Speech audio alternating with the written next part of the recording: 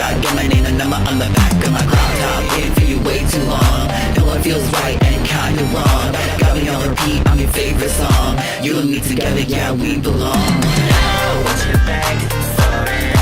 If you want it, claim it. Get on top and team it. But I'll keep on waiting.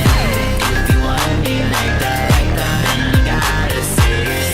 You should know I'm patient, but now I'm just sitting here without your love. I'm in love, I'm in love. Sitting here without your love. I'm in love, I'm in love. Sitting here without your love. I'm in love, I'm in love.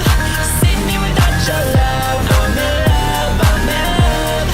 Sitting here without your love. I'm in love. Sitting here without your love.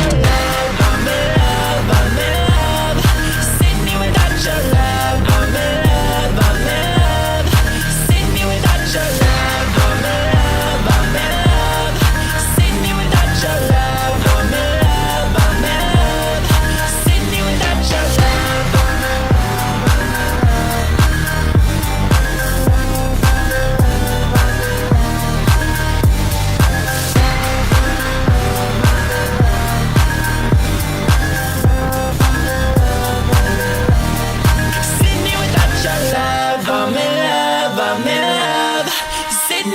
Your love, I'm in love, I'm in love. Sitting here without your love.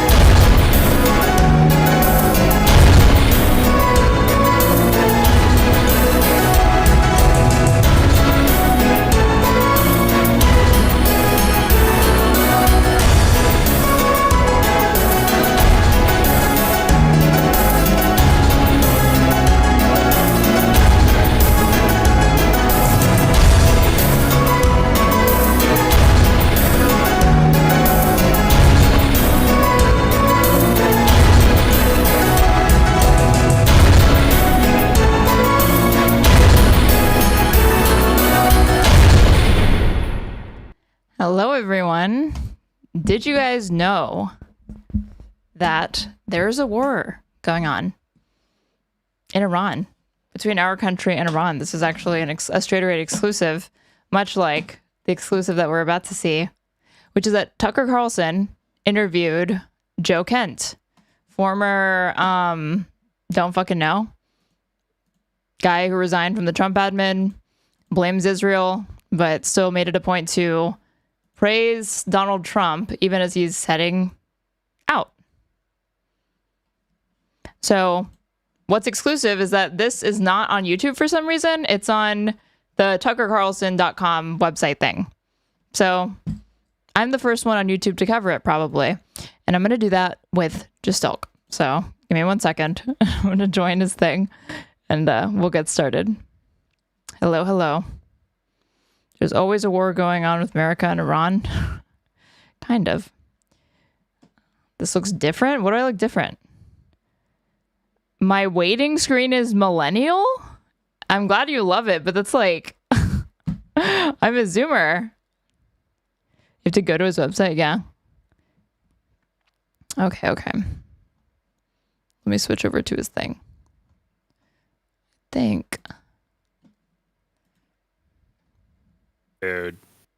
Dude. Hello. I've arrived. Okay. Ooh. Do you have a link to it? I do have a link to it. Okay. Is there any chance that you want to hop in for the last 10 minutes of a goofy ass video that I'm watching? Okay. What is it? Tell me first. It's the brainwashed cult of Hasan Piker, and possibly, we're not sure. It sounds like this human being sort of crawled out of a vat, like they're not fully formed. They have a very like lispy, nasally voice. And there's just a like tone playing in the background, like a horror, like it's in a horror movie. Okay. Just listen for 2 seconds. Okay. Wait. Are you sharing your screen? Oh, I'm not. Jesus. You probably should do that. Well, probably should do that. Yeah. Probably should do that. Oh boy. Sorry, I wasn't sure how long you were going to be, so I tried to start this, and no, you're good. Halfway through. It is what it is. I don't know if anybody in your audience knows. Hasan Piker is a big streamer on Twitch. Do you guys know who Hasan Piker is? Heard of him. Heard of him? Okay, well. Oh, I can't believe I just did that. Hold on. I just fucked up my stream. You're good. We're back. Not gonna lie, I don't like to see a screenshot that has Pokemon in the corner and a dog next to her. Maybe that's dark, but I'm not expecting good things. What? It's like a clip of Hasan. It's on YouTube, so it can't possibly be bad. I'm just telling you where my mind's at. Maybe it's in the gutter. Maybe is it just me? I think it's just you. That's crazy. Given the type of commentary and content that you consume, it's more to do with that than I think it has to do with Wait, what are you implying right now? What are you implying right now? You're implying something insane? Yeah, of course. The last time I streamed with you, the only there's always something in my stream that usually has to be muted or edited out afterwards, because of like copyright stuff. And I got a copyright notification. I was like, but I know for this one I didn't play anything. And then I go and it was that stupid video that you insist on playing of like Tectone's X where she's like bouncing around. And the music in it from wherever it's from is copyright protected. You understand when you say it like that, I am like contractually obligated to literally say, wait, who? And then pull that video up. I'm not going to do it because it will hit your VOD. But I'm just saying that it literally, like I'm basically contractually obligated to do that at that exact point. So please show a little bit of like concern for me, okay, my audience. Anyway, let's keep watching. This is like a clip of Hasan with his dog, and this guy's getting very mad because Pokimane, when this clip was linked in her chat, just said, mods, ban this guy, instead of actually, I guess, watching the clip and condemning Hasan. Okay. Like people were hoping. Yeah. This is his dog? This was his old dog, yeah. Okay. So instead of it's like a 8-year-old clip or something. Trying to defend Hasan, she gets mad at her chat and mods for showing this video. And finally, let's touch upon iDubbbz. My goodness, how the mighty have fallen. iDubbbz once claimed that he had empathy because he would see a dog die and cry. Well, when he sees a dog being dragged around by an extremely sensitive member of their body, he reacts like this. Yeah, like even this person in the chat saying, tail pulling clip is disturbing.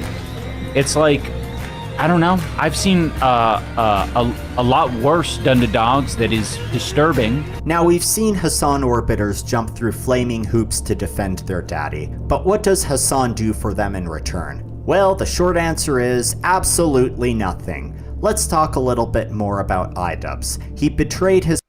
It's so tough to listen to.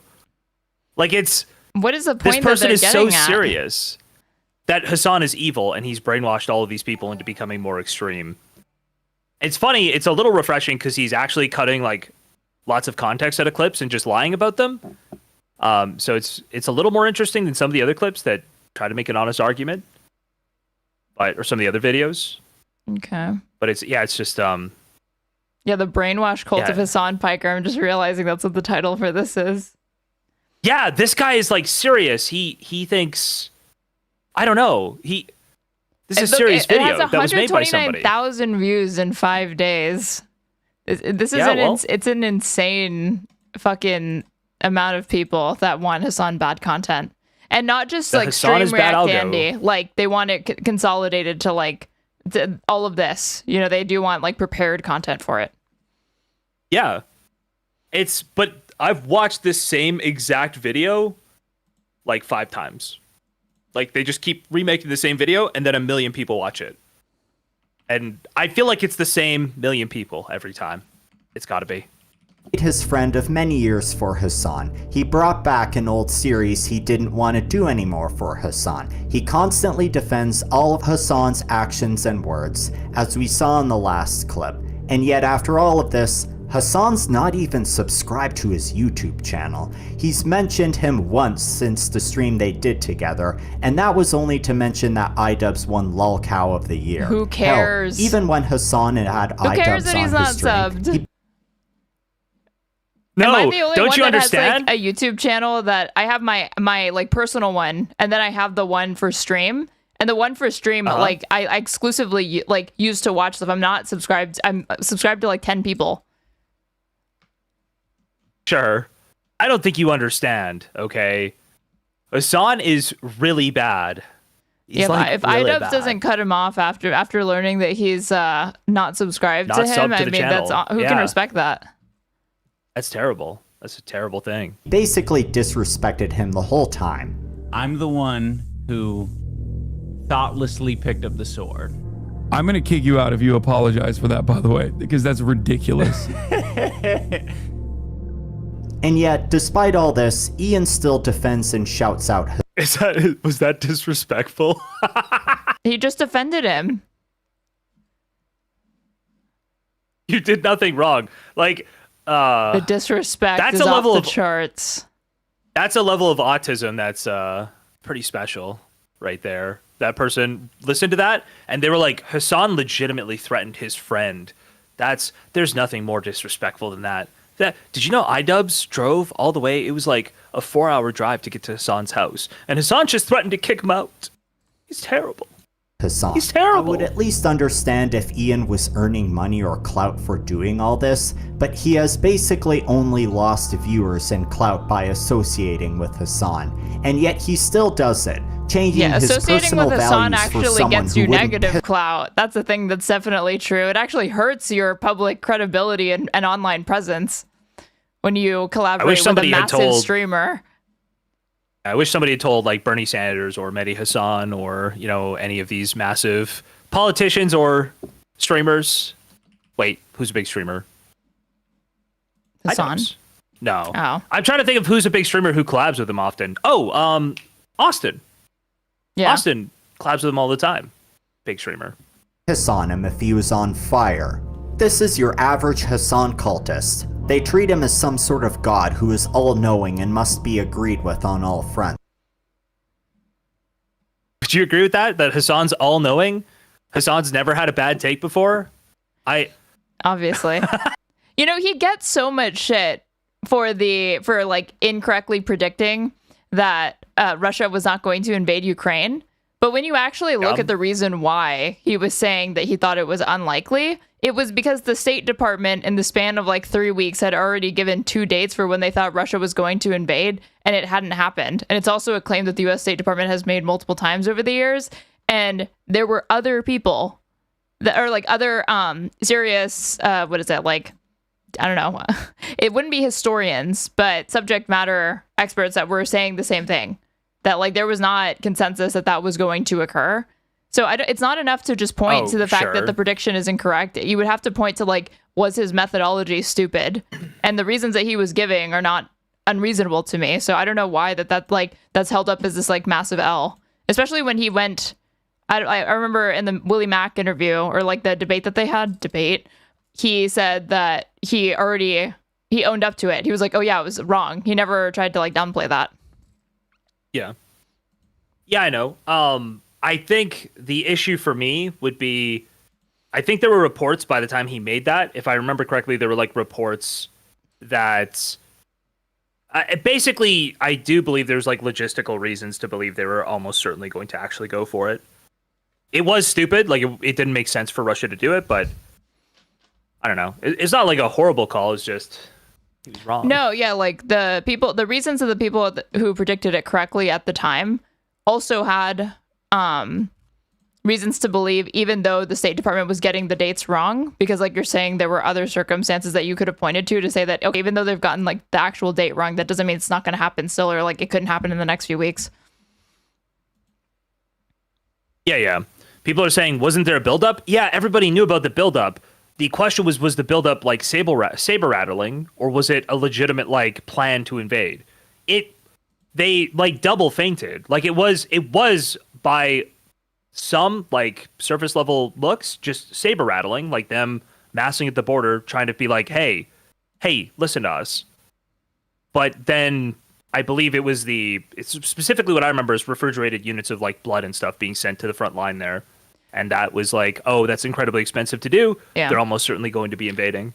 I think that was the one thing that I'd heard about that made it seem pretty clear. But yeah, I don't know. It's like not that big a deal. Another example of Hasan neglecting his cult orbiters is Casey Tron. Remember her? She was sued by Ethan Klein for... Okay. This is good. You let me know if you want to just head into the Tucker Carlson thing. Okay? Whenever you're ready. Whenever I'm... Okay. That's, yes. I'll let you call the shots. Right. We want to start tonight with a clip. Well, I feel bad because I did say we'd do the Tucker thing, and it is going to be a while. It's 2 hours, so... Oh, they just uploaded it on YouTube. Okay, when I had, like, looked at it, it still wasn't on YouTube yet, so... Damn.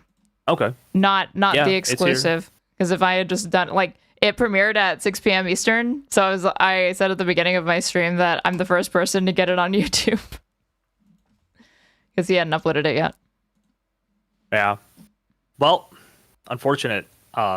54 minutes ago, so we didn't make it. But you might be... do you do edited videos? If you do edited videos, you might be one of the first people to get it up. Maybe. But I don't do edited videos. Guys, just as a little introduction again, this is Joe Kent, who's going to be on Tucker Carlson here. He put the resignation up on Twitter. He resigned as the director for the center. You almost said he resignated. The National Center for Counterterrorism, right? So that's what he resigned from, and he said it was because the U.S. had invaded Iran at the behest of Israel. He also said that they tricked the U.S. in the same way that they tricked the U.S. during the Iraq War. So a little bit of conspiracy there to a lot of people's minds. And Tucker Carlson decided, that's my guy. Tucker Carlson is close personal friends with Joe Kent.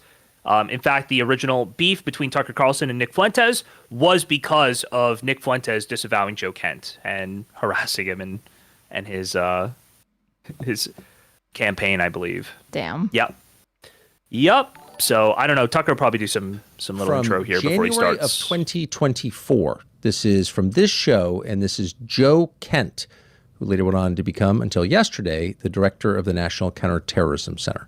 Here it is. What do you think the immediate and then longer term effects of a war with Iran would be on the United States? Immediately, it would be very bloody. Am I crazy, or did Tucker age like 5 years in the past year and a half. No, you're not wrong. Also, his neck, like, if Tucker just got a facelift, which he can absolutely afford, he would go back to looking like this very quickly. It's literally just because the dude has like a fucking, I don't know what to call it, like a turkey neck. I don't know, you know what I mean? Yeah, I do know what you mean. Yeah, that's crazy though, the difference.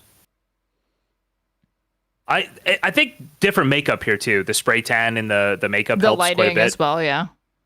Yeah. I have no doubt that we could probably defeat some of their air defense and go in there and have another shock and awe campaign. But again, like we saw how the shock and awe campaign in Iraq really didn't actually. This is probably. Oh wait, no. It says TCN. Okay, I was like, when you look at the guests at this time, that if they were still on Fox, anytime they went on Tucker's show, if you didn't have the Mar-a-Lago tan or look, you will look as washed out as Kent does here, because all of their lighting is ideal for somebody who is over tan. Yeah, over tan. The majority of the hosts on Fox News kind of look like Trump and have that aesthetic. I didn't even think about that. Yeah, Brett Baer. Is that why Hannity's got his own show? Hannity's not like that, right? Hannity's kind of a bit paler like Kent. Yeah, I think about it. He's staying true to himself. He's got his own show. Work. Yeah. In the long run. So I have no doubt that we'd have some immediate results that people would cheer about here in the United States.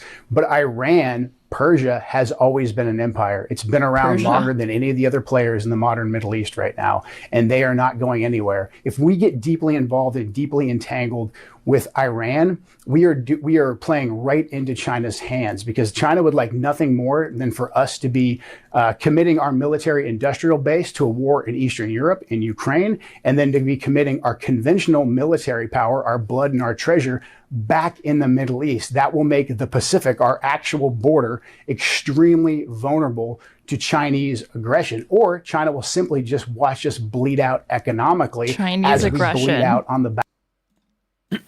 Yeah, it's probably not happening like that. But the second thing, bleed out economically. Will Tucker ask him to elaborate on that? No, of course not.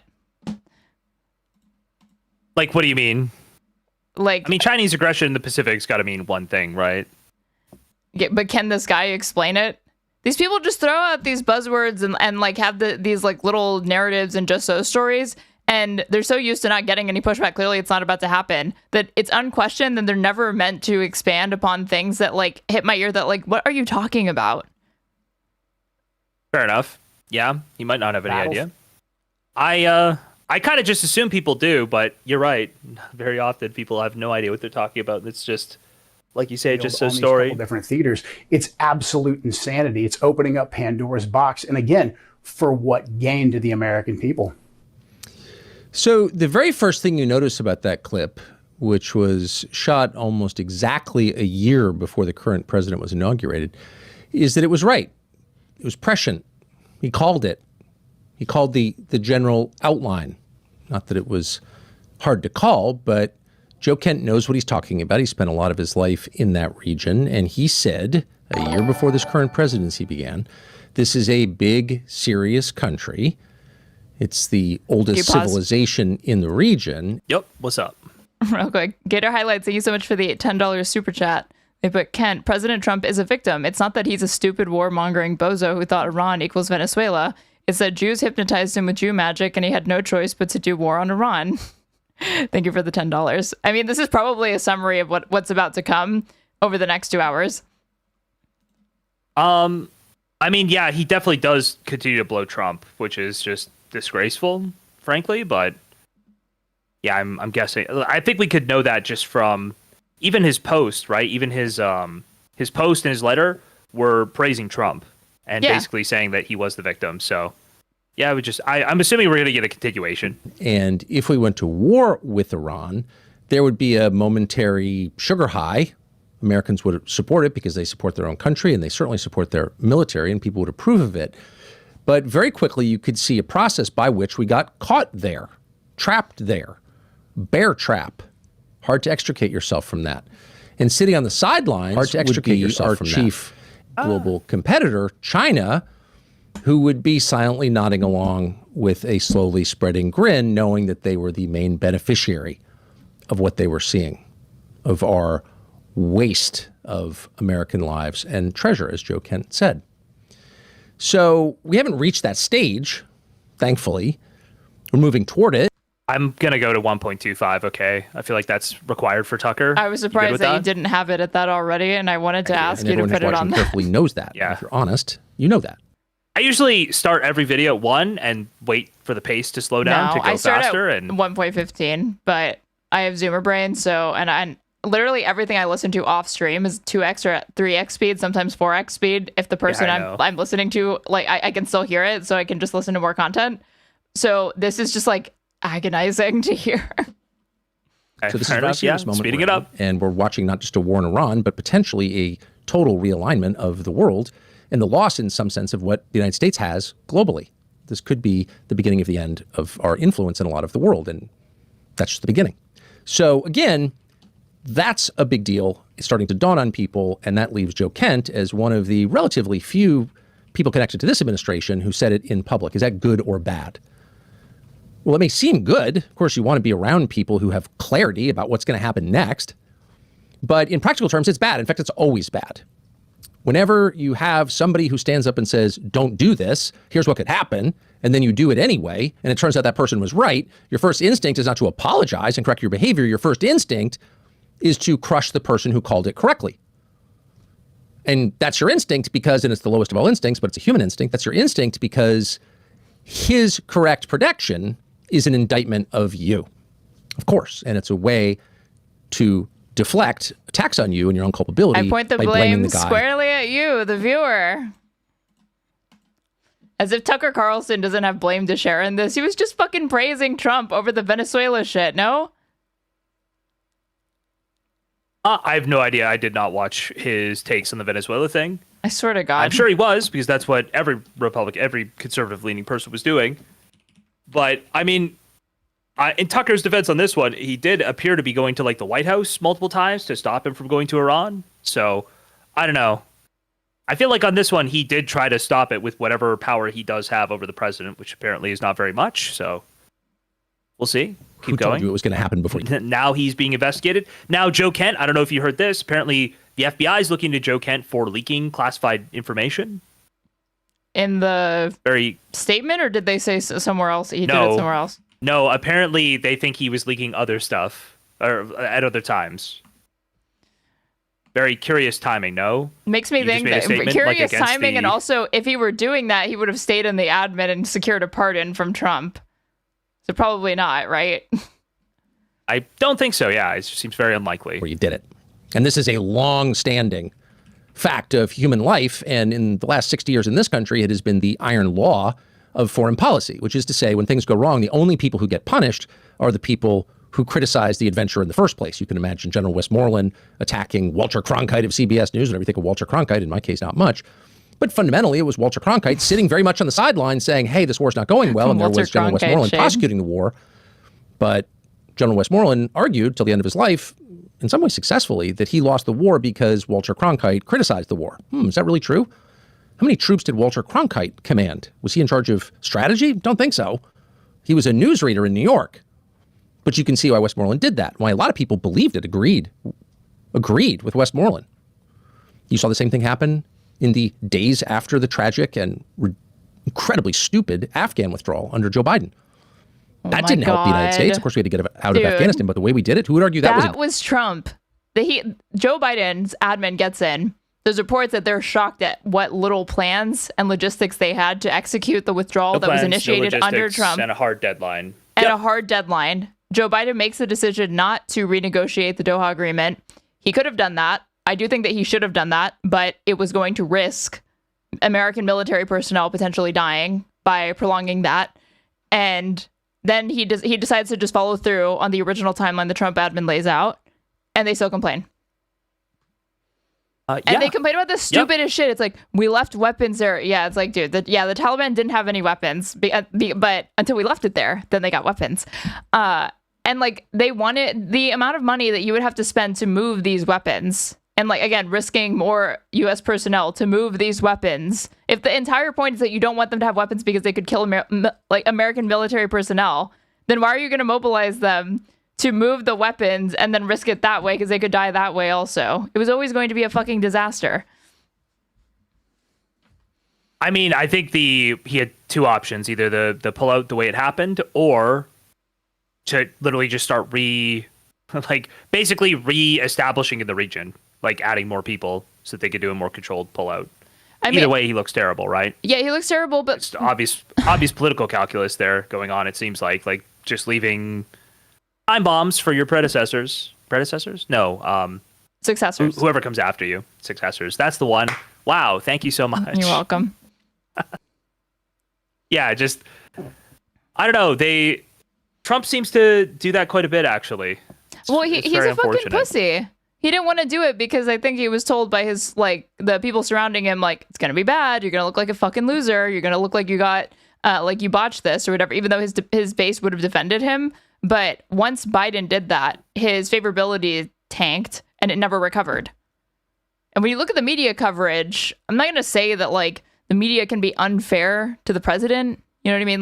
The media was doing their job for once in some way because they were actually being pretty rigorous with Biden and making him defend these actions in a way that they don't do with any other thing. But the continuous narrative that I heard, these two things were happening simultaneously, is that we can't leave because we've gotten so much done, and but also if we leave, it's about to collapse. How are those two things existing at the same time? Yet that was consistently pretty much what what I would take away from every single interview that was happening with this, and all of the people that were no, what about the girls and the women there? You can't leave.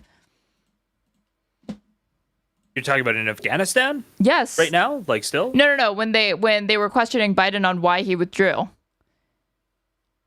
And they were saying you should not do it because we're this close to a breakthrough. But then they were also saying well, we can't leave because it's all about to collapse. So we can't be on the verge of a breakthrough and say you're this close to accomplishing something monumentous if it's about to collapse. If you say that you also can't withdraw because then it'll collapse. I have no idea who was saying it was they were about to have a breakthrough. I would love to see that. I've never heard that before, but that's very funny. If I remember, it was I don't know that Stephanopoulos said these words, but I remember Stephanopoulos doing this sort of hand-wringing that pissed me off. Yeah, that makes no fucking sense to me at all. But I never even watched that. Honestly, with regards to the Afghanistan pullout, I feel like that's one of the things that's the most obvious. Just it's just purely I don't know, marketing. It really didn't go that badly. How did any Americans die in the Afghanistan pullout? I don't believe so. No. I just don't know. Yeah, I think that, like you said, the worst thing is maybe that they left helicopters there. 13. Oh, 13 died. 14. Wait, how did they die? It was nationals, not Americans. And yes, everybody was disturbed by the people in the airplane hangar. Are you talking about the people hanging off of the plane and falling and shit? Yeah, that was disturbing. 13 Americans it was really died. disturbing, It was though. a big deal. I'm sure it was a big deal. I just want to know if actual Americans died. So yeah, it says 13 Americans died in August of 2021. Okay. Yeah, I can see why that would be upsetting. And I say it that way in response to this chatter, not because I don't care about those 13 Americans, but why don't you take a look at the death toll of the people in that fucking country and the civilians that died as a result of that completely illegal war. That's why it's 13 people died. It's 100,000 Afghanistan civilians also died. We needed to leave. It's a suicide bomb attack on the Kabul airport, during the evacuations. That's yeah, I don't know. I don't know how you negotiate that in a way that works. We invite him back to Camp David, like Trump tried to. And then they didn't do that, but he tried to. Talking about the Taliban here? Yeah. Amazing. Good thing. It was a terrible thing and resulted in the deaths of a lot of Americans. So who was punished for that? Hold on. Hello, Space Ghost. Thank you very much for the 5 gifted subs. Thank you. Oh, what donation to? Nope. Sorry, somebody donated a super chat asking if they could be unbanned from the Discord, and the answer is no. Continuing on with the content. As far as we can tell, and we've checked, only one person. And that would be Colonel Stu Scheller of the United States Marine Corps. What was his crime? Planning the withdrawal from Afghanistan? Oh, no. No, Stu Scheller's crime was saying out loud, boy, that didn't work very well, and why'd we do this? And for that, he went to jail. The people who actually did it, who gave the orders, or who carried them out without asking questions about them, which was everybody else, they're fine. You don't even know their names, and they certainly haven't been penalized. So there is a long history, because this is a standard feature of the way people are, that you... Stu Scheller? Stu Schellis? Go back a little bit. Questions about them, which was everybody else, was saying out loud, boy, that didn't work. Afghanistan? Oh, no. No, Stu Scheller's crime. Stu Schellers. What do we want to bet? I would stake my life that this motherfucker did not go to jail for just saying, I don't think we should withdraw from Afghanistan. If that were the case, the entire media class in America would be in jail.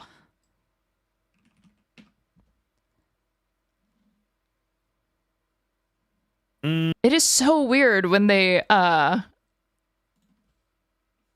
these like random people that they Stuart Scheller charged with like it's always bad when the anecdote that they have, like I'm Googling like who reported on this, and what comes up is like WLWT, like these local news stations, or Marine Corps Times. It's like a viral Marine who criticized Afghanistan withdrawal.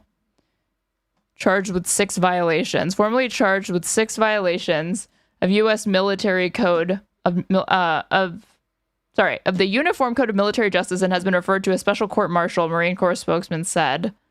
Rose to national fame August 26 when he posted a video on LinkedIn and Facebook of himself in his Marine Corps uniform, calling for senior leaders in the DoD to be held accountable for their failures in Afghanistan. In the military, there are proper forums to raise concerns with the chain of command, Captain Stevenson said, a spokesperson for Training and Education Command, and a statement emailed to Marine Corps Times Wednesday. In a general sense, not specific to any case, posting to social media criticizing the chain of command is not the proper manner in which to raise concerns with the chain of command, and may, depending on the circumstances, constitute a violation of the Uniform Code of Military Justice. He was charged with contempt towards officials, disrespect towards superior commissioned officers, like all of these conduct unbecoming of an officer and gentleman. It was posted after news broke that 13 servicemen, including 11 Marines, had been killed in a suicide bombing at an airport in Kabul. Immediately was fired from his position as the battalion commander. Despite the reprimand, the Marine went on to post several more videos and written statements to social media where he called for accountability. So, like, I would have to see this video. You know, I would be surprised neither if the dude said it in a hyper-inflammatory way that goes against these, like, regulations or whatever it is, or if he really didn't say anything offensive and they just threw the book at him. He pled guilty to all 6 charges and got a letter of reprimand and forfeited $5,000 in pay. That was his punishment for this overall. They did, when they arrested him, they jailed him, but then people in Congress literally just said, like, let this guy out. And then they let him out. Sounds about right. Like, it's not really that much. What's the point of fucking military courts, man? If basically any time there's like a pretty visibly public time somebody is held to account, they're always like, nah, let him go. It's not that bad. Well, it's just pretrial confinement. Mm-hmm. They didn't say, like, let him go from the charges. Well, they might have also said that, but they let him out of pretrial confinement, and then he pled guilty to the charges.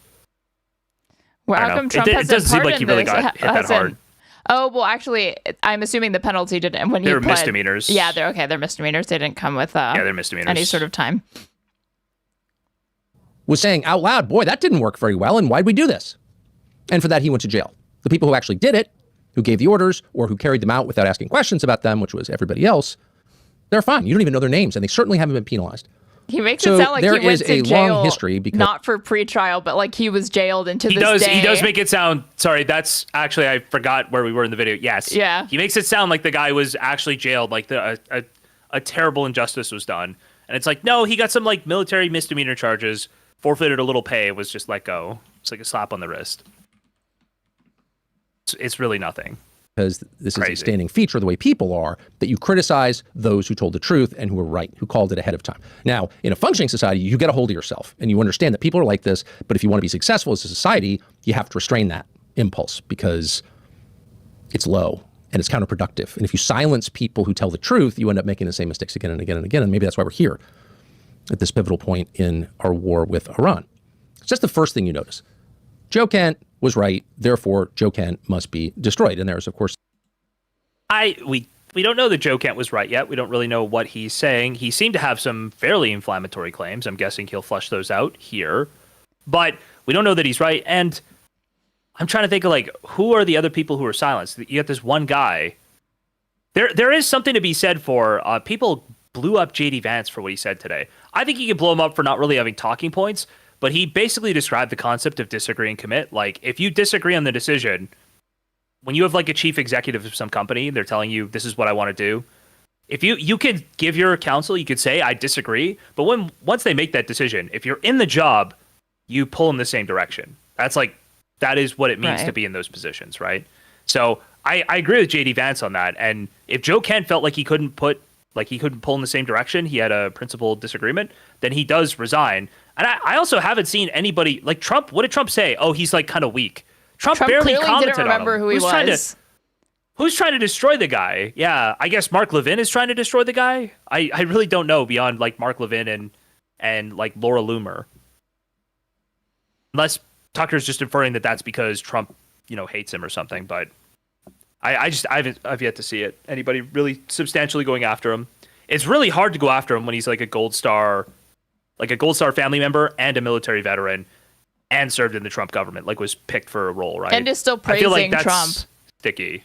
Yeah, he's obviously it's like trying to discharge all responsibility to Israel and saying Trump is just a little boy being led around by the Jews. It's their fault. I mean, we'll see if he does that. I hope he does that. He's not doing quite that. I really dislike, and I hope he's also got proof of the things he's saying, because, like, specifically the Iraq thing. I think you don't need there's no more proof needed than what's public for saying the Iran war is Israel's war, but for the Iraq war, if he's got some other idea of what's going on there, I'd like to hear it. This ongoing effort to do that, to dismiss Joe Kent as a tool of the Islamists or a leaker, or say he's married to someone who works for Hezbollah, or lie after lie after lie, but they're all aimed at Joe Kent the man, at his motives, at his character, at his personality, at his wife. And that's by design, because none of them touch on his reason for resigning as director of the National Counterterrorism Center. Because if you focused on that, you would have to answer his questions. You'd have to answer, is this true? Is what Joe Kent, who possessed highest level intelligence clearances, who was really barred from knowing no secret in the U.S. government since he was one of our top intelligence officials until yesterday? Yep. Spider1895, thank you so much for the $3. Not sure who I should watch. You and Pisco must be psychic. Oh, did Pisco go live? Is he covering the same thing? Well, obviously, can't compete with a lawyer giving commentary on a MAGA traitor, so probably should head over to Pisco right now, right, guys? Press play. Wow. Seems like a pretty informed guy. Is what he's saying true? That's the last conversation anyone in Washington. Wait, Pisco is my boy, okay? I'll never say a bad thing about Pisco. Wants to have, so just attack him. He's my boy, too. That's why I just shouted him out. Mm-hmm. Okay. A lot more of that. The people who said this war was a bad idea will be punished. And the more it turns out they were right, which is to say the worse this project goes, the more it becomes obviously counterproductive to American interests, the more vigorously they will be punished, unto and including jail. Stu Scheller went to jail. Probably not the only one who will going forward. For I think it was less than a month. I think it was in September he made the post, and in October he was released. So depending on how long it took them to arrest him, he was not in jail for more than a month, and it would be like a military jail. It wouldn't be some it would dank, actually be dark like Gitmo. Hole in the ground. Yeah, no, it would not. It would not. It would be fine. So you should just know that and understand what you're seeing in those terms. The second thing that comes immediately to mind when you watch Joe Kent from January of 2024 talk about what would happen if we went to war with Iran is that what he said that day, a year before Donald Trump's inauguration, could have been said by Donald Trump, maybe with a different style. He was making Donald Trump's case. The case that Donald Trump has made for a very long time. Donald Trump, as everybody knows, became the Republican nominee in 2016, 10 years ago, in part because he was the only Republican running for president that year out of a field of nearly 20 people who was willing to say what everyone else knew but was afraid to say, which is the Iraq war didn't help us. It hurt us. It was a dumb idea. And it went on way too long and became the quagmire that people like Donald Trump predicted it would be. And the American public so relieved to hear the truth about something that... Let's give Trump credit for predicting this war that he fucking initiated. What the fuck? Wait. Also, well, no. Predicting Iraq. Or are you saying Oh, I thought he was saying for predicting the disastrous Iran war we're currently in the middle of. No. Iraq. He's talking about Iraq. He's talking about Iraq. Okay. Did you not hear Donald Trump the other day also say that he predicted 9/11? That's awesome. No, I didn't hear that. He apparently he mentioned Osama bin Laden in a book he wrote before 9/11. Just that Osama bin Laden was bad, and he then no one was saying this before him.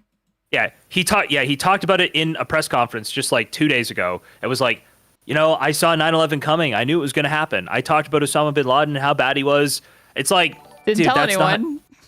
Same thing. Yeah. He just kept that to himself. Why didn't you buy a bunch of insurance in New York? What the heck? They already knew, made him the Republican nominee despite maybe some concerns. But they did it because, hey, he was right, and he's the only one brave enough to say so.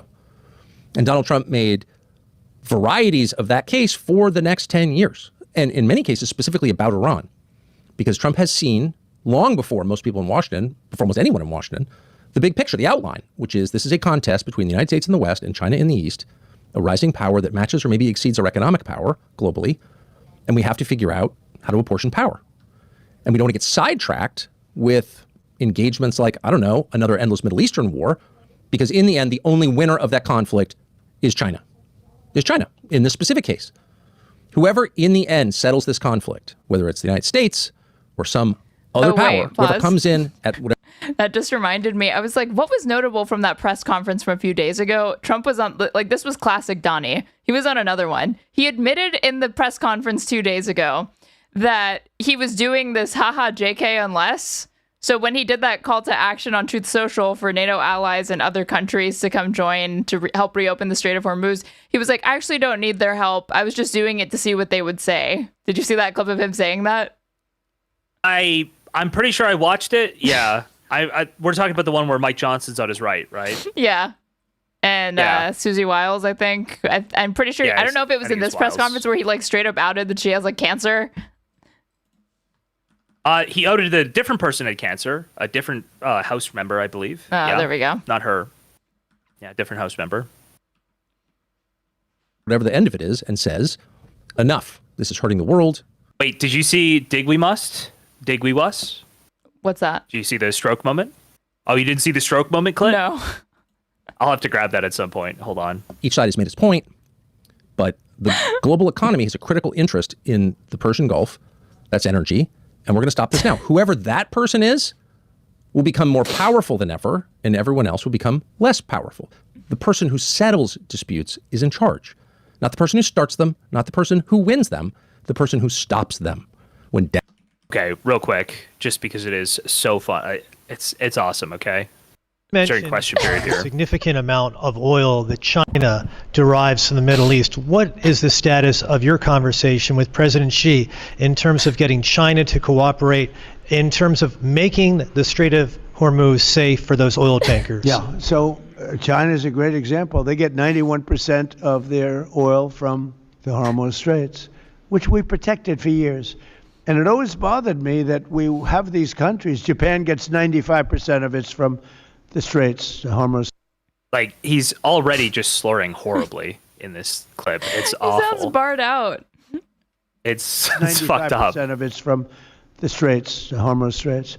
And it always bothered me that we're protecting and we don't need them. We didn't need them before we started Dig We Must. Dig Me Must, that's the Trump policy of lots of oil.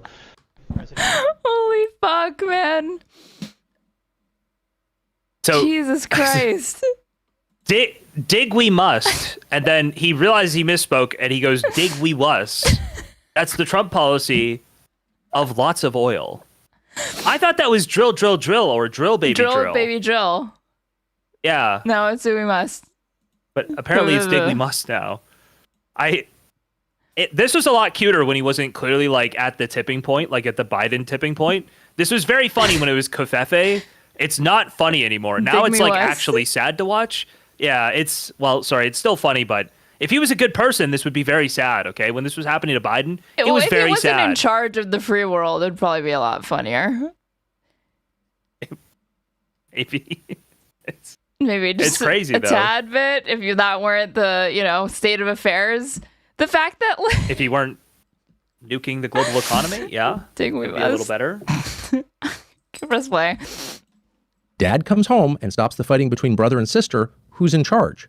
Dad, because he stopped the conflict.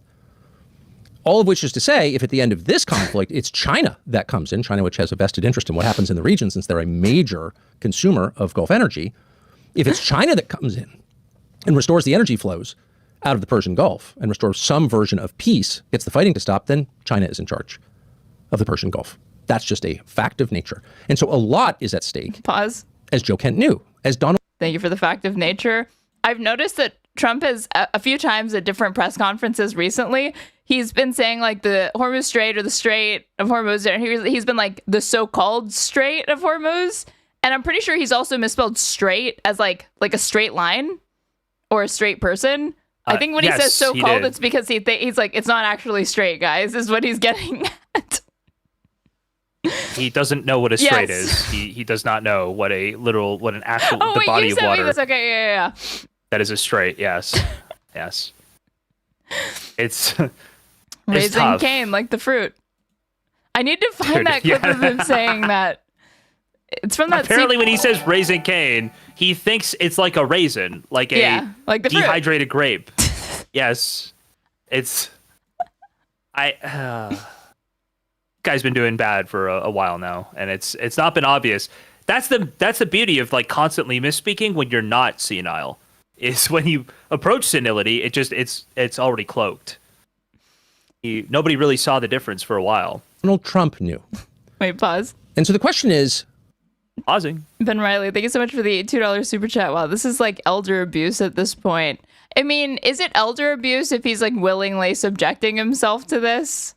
Unless we're going to say we're all collectively responsible in the sense that this is who this country elected.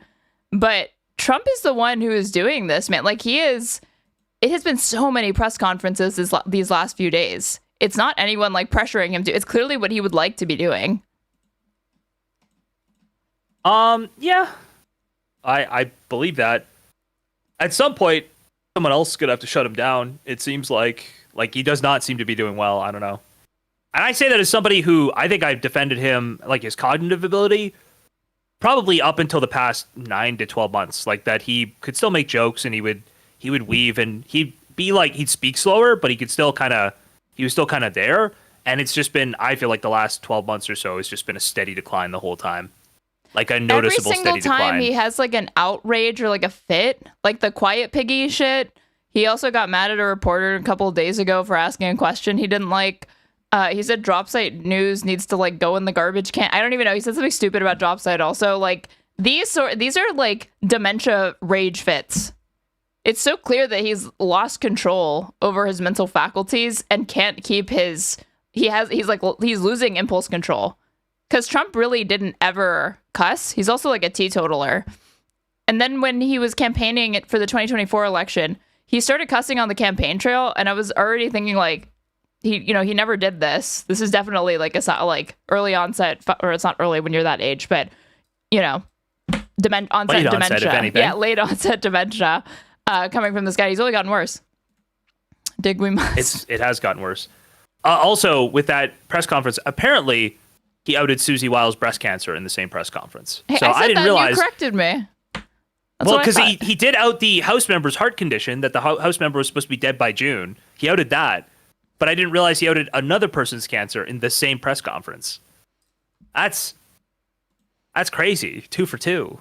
Publicizing people's, terminal conditions. 2 for 2. That's crazy. I mean, at least he'll kind of out his own medical information. Like when it was reported that he was getting MRI, and he's like, they're just getting that to like take a look inside. You don't get an MRI when they just want to like take a look. They're doing it because they've already diagnosed you with something, and they're trying to. It's not like an exploratory scan, really. If you're his age and they're telling you need to get one of those. Yeah, I would imagine they would know about something, but I wonder, did he give anything away about what that was for? When was that? This was a couple months ago. I'll have to find it. Okay. After 10 years of saying one thing, do in the pivotal act of his presidency exactly the opposite. That's not just an academic question. It's not the beginning of a conspiracy theory about some shadowy lobby. Just in case you guys were not following with the video, Tucker's talking about how Trump ran on the idea that there were no new wars and all of this, right? And how must the voters feel? How must everybody, like, how are we all supposed to react when he goes against the, like, seminal position of both of his presidencies? No new wars. We're not doing Middle East shit. He's the guy who came out against Iraq. He hated Iraq. He made fun of Jeb Bush for supporting his brother's Iraq war, right? That's what, like, kicked his entire campaign off, was just killing Jeb Bush ceremonially on a stage. Crazy. It's the most important question we face, because this is not the first time the United States has entered into this kind of war. I could pause. I'm going to be right back in like 60 seconds. Against the wishes of its own population and in clear contravention of its own interests, against its interests. This isn't good for us. No one has made the case that it's good for us. And increasingly, as the days pass, it becomes obvious to everyone why it's not good for us. And if you don't believe that, then check the prices of food and fuel and everything you buy, because everything you buy is dependent on the price of energy and the production of fertilizer, both of which are affected almost immediately by the closure of the Straits of Hormuz. So we did this again. It's not exactly clear how or why we did this, but we need to find out. And there is great resistance to finding out. And you've noticed that in the last 36 hours since Joe Kent resigned as director of the National Counterterrorism Center, one of our top intel officials, because the attacks on him have prevented an honest conversation about what he's actually saying. And what he's saying is, and he says it clearly, and we're going to ask him about it directly in just a moment, Israel got us into this war. Its lobby in the United States pressured the president, and its prime minister in Israel told the president, we're going without you. Join us, because if you don't, your troops in the region, your interests in the region, your citizens in the region will all be at risk. You have no choice. They led the way. Okay, check your DMs. So that's Joe Kent's position. First, pull up this New York Times article just so you can look at the video of how old Trump was. Or Trump, I mean, he still looks old. He's only looks older. But like, do you remember this? Wait, you scrolled past it. No. Go up. This? One more thing. Go up. Right here. This. Oh, Jesus. I didn't see that. This, when he was like dozing off at a press conference a few months ago. And he was trying to play it off like he wasn't totally fucking falling asleep. To be fair, that could happen to anybody, but yes, he does look incredibly old while it's happening. And like when he's not like freshly spray tanned, he really looks old. Between the fact that he keeps his hair white now and just how pink he looks. Okay, and then pull up the pull up this Wall Street Journal article. This was like a bombshell report at the time, because he took multiple days off around Thanksgiving. He had also, he like gave Pam Bondi a high five, and her ring like bruised him easily. And if you control F thin, it's because he takes aspirin in like high amounts because he says he wants like thin blood. There. Oh, dude, I can't spell aspirin. Read this. The large dose of aspirin he chooses to take daily has caused him to bruise easily, he said, and he is being encouraged by his doctors to take a lower dose. But Trump has declined to switch because he's been taking it for 25 years. I'm a little superstitious, he said in the interview. To stop taking that medicine. What are you, a doctor? Yes, I'm your doctor. Well, fuck you. Awesome. You love to see it. And then also control F. Read this quote where he says this. They say aspirin is good for thinning out the blood. And I don't want thick blood pouring through my heart, Trump said. I want nice, thin blood pouring through my heart. Does that make sense? Yes, Mr. President, sir. That makes perfect sense. Okay, and now control F MRI. Oh, wait, no, it's right there. Trump has denied that he struggles to hear. He also denied falling asleep at recent White House events, and he said he's always gotten by on little sleep, which is true. The president has sometimes described his medical care inaccurately. He has for weeks said that he underwent an MRI at... You're zooming in too much. Walter Reed National Military Medical Center in October. Yeah. When asked about the procedure by the Journal, Trump said he got, and his doctor said he got a different form of imaging, a CT. A CT scan is a faster, more common way to capture detailed images of the body. The MRI is a slower test that is superior for soft tissues. It wasn't an MRI, Trump told the Journal. It was less than that. It was a scan. Trump's doctor confirmed in a statement to the Journal that Trump had received a CT scan. His doctor initially told him they would perform either an MRI or a CT, and they ultimately decided to do the latter. The doctor said the CT was done to definitively rule out any cardiovascular issues and revealed no abnormalities. White House declined to make the doctor available for an interview. And Caroline Leavitt said the White House has often referred to the procedure as advanced imaging and didn't address why the president hadn't corrected the records sooner. And then just pull up the Hill article, and then we can get back to it. Trump MRI physical exam. I have no idea what they analyzed. So he just like didn't know. They just told him to get an MRI. He was like, okay, sounds good. Don't you want to know what's going on? Nope. I have no idea what they analyzed. Trump told reporters on Air Force One while en route to his Mar-a-Lago resort, but whatever they analyzed it well, and they said they had as good a result as they had ever seen. What's He's in charge of everything. God. He I have no idea what they analyzed, but they analyzed it well. It's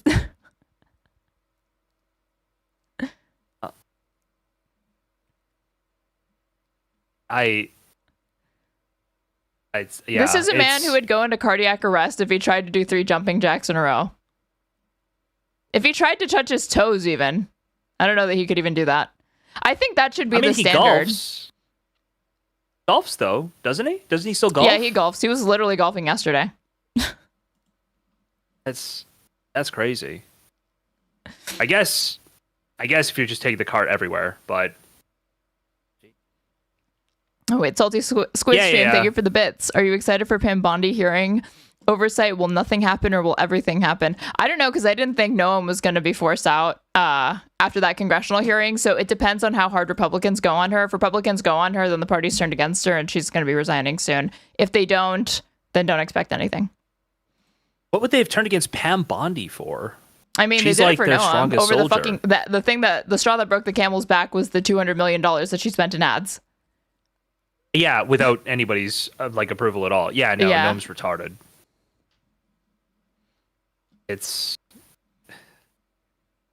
Noam is stupid. I feel like Bondi is a little bit better. I feel like they'll keep Bondi around. You ever seen Citizen Kane? She's a good sycophant. Nope, never seen Citizen Kane. Damn it. Why has nobody seen this? Ben Riley, thank you so much for the $10 super chat. This is why I never bought into the rumor Trump was in the mafia, because he can't keep a secret and is too unpredictable and petty. Also, what does he have on everyone to not invoke the 25th? Thank you for the $10. Yeah, but that rumor, Trump started that rumor. He is the one who said that he was in the fucking mafia, like a 10-year-old. Or that he worked with them, something like that. That's odd that you would start that about yourself. I think you mean also, cool. they can't no, I don't mean cool. They can't 25th Amendment him because everybody else in that party is completely unlikable and they have no chance of winning elections. They need a different strategy. They need a different solution. I think they're now, it seems like they're pivoting to Marco of all people. Little Marco. Which is shocking. Little Marco. I love the Marco memes. Do you guys cover the Marco memes? The No. Marco taking over every job? No? No. No? Hold on. You know what I'm talking about, though, right? Mm-mm. The most recent meme that I saw is that somebody on TikTok, and nobody's ever lied on TikTok, friends with a photographer, and that he went up to them specifically and was saying, like, light me in this specific way, and that he randomly told them that he tried to have his ears pinned, and it didn't work out that well, so instead he, prefers to, be angled in a certain way so his ears don't stick out. He does have massive ears. Oh Never my heard God. about this, but it's the whole Marco Rubio realizing he has to be like X thing now. He looks like the brawny paper towels guy in this. Do they have that in Canada? Yes. Yep. It's just Marco Rubio doing every job, okay? Oh, I did see these. I didn't understand. I didn't know what was going on.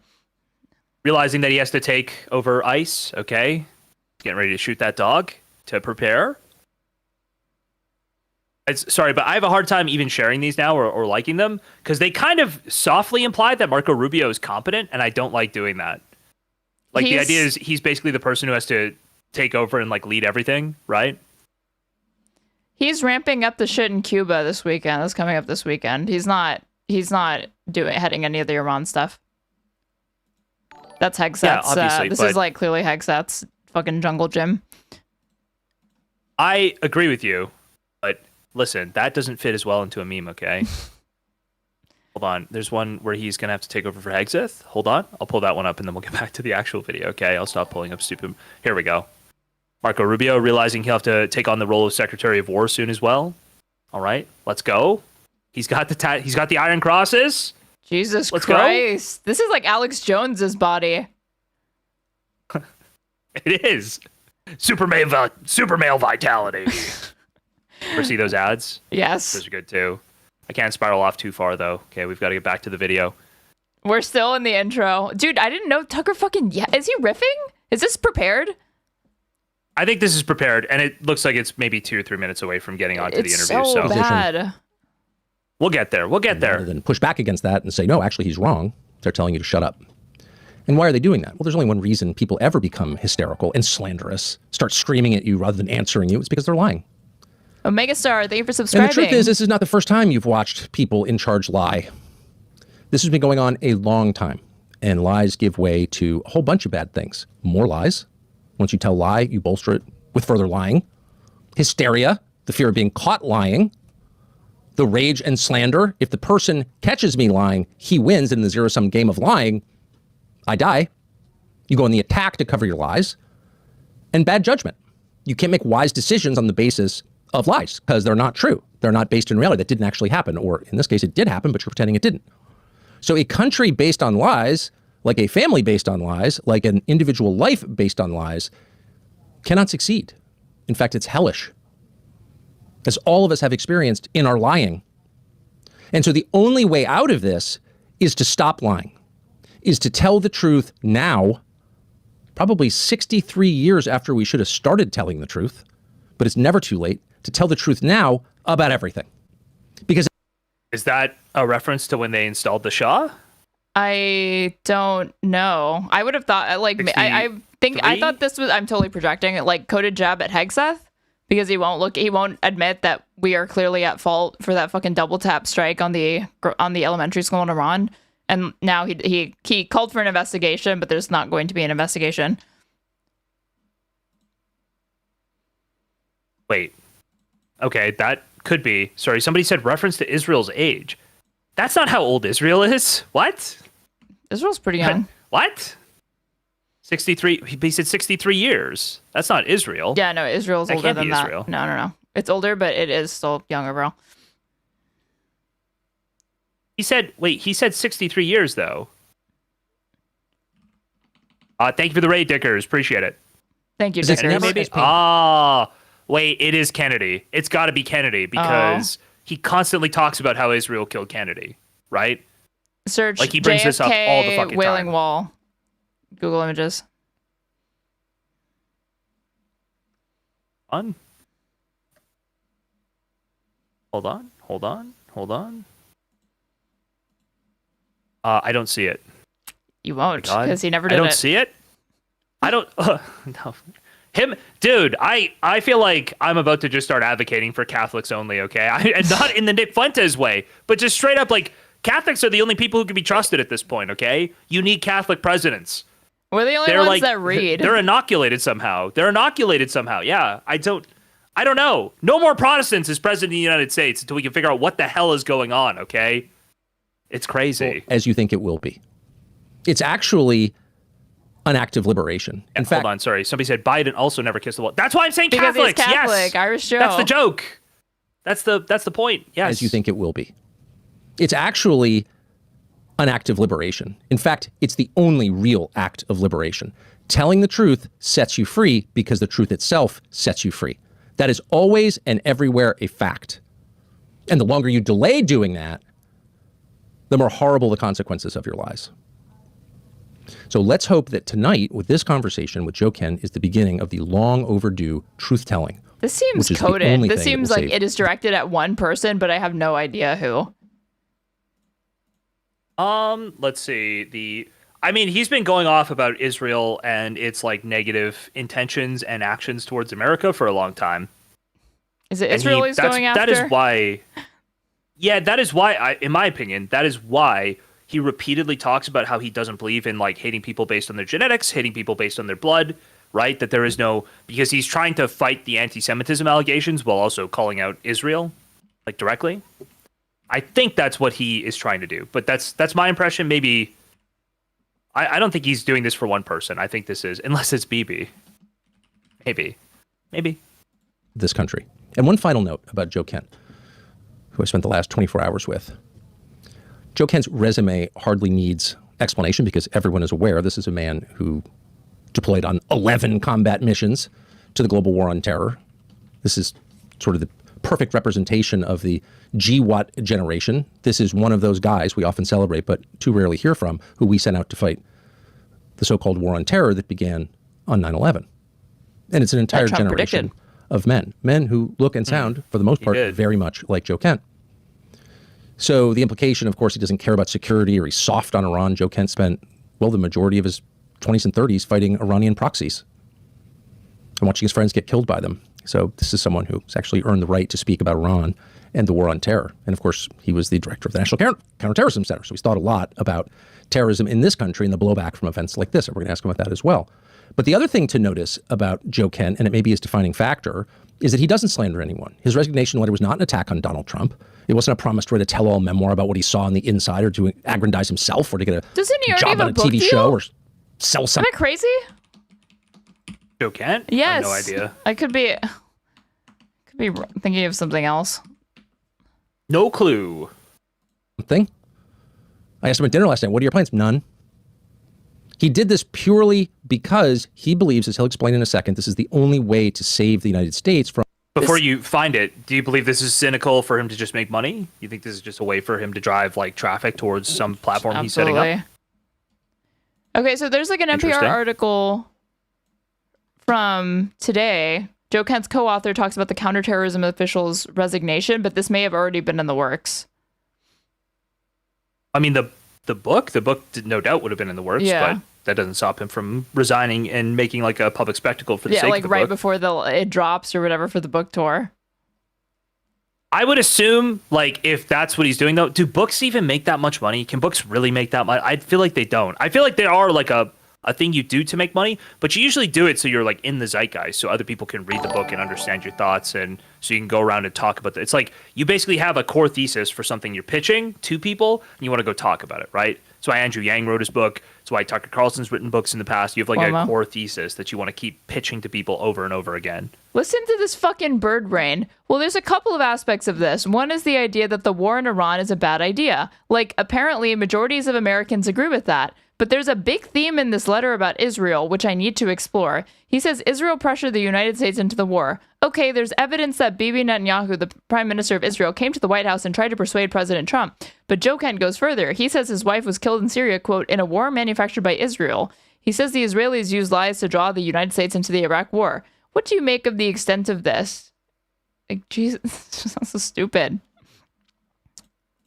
I mean, I assume that's what he's here to talk about, right, on Tucker? I think, like, specifically the Iraq war stuff, why he believes they were baited into the Iraq war. I've heard stuff like this before, that the intelligence was planted, the original cables that came through that were low reliability were from Mossad, that indicated, like, weapons of mass destruction.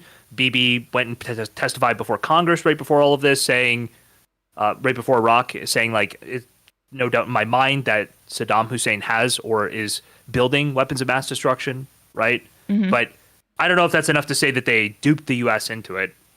I don't quite see it that. If it's just those things, I can't see you making these claims based off of those pieces of information. It seems too far. Yeah. Like, look, this continues. Yeah, so I mean, I have a different understanding of, things like how ISIS came to be and how things went down in Iraq. I don't know that I'm necessarily right. I don't know if he's right. I'll leave that to the policymakers, intelligence professionals, and the public to debate. But as far as his motivations around, hey, I don't want us being in any new wars, particularly in the Middle East. I mean, like you said, he lost his wife to these wars. He feels very strongly about it. And unlike a lot of people debating this publicly right now, he has deep, deep experience in the region. 11 combat deployments, many of them fighting Iranian-backed proxies in the Middle East. And then as an intelligence professional, then his most recent position as the director of the National Counterterrorism Center. I'm not going to discount what he's saying here because, yeah, I don't have as many facts as he does. And that says, what do you think if people hear all these statements taken together and hear something anti-Semitic, embracing conspiracy theories about Jews running the world? I mean, he hasn't said anything anti-Semitic, though, yet, has he? Well, I don't know. A war manufactured by Israel? Yeah, I think we could talk about nation states. This is awesome. It is awesome. That's why. What did they have? 70 million views in like 12 hours yesterday? The post? And it had like 500,000 likes or something like that. Gator Highlights, thank you so much for the $10. RFK Jr. needs, in parentheses, you know what? What does that mean? Do you know what this person's getting at? What's the joke? No. Unless that's going back to the... No. I was going to say maybe it was going back to the aspirin thing. I don't know. I don't know. No, I don't think so. Yeah, I don't know. Food for the worm? From certain disaster. Tell the truth. Air the secrets. Be honest for once in decades about what is actually happening. The worm already starved to death. Everybody who lives here Starved suspects to are death. happening. In some cases, we're probably wrong. He We ate come his to wrong brain. conclusions. That's okay. Tell us what actually happened. Tell us why you did this. And let's reorient this country where it should be, which is... Donald, listen. Don't be scared. Don't be scared of Israel doing the same thing they did to JFK to you. Let's just all come together. Let's confess what we've been told, everything that's been said, and let's move forward with our eyes wide open. Okay, I feel like it's an appeal to Donald Trump now that I'm listening. Okay, I know Donald. I know what they've said to you. I know the kind of tactics they use. I know that you're intimidated the same way Kennedy was intimidated. All right, so just come out, say everything. Let us know everything. Okay. Jstlk, when are you going to talk about Hutch picking his nose? Probably never, unless I watch it happen on my screen. So not right now. Around its own citizens. You want to see that? Make the decisions that you make based on one criterion. Is this good for my people or not? In the way that a father would lead his family or an officer would lead his troops. It's not complicated. Everybody wants that. That's not a partisan question. That's a human question. And that's the question Joe Kent is posing. Why can't we do this? Why can't we say this? Not attacking anybody. Joe Kent himself does not attack anybody.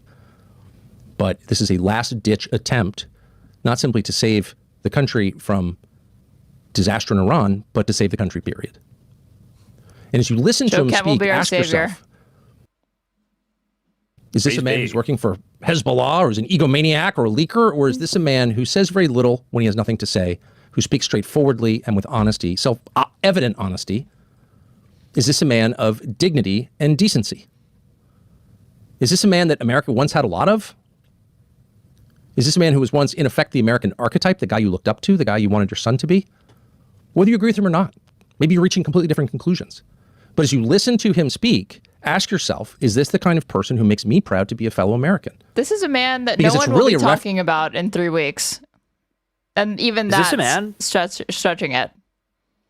Is this a man? This is the question you have to ask yourself. Is this a man with a 10-inch cock? I don't know. Maybe somebody should find out.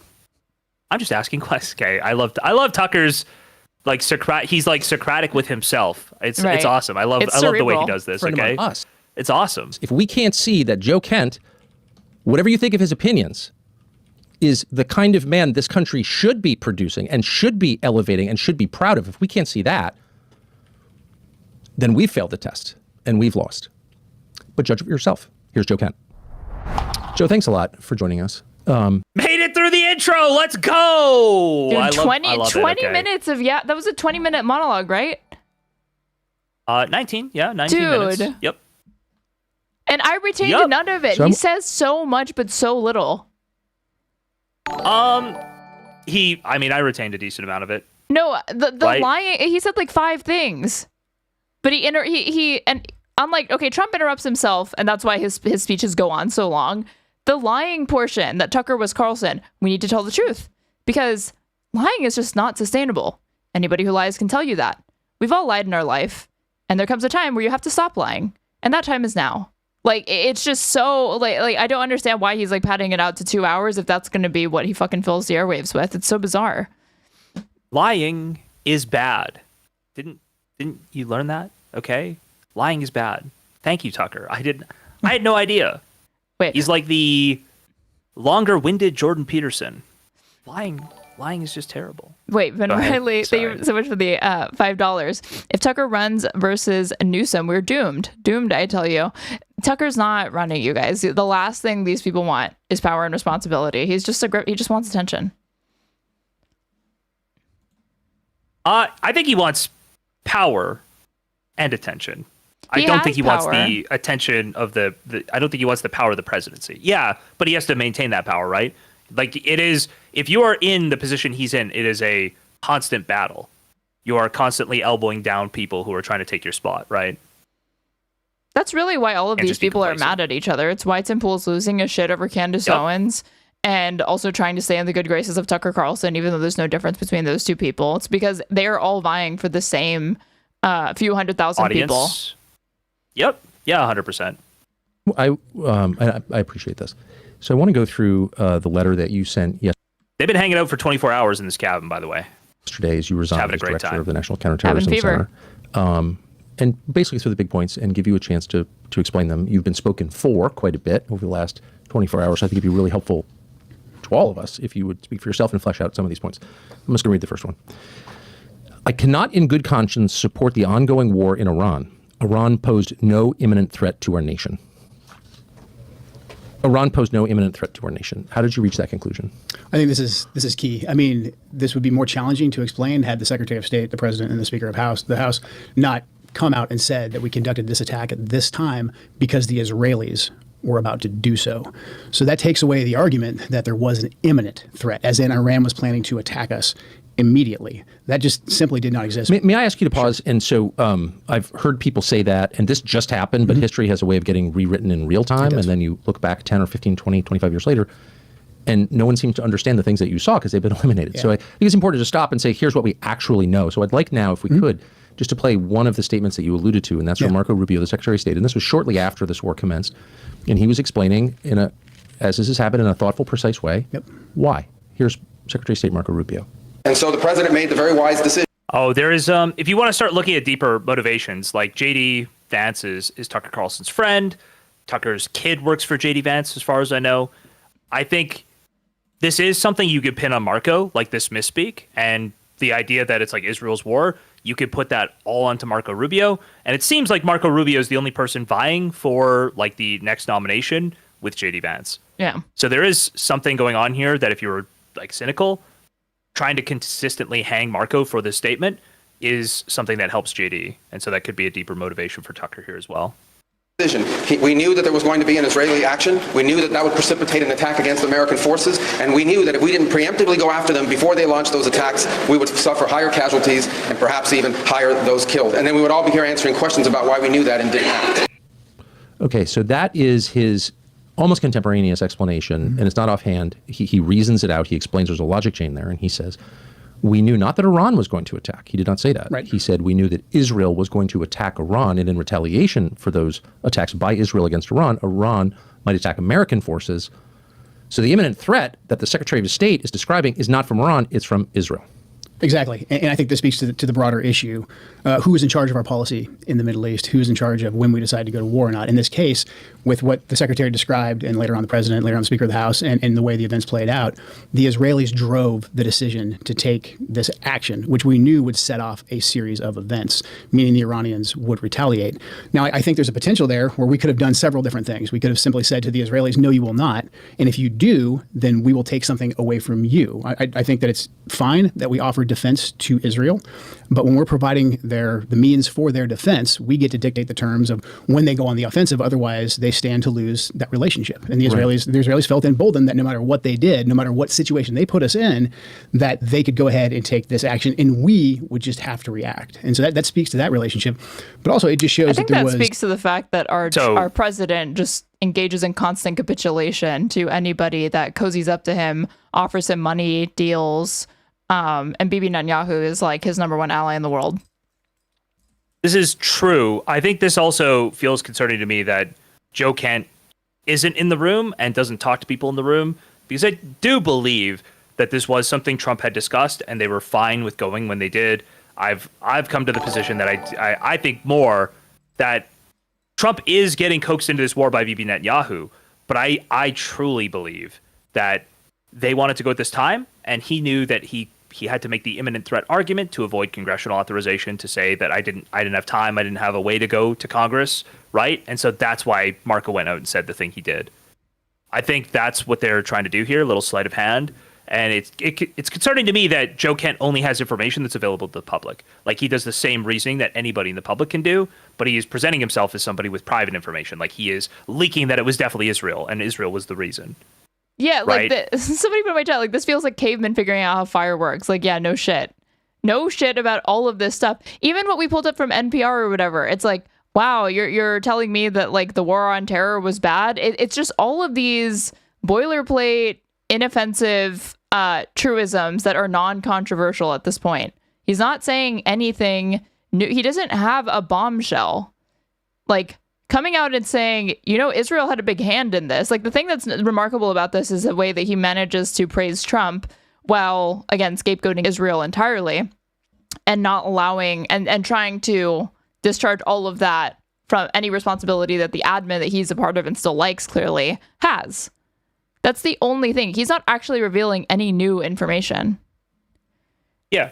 Yep. If he has something new, or if he has, like, basically discussions he's had, if he's willing to leak stuff that he's talked about with other people, that could be interesting. But if he's just, like, he doesn't seem more informed than I am after reading the New York Times, like, profile on this whole event going down, right? Like, they had a profile from tons of sources around all of this stuff happening, like about Bibi coming in, about how Lindsey Graham was what would you say, like, lobbying Trump.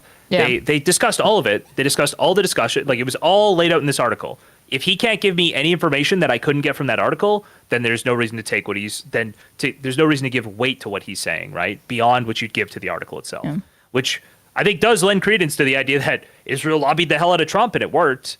And, like, I do think, like, I don't mind saying that makes it Israel's war, that Israel are the only people benefiting from it, but it seems like he's, leaning into something else, which is interesting to say the least. Somebody put NPR thing was calling him out for blaming Israel for Syrian war, not that any war was bad.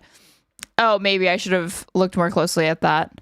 But the thing is, like, I don't blaming Israel. It's more like Bibi Netanyahu has made statements trying to, like, take credit for, like, Assad being ousted and stuff like that. Like, I would need to see the context or whatever, because I did read some statements that he'd made on that, but I can't remember exactly what he said. And Ben Riley, thank you so much for the $5. Did you see Tulsi testify today saying only the president can determine an imminent threat, pointing fingers like an old meme you'd think I was in? Did you see that? I saw Tulsi testified. I thought it was pretty boring, is what I'd heard. I mean, that I believe that's exactly what Carolyn Levitt said as well. That's just talking points from the administration. Yeah. Like, they're actually synchronizing before they go public now, which is probably smart. Probably should have done that in the first place, but that is just like an hour-long stress test for her, or however long it is, to see how little words and how few words she can say while also managing to plausibly answer the question. Because she clearly getting wants through to this run. is way easier than the Telegram stuff, right? Not Telegram. The Signal thing. Yeah, the Signal thing. Yeah, this is way easier than that. The Signal thing was way worse for all of these people. In terms of the congressional testimony, right? Like, like, I think she did just straight up lie there. I can't remember how you could tell it's a lie. Oh, it's basically like she was saying, oh, it's all fine, and everything's just predicated on the idea that Pete Hegseth is the designator for all. What would you say? All confidential designate. He provides all confidential designations. Like, he classifies everything for the DoD. So if he says something's not classified under DoD, technically it's not classified. And it's like, okay, it's just retard logic, right? Like, oh, well, yeah, I did leak a whole bunch of this stuff publicly, but I guess I could just make it declassified. Okay. Declassification is... I am convinced that Trump and Hegseth think that declassification is literally just when they read things. Once they read it, it's become declassified by virtue of them reading it. I mean, that is what they argue, yeah. That basically, because all classification authority flows down from their office. That right? if they're provided like sensitive information and they can disclose the contents of that free of any repercussions by virtue of them being able to having seen that. If they decide to disclose it, they're the authority that can declassify anything. So by disclosing it, they've declassified it, is what they believe 100%. Epic. Cerebral Palsy Biker, thank you so much for the $10. Great to see you and Jay streaming together. Always enjoy both your content. There's a fan in YouTube chat of you. That's exciting. That's Most people awesome. are either confused or skeptical of you in my community. Yeah, that's awesome. Thank you so much for donating to Aaron and not me. That's so great. That's Please continue doing that. Yes. That's awesome. Thank you. And so that speaks to that relationship. But also, it just shows that there was a lobby pushing for us to go to war. I know we'll get into that later on in the statement. That's what that shows. We only learned that through Joe Kent's statement that Israel's been lobbying for us to go to war with Iran. Who did that yesterday? I laughed yesterday. Somebody was talking about how there was an Israel lobby or something, and it's like, oh my God, what? Oh no, it was Tim Pool had a thing yesterday where he was like, this is why you guys should pay attention to me. I talked to Bibi Netanyahu himself at something last year, and he was lobbying everybody to go to war with Iran. You guys should listen to me. It's like, thank you, Tim. Nobody knew Bibi wanted to go to war with Iran until you said it. You totally broke that news. Yeah, no, he totally broke the news. It's not that Bibi's been trying to go to war with Iran for 30 years. It's just Tim Pool knew. Tim Pool told us. Do you remember when he tried to downplay the fact that he was invited alongside other MAGA propagandists to personally meet with Bibi Netanyahu and tried to paint that say that's like business as usual, and then also refused to discuss or disclose what they had talked about? I mean, clearly he had that meeting. I didn't remember, or I didn't watch it at the time. I've just seen the reference that he did 2 days ago or yesterday when the Joe Kent thing came out. Yeah. He seemed to think he didn't get enough credit, and he seems to say that a lot. His entire show recently is just, I can't believe people watch Candace, and I can't believe people don't take me seriously. Having been backstage with that dude, everything that's said on the show, he has already said backstage as well. Oh, I forgot that you've met Tim Pool. Yep. Yeah, I didn't even think of that. Damn. And I heard when I was things that he was saying on stream, he had already said, I had already heard 2 or 3 times, because every single time somebody new came in, he would restart the story and say it again. So I heard him talk about how much he hated Candace Owens 4 different times and in the span of less than 3 hours. This is the Nicholas Diorio pattern. It's something to behold. Okay, it's not cool. I hate this. Are you like me? I can't stand doing that. If I just said something to somebody in the room, like a joke or a story that I thought was funny, I can't retell the story again. It's actually something I had to get over for stream to try to replay pieces of content for people that the audience would like to see them react to. I don't know. I can do it, but it is Polly Walnut's behavior to repeat it over and over. I don't like doing it more than once. One repetition is okay. More than that, it gets into spectrum territory. Yeah, sorry. I was listening to you. I got a donation as you were talking there, and I have TTS that plays. But you were saying that at best 1 repetition. Yes. Right. And then more than that, it's starting to get a little cringe. Yeah, it's starting to get pretty bad. Yep. Yeah, I can respect that. Gilbert Gottfried said, collabs with you are the best content. So I love the Gilbert Gottfried voice. It's very cool. Love donations in that voice. Thank you so much for the $15. Appreciate it, Gilbert Gottfried. Of the Iranians and how they react, and in particular, how they react to President Trump's leadership. The Iranians Can you do a Gilbert Gottfried impression, Aaron? Have you ever tried it before? I'll do mine right after yours. You go ahead and go first. President Trump's leadership, especially in his second term, they have shown that they take a very calculated approach to the escalation ladder. For instance, in the lead up to the 12... Sorry. It's just Iago. Why can't you do an Iago voice? What's Iago? From Aladdin, the parrot. Oh, shit. I haven't seen Aladdin in years. Yeah. Wait. Trump's leadership. The Iran... Nothing wrong with that. Oh, you want me to pull it up? Hold on. Iago. Yes. Aladdin. I'm not crazy, right? Well, you are, but I also just couldn't remember this. Jasmine, where are you? Him. Out in the menagerie. Hurry. I'm coming. You got a problem, Pinky? This actually does sound like him, yeah. Yeah. No, it is him. Yeah, it is. Love Gilbert Gottfried. He's awesome. Sorry, we're back to this. Little aside. Wait, one more aside. I can't. Okay. Ben Riley, thanks so much for the $5. Don't tell Hutch, but we're not a liberal democracy anymore. We've been downgraded towards electoral democracy, now heading towards autocracy. Actually, we're a constitutional republic, sweaty. And Crab Navy General, thank you so much for the 9.99. I like this guest. IDK where you found him, but you should bring him around more. You ever heard of this guy? It's crazy. Yeah, that's crazy. Iranians under President Trump's leadership, especially in his second term, they have shown that they take a very calculated approach to the escalation. Is that actually... Wait, did Gilbert Gottfried play that parrot in Aladdin? Is that the joke? He literally played the parrot, yeah. Oh, okay. I didn't realize that because you said... I thought you said it sounds like him. Yes, LOL. Yeah. You guys... I realize that everybody who is watching is like a Disney adult or a Marvel stan and collects Funko Pops, but I do not spend a significant amount of time rewatching old Disney movies or Pixar movies, with the exception of The Incredibles and Ratatouille and Hercules and Mulan. Those are like the 4 movies from Disney that I've seen like more than once. Every other one I've probably seen only one time. Okay.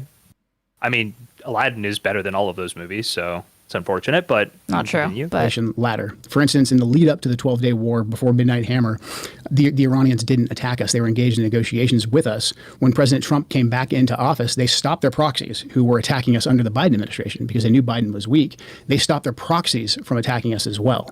So they knew President Trump was someone who wanted to negotiate, but more importantly, they knew that President Trump was not someone to mess with because he killed Qasem Soleimani, he killed Abu Mahdi Mohandas, he had defeated ISIS. They knew that President Trump was a man of action. He is militarily strong. And so they said, before we take an action, we need to make sure that it's calculated. So I think in this scenario, even if the Israelis told us we're going to strike on this date at this time, and we didn't, try to negotiate with the Israelis and say, hey, we'll take something away from them, I think we still could have back-channeled to the Iranians and said, hey, if something happens here in the next couple of days, it's not us. We're still serious about negotiations, and we don't want to escalate this because it's well known what the Iranians' plans were. We knew that they were going to hit potentially our bases in the region, potentially our allies. We knew about the Straits of Hormuz.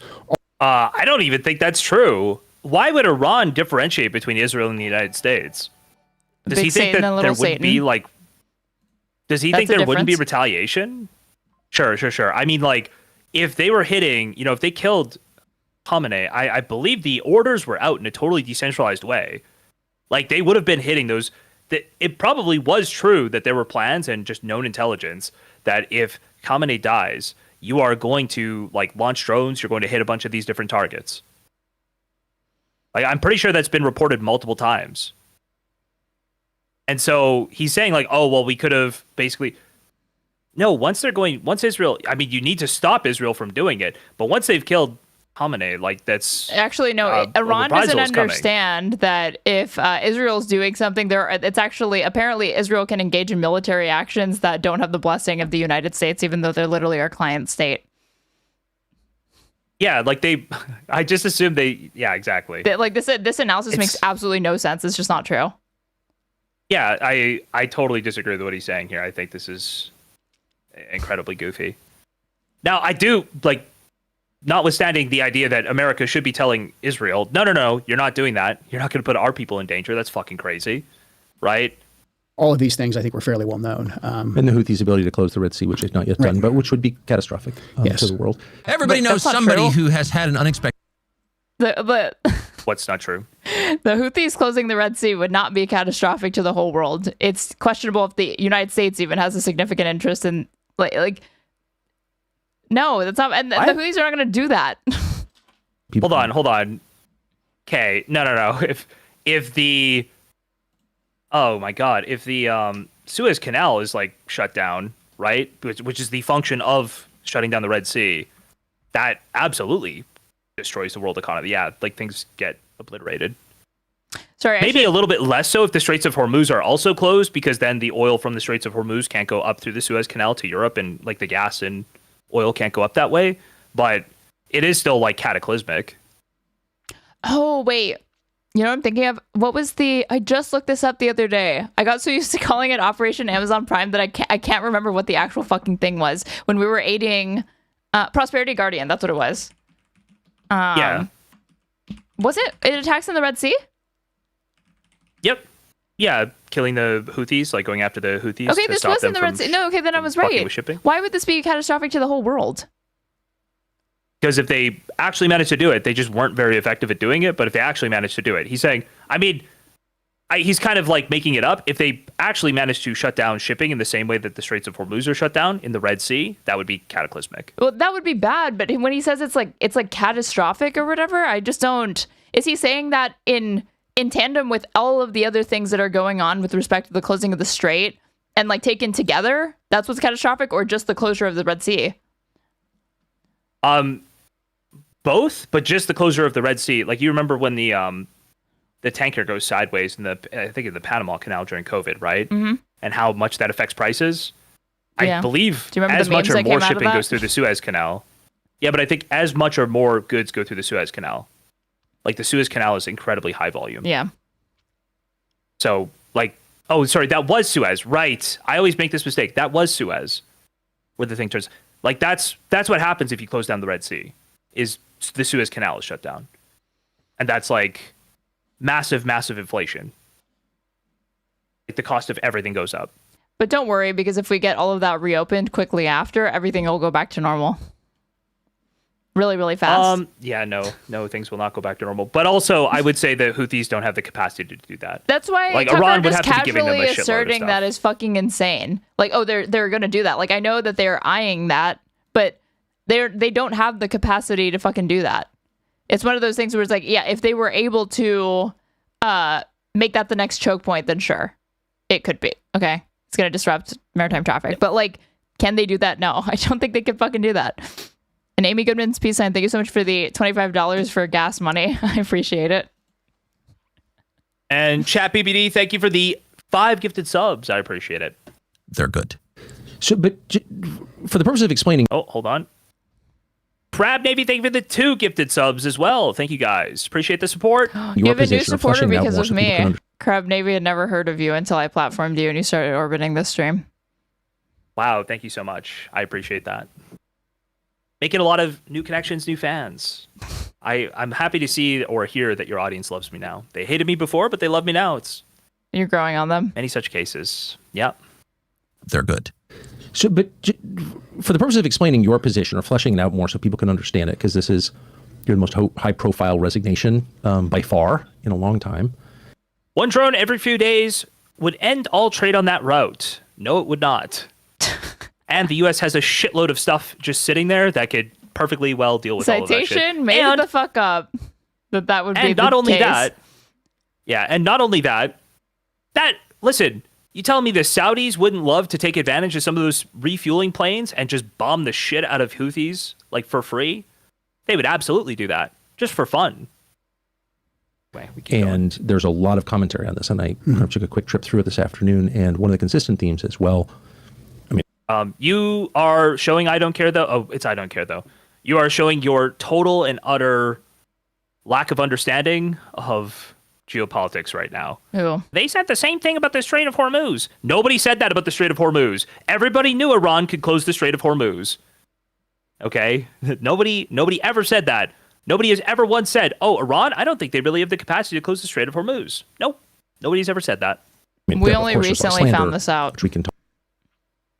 If we had just known before that they were going to close the strait. Oh, no, yeah. If we had just known that before, then, like, it would have been just the course of history would have literally been changed. Unfortunately, we couldn't know that until we started this war of choice. Yeah. It was really unfortunate that people had to blatantly lie and come out and say that they had advised Trump directly about this being the most likely scenario if he went to war with Iran. They just had to lie and pretend that they knew. Like, 8 different officials have come out and said that Trump was warned about this. It's crazy. Talk about, but the deep state in action, we call that. Substantive attack on you, and it is an attack or refutation of your letter, is that, well, actually, Joe Kent was totally for using military action. He supported the Solemani killing, for example. He seemed fine with the 12-day war, for example. So he doesn't have a problem on principle with an engagement with Iran. Oh my God. Okay, like this is what drives me fucking crazy. I didn't expect that he was going to ask him any challenging questions. It's obviously just like a puff piece. But the fact that the Joe Kent's opposition to this, did he talk about there's not really been emphasis on the illegality, not consulting Congress. There's only been emphasis on the fact that, like, this wasn't imminent, which tells me that he does want the power to declare war to be concentrated in the hand of the executive. This dude's probably a unitary executive theorist guy. So he's just annoyed that there wasn't plausible cover like there was supposedly, right, for the 12-day war or for Soleimani or whatever, for the president to take unilateral actions, military actions. That's what he's actually offended by. Will Tucker ask him, like, you know, how come you didn't resign after that 12-day war under, like, again, WAR, that is a war also, that you were like, why this one? Do we think that will come up? No, it won't. Yeah, I don't want to rehash this. My position is that is Israel's war, not the United States' war, and the United States only joined for an operation and not broadly for the whole war. So I do think there's like a lot less concern about the congressional approval for that. For I've not seen a lot of people making noise about it, but I BTFO'd Jstlk on this point yesterday. Unfortunately, it's only housed in his VODs on Kick because I was not live. Mm-hmm. Okay. All right. We'll continue. Well, I have no compunction about really fighting anybody who threatens our country, and the Iranians have posed a threat in the past, and the Iranians have a way of threatening America. They have the capability. And we always talk in the intelligence circles about capability and intent, what your enemy is capable of doing and what they actually want to do. And again, back to the data that we have on the Iranians, they used the escalation ladder. We saw that deliberately during the 12-day war. When they struck back after Midnight Hammer, it was very deliberate. They fired an equal amount of missiles as we dropped bombs on the nuclear facilities, and they basically hit a part of a base in Qatar that they knew we didn't have any troops on. Yes. They didn't want to escalate any further than we were willing to go. But also, the we Iranians, had already escalated. when they pose a threat to... It was clearly what he was about to say, and he stopped himself and said, then we had already done so, or something. He fucking reworked that real quick. Yeah. I mean, it's pretty obvious the U.S. like pushed Iran. Everybody pushed Iran, and Iran's counterattacks during the 12-day war, and have they called this entire thing Operation True Promise, or was Operation True Promise the first thing before the 12-day war? I can't remember. But basically, all of the Iranian counterattacks have been incredibly measured, have been like calculated geopolitical signaling so that they are not going to get further attacked. They've been trying to de-escalate this in terms of how they deal with, like directly with Israel and the United States. They've been trying to de-escalate the whole time. They do set up these proxies. These proxies operate in a decentralized way. They take orders from Iran, but they're not like totally beholden to them. And been 3 Operation True Promises. True Promise 1, then maybe I'm thinking This is True Promise 4. True Promise 1 was April 2024 Iranian strikes on Israel. 2, October 2024 strikes on Israel. Then 3, 12-day war. 4 is 2026 war. Okay, yeah. True Promise 3 is the 12-day war. Got it. Cool. So, yeah, it's like but all of those, the first 2 True Promises are like them calling the United States and being like, could you move these troops out of this place? Because we're going to hit it, and we're going to show that we're not going to get pushed around. That's their approach, okay? All de-escalation. So, oh, wait. I don't know. It's like crazy to me that people don't see how they're positioning. Go ahead. Can you pull up this clip that I sent you? TMs. This was Biden's comments after we had started bombing the Houthis. A couple of years ago. What do you make of these attacks between Iran? God, those sunglasses were so powerful. Like, I don't even believe that there's anything going on upstairs here, okay? But the sunglasses were so powerful. He still looked cool. Yeah, he still looked cool. As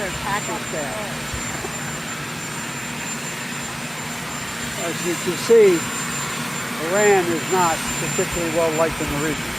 Yeah, and where that goes, we're working on now. I don't know where that goes. How was your meeting yesterday? How has the technology not been invented to work the airplane noise, the helicopter noise, whatever the fuck, out of these pressers, like out of these scrambles? I swear, every time I watch one of these, I can't hear what the president is saying. But this is where all the best quotes come from. Is like right as they're about to get on Air Force One or some helicopter, and they come out and talk to the press for a little bit. Over the fucking sound of the engines. Except he doesn't scream. He just talks like normally, evenly into the mics, Grandpa's and it not doesn't get raising picked his up. Voice. So annoying. I thought the meeting went well yesterday. Where are the sticking points on the border agreement? Where are the disagreements we're working on? I don't think we have any sticking points, though. Are the airstrikes in Yemen working? Well, when you say working, are they stopping the Houthis? No. Are they going to continue? Yes. That's my president. Dude, I mean, hold on, but it's just funny because it's like the Houthis, I always say, the Houthis are like my bedrock example for how you could fight somebody to the point like literally successful strikes have diminishing returns. Like you could take everything from the Houthis and they wake up tomorrow. They had nothing, so you took very little, and like they just get up the next day and they get a new shipment of like victories rockets for over us. Between the amount of fucking money, time, personnel spent doing all of this shit to oppose, like, yeah, bare bones non-state actor, we definitely, like, we're not coming out on top of this. With the Houthis, they had to. They literally have to secure maritime shipping through the Suez Canal. So they did have to, but it's like you don't win by striking the Houthis. Like, realistically, I feel like with Yemen specifically, I think, like, literally boots on the ground could have possibly been the best option. It would have been optically terrible. You couldn't do it. But, like, in terms of the efficiency, how much you're spending, it might have been the best option, to be honest with you. Yeah, people But will it's just commit to, like, they will be fine with, again, just, like, 90 days of these pointless strikes instead of just a very, very short campaign with boots on the ground that could accomplish the same thing for much less money and much less bloodshed. But people don't want to commit the troops. And typically, once you commit the troops, that is typically when favorability will like start to go down, or like the likelihood that it's going to decrease starts then. Yeah, now after the Ukraine war has gone on this long and they've advanced the drone attacks and stuff this much, I do believe that you can't like the Houthis would probably get overwhelmed pretty quickly if the U.S. manufactured their Shahed clones and just sent them over. I do not think the Houthis would last very long, right? The idea that you give a $40,000 drone that you could just run into them versus like $1 million munitions, like $800,000 munitions you have to waste on them, like getting dropped from planes. Actually, I think it's more than $1 million munitions for one. But for two, didn't you see that? Like, I think Zelensky and like Ukraine had offered to assist with like drone technology, and Trump said no. We already know everything. We don't need help. Incredible stuff. I don't know why he said that. Netanyahu didn't say that. Netanyahu said, yes, please, thank you. Come to Israel, my friend. That's what Netanyahu said. I think we just wanted that quote, right? Are they stopping the Houthis? No. Yeah. Are they going to continue? Yes. Here, pull this up. This is what he said.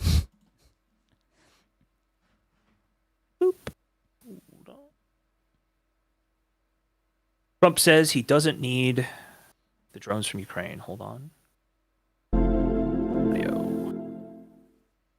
Trump says U.S. doesn't need Ukraine's help with drone defense. According to the Clash report, U.S. President Donald Trump dismissed the idea of relying on Ukraine wrong thing here. I found a Politico article. Not this fucking AI stuff. I was like, oh, wait, it was in a press conference? I didn't remember it was in a press conference because I had just read it. Just this first little bit. We don't need their help in drone defense, Trump told Fox News in an interview. We know more about drones than anybody. We have the best drones in the world, actually. Comments came after Ukrainian President Zelensky said the U.S. had requested support in protecting against Shahed drones in the Middle East. I gave instructions to provide the necessary means and ensure the presence of Ukrainian specialists who can guarantee the required security. The Ukrainian leader wrote on social media on March 6th. He then told the New York Times that Kiev had deployed interceptor drones and a team of drone specialists to help protect U.S. military bases in Jordan. Wow. But very cool. He's still Zelensky, in response to that, he just said it was rhetoric, and he thanked Washington for supplying weapons for Ukraine's war effort. Rhetoric is rhetoric. The main thing is that we know what we're doing.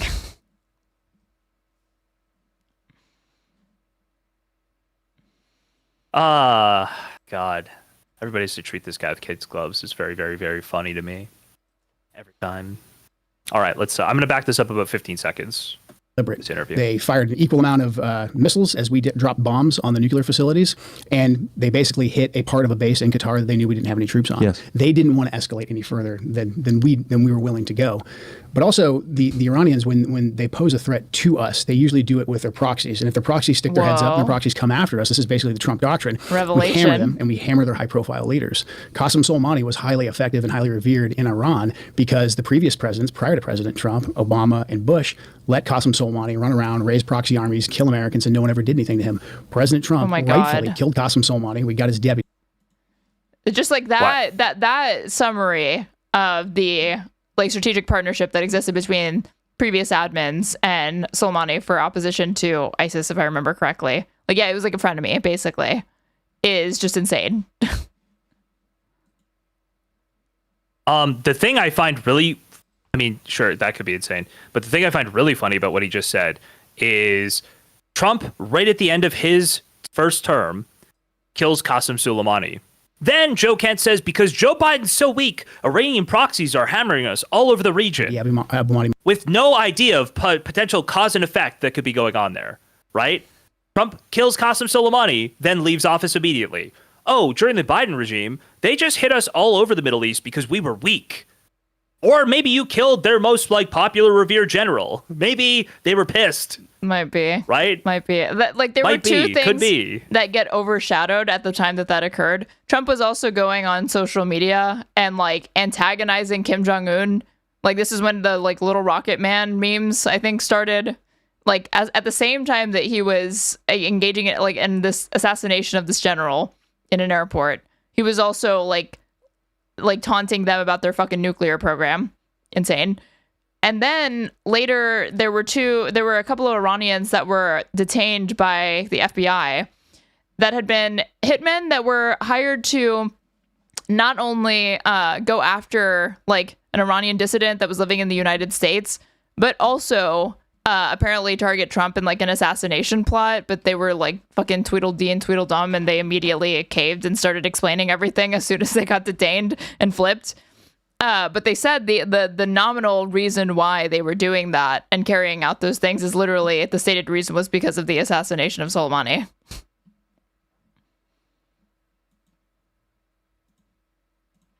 I had no idea that any of that had happened. That's wild.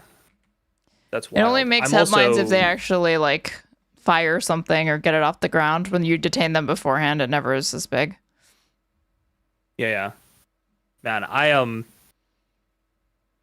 also just got, someone just sent me a link to some Fuentes comments on this, and I hadn't put some things together that I really should have put together before this. I'll cover these texts a little bit later, but it's just this guy being close to Tucker, therefore close to JD, therefore close to Peter Thiel, and just how there's a lot of this stuff going around. It feels like this entire thing, this entire coup is just the Thiel people, all the tech billionaires, right? Now that I'm now that somebody put it that way, I'm fuck. Yeah, they all won. And it's, again, I think specifically, disintegrate Marco Rubio, disintegrate anybody who's going to run counter to JD Vance, and they're going to run JD as they're trying to plant a bunch of stories about how JD Vance has been super against this war. I don't know if you've been seeing that. Basically that JD is the only person in the administration. Is what they're trying to imply. Statements? Yes, I know, but they're trying to imply and put other stuff out saying, no, JD's the only person in the admin who's been against the war. He's the only person high up who's been against it. No, hold on. I'm sending you this and you're going to read. Just you're gonna get the fucking tea, okay? Sorry, if you hit them, you got to hit them super hard. You got to go in fast. You got to go in big and fast. Is that what we're? Pull it up, Jamie. Come on. Is JD Vance voting for the Iran war to fail? Oh, let's see. Recent reporting leaves little doubt. Trump's vice president thinks if the war goes badly, it will help him secure the 2028 Republican nomination for president. Yeah, that's basically what we're saying. What else do you want me to say here? There was a point. It wasn't the do it big and do it better or whatever. It was the hold on. Fast and hard, right? One could argue that the U.S. did go big and fast. Oh, here it is. So Vance, the Times reported, appeared to personally lean against military attacks, but also argued that a limited strike was a mistake. If the United States was going to hit Iran, he told the group, it should go big and go fast. Is this we got a different quote, maybe? Hold on, there was something else I thought he had said where he was... Politico reported on Friday that Vance wasn't actually torn about striking Iran. He was skeptical. Yes, 2 weeks in, it was this. He is not only worried about success, but opposes the war. According to one of those officials, the message couldn't be clearer. None of this is JD Vance's fault. Yeah, this is they're planting stories like this to make it seem like he was against it when he just wasn't, and he has no fucking spine. And now he realizes quite cynically that actually this is going to be a massive disaster, and I need to be on the opposite side of it. I need to be the face of the opposition to it, and that's what they're trying to paint. When he wasn't the face of the opposition, he wasn't the opposition at all. He's just hiding. Vance There is no, sucks. to the extent that there's an opposition within this admin, there's no face attached to it. They're just not saying anything and staying out of it. Well, because no. He doesn't actually want to do something. He just wants to be seen that way, right? He just wants to, and so it's just people putting stories out where he's like, yeah, I just want to be seen. Yeah, it's like JD is, privately he's against it. It's like, okay, and what does that matter? Go be publicly against it if you want to do something. Lessons from Hillary Clinton. Even the leaks about his Joe Kent's resignation, because I don't know if you saw this, but he resigned to JD Vance first, JD Vance and Tulsi Gabbard. Oh, weird. He had a private meeting with them. He gave his letter of resignation to JD Vance. JD Vance said, hold on to that. Also, if you do decide to resign, do not take shots at the president. So that's him securing the Secretary of State position if the Gabbard-Vance ticket wins in 2028, right? That is the next step of this. Was this really him like organizing a way to really sabotage this administration's like attempts to make this war work, and thereby like attaching himself to JD Vance in some way, getting a favor back in a couple years? I don't know. Joe Kent can't be Secretary of State in my opinion, but yeah, I don't think he could be Secretary of State, but he'll get some position. He'll be involved somehow. Did you hear the reason Trump did that? Assassinated him? Qasem Soleimani is because of social media beef with his family. Also, Iran had a warrant out for Trump's arrest. 1, that's hilarious about the warrant. 2, I did read that, and that was recent reporting, no? As to why like Trump had it out for Soleimani randomly. But thank you for the $5. I had no idea about that. Never heard that before. That's crazy. I'd never seen that. That's not the prince or whatever that he was fighting with on social media like 20 years ago, was it? Mm-mm. Dopey Prince Al-Awadi or whatever the fuck. That sounded way more like an Arabic person than a Persian. Can you say that name again, but in the Gottfried voice? I don't think you want me to do the Gottfried voice on your stream, okay? Who had American blood in his hands, took them off the battlefield, but then President Trump stopped. He took those two key players off the battlefield, and he said, I'm not going to further escalate with Iran unless you escalate with us, knowing that if we struck Iran and we truly struck the regime, that would only strengthen the regime. So then President Trump did something that's incredibly smart, use that decisive military action. I can't do it right now, guys, okay? We only get one of those nights a week, and it was last night. I can't do it again, all right? We have to be very chill. He has to rest his vocal cords, you guys. No, listen, I'm trying not to... I'm trying to give you an out get the wrong here. Impression. I want people to get the wrong impression, okay? Do the Jstlk Klein voice? No. But then he coupled it with an economic package of sanctions, maximum pressure sanctions. And we can debate whether or not we should be using sanctions. Wait, you haven't seen the Jstlk Klein clip? The Anisa? Anisa's like impression, is it any good? I think it's incredible. It's very funny. Of course, you have that. I'm a big fan of Nicholas Diorio. What can I say? You do your research. Here, I'll let it play one more time. I'm a big fan of Nicholas Diorio. What can I say? You do your research. Did you put those glasses on just to do that?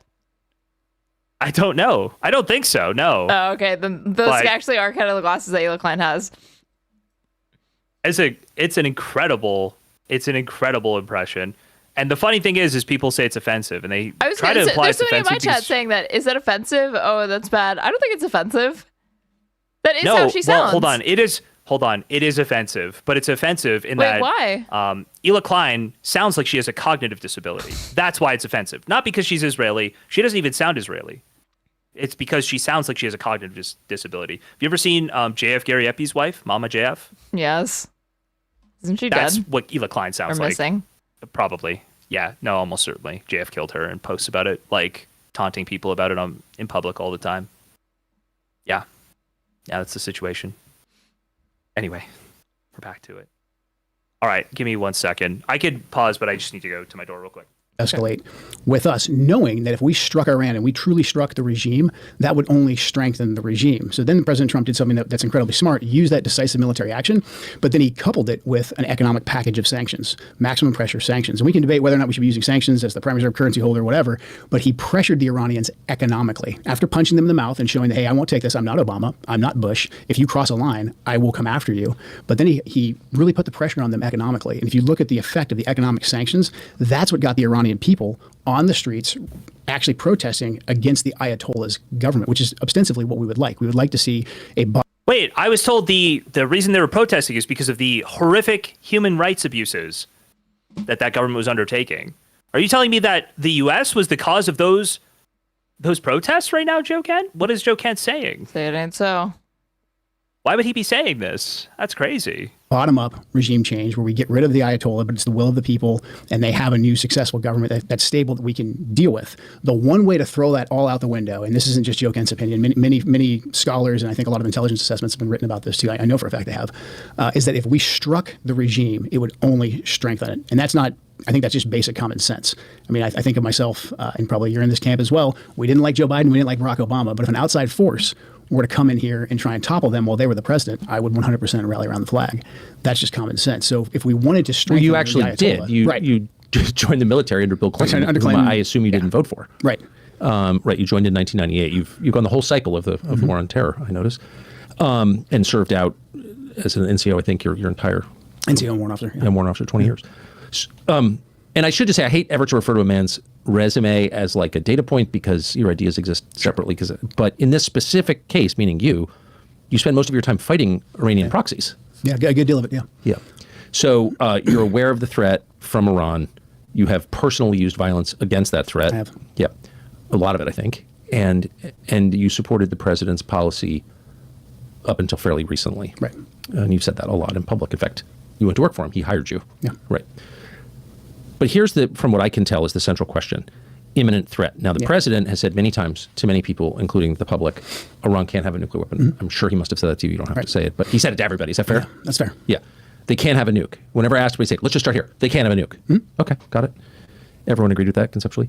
Was Iran on the verge of getting a nuclear weapon? No, they weren't, 3 weeks ago when this started, and they weren't in June either. I mean, the Iranians have had a religious ruling, a fatwa, against actually developing a nuclear weapon since 2004. That's been in place since 2004. That's available in the public sphere. But then also we had no intelligence to indicate that fatwa was being disobeyed or it was on the cusp of being lifted. Fatwa. The Iranian strategy, it's Fatwa? actually pretty pragmatic. That's French, right? I think that's French. I believe so. Iranians are obviously aware of what's taking place in their region. And their strategy was to not completely abandon their nuclear program because they saw what happened to Muammar Gaddafi. And Like the opposite of a faux pas, a fatwa.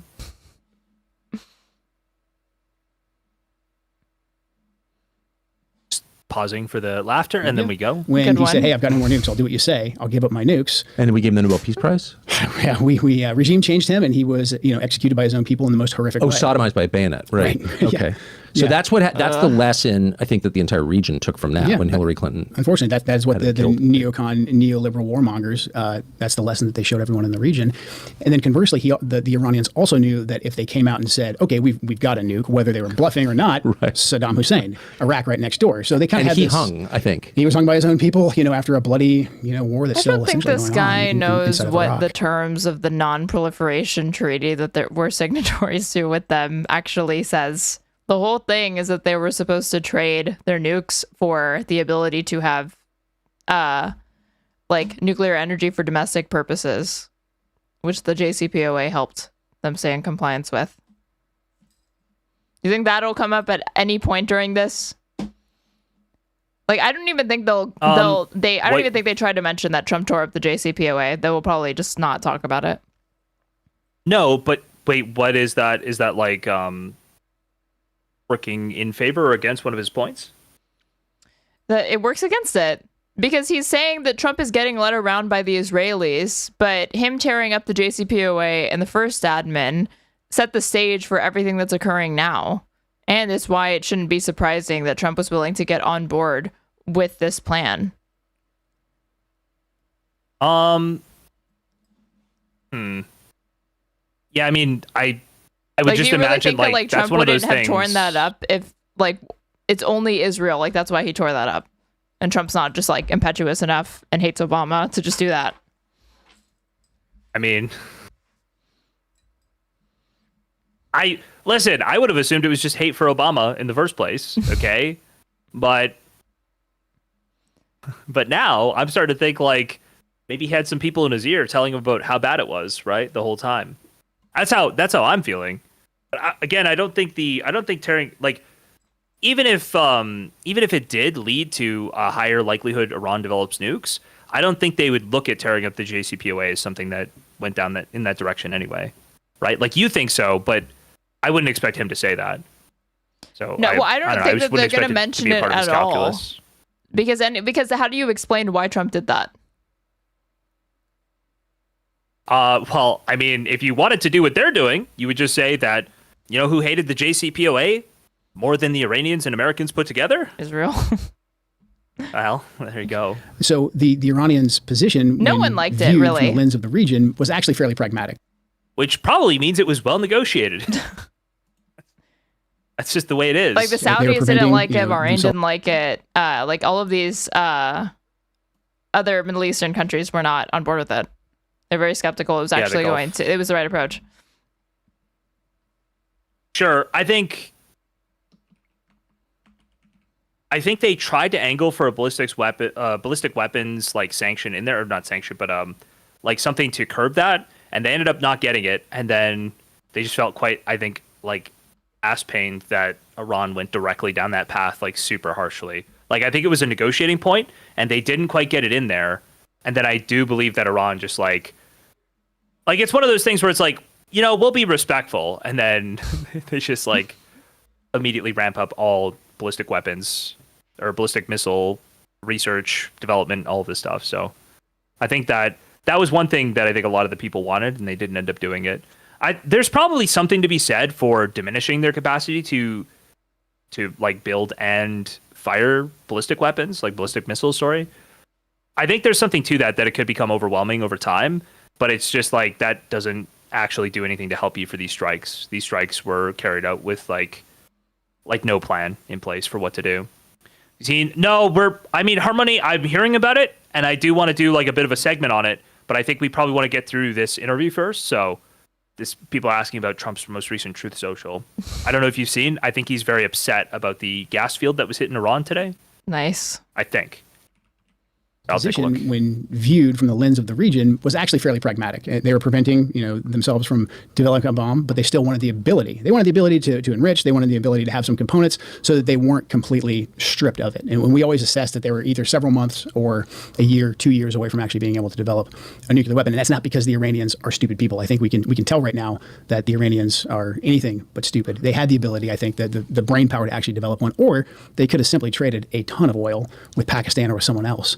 Actually get a nuclear weapon. It's not a matter of being able to have the brain power to develop it. Like, yes, they have it, but they literally cannot deliver a nuclear weapon because they can enrich uranium, but they don't have the ability to like maintain it or whatever, which is actually what's needed to have a bomb.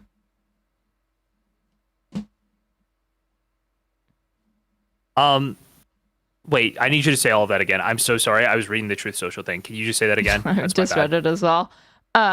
What he just said is that, they have the brain power to do this, acting like Iran's ability to secure a nuclear weapon is contingent upon a meeting of the minds, or like if they do that, then they could. I mean, like that's part of it. But even if they wanted to, and they have nuclear, I mean, we killed the nuclear physicist, but you can always have more come about. It's not a matter of just being able, like, can they enrich uranium? Yeah. But they don't have the ability to actually deliver a nuclear weapon because it's also about like storing uranium, right? I mean, there's lots of things. They literally don't have the weapon. The weapon is like a packed core of fissile material with a trigger that detonates in a specific way. It took a lot of testing to figure that out for the United States. It's not like automatic. You have like weapons grade material, you have a weapon. And they have none of that component either from all intelligence assessments. So like, and to build that, to research it and figure it out yourself is years. Yeah. So they would need to get it from somebody else, and then you'd have, some smoking gun there, you'd assume, that intelligence could see. But there's just no intelligence that they've ever done it. There's no reason to believe that Iran was going to be able to fire a nuke at the United States for like, it's almost not even worth talking about timeline-wise. And there's really no reason to believe they could fire one at Israel, like a true nuclear weapon, within the next 2 or 3 years. Like, it's just very silly. And I think basically anybody who's like reasonable about this understands that. It's the idea that they were enriching uranium, they were getting weapons grade uranium. People just leave out the entire piece that exists. That is, you actually need to build a weapon. Right. Like not the delivery mechanism, the actual thing that explodes, which is not easy. It's not simple. Like the core concept is simple, but actually getting it to work correctly is not simple. And there's no indication that they've ever done that. So they don't have a ballistic weapon that could reach the United States. They don't have the weaponization, like the actual weapon technology to build the bomb. They just have the uranium. And they're obviously doing that to try to pressure people into giving them help, like economic help or sanctions relief. Right. In my opinion. But hey, it is what it is. We had no intelligence to indicate that there were. Then why was the president, was he told that they were on the brink of it? Have you read the March 2025 DNI report? Is this I was literally about to say, for somebody who sent the tendered a resignation to Gabbard and Vance first, or sorry, not to Gabbard, sorry, just to Vance first. It's surprising that he's not bringing up that Tulsi Gabbard's own intelligence report reiterated prior to the strikes on the nuclear facilities last summer that there was no evidence that Iran was actually trying to secure a weapon, let alone get one imminently. Yep. But he won't which Gabbard confirmed that. Again today. Well, because she had kind of like walked that back, remember? Again today. At the time. Well, I do know, just let me read this, and then yes, I do know what you're talking about. Mm-hmm. Gabbard confirmed again today they weren't pursuing weaponization, and the earliest they could get an ICBM was 2035. So that's pretty rough for anybody in terms of that. That's another piece that I feel like is going in the same conspiracy bucket with everything else, okay? That is Peter Thiel testimony happening right there. Well, they couldn't have possibly had something that hit America before 2035. But yes, I remember that when Trump came out and said Tulsi doesn't really know what she's doing, Tulsi went out and was like, yeah, I'm just kind of a dumb bitch, actually. It was very embarrassing for her. I don't know why she did that. It was terrible. I don't know what she was fucking doing. Yeah, okay. Actually, my whole organization's a joke, and I'm stupid. Thank you, Mr. Trump. Thank you for employing me. Wild stuff. Why, at the beginning of every conversation about Iran, would the president say, I don't want Iran to have a nuclear weapon? Why was that the central question when, and you would know, since you were the director of the National Counterterrorism Center, why would he say that if there was no intelligence or evidence that they were actually developing a nuke? Oh, well, somebody else had intelligence or evidence that they were developing a nuke, probably. And that's where this is going. So, I mean, a couple things. This is what I talk about in the letter about this ecosystem of information. That's I need to be right back again. I could pause, a lot of prominent neoconservative types that are very sympathetic to the Israeli cause, and then also Israeli government officials who give us things in semi-official channels. What they did was they created basically a shifting red line or a new red line. So if the president's red line was Iran cannot have a nuclear weapon, we've actually got a lot of trade space in there for a deal to be made. Because of what I just described with the Iranian policy. Essentially, the Iranians saying, okay, well, we don't want a nuclear weapon. Well, that means we basically are at a point where we can start negotiating and we can come up with a deal. And the president is a fantastic deal maker. So if your goal is to move us away from any kind of deal and your goal is to move us into a conflict, you have to shift that red line. And that's where a lot of this, I would say, what became a de facto U.S. policy of Iran can have no nuclear enrichment. It was laundered through a lot of the different talking heads, Mark Levin, Mark Dubowitz, you've got the Foundation for the Defense of Democracies, you name it. Washington, D.C. has plenty of pro-Israeli lobbyists who will come and say those things, who will publish think pieces on it, who will go on the media, who will run op-eds in the Wall Street Journal to talk about this, why they can't have any enrichment whatsoever. And then we have a high degree of engagement with Israeli government officials who will come in and say, well, they're enriching and they could enrich or they could enrich more, and that will get them closer to a nuclear weapon. So then enrichment basically... I can just tell, listen, it's not hard for me to hear when somebody's about to blame Israel, okay? Once you hear enough people blaming Israel for stuff, you just start to get a sense, like a knack for it, and I knew it was coming. It became the new U.S. policy. And the only official I've heard, and folks are welcome to look for this, that said this in the first Trump administration was Mike Pompeo. He said it. The president didn't say it. The president has been very consistent. He said they can't have a nuclear weapon. But again, like I said, that puts us at a place where we actually could have negotiations. And only President Trump, I think, could successfully have negotiations with Iran. No. Because he actually punched them in the face. And the Iranians had been... This is such bullshit. So, open this. Respect Obama. And go to number 2. And I will read like the like they don't literally Special Envoy, our boy Steve Whitkoff and Kushner don't understand enough about this and like fucked up negotiations because they just lack the knowledge because they're not subject area experts. Okay. Whitkoff's suspicion of TRR, which is what is TRR? Tehran Research Reactor. Tehran Research Reactor. Okay. Whitkoff's suspicion of TRR led him to prematurely dismiss the Iranian proposal. Whitkoff's unfounded conclusion that TRR was a nefarious ploy by Iran to stockpile 20% fuel appeared to have negatively influenced his assessment of the proposal Iran brought to the Geneva talks on February 26th. According to the March 3rd backgrounder, Whitkoff said Iran's proposal for uranium enrichment was based on assessed needs for the TRR and a few other research reactors Iran planned to build over the next 10 years. Based on this plan, Iran determined the scope of an enrichment program, including enriching uranium up to 20%. However, because Whitkoff thought Iran was engaged in a complete lie about the TRR, he suggested that Iran's proposal to enrich uranium up to 20% was deliberately designed to peel off 2 months from the enrichment cycle, by which he presumably meant Iran's breakout time, or the time it takes to produce enough weapons-grade uranium for a bomb, 25 kilograms of uranium enriched to 20%. A limit of 20% was also unacceptable and demonstrated a lack of seriousness because it was more than 5 times what was allowed under the 2015 deal. Whitkoff said, which capped enrichment at 3.67%. That is true, but it appears Whitkoff was overly focused on the enrichment level as an indicator of risk and made erroneous assumptions about a ceiling of 20%. And then, like, with that, go back up to point number 1. Point number 1 is Whitkoff perceived the Tehran research reactor as a threat and a ploy. It's not clear why. So Whitkoff's most puzzling and factually challenged statements during the March 3rd call with reporters centered on the Tehran research reactor, which is used to produce medical isotopes. The TRR, supplied by the United States, became operational in 1967. Originally, it ran on 90% enriched uranium fuel, weapons grade, but it was later converted by Argentina to run on 20% enriched uranium fuel. So everything that he, like, all the speculations and extrapolations that he drew from the first bullet point that I had you read, based on nothing. Based on a complete misunderstanding and lack of any knowledge about how any of this works. I do find it really funny that everybody told me there's absolutely no reason you need 90% enriched uranium for any energy production.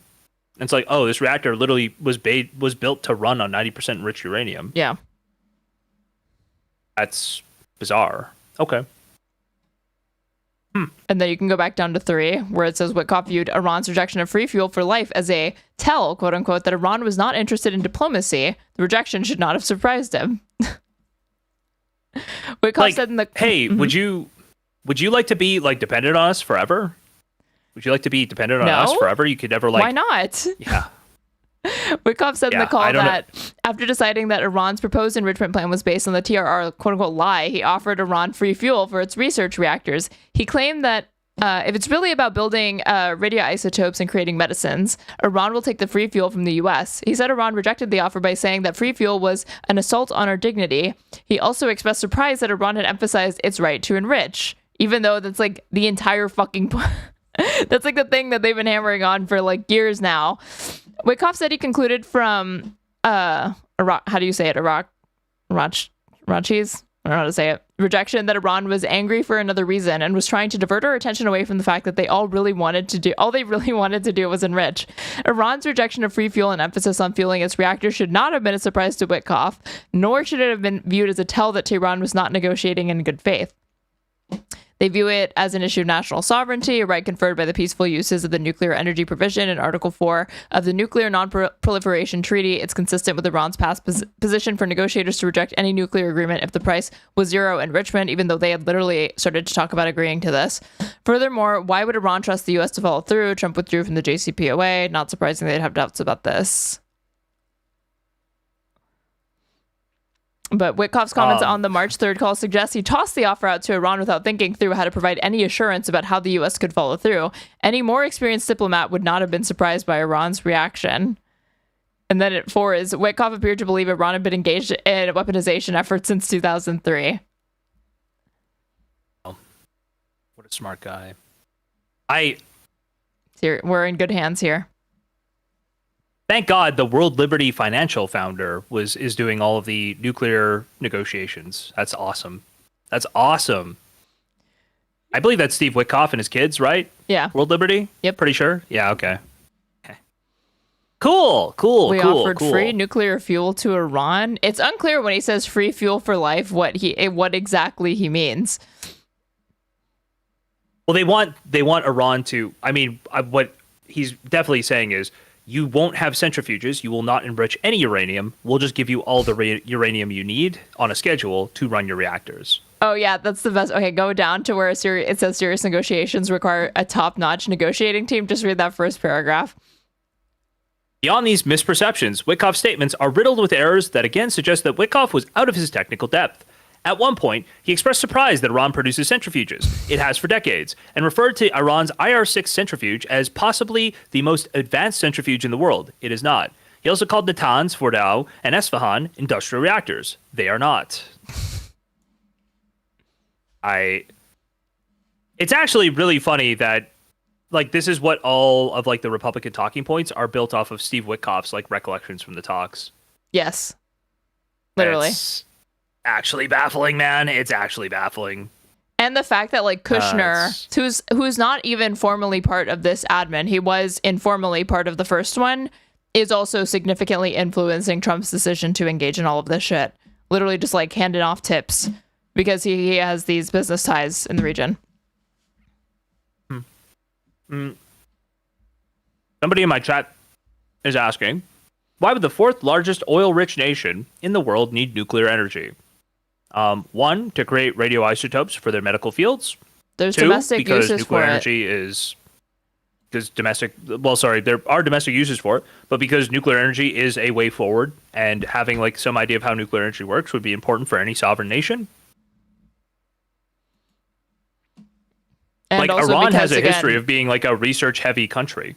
They like doing stuff like this. They like being like scientifically advanced. They're not a backward country.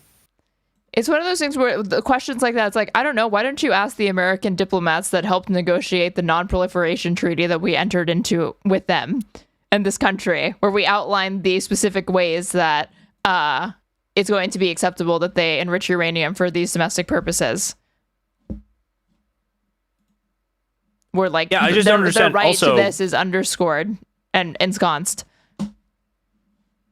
Like, do people run entire power plants on just like oil, like the grade of oil that would come out of most of Iran's fields? I know you can.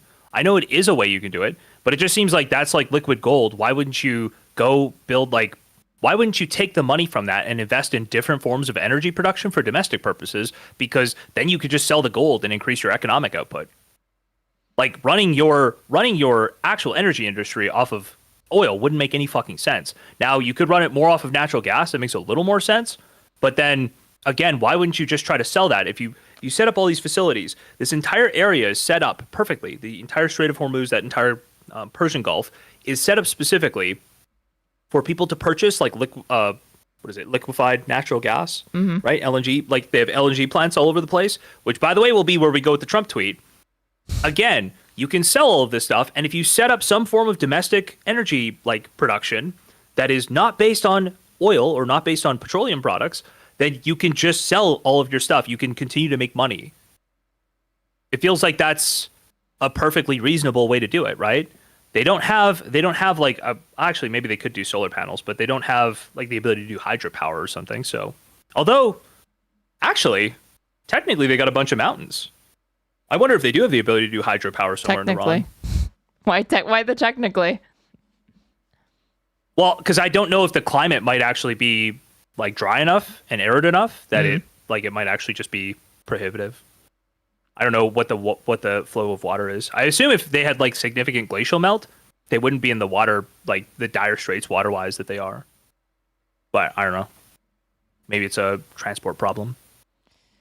Maybe it's me thanking Ben Riley for the $10 super chat. But Fatman/Little Boy would be easier than the hydrogen ones within ICBMs because you need satellites and a lot of coordination. Random fact, Mexico could have made them post-World War II, but morally chose not to. What do you mean morally chose not to? But thank you for the $10. I assume he means that like a lot of people just think it's wrong to do nuclear proliferation. I'm skeptical of any state that sort of anchors that as the reason why they're declining to secure these sorts of things, and it's not some sort of kind of logistical ability to not do it. No. We should just be totally real. The U.S. wouldn't allow a nuclear armed power in Central America. Yeah, probably not. Nuclear armed anything in Central America. Yeah, they just wouldn't do it. If there's talks of that, like immediate invasion next day. Yeah, it would be very fast. Yeah, they just wouldn't be allowed. Successfully have negotiations with Iran because he actually punched them in the face. And the Iranians had been walking all over us. They had been killing our soldiers. All of that is true. I have no sympathy whatsoever for the Iranians, what their proxies were doing. President Trump level set that when he killed Qasem Soleimani and he killed Abu Mahdi Mohandas. The folks who wanted to push an actual regime change war in Iran knew this, and they knew there was a potential to get a deal, or there was a potential for President Trump just to continue the policy of maximum pressure sanctions, and if you come after us, we will hit you hard. And that got the protesters out on the street in Iran. And that's actually what the regime feared the most. I don't think the Ayatollah feared dying, not because he, is maybe some crazy he's like lunatic. 87. I'm sure some degree of He was like almost 90. Maybe that's why.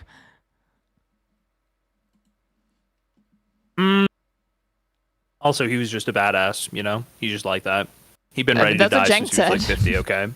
Okay. The Shia martyrdom. At least he died on his feet and not on his knees, You got to put some respect on played that. a factor in that. However, I think he knew that if he was killed, the regime would survive because the people would rally around the regime. Well, there's been a lot of noise in the news lately, but none of it matters if you can't. Tucker, affordable. I think we're watching. I mean, it's hard systems should have done all along. I believe you predicted this, some years ago. I think we're watching. I mean, it's hard to know exactly what we're watching, but it seems consistent with what we are watching. So I'm just focused on this question of imminent threat because that's really the only justification I think most Americans would accept for a preemptive war. Certainly. Otherwise, just like a war of choice done because Bibi told you to, and no one wants to get behind that because it's obviously illegitimate. So imminent threat.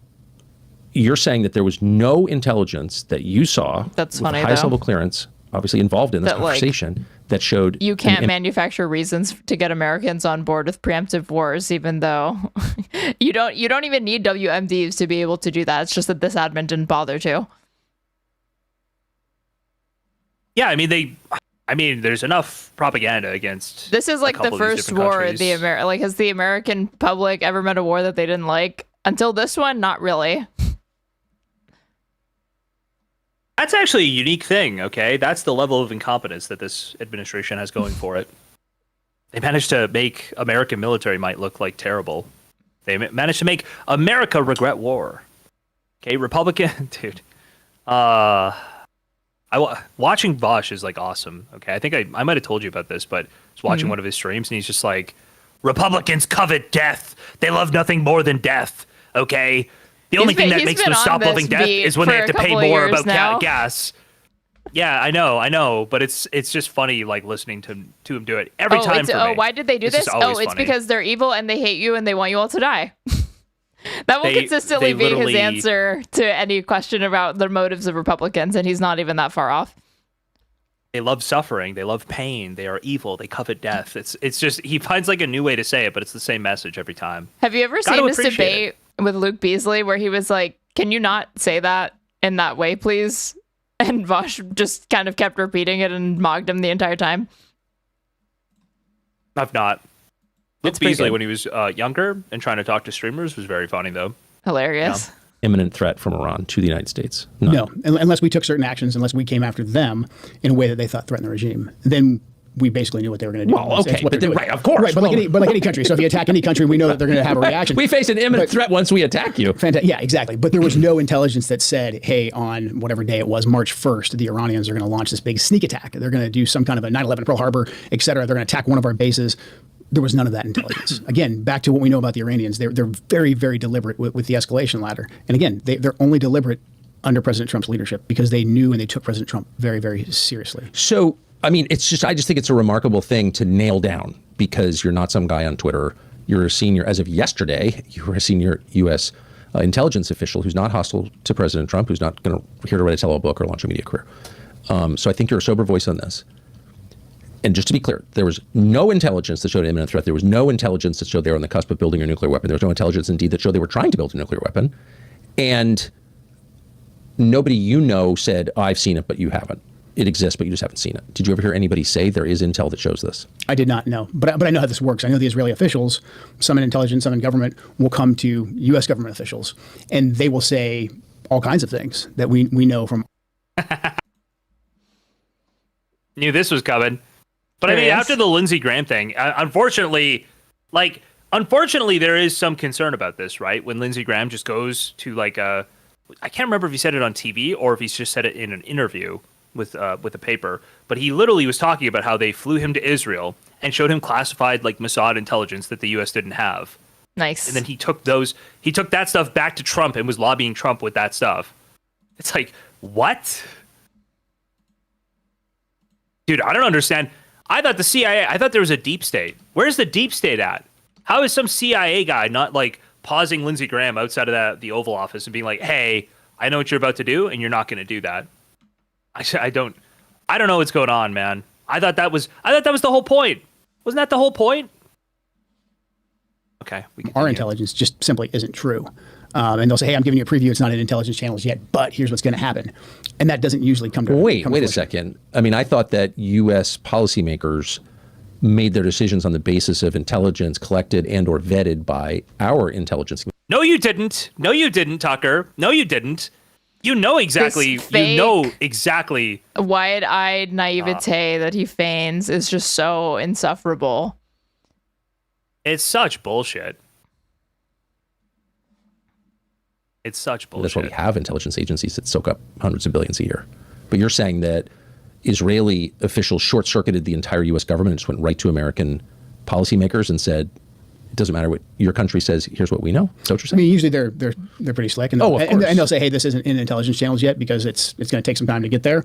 And here, they're on the cusp of building a bomb. You know, they're going to, I don't know, you pick your topic. A lot of times they'll sample different things until they find what sticks. But in general, the narrative about, you know, they're going to do a preemptive attack. He's trying to make it sound like these public pleas that Netanyahu's made continually about Iran, you know, being 20 minutes away from securing a nuke or whatever, is like what the U.S. is acting off of. And I'm sorry, but if you're the largest empire in the history of the fucking universe, and we're constantly being manipulated, and you're saying it's from shit like that by a country, again, as Sean had likes to call it, Sand New Jersey, you know, then maybe you just need to come to terms with the fact that Trump is kind of just evil and just wants to do this fucking thing. And maybe, like, regardless of whether or not Bibi Netanyahu or the lobby is, like, doing it, like literally Kushner could have convinced him to do this. Like, in this case, I do think that, obviously, Israel exerted pressure. But is it really that, again, in a world where there is, like, a depressed Israel lobby, is it really inconceivable that Trump still would have taken the same path? Not to me. It's inconceivable to me. I do think it is. I think it specifically is that there's a couple things going on with Trump. With Trump, he doesn't trust like his own organizations. He doesn't trust his own institutions, right? He thinks they lie to him. Like that, it kind of takes Trump and his unique look at the government and his presidency to even allow this to happen, because then he is trusting other people, and he's basically trusting anybody who will soothe his ego. And of course, Lindsey Graham is there. Lindsey Graham loves nothing more than putting somebody's balls in his mouth. So he is there to soothe Trump's ego and then to, you know, take talking points from Israel whenever they give them and pass them off to Trump directly. I do think it takes, like, there's a lot of things going on with Trump that makes him not trust his own intelligence agencies, because I think any other president. You think Trump is stupid? Yeah, sure. Because I don't know, if Trump and all of these appointees of his, they don't know to distrust Israeli intelligence with respect to Iran and these claims in the year of our Lord 2026, then they're just fucking idiots.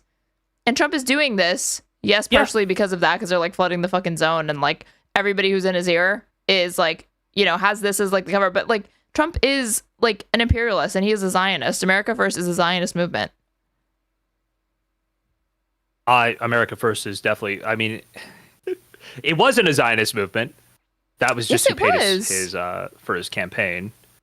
No, there was nothing. I don't think there was anything in his original campaign. Not that. He never says it, but when you actually look at the actions from Trump is the most pro-Zionist president of all time. Yeah. By bar none. The movement is not Zionist. So but if Trump's, well, I mean, this depends on how much. To me, it's a personality cult. It starts and ends with what Trump says it is, which he has affirmed very, recently. He that was one of Candace Owens' beefs with him like earlier this year, like last year, is that he was saying like, well, I invented America first. He didn't, but he says like, I get to define what it is, but he's not wrong because it's a personality cult and he really does get to decide what one of its ideological tenets is. Here, do you mind going on this? Like, there's a point where Laura Loomer is explaining this to PBD, explaining like it's a Zionist movement, like Trump's a Zionist, deal with it. Trump is the most Zionist president ever. America First is not a Zionist movement. If it was, he would run on that rhetoric. He would run on like, we have to go and defend Israel. We have to protect Israel. Israel's our best ally. Have you seen when he was like, when he's reacting to Ilhan Omar being like, may Allah curse Israel or whatever she said. This was like on the campaign trail in 2016, where he was like, fuck anyone who like ever dares insult Israel. You don't remember this? He didn't do it recently, but nope. Yeah, I'll try to find that next. Hold on.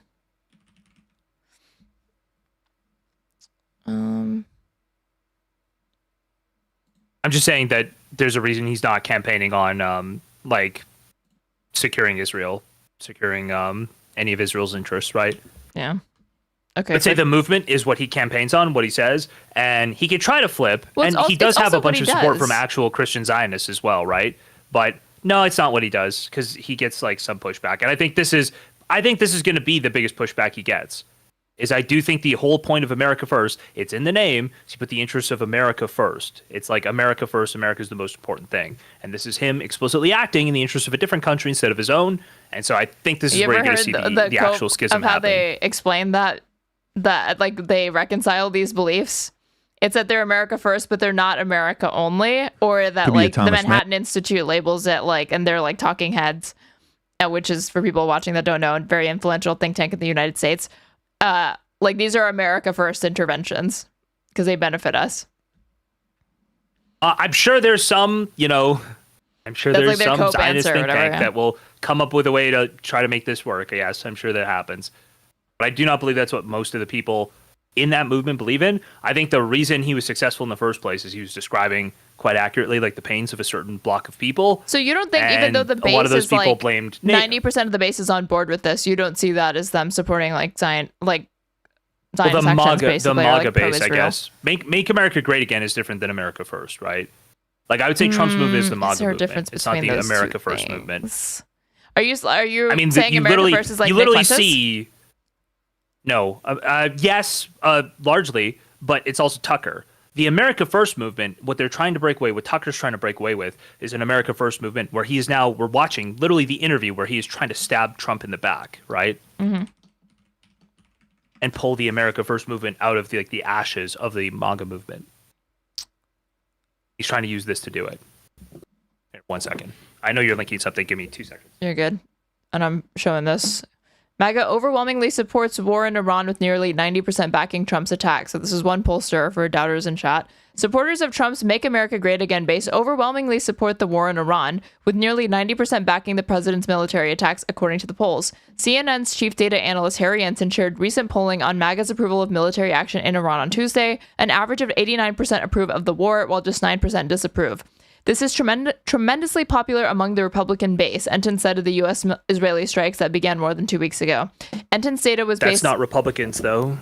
I don't know why Harry Ensign said that. He sounds retarded when he says that, because I believe is it not 66, 40, 66, 34 well, this is the thing. You touched on exactly there? What I was wondering as I was reading this, because they say, like, supporters of Donald Trump's Make America Great Again base, but then he's saying this is popular among the Republican base. And depending on who you poll and how you answer, like, phrase the questions, you're going to get wildly different answers, right? Like, are you doing it by party identification, self-identification, or people that were like identify themselves as Trump voters or like Trump supporters or independents? You know what I mean? I would imagine the question there would be something like, would you identify as more of a Republican or Trump supporter as like a voter, like something along these lines, right? Okay, wait. If I just kept reading, they get into it. Ensign's data was based on a post from Gabe Fleischer's Wake Up to Politics Substack published last week. Reference in Fleischer's post was an NBC News poll that found 90% of MAGA supporters backed the military strikes. A CNN poll mentioned by Fleischer found that 77% of Republicans approved of the strikes. MAGA Republicans are 30 points more likely than non-MAGA Republicans to strongly approve of Trump's decision to attack Iran. While MAGA supporters in these polls may be on board with the strikes, some prominent pro-Trump media figures have voiced opposition to the war, which has no end date. Tucker Carlson called the military action absolutely disgusting and evil in a statement to ABC News' Jonathan Karl on February 28th. Trump later told Karl, Tucker has lost his way. I knew that a long time ago, and he's not MAGA. MAGA is saving our country. MAGA is making our country great again. MAGA is America first. And Tucker is none of those things, Trump said to the former Fox News host. Yeah, so Trump is trying to take that back from Tucker. Tucker's been running like America First stuff as well, trying to take that from Fuentes, I guess. But I'd say Fuentes and Tucker are way more on the like, hey, all of these interventions, they are actually not America First. They're not putting America's interest first. So you right? think Fuentes has like successfully co-opted it? Because didn't he say America First was, he literally named it after like Trump's rhetoric, right? Yeah, Trump literally, I think it's his inauguration speech. It says it's America First. It's always America First. All right, play this clip. Please. Play this clip. Go. Oh, right, I already had it open. Got it. Could be a Thomas Massey, could be somebody that's getting behind them, could be a Dave Smith, could be a Tucker Carlson. It's opening up the gap. But what do you think is going to happen with this division within the Republican Party? I think that, it's definitely a very... Looking significantly less ghoulish for this appearance. She actually looks kind of human in this, for once. Shocking. Very shocking. Industry. You've talked about this extensively on your show, and I know when you called it out, all these woke right people started pouncing on you, saying, oh, look at him, he's a Zionist, oh, he's a sellout to the Jews. Because you're right, you called... Is woke right a Manhattan Institute thing? I'm trying to figure out, whenever I hear people do these same talking points, like verbatim same talking points, I just assume they're coming from somewhere, and it's all the Zionists have this like woke right talking point they do. Like I usually the Israel hear first people. like Konstantin Kissin will like use this, the trigonometry dude, and he's like really pro-Israel as well.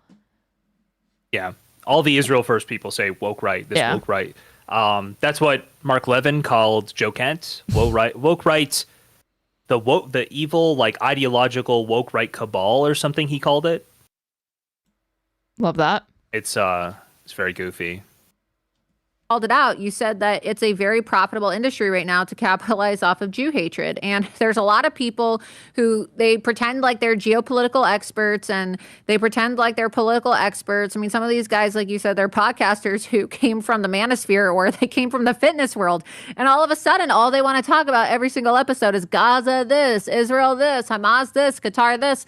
And it's pretty obvious that a lot of people are getting paid to prop up talking points for foreign governments. I mean, some people have even been caught doing this. She's obviously getting at Tim Pool, but they had just been talking about Tucker taking Qatari money. Was the context. So.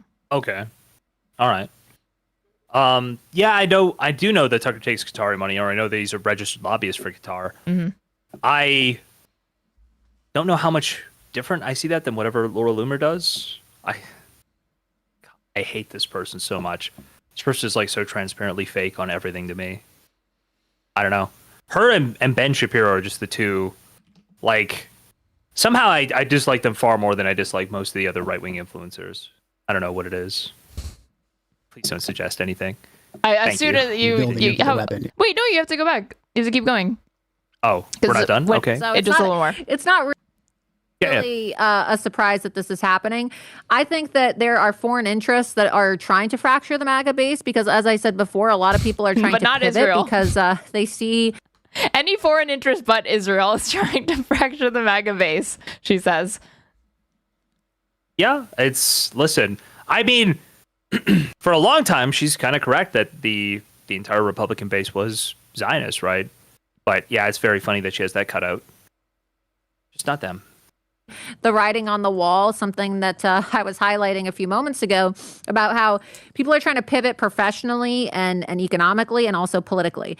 And now that we're going to see a post-Trump GOP for the first time in, the last 10 years or so, there's going to be a lot of competing interests that are going to try to capitalize the messaging. Is it going to be the MAGA movement? I don't think so. Not that I don't think the MAGA movement can sustain itself, but there really isn't anybody who could be President Trump's successor. Even President Trump himself was asked during an interview a couple of months ago, do you think that JD Vance is your successor? He said no. I don't think there's anybody. And that's no disrespect to JD. I like JD. I had a meeting with him in the White House. You trust him? I don't trust anybody. I don't trust anybody. I trust Trump. That's it. And Trump and I have had these conversations before So are you Trump asks me all the time, who do you like, Laura? Who do you like? And I say, nobody but you. And he laughs. I mean, I've had this same conversation with Trump several times, and he busts up laughing. He thinks it's the funniest thing. But I'm not joking. Are you America first or are you Trump first? I'm America first. But like, Trump is America first. Trump is the leader of the America First movement. So when I say, when Tucker Carlson... I mean, I'm sorry. I just don't care about the opinion of somebody who's Israel first. No. I'm only using this to underscore the kind of faction, the sort of breakaway that you see between the pundit class, but I'm not convinced that this is reflected in the base, for one. But like for the reason that she outlines, and this is also like me like bolstering the point that like I do think that America First is the Zionist movement. It's not. But this is like the entire I mean, it's literally and definitionally not. But oh my God. If the entire purpose, the entire purpose of, or sorry, the entire reason Trump was able to rise up was because of certain things he was saying. And he is riding you just like look a at his wave, words and you don't want to look at his actions, though. That's crazy to me that you won't pull in his actions. You're only analyzing the rhetoric. Obviously, if you only analyze the rhetoric for the most part, since this most recent presidential run, you haven't seen him be like really rah-rah Israel, but he was back in 2016. You just don't remember. Oh yeah, I said I'd find those clips, but keep going. It's literally this is like the right after this. I was actually making a point. I don't know if you. Oh yeah. Sorry, continue making your point. I was actually making a point It's just an insane point where because it rhetorically postures as such. And you want to go again? It's definitely not a Zionist movement. Okay. Sure. No, that was not at all what I was going to say. I was going to say the reason he was able to garner political, political support in the first place was certain things he was saying. That the Iraq War made oil barons richer, made elites richer. It didn't make you richer, and it was a quagmire. It cost you your taxes, right? These were the things he was saying that got the original base going, that got the original people behind him to build the cult of personality. And while he did build a cult of personality, and he could keep that moving, even being wildly inconsistent with anything he said before, there is some underlying animating ideology that is powerful there and somebody else could co-opt. And that's what Tucker's betting on. That's what somebody like Fuentes is betting on. And so you could say that it's not reflected in the voter base, but that's because Trump's been winning the whole time. Very quickly, the second he loses on something like this war, it will all fall apart and somebody like Tucker or JD Vance or Nick Fuentes will be there to pick up the pieces. Okay. That's my opinion. That wasn't just definitionally. Anyway, I think we're done with this. We can go back to the joke. No, it's all for this one sentence. This is the third time you're trying to get away from it. It's literally, this is the thing that she's about to say is the assessment that I happen to agree with. First, or are you Trump first? Sure. I'm America first, but Trump is America first. Trump is the leader of the America First movement. So when I say, when Tucker Carlson says, oh, Trump's not America first, Trump is the founder of the America First movement. America first is what Trump says it is. He is the founder of the America First movement. And you see that there are competing interests now trying to redefine what that means because they want to eliminate MAGA. Right? Being pro-Israel is part of the America First platform, whether or not people want to admit it or not. It is desperately scrambling to check Tucker Carlson. It is. President Trump, and I want to speak for him, his policy positions make him a Zionist. And so it's so funny to see all of these grifters who some of them even name their shows after America First, right? Also still very mad at Nick Fuentes for talking shit about her plastic surgery. Yeah. Okay, but just to that. Okay, and then she talks about Fuentes. That they are America. And the only thing that I disagreed with her is that Trump is not the founder of the America First movement. That preceded him, obviously. He just takes credit for it. But if you look at the policy positions, if you look at Trump's actions, MAGA, America First, which I do really believe it starts and ends with Donald Trump. And I do agree with her that there really is no successor to this cult of personality. And I don't think it's JD Vance. To the extent that baton will be passed to him, he's not going to inherit that same sort of admiration that Trump has managed to captivate. It's still going to be a pro-Israel agenda. I don't see it, even with all the Vance and Gabbard are doing now. I'm convinced that Vance, Gabbard are going to be the ones who prevail in 2028, not Rubio. And I don't think Tucker Carlson is going to be running. I still think that, again, Tucker Carlson's running JD Vance. What do you mean?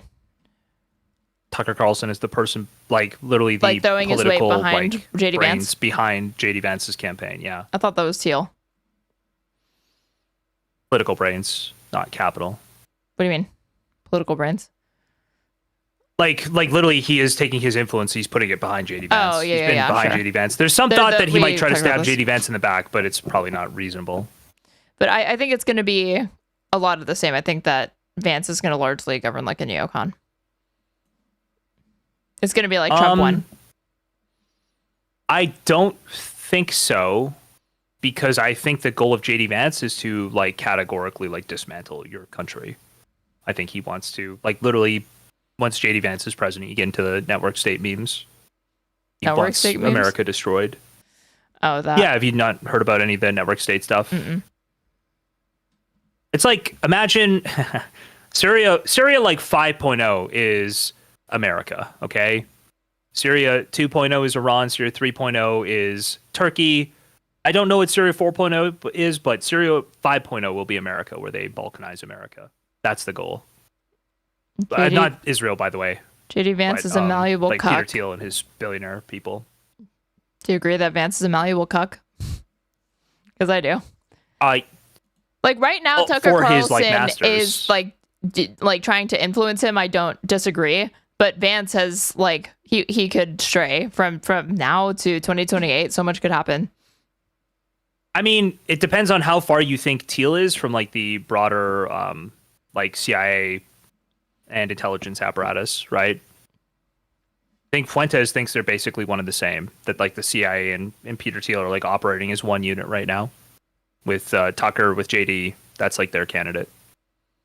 I don't know. I don't necessarily see that. It's like not something I know enough about, I guess, but maybe they have more behind the scenes knowledge.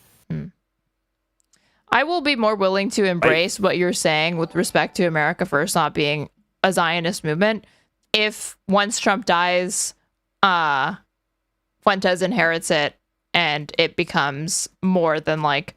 I mean, it's going to be hard for Fuentes to inherit it. Like a Griper movement.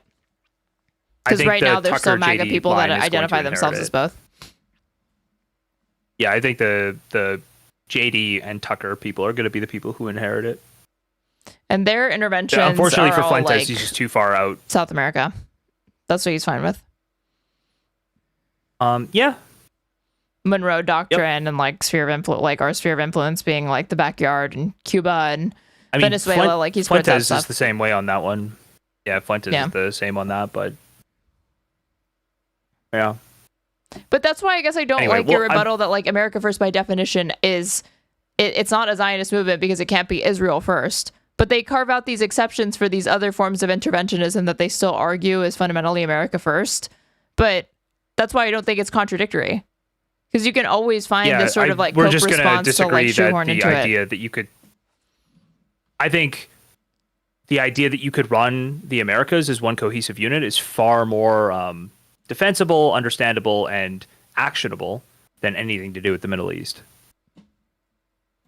But all right, back to Kent finally. And if we don't stop them now, they're going to build a nuclear weapon. And enrichment is the pathway to that. They're going to continue enriching at whatever percent. Enrichment became the narrative. And so that hung up and that short-circuited and really sabotaged the entire negotiations because the Iranians basically said, like, we're not going to negotiate if the whole starting point is no enrichment. And again, that had nothing to do with a nuclear weapon. And the Iranians essentially agreed to that. So the Israelis came in, they moved that red line, and they would do a lot to say, like, oh, they're enriching. And you know what that means? That means in X amount of time, they could have a nuclear bomb. You have to ask now. And then the way the ecosystem would work is that the talking heads on TV, you know, your Mark Levin's, Sean Hannity's, et cetera, they would say basically the exact same thing that night on TV, or there would be a piece written in the Wall Street Journal, the New York Times, that would say something very, very similar. Yet, if you looked in classified intelligence, we didn't see any of that. I mean, that must have been such a weird experience for you. Bizarre. Man, it's like crazy how it's like they control all of those news outlets. I think that's kind of what he's hinting at. But he probably just means like planting stories, which anybody could do, right? So if we do, Are you still good with the context here that he's talking about how Israeli intelligence is finding these things, and then stories get planted that sort of talk about, like, here it's like, okay, nobody in intelligence, in classified intelligence, cares about enrichment percentage. That's like a total misnomer. Yeah. But somehow all the talking heads are talking about enrichment percentage because that's the thing you can actually hit Iran on, right? And you know it's a sticking point for them. It's like they're intentionally planting stories to doom these negotiations to fail. Since you have access to the biggest and most powerful and presumably the best intel agencies in the world, it's one of these things that, like, seeing people that narrative I've always been skeptical of, because given Israel's conduct the last 3 years, they have increasingly demonstrated time and time again that, like, the flimsiest of pretexts will satisfy their cover, or will be enough to be the cover for whatever intervention they take. So even when Tucker is, like, getting at the, like, they're planting stories here, they're doing this, they're doing that, I really don't even, he needs to point to specific examples, not just say, like, they're doing this. Like, he needs to say, like, this reporter in this outlet at this time, I have a hunch or whatever, before I would be willing to just kind of accept that. I mean, he's saying they, I like, broadly I do know what feel he's like he gesturing means, at, but I think he's gesturing at Israel. Like, the way I would talk about it is like some, like, Zionist neocon types, like some hawkish types are going to go and do this because it's a way that they can get exactly what they want, right? Like, it doesn't necessarily, he's doing a lot of vague gesturing at things. He points at a shadow and he sees a Jew there, you know? Mm-hmm. It's just, I don't even know if it's anti-Semitic necessarily. It could just be, obviously it is. What else would it be? Even if it's just for money, like, if you're doing anti-Semitism but just ingenuously for money or because you're grifting, I don't think that doesn't materially change much. So maybe we just are, the way I see anti-Semitism is some sort of, like, ethnically coded behavior. You're talking about this ethnicity is going to do something specific. I do think, as an American, especially an American who's in the military or intelligence, there's a way of looking at Israel that you might look at Israel the way Israel looks at America, which is in an adversarial sense as well as in a partnership sense. What do you mean? A lot mean of people by... in America think that they're just friends, but Israel does spy on America. The CIA has said multiple times that the greatest counterintelligence threat that they face is Mossad, right? Like, it's not, I think there's a way of looking at Israel as an adversary for some people who come from the sphere that wouldn't necessarily make it anti-Semitism. But what I would want to hear here, and what we probably couldn't even if he knew these things, is something new. If there was any new information. Like, he's not showing me that he's got any behind-the-scenes knowledge of something happening, right? He's just gesturing at stuff that's public. So that's why it's like all these vague generalities that are basically Rorschach tests for the audience to just project onto and assume, oh, he's talking about this, he's talking about that, when he's not actually done any of the work of, like, substantiating the brass tacks of any of this. What do you mean by anti-Semitism is ethnic behavior? What did you mean by that? Like you're pointing to something. Anti-Semitism to me is like you are talking about how Jews specifically, not Israel as a country, but Jews specifically are, like, have a proclivity to, I don't know, support each other, have a proclivity to support Israel. Like, you're talking about people of the ethnicity who have no loyalty to Israel, having either some tie to Israel or exhibiting some behavior. Tucker's done that. Has he? He says he hasn't done that, but what he has he also done does that? Like the, or I shouldn't distinguish those two. Like, this is what I'm thinking of. Do you remember his speech at the Charlie Kirk Memorial?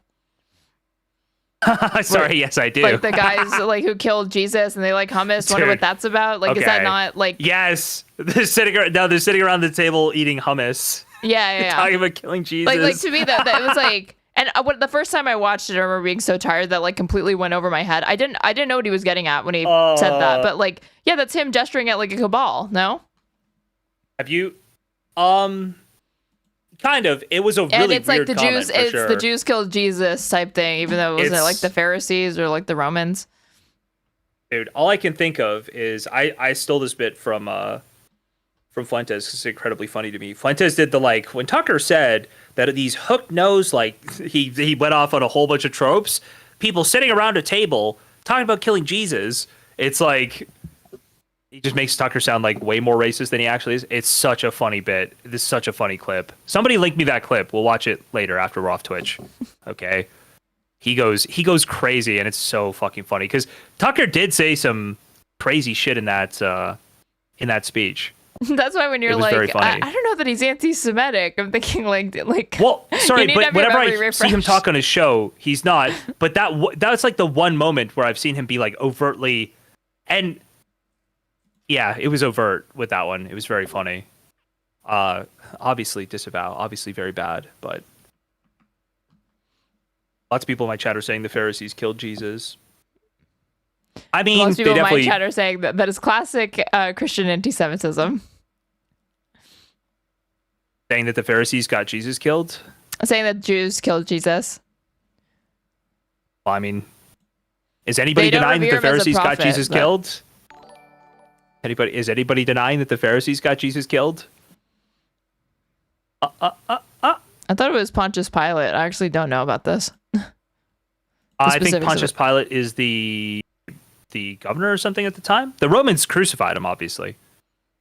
But I believe they crucified him because he was a false prophet, right? Like he basically, there's a history of Judean uprisings in Judea because they think they found the prophet, and the prophet is going to, cast off the yoke of Roman slavery, Roman imperial ownership or whatever. What is a false prophet? I think you just mean a prophet that's not revered by a particular religious sect. Or somebody who's not understood to be, right? No, all of this is a fucking relative term. Jewish people have a prophecy about a Messiah, and Jesus claimed he was the Messiah. Yeah, but so a false prophet is just somebody who is somebody who in this case, an Abrahamic religion does not recognize as like a true prophet. But then you look at other Abrahamic religions, and obviously Christianity reveres him as such. But there's no such thing as like a real prophet in the first place, is what I mean. Okay. Are you religious, or what is All this? Right. No, that's like a clarification that like if you that points to your soul being like a sweaty, obese Redditor if you were a man, okay? It's not that the way you said it was just like very, very not good, okay? Well, because somebody asked, "What is a false prophet?" And I'm saying, like, this already is Sky Daddy right now. None of this is real anyway. Okay, no, nothing. I abhor people who have disdain for religion. I think religion is fine so long as you're not making public policy out of it. I'm not a fan of people who like mysticism or superstitious beliefs because it's a way of thinking that leads people to accept things without evidence. Yeah. Okay. I don't think it makes you like inherently evil or whatever, and I wouldn't even say that like I'm like anti-theist or whatever. But obviously I don't like religion. Religion has been used for those things. Yep. I'm gonna hit play. One of the best intel agencies in the world. And you're seeing people say things as fact when you know that they're not facts. Right. What was that like? Infuriating. And I think that's why, in general, in the lead up to this last iteration, a good deal of key decision makers were not allowed to come express their opinion to the president. Not allowed by whom? I think it's important for me right now just to stay on the facts. I don't want to point names. I don't want this to become a name calling or this guy did this on this day. But any leader has gatekeepers, and so you're saying that you were prevented from bringing this information directly to the president by gatekeepers. Well, there wasn't a robust debate. So in general, because our assessment really hadn't changed, we would send those up through intelligence channels. Everybody's kind of reading the same. I mean, that's pretty. This is starting to get to something that is like a little bit more spicy. Like, how do you put this when it's like, hey, we're American intelligence.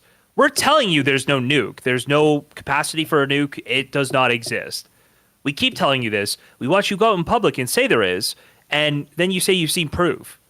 Where did you see the proof from? How did you see proof? Like, what are you talking about? I do think this is a lot more interesting to me than anything you said so far. intelligence, but then what actually gets briefed to the president can be very, very different depending on who and how it's delivered. And without a level set from the intelligence community, someone like DNI Gabbard coming in and saying, Mr. President, like, here's the full scope of the intelligence and what it means, you're kind of lacking that sanity check of where we're at, or at least a good sampling, to gauge how accurate what the Israelis are saying is. And that process, in my view, was largely stifled in this second iteration. There was robust debate and robust discussions leading up to the 12-day war into Midnight Hammer.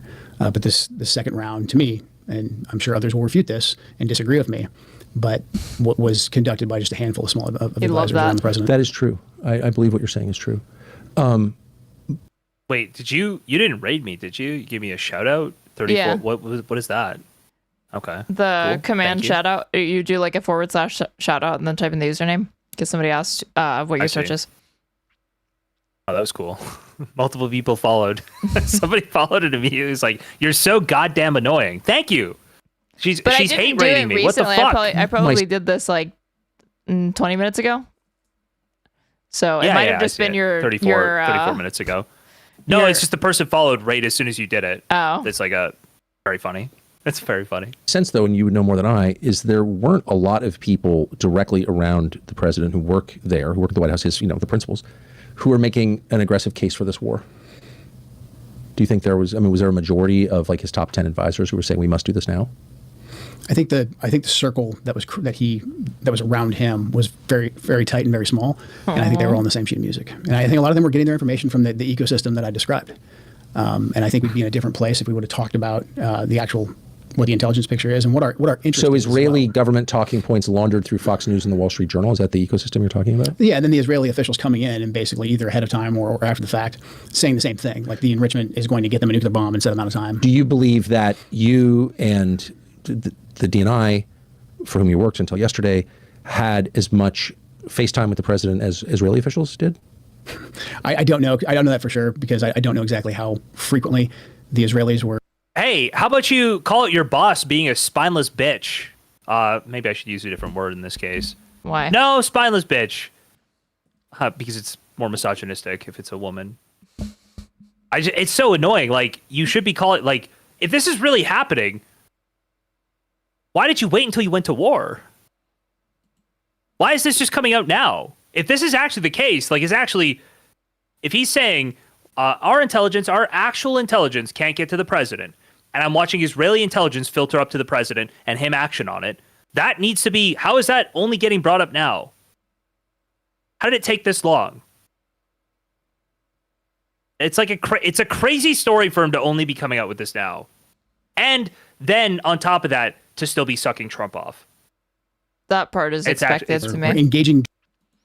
It's wild. No, but I'm saying that if any of this is true, this should disgust you. Your president is literally operating off of a foreign government's intelligence. It should disgust you. You should talking him directly. Directly with the president? Yes, we know he's just posturing for Vance 28. I know. This just belies the fact that like so much of it for this guy is really motivated by anti-Semitism. Trivially obvious to me, but because he doesn't really care about, he doesn't have an issue with imperial ventures. It's like he just doesn't like the imperial ventures that are like where that are being dictated by or in coordination with Israel. That's not what's being said here, though. No, that's not what's being said here. He's saying that the reasoning for these ventures are being foreign like intelligence that we shouldn't trust. Then we have no reason to trust, right? Yes, they're lying to the American people, and they're lying not only to them, like to the rest of the government. Like we are not. He's basically implying that we are giving this intelligence to him, like that he's not going outside of the American like intelligence network. I don't believe this, by the way. I do believe. I don't know. If the CIA could get JFK, they could get Trump. Okay, I don't think they'd let this happen, to be honest with you. But maybe they'll talk about that in a little bit here. It's just so absurd, like what he's saying here, though. Like, really listen to what he's saying. That like Trump is being manipulated by this intelligence, by all of the people that he all of the advisors that Trump selects to and seeks out to be around him, right? And the world leaders that he decides to meet with repeatedly for years on end, and that this dynamic is forced upon Trump. Is he saying it's forced upon Trump? if you're saying he's manipulated into it by like bad intelligence that is brought to him by his inner circle that he's not part of, but the people that be. But like Trump picked the. Well, no, he's describing Trump being a traitor. He is describing Trump being a traitor to his country, and yet he praises him. Yeah, it's fucking insane. Yes. Yeah, that is insane, for sure. Black Irish, thank you for the primer, and... All right, let's continue.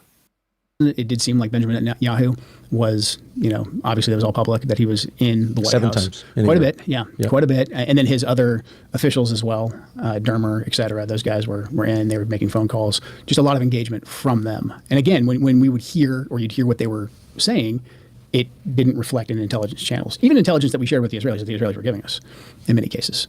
So there was a clear gap between the intelligence and then the information that the president was given and the decisions that the president was making. I don't want to put you in an uncomfortable position. Obviously, you're not going to divulge anything that's classified. I don't think you would.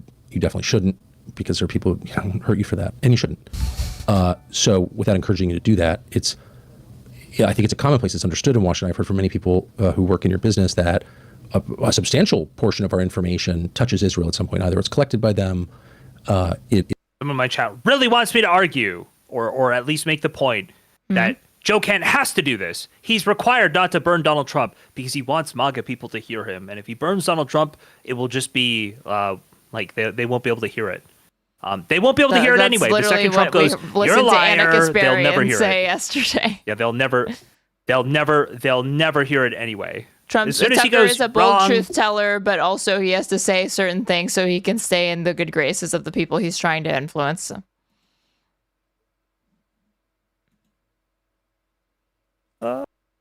My stream deck's not on. There we go. You probably couldn't hear that. Shaped by them. Needed to soundboard the Trump wrong in for the person who just chatted. As soon as Trump says wrong, okay, nobody will believe Joe Kent. None of the MAGA people will believe Joe Kent. It's not purely American. Is that do you think it's fair?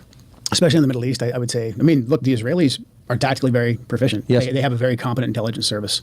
And there's a lot that we can learn from them in the craft of intelligence. Yes. So they're very proficient. They're very good.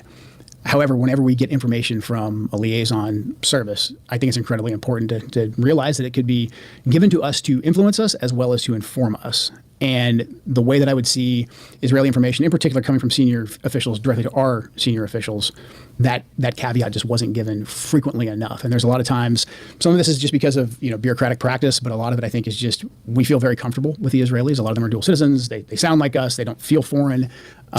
We kind of go into it. Yeah. What do you mean they sound like us? And they don't feel foreign, but a more complacent mode where we trust a lot of what they have to say, not keeping in the back of our mind that they have their own agenda. These are Middle Eastern. At the end of the day. Now, I'd say a lot of holy shit. What? Not keeping. He's saying like not keeping at the front of our mind that like though they may look like us Westerners, us white men, they are in fact loyal first and foremost to Israel is like what he's getting at now. And saying that like he's like saying even though they look like us, they sound like us, they're not fully integrated into the society. They're not exactly compatible, and their first loyalty is to Israel, not the United States. That's the impression of what I'm getting from here. No. I don't think he's saying that at all. He's saying when things come through it. He led this with when things come through a foreign intelligence service, they could be presented to us to influence us. And he says, but the caveat is not given that it could be to influence us. Because people are comfortable getting things from that foreign intelligence service because they look like us, they sound like us. Even that, it's like... So it is talking about Israelis. It's not doing a dual loyalty thing with the people who are advising Trump. He's talking about like Israeli intelligence specifically, but this idea that like the reason why it's treated more uncritically is because they look like us. Like, I'm wondering if he's like ever been to Israel. Like so many Jewish people like are brown and don't look white and don't look like the people that they were consulting with or whatever. If he's trying to suggest that there's some sort of like our guard is dropped because again they look like fellow whites or something like that. Like don't you get that reading from what he's suggesting? I don't know if he's quite saying that. I feel like he's trying to say I think the weird thing have, going like, thick on here is he's accents trying to 'cause they say speak Hebrew. values-wise. I think he's trying to say values-wise, but I don't know why he said looks like us. Very weird. Gee, I Maybe wonder relative why. to the rest Maybe of the it's Middle because he's East or a something. fucking I don't know. raging. He's probably raging anti-Semite. Maybe. I guess I just have to see like more of him speaking off the cuff somewhere to say that. Here, go back about like what he was saying, like about like they look like us and they sound like us or something like that. Yes. So they're very proficient and very good. However, whenever we get information from a liaison service, I think it's incredibly important to realize that it could be given to us to influence us as well as to inform us. And the way that I would see Israeli information, in particular coming from senior officials, directed to our senior officials, that caveat just wasn't given frequently enough. And there's a lot of times, some of this is just because of bureaucratic practice, but a lot of it I think is just we feel very comfortable with the Israelis. A lot of them are dual citizens. They sound like us. They don't feel foreign. Oh, there you go. There a you lot go. of them are dual citizens. They sound like us. They don't seem foreign. So he's talking about, I guess, So yeah, he was actually Dude, talking is about that dual allowed? loyalty. He wasn't just saying like Israel. Like you said, oh no, it's just about Well, but like, he's saying Israeli Israel. intelligence. No, he's talking about Israelis though. Are there dual citizens in Israeli intelligence? You mean in American intelligence? I can't tell. Is he referring to Israeli no, intelligence? in Israeli or intelligence. I'm He's sure. referring to Israeli intelligence. Dude, that should be automatic revocation of citizenship. You join a foreign intelligence service, you are no longer a citizen of this country. You could come here, but like you're not a citizen of this country. Why would Israeli intelligence have an issue crazy to with me. having people It that sounds are like it also would be a American huge citizens bonus. in their I think they would like intelligence services? No, I think they would like that. But it's like the same thing as. But then you don't then you don't hold that principle, right? About like, oh, that should be immediately disqualifying because there's a strategic reason. No, in I this think case. you could have somebody who's a dual citizen in your intelligence service.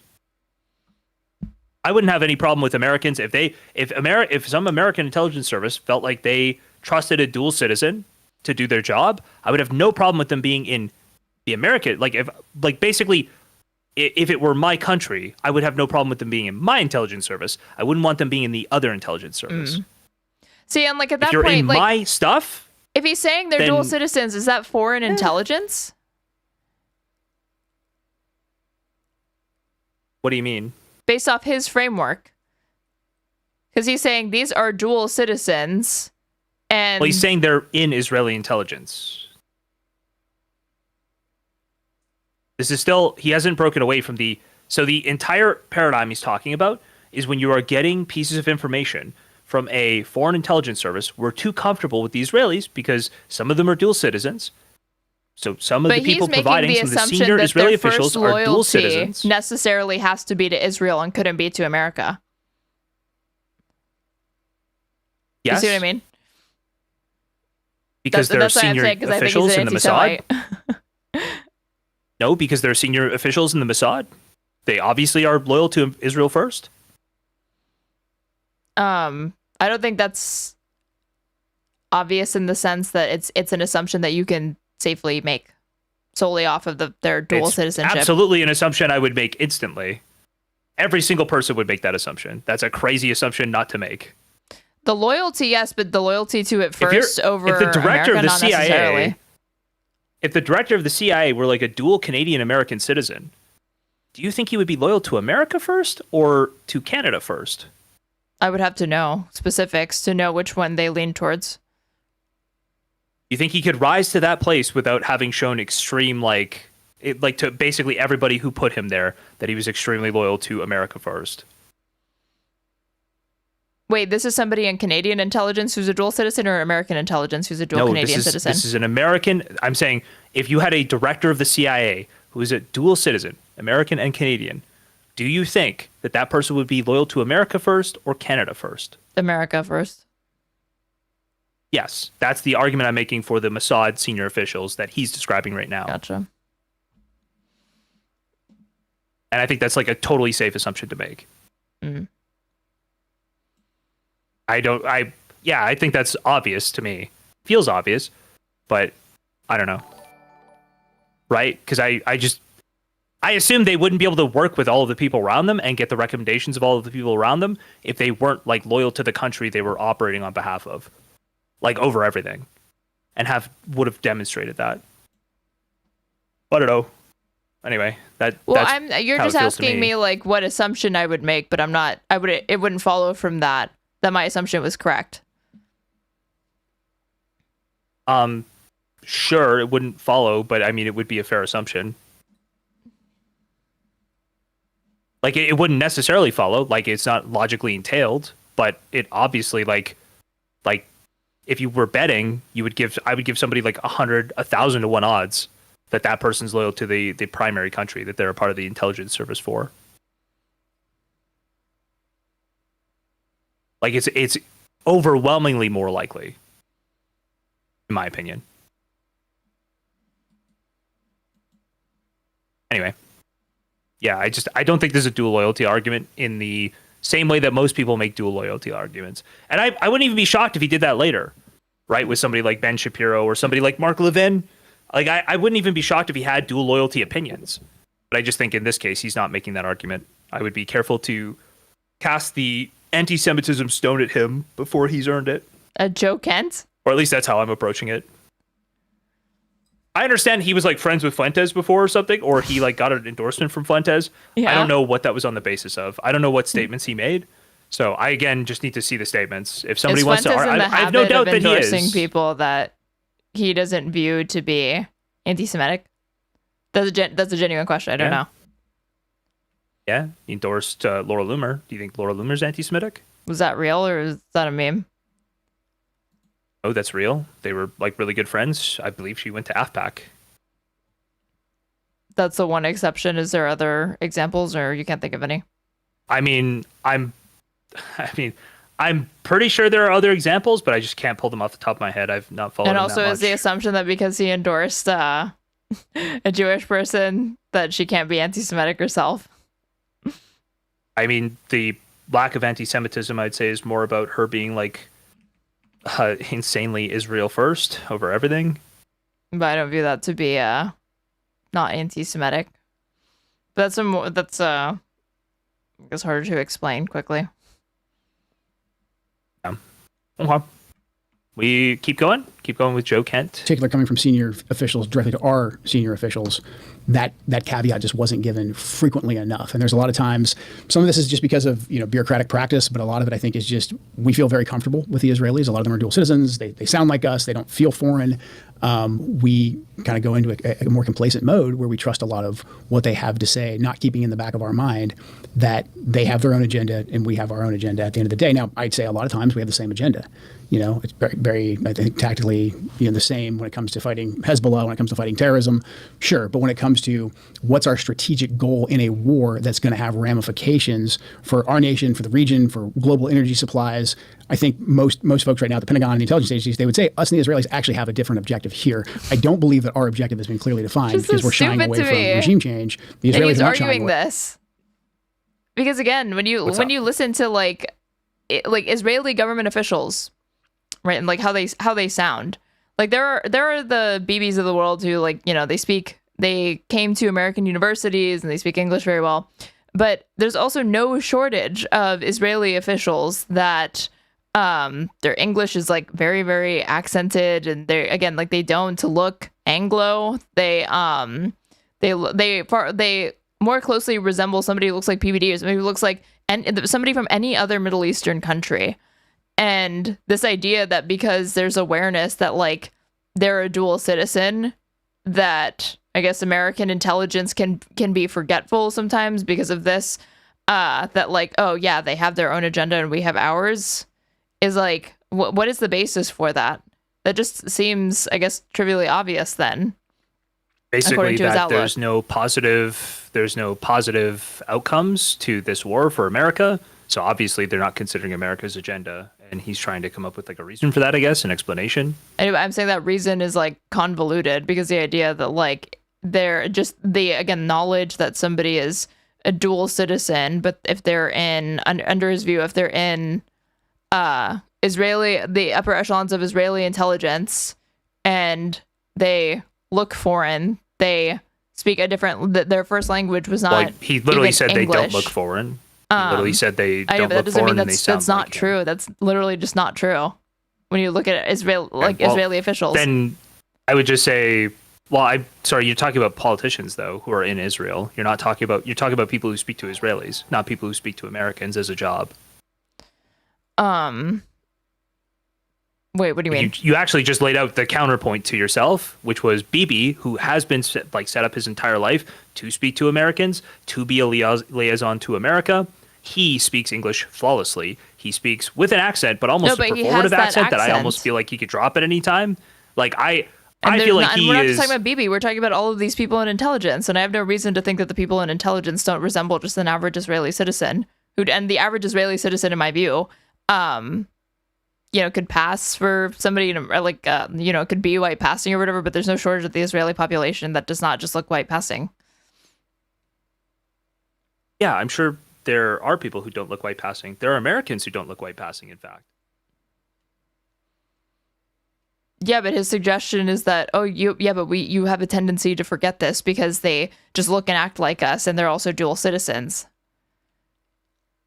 But there's so many to be like cultural differences, and physical differences, that the idea that would be kind of like lost, where it is just silly, I guess. I feel like you're trying to come up with like a criticism here. It just doesn't feel like it. He's describing like a situation. No, I have my criticism. I'm trying to explain it to somebody who like doesn't see any part of it. Well, he's literally not referencing something that you're talking about. And I understand that Israelis, by and large, like, do look like they're from the Middle East. I understand that. A lot of Americans look like they're from the Middle East. His boss is Tulsi Gabbard. She doesn't look white. He said what he's referencing. We're not ever going to be able to actually understand what he's referencing because he's referencing something very specific. I would. But what's that specific thing? What's the specific thing that he's referencing? Senior Mossad officials who liaison with America. Right, and he said that. And then he also said that, like, and we have a tendency to be too comfortable with this because, like, the goals overlap, and also they're dual citizens, and we see them as like us. But I'm saying I'm so skeptical that it's just like we see them as like us. Do you think it's possible? So do you think it's possible that if they did look and sound the same and have a lot of the same mannerisms and stuff, do you think it's possible that you could like stop thinking about them as adversarial in some way? Wait, repeat the question. Sorry. If they did, like, assume it's true that these people did look and sound the same, that they had a lot of the same mannerisms, they just basically looked like they could integrate immediately. They were just like Americans almost. Hypothetically, could you become comfortable around them and stop treating them as like adversary in some way? If by possible you mean logically possible, sure, that's possible. But do you think it's likely? Do you think like his story is wrong because you would never feel comfortable around somebody from a foreign intelligence service? I think you're more likely to be more, but like to not, because you said like to not see them as an adversary, but they're not understood as an adverse. They're not going to be understood as an adversary first and foremost because Israel is an ally to us for one, but if you're just talking about having an agenda different from the United States, Mossad is one of the largest counterintelligence threats that exists. Israel is, but yes, but do you think that when we're cooperating with their intelligence agencies, that's the kind of guiding principle of those engagements, or something that's like as top of mind for even our own intelligence? He's saying it should be, but is that the case? Well, he's saying it stops being the case with Israel, but it is with every other like government. And so we're talking about the reason for it, right? But you just said that like no, it's known that like our own intelligence reports that Mossad is a threat to us, right? Yes. So how do they simultaneously hold that thought while negotiate with these people and then forget it later, and then they get tricked and deceived into advancing an Israeli agenda over the American agenda? I don't know. That's what I'm saying. I don't understand. Like as an internal critique of what he's saying, even under his view, I don't understand. Well, that's why I'm asking. Yeah, that's why I said just assume. I'm saying like assume that it were true that they do sound the same, because I think that's a weird thing to get caught up on. Do you think that could happen, that they would become more comfortable? I already answered that. I said it's not. There's no logical contradiction there. And do I think? But if you're asking me the probability and the propensity for it, I guess slightly higher in a statistically significant sense. Not really. I don't think so. No. I feel like it shouldn't be. It should be very obvious to everybody. It seems like something that should just be in a manual somewhere. Hey, even if you like these people that are bringing you intelligence, you should not trust that like automatically. You should verify, okay? Or trust but verify, whatever you want to use the KGB terms. But I do think that you would probably, as an intelligence service, use people to liaison with other governments who have some ability to understand that culture or some ability to understand their language, right? I think you would probably use or have senior officials, especially as the Mossad, I would assume they have senior officials that explicitly liaise primarily with America, right? And have less of an accent, have a better understanding of the culture and how to speak, right? Until that's substantiated, I have no idea if that's the case. If Mossad is hand selected to be optimized to engage with American diplomats, I wouldn't be surprised, but I don't know if that's the case. I'm not saying diplomats. I'm saying that or intelligence and diplomats. If you're saying like they select people that they believe kind of resemble and look like Americans and speak English or whatever. I'm not saying looks. I don't know if looks is like a thing. I would imagine if they're dual citizens, there's some amount of like similarity in how they look, right? That they have American parents. There's probably some crossover there. I assume that's what every intelligence agency does. Because it's just the intelligent thing to do, right? It's like the reason you don't send Steve Whitkoff to negotiate when he has no understanding of the, you don't send him to negotiate the nuclear deal when he has no understanding of nuclear physics, when he has no understanding of how these things are even done, right? Likewise, you wouldn't send somebody to engage in statecraft with like somebody they can barely understand or somebody who they have no cultural overlap with at all. You would if he helped make you a fuck ton of money because of deals with the Emiratis. Sure. Yeah. Anyway, I think we've probably exhausted everything along those lines. We have like different positions. That's fine. We could continue on with Mr. Joe Kent. Away from regime change. They want to knock out lock, stock, and barrel. Sorry, I said that. Are you good? I feel like we both got to be good, but are you good with moving on? Just from I think we have different opinions on. No, it's just it's like such a bewildering thing for him to like casually insert. Like I'm trying to insert myself in the mindset of this person to understand it and like where he's coming from. Yeah, fair enough. So, but I don't think y'all are different. I feel like I understand it, but maybe he's speaking to like an audience. Well, we know why you understand it. Ha ha ha ha! Got him. The current government, they don't seem to have a plan for what comes next. Well, that was my next question. And I think you would have heard tell of such a plan. So if you're going to take out a government, I think it's fair to ask what replaces it. And I have asked a bunch of people, many people, this question, never gotten any answer whatsoever other than there's no plan. The Israelis don't have a plan because they don't care. Do you think that's fair? I think that's completely fair. I think as Americans, rightfully, we want a clear stated objective and end state for war. I think that's something that was born out of the GWAT, was born out of the Vietnam era. Americans want to know why we're going to war, what the end state is. Boy, thank you so much for the raid. On board in general, if that's clearly articulated. That's not the case with Iran. The Israelis are different. I think a lot of times, again, because a lot of them speak English, they culturally feel the same, but the Israelis have a much different tolerance for how and why they're going to war and for their endurance for war. The Israelis are completely fine with Iran slipping into chaos.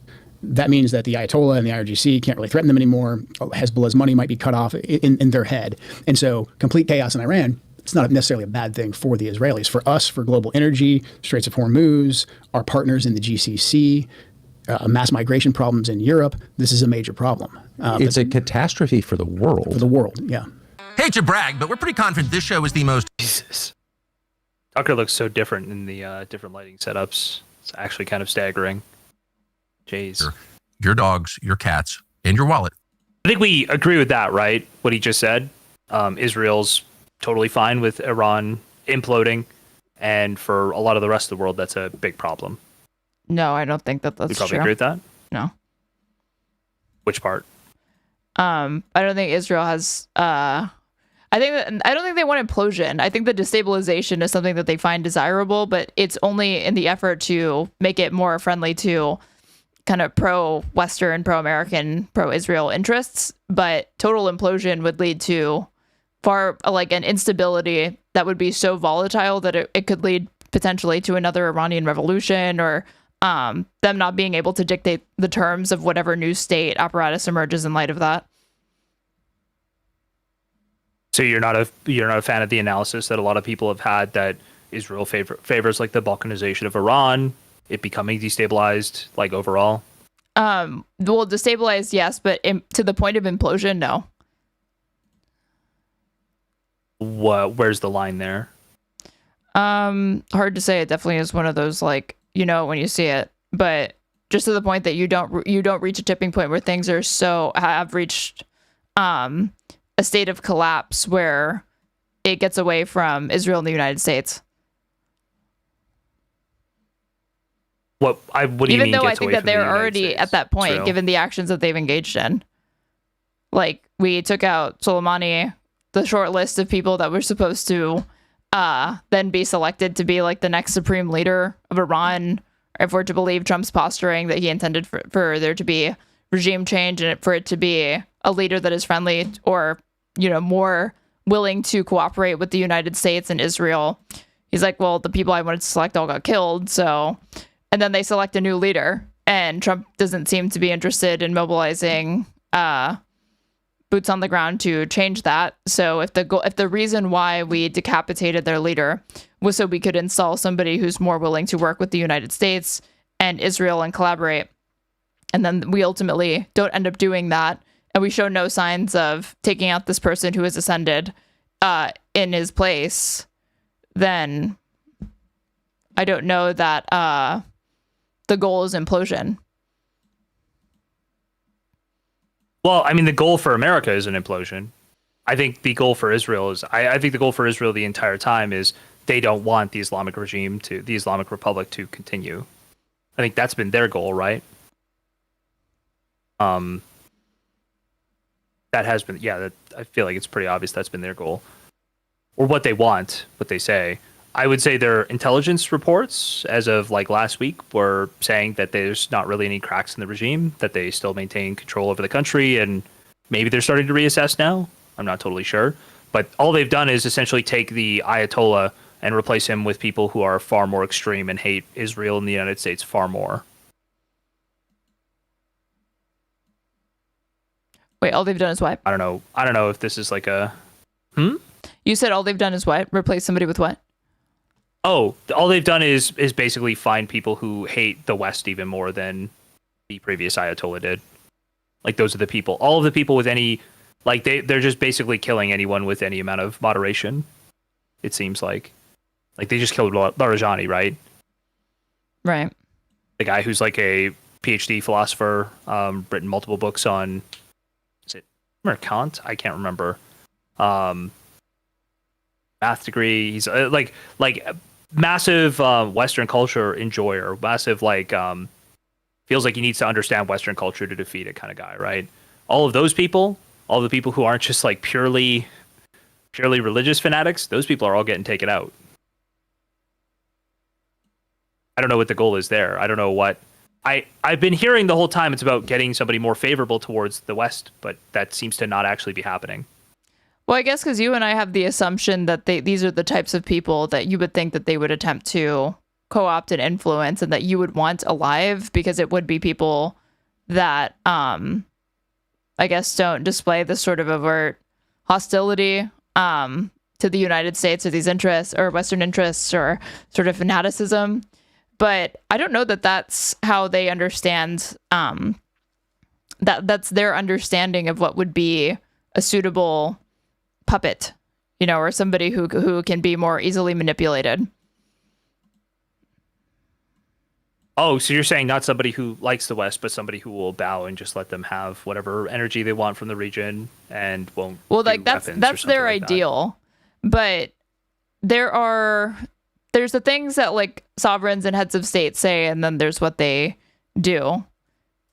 And even if you have an Iranian leader who superficially, as far as you and I know and the public knows and what the news knows, saber rattles a lot, speaks out against Israel, the United States, decries these regimes or whatever, doesn't necessarily mean that they aren't personally corrupt. In fact, these types of people tend to be those sorts of individuals and heads of state, and aren't sort of publicly doing this, but then behind the scenes coordinating with them and collaborating with them nonetheless. Yeah. I guess. But those are the sort of judgments that you can only render in, like, you know, decades later. Because stuff like that, unless there's leaks, can be kept under wraps for decades and years. Yeah, sure. I guess we'll have to wait to find out. All right, we're through this next ad break. Right, and it's a little galling that I was treated to lectures for a couple of weeks about, you know, the valiant people of Iran and how we needed to save them, and then a lot of So true! Oh my God, guys, we want a resistance. I hope they discuss that WAPO article. Okay, I hope they discuss this shit. In the United States of Iranians, a lot of them really nice people. Sure. They jumped on board. We got to save our people. But by your telling, and by the facts, by the way, this is not really an opinion. There's no plan for what happens after regime change. Like, the people pushing that line would be happy to see a permanent civil war there. Which is insanity. So if we do want a real regime change and we want the people to rise up and want it to happen fairly organically, going aggressively after the Ayatollah was the last thing that we ever should have done. Again, like, I'm no fan of the former supreme leader, you know, like Khamenei. However, he was moderating their nuclear program. He was preventing them from getting a nuclear weapon. If you take him out, if you kill him aggressively, people are going to rally around that regime. And the next Ayatollah that you get, and I think this is the case by all data that we have with his son, the next Ayatollah that you get is going to be more radical because he has to show the people that he's going to push back. And there's always a tension inside of Iran between the IRGC, the Iranian Revolutionary Guard Corps, and the clerics. Like, I don't even know if that's true. Like, how much does the supreme leader of Iran really care about sort of public favorability and legitimacy? Seems like that wasn't an issue for the previous Ayatollah. Like, I realize, like, sure, all of the polling data, like, a lot of the polling data that's frequently cited, where they're like 90% of Iranians like actually hate the regime, is like overstated. There's selection bias there. But even with a sizable amount of contempt from the population to the regime, I don't know that that's a massive issue for them. Because he's saying, like, he's thinking about his people, but it's like, it's not really like a democratic process that selects it in the first place. So how much of that, does he really care? I mean, objectively, you need the support of your people, like the faithful, the people who are behind the Islamic Republic. You need the support of those people, right? Like any dictator does. When you say the people in this instance, do you mean like the literal like 12er Muslim council, or do you mean like I mean like the IRGC, the soldiers, the rank and file, the people who are zealously following the Islamic Republic. Like, to maintain control of these things, you do need the support of those people. If the entirety of like that, of like the Islamic Republic, the IRGC turns on you, you lose control of the country. They kill you, they run you out, they pick a new leader. When he says people, though, I guess it's not clear to me that he's talking about that, like those apparatuses, and not just the people of Iran broadly. So I guess because they also have like, isn't it? They have a president alongside the supreme leader. Yes. So, like, yes. I would understand that the president would be more concerned about, you know, public opinion and maintaining favorability. But as far as what the supreme leader is concerned with, he does need the support of the people of the groups that you just outlined. The people that have the ability to exert and exercise power, or could band together and overthrow you and whatnot. It's like, but the general public, no, I don't think so. I don't think it matters. Yeah, I'm not sure that he's referring to the general public. And the next Ayatollah that you get, and I think this is the case by all data that we have with his son, the next Ayatollah that you get is going to be more radical because he has to show the people that he's going to push back. And there's always a tension inside of Iran between the IRGC, the Iranian Revolutionary Guard Corps, and the clerics who run the country. They have a healthy, I think, tension between the two, a rivalry. IRGC's leadership, these are Qasem Soleimani's troops. These are the guys that Soleimani trained. These guys. So, like, he didn't even refer to the broad populace, right? The clerics versus the IRGC. Yeah. Most of them cut their teeth in the Iraq-Iran war. A lot of them cut their teeth fighting us in Iraq. They cut their teeth fighting ISIS in Iraq and Syria. They created Hezbollah. They trained and armed Hezbollah. So these guys are actually pretty serious and pretty hardline, and they're willing to fight, and they want to fight. And so by killing the Ayatollah, we've given them more power, because now internally they can go and they can say, hey, all you guys who thought that we could negotiate with the Americans, you're chumps. We have to fight. Yeah, he's definitely talking about just internally, like within like his people. Yeah. Right. So I think the longer this goes on, the more negotiators, the more moderates that are killed off. Like we just killed, Ali Laranjani, who was a negotiator, who was eager to get us a deal. Again, look, I've got no love for the IRGC. I've got no love for the Iranians. But you've got to realize, just to be clear, if you want it to end, in case you're tuning in now, you fought their proxies. I fought their proxies. I mean, I put countless of them in flex cuffs or much worse. I've gone after the Iranians. I was in specialized outfits that went after the Iranians and their proxies. These are very serious people. They're not supermen by any means. They're humans, but they're serious. And if you give the IRGC a reason to take, so the reason I would think of Laranjani. Sorry, somebody in my chat says Laranjani's not a moderate. So the reason I would refer to him as a moderate is he's somebody who could understand, negotiate, and feels like he gets the West instead of just thinking it's like an evil thing that can't be understood, like an ontological evil, right? Would that not be? Yeah, exactly, my one. Yeah, more pragmatic, exactly. That's why I would say Laranjani should have been left in place. It's somebody you can like actually talk to. It's not somebody who is filled with like he's not. He is a fanatic in a certain way, but he's again somebody you could talk to. Like, I think we were reading a profile on him, and it's like, it becomes very clear that while he does understand Western culture, he does put his religious perspective first. And he sort of, I don't know if you followed any of this Straighterade, but this guy tries to come up with some theory of how you incorporate like religion into scientific thought. And I always you wonder make these how things much work of together. this like religiosity is a guiding principle for these people, just because there can be so many incentives, especially within these particular government structures, to maintain that facade for geostrategic reasons. In the same way that like Obama LARPs as a Christian, but I'm convinced that Obama is like personally an atheist, But like his actions would never. I think with suggest Laranjani, anything. it's probably impossible to make that assertion because he specifically writes multiple philosophical books about like merging his academic thought with religious thought. So I don't know, that would be like a really weird LARP to do that much thinking and that much like publishing along those lines. Be like crazy. I don't know about the particulars or whatever, so I'll take your word that like for this particular guy, I just wonder like it's like the same way that like the reason why that this is kind of like my skepticism is like MBS, like they get their legitimacy from that council that recognizes their legitimacy. But like, I don't believe that any elite becomes like decadent with time, and that they don't really sincerely engage in the religion. Like, like they go through all of the motions and rituals of doing it, and they nominally refer to as such. Like they would never say that they don't actually care about these traditions.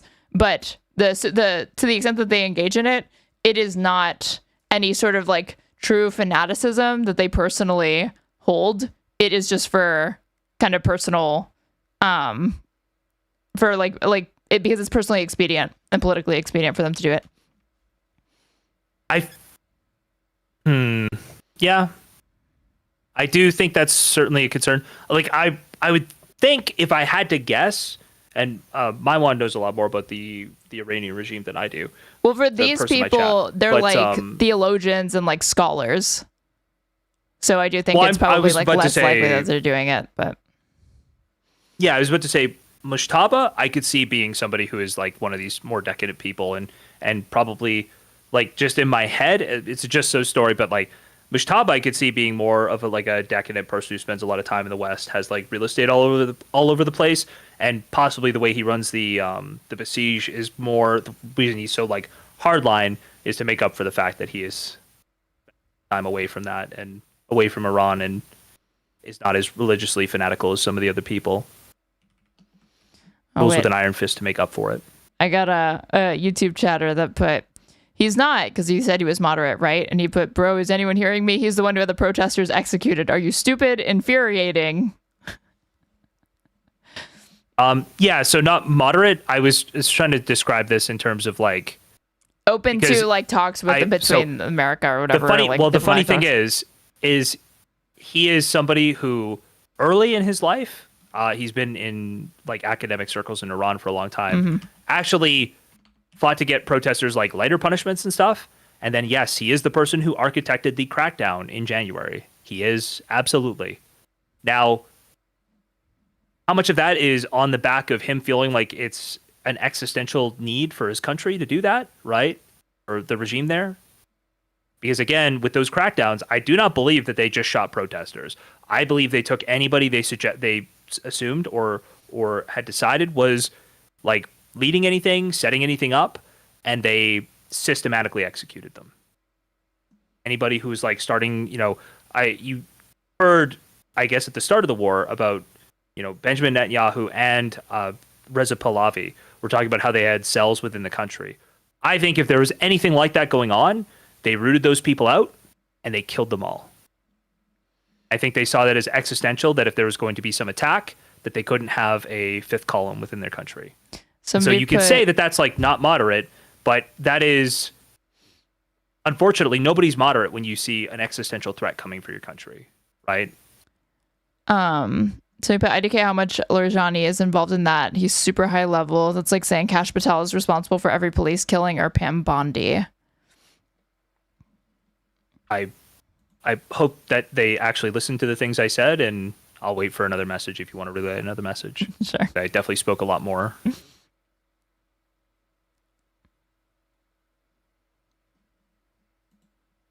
Anyway, we could continue. Take more control, and they get support from the people. Because again, you kill off the Ayatollah, they can say, hey, the last guy was too moderate. Look at what it got us. Like, give us more control. I get it. And the Iranian people are going to be like, well, actually, yeah, I don't like getting bombed by the Americans and the Israelis. Maybe we do need to listen to the IRGC. So a lot of these, the points that you're making, I think are insightful, but I think the Iranian people are more just like screaming existentially. Okay. I don't think they're really, they're not thinking the IRGC is awesome now. I kind of doubt that. The people who didn't like the IRGC, or the entire Islamic Republic before this, I don't think they're fans now. I think they're just like fucked in every possible way. Also, that chatter said, I think I agree with Jay, or maybe I'm too flexible here. So they came around. Okay. Cool. Nice.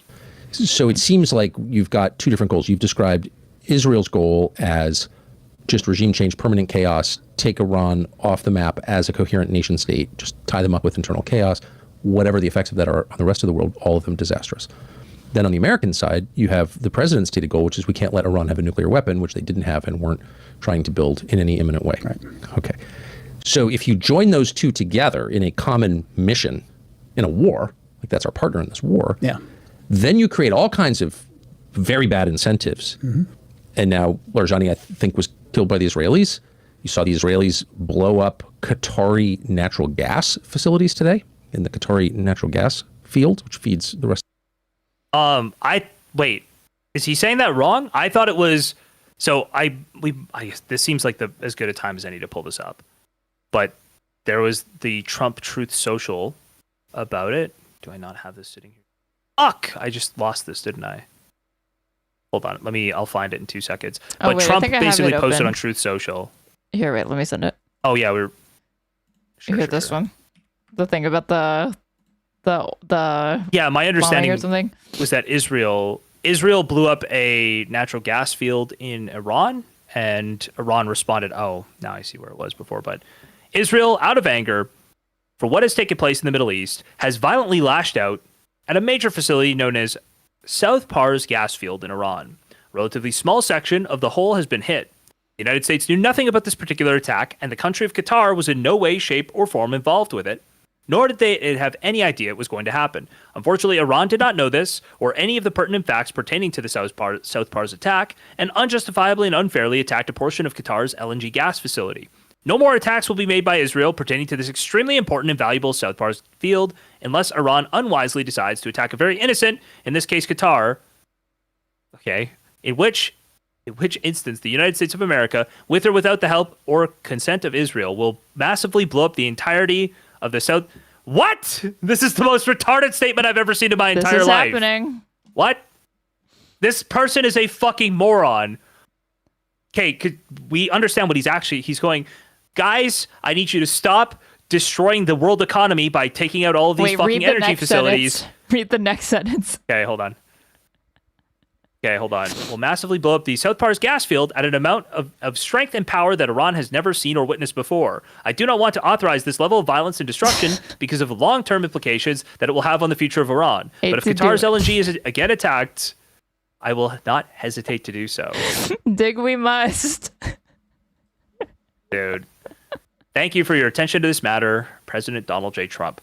He's literally sitting here like, please stop ruining the economy. The whole world economy is that everybody's going to blame me. And then he's like so fucked because the South Pars gas field is getting hit. And then Iran hits back. It's like broadly LNG getting fucked with. And he's like, if you keep going, I will fuck up LNG unfathomably. $100 per barrel. Just these are rookie numbers. Let's see how if we can't just get it to 200 overnight. Well, this is like Queeman's electric bill, his heating bill, like tripling next winter. That's what this is. Oh yeah, I saw this, dude. I misspoke when I tweeted this morning, but I said, oh, looks like Israel's doing an encore for 9/11. Dude, oh wait, this is a different building, isn't it? Oh god, this is a new building. Oh no. Oh no, it's not. No, this is the same building. Dude. Can Israel just stop knocking down huge residential buildings? This is like such a bad look for them. Why won't they stop? Everybody is sitting here like money, just the weapons that we send them. It's so crazy. It's fucking wild. Yeah, he's like, I'm going to destroy the Gulf's capacity to output liquefied natural gas if you guys don't stop destroying the Gulf's ability to output liquefied natural gas. It's like the dumbest tweet, the dumbest post I've ever seen in my entire life. It's so fucked up that you guys are hitting the ability to output liquefied natural gas. If you don't stop, I'm going to destroy the Gulf's ability to put out liquefied natural gas. Okay. It's baffling.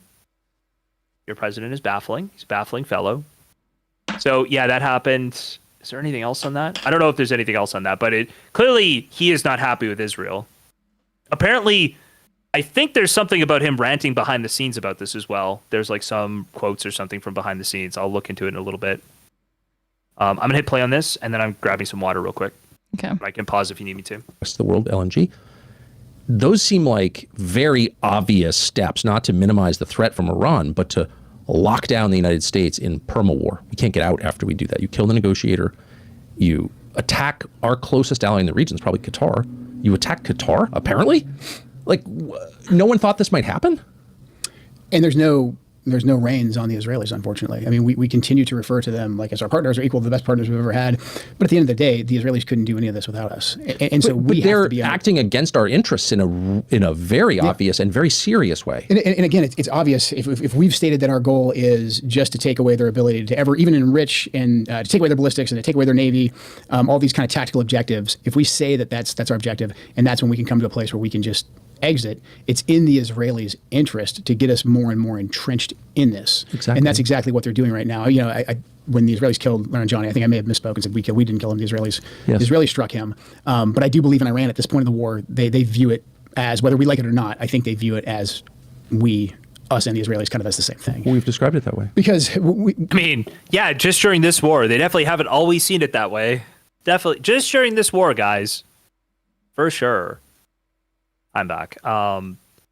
Also, I don't know why Tucker keeps saying that Israel hit Qatar. I do not believe it's that Israel hit Qatar. Right? I don't know. I actually don't know. So somebody's saying, no, Trump's covering his ass. He signed off on the attack until Qatar freaked out and then backtracked. Oh, I see. Well. Oh, wait. No. Oh, also, though, Tucker is going to have to draw attention to this because of his backers. Very interesting. Dude, I need like a board or something, like a mind map, like a graph, just showing me who pays who so I can try to keep track of all these different interests. The Israelis couldn't do any of this without us. And that's where the relationship is just way off kilter. If they have different objectives than us, then what are we doing letting them drive the war? So you just said something that's been disputed many times by I'm not going to name anybody, but by advocates for Israel. It's It's a PR department here. Oh, this gas field is shared between Iran and Qatar. Oh, I didn't know this. Wait, is it? Hold on.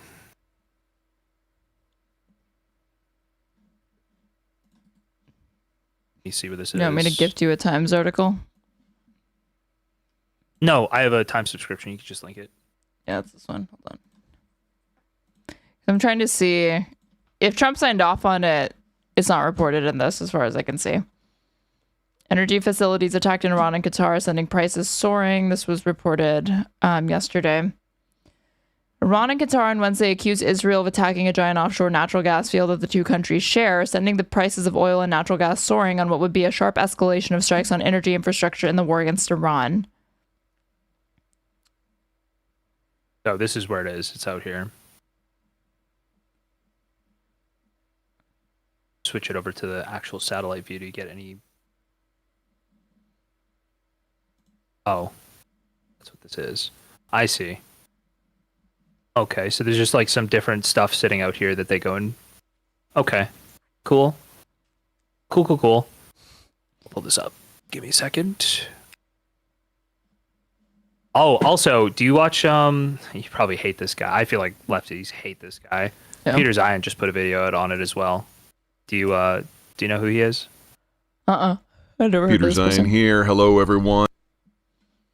I think he does a good Dr. job on this Zhang stuff. For Americans or something, or kinda, no, well, okay, Americans are watching Dr. not Zhang, really. but like for, I should think of like neoliberals maybe. Yeah, so this is making more sense now that you look at it on the map and see that basically Iran and Qatar both tap the same gas field, and that when Israel hits Iran, well, Iran goes and hits Qatar in the same area. Very interesting. It is the 18th of March, and the news is that Israel has, for the first time, gone after energy infrastructure in Iran. Well, prices, of course, spasmed. Short version is that the world's largest natural gas field, the South Pars field, which is an offshore field between Qatar and Iran, is the source of about 70% of the natural gas that Iran has, and all the natural gas that they have is used for power generation. So what the Israelis did is they took out a processing facility on the shore. Oftentimes when natural gas comes out of the ground, it's not just methane, it also has other things like hydrogen sulfide in it, and a processing center is required to remove those impurities so that you can burn it safely or put it into a pipeline where anyone can use it safely. This took out 1/5 of the capacity of Iran to process natural gas, and we should see an impact on power generation in a matter of days. Without that flow through, they simply can't keep the lights on. Now, I will underline that nothing that was done here affects export infrastructure at the moment. Iran likes to talk about how it has more natural gas than most countries in the world, and that should give it a voice in a number of international energy fora, but it doesn't actually export any natural gas, so whatever. This is purely a domestic issue. What we've been seeing with targeting so... Wow. Israel targeting civilian infrastructure so they can't keep the power? What? No way. Far is that after the initial barrage of strikes, the United States has focused on things like missile stockpiles and the industrial capacity to build more missiles and drones, whereas the Iranians have tended to go after political targets. So if this is the start of something new, keep in mind that civilian energy infrastructure in Iran is now completely unprotected from any sort of air assault. Israel and the United States have pure aerial superiority across the entire country. So glad and you of course, did you this can't outside. move these things and you can't hide these things, and you really... That's all of his videos are just outside like this. He just shoots them while he's hiking. I feel like he hikes so he can shoot his videos. Yeah. But hey, he'll be like a healthy old man if he just does this for the rest of his life, right? Constantly hiking to go shoot your videos. He lives in Colorado. He's always hiking somewhere. Really can't harden them versus airstrikes.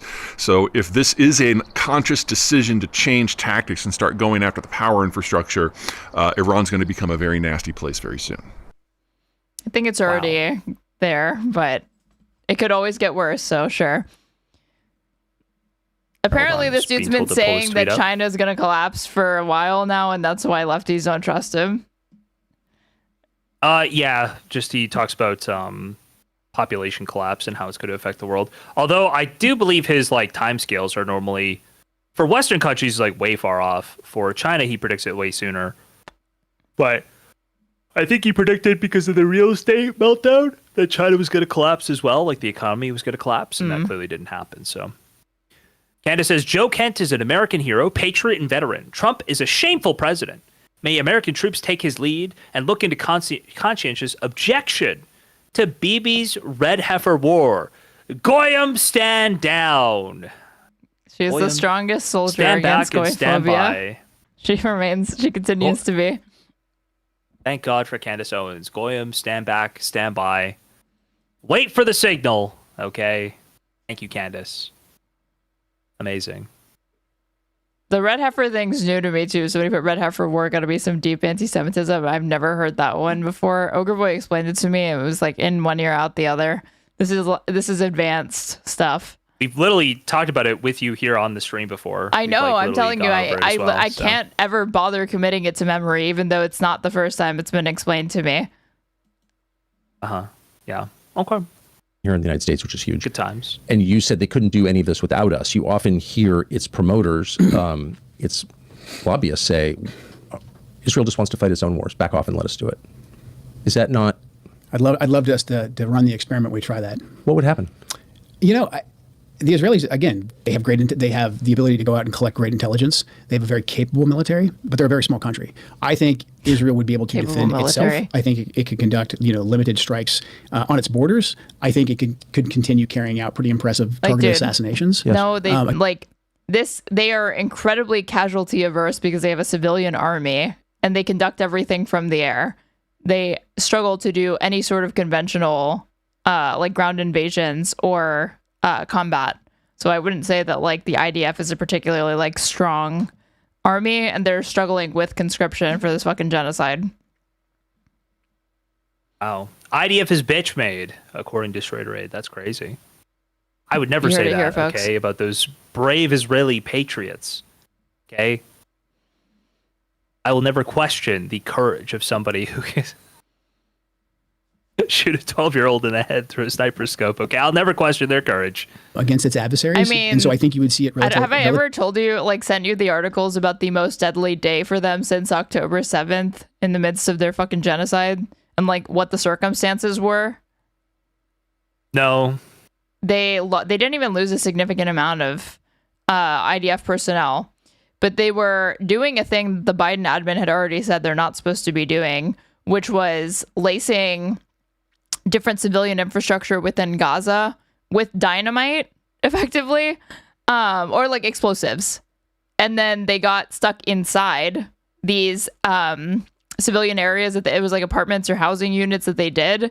And then Hamas fired a rocket or something at a nearby tank. The tank exploded, which then set off the explosives that they had laced the house with. And since they were inside, probably filming a fucking TikTok, they all got fucking blown up. And that was like the deadliest day that they like for Israel in all of this. And they didn't even incur that much. But like, I noticed that a lot of the news reporting on it doesn't really get into the details of like what exactly happened there. But it was sheer incompetence, and they were doing something they were not supposed to be doing in the first place. It's just cartoonish. Cool. It's cartoonish incompetence and illegality, and the equivalent of like yeah. Did you ever like watch Looney Tunes growing up? No, not really. I mean, I'm familiar with Bugs Bunny, but like I don't watch a lot of Looney Tunes. Like I don't know, like Bugs Bunny or like one of those characters like kissing a woman made of dynamite and it exploding.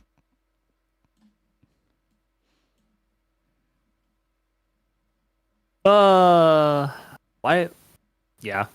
I don't know why they, I don't know. Somebody just needs to tell them one of these days, okay? Just stop recording this stuff. You don't have to make stuff for social media. Movie okay? dumbassery, basically.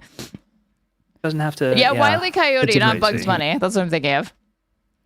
Oh, I see. Yeah, I feel like I've seen bugs blown up too, but yeah, Wile E. Coyote, sure.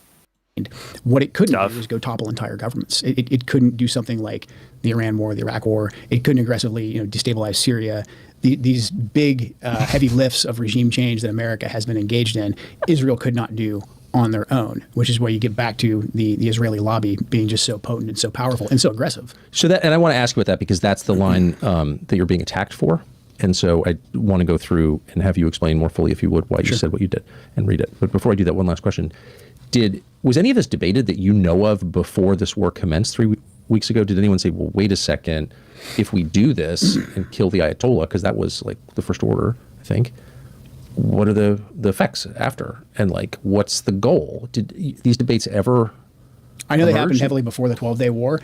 I think that when the Israelis came back around and said they wanted to do this, I just don't think there was any debate. I think just based on the ecosystem and the amount of influence that was exerted.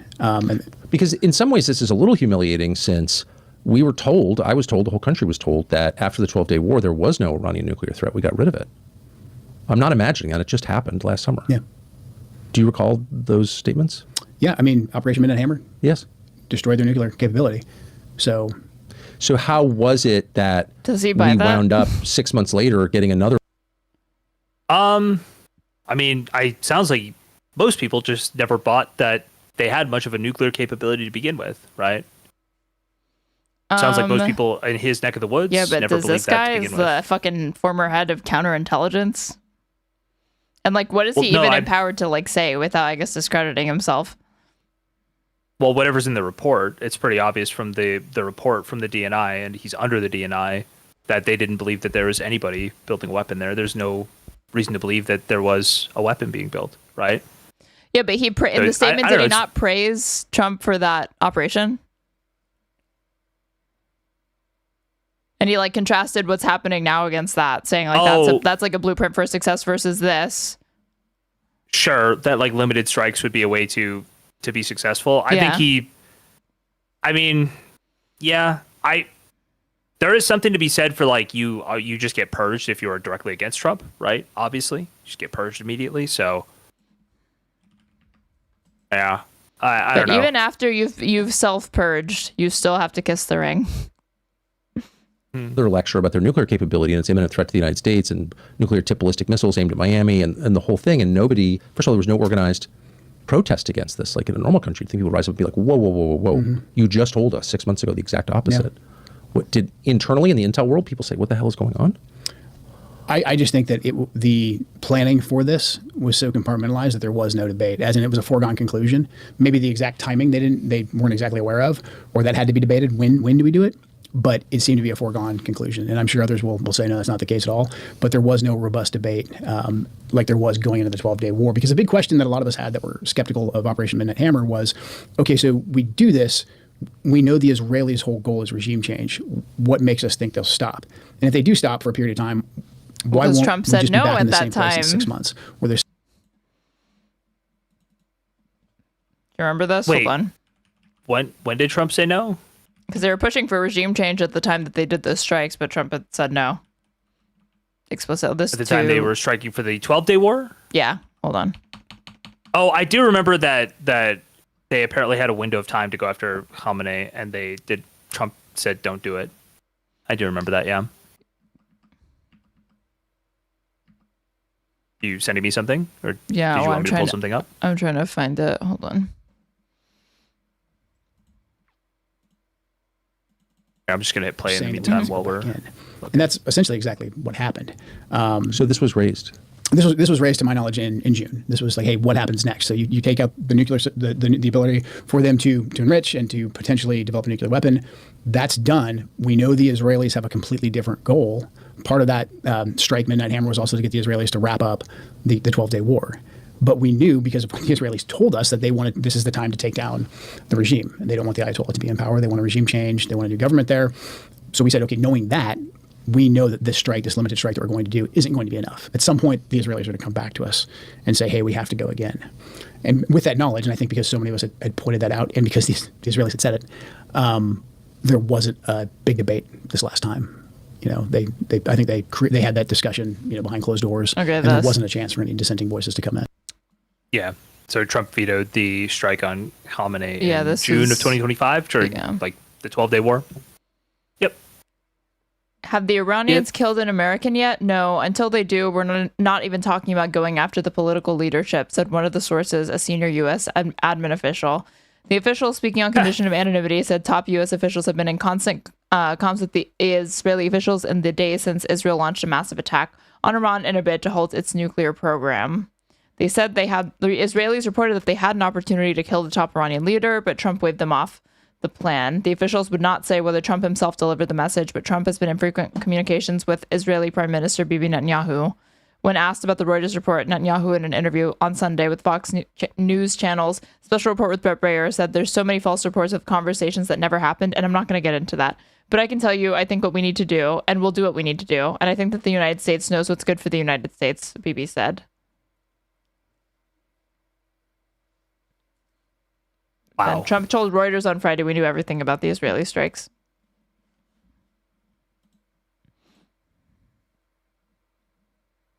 Amazing. What a time. He's thinking about this as like the good old days. Yeah. When Trump still, wore the pants. Yep. You would think, well, I've seen it before. When a question like this arises. Black Irish says, what was the impetus for the protests in Iran? Was it outside influence or was it grassroots? I do feel like you are making a statement here. Can you just make the statement you want to make instead of asking a question, like a Socratic question? I think you want to make a statement. I think they did. Make the statement. The people making the decision go immediately to their own intel agencies, and in your case, the agency that has jurisdiction over those agencies, and say, all available intel on the question of the Iranian nuclear program, all available intel on the question of ICBMs or its ballistic missile program, all available intel on what might happen if we topple the regime in place. Like, this has all been gamed out for a long time. There's a constant process of gathering intel on it, correct? Theory? Yeah. And that's what we did in the lead up to the 12-day war. But this time, no. Not to my knowledge. And I'm sure the administration will come out and say, no, you just weren't invited. But I've got a pretty good idea of how those meetings look. And even if I wasn't invited, I at least would have known that they took place. Again, it just seemed to be a foregone conclusion that this was happening. So most people don't wake up in the morning and decide to feel. Wait, did you just say, What? Oh, I just sneezed. Okay. I thought I muted myself on Discord, but I didn't. I only turned off my camera. Oh, okay. It didn't pick up the sneeze. I was like, wait. No, not really. It was just like, Even though it was like horrible. I guess it wasn't right into my mic. That's good. Well, that is good. Black Irish says, I'm genuinely asking, was it regime change by CIA or no? There was almost certainly some level of foreign interference, but I say that as a throat clear to say it was almost entirely popularly based. People were upset. There was water restrictions. There's a severe water shortage. There was economic sanctions hitting the country, and the regime cracks down on protests to begin with.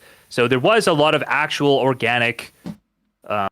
There's a real organic movement behind the protests for sure. Yeah. Anyway, exhausted, foggy, disconnected from themselves, but it does happen, and it happens slowly. It's about to be is people are gonna ask the same thing? Oh, weren't the people really upset with the regime in Cuba? Isn't that why they're protesting? Isn't that why they're really upset about? And then never bring in the context that there's sanctions imposed on them. Yeah, and it's they're upset about the regime or whatever, but the regime is dealing with circumstances that are, depending on how you understand it, beyond their control with the sanctions. Yeah, basically. But then they'll say that no, it's still the regime's fault because if the regime acted better, we wouldn't have done the sanctions. So. Yeah, but then you at least get the government admitting that they're the people driving the protests, I think, in that way. Off supplements. Join blokes. Get your edge back. So that they'll say it's because you're evil or whatever, but it's okay. I almost don't want to bring this up because it's so distressing, but I have to ask a question about blowback, the effects, the downstream effects of military action, terrorism in the United States. Yeah. And I have the feeling we're going to see some of it, but I want to ask you. But since you are an acknowledged expert on that question, and since you spent your adult life fighting Iranian proxies, and because we're always hearing some of them are in the United States, did anyone go to you? Did you hear Trump mention this? If we do this, literally, I think yesterday, that there's sleeper cells or whatever about to be fucking activated. Hold on. I saw reporting about it. I didn't see him say something specifically. Here, pull this up.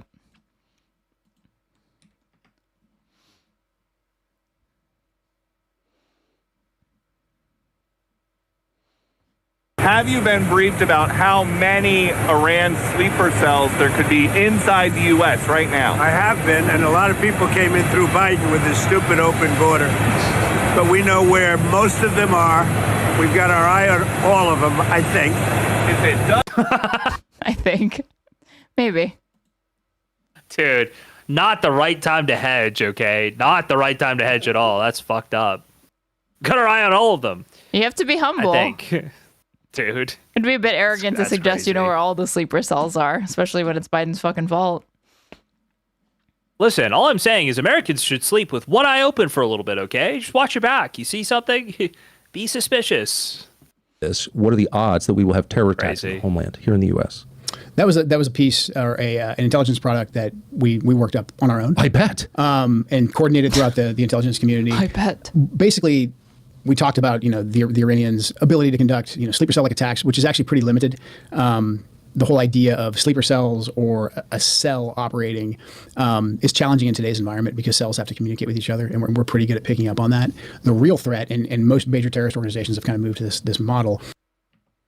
Because cells, no, that's actually the opposite of what sleeper cells are meant to do. What the fuck is this retard saying? That the whole point of having a splinter cell is that it doesn't communicate. That's the entire purpose. That it doesn't, so it doesn't get caught. They can't detonate themselves at the same time because intelligence just gets to them before they're able to do that. Yeah, the whole, dude, it's actually crazy what he just said there. Well, actually, you find most of them because they have to communicate. The whole point of a splinter cell, of the sleeper cell, is that it doesn't communicate, that it is given autonomy to carry out a terrorist attack in whatever way it deems fit. They have to let each other know before they upload themselves up. It's not like the news is going to let them know. They need to send a check-in text. Dude, this was the NCTC head, by the way. This was his job. This may be the only Trump W of like the past year. It turns out this guy does suck at security. It turns out this guy doesn't know how to do his job at all. Maybe it's a blessing in disguise that he's quitting here. Holy shit. I mean, what are the chances that this is one of those counterintuitive, paradoxical cases, and he's the real expert and we're the fucking morons thinking that we know better than him? But in reality, this is apparently a behavior that sleeper cells engage in. Even though on its face, it sounds highly implausible to me and makes absolutely no sense. Maybe. By definition, a sleeper cell is like something that is meant to not, like, the entire point is that there is a wide, like, data collection net in the United States, and the only way to hit the United States is to have either individuals or sleeper cells that do not actually fucking talk about or even communicate back with home base. Like the whole point. But maybe he's working under a different lexicon or something. Is the lone actors. Yes. It's inspiring people that are already in place by using the media. There was already a ton of blowback, because the Gaza war. Hamas used propaganda very, very effectively. Oh my God. I think curry a lot of favor with younger people here in the United States and abroad. And there was multiple terrorist attacks in America in the last year where Palestinians unfortunately have cell phones and are able to upload videos of the despotism that Israel has brought upon them in this genocide and put it on TikTok. This is Hamas being highly effective and disciplined at their fucking messaging. Islamicommies ruining America. Islamicommies. Unfortunately, the Palestinians have access to this thing called TikTok and can film the genocide. Yeah. Not for long. Only Hamas could come up with this highly sophisticated propaganda strategy. Hold on. What did I believe one Cenk Uygur said this best, okay? Then you do this. Okay? I didn't do the meme. I'm just saying this, okay? This is the Larry Ellison. Hey, give me TikTok, work for Israel. Give me CBS, work for Israel. Give me the American government. Is that not the greatest clip? The two faces of Cenk Uygur are so like obvious there, where he's like this hapless uncle when he's like rubbing his hands together, and then as soon as he starts doing the voice, he just becomes like demonic. It's so funny that he cringed at Anna as she was doing that, and then when she got attacked, he like double and triple down defending his queen. He did totally cringe. He did totally. Always ride or die for her. He like did a straight up Jim from The Office like yikes into the camera. He was like, so good. Okay, and like tried to move on as Anna just said like, well, my best friend is like Jewish or whatever. Okay. So funny. Pull this up. And I want you to go to Control F, a CNN spokesperson.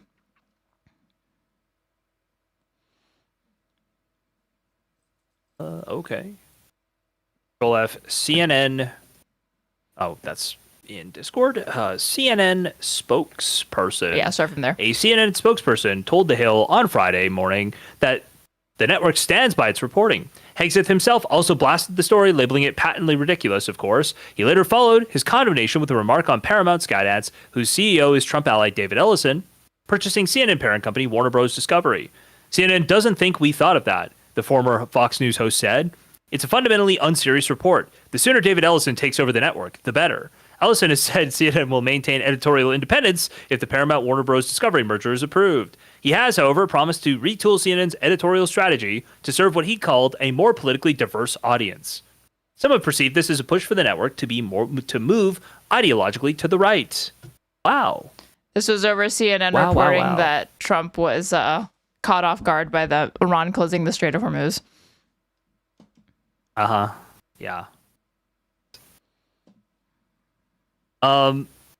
Wait, so is the idea that he was caught off guard was garbage or Oh.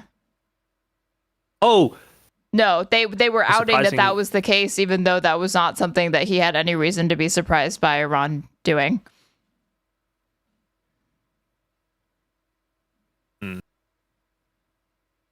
Yeah, okay. But I mean, the idea that he was surprised is kind of stupid, right? Obviously.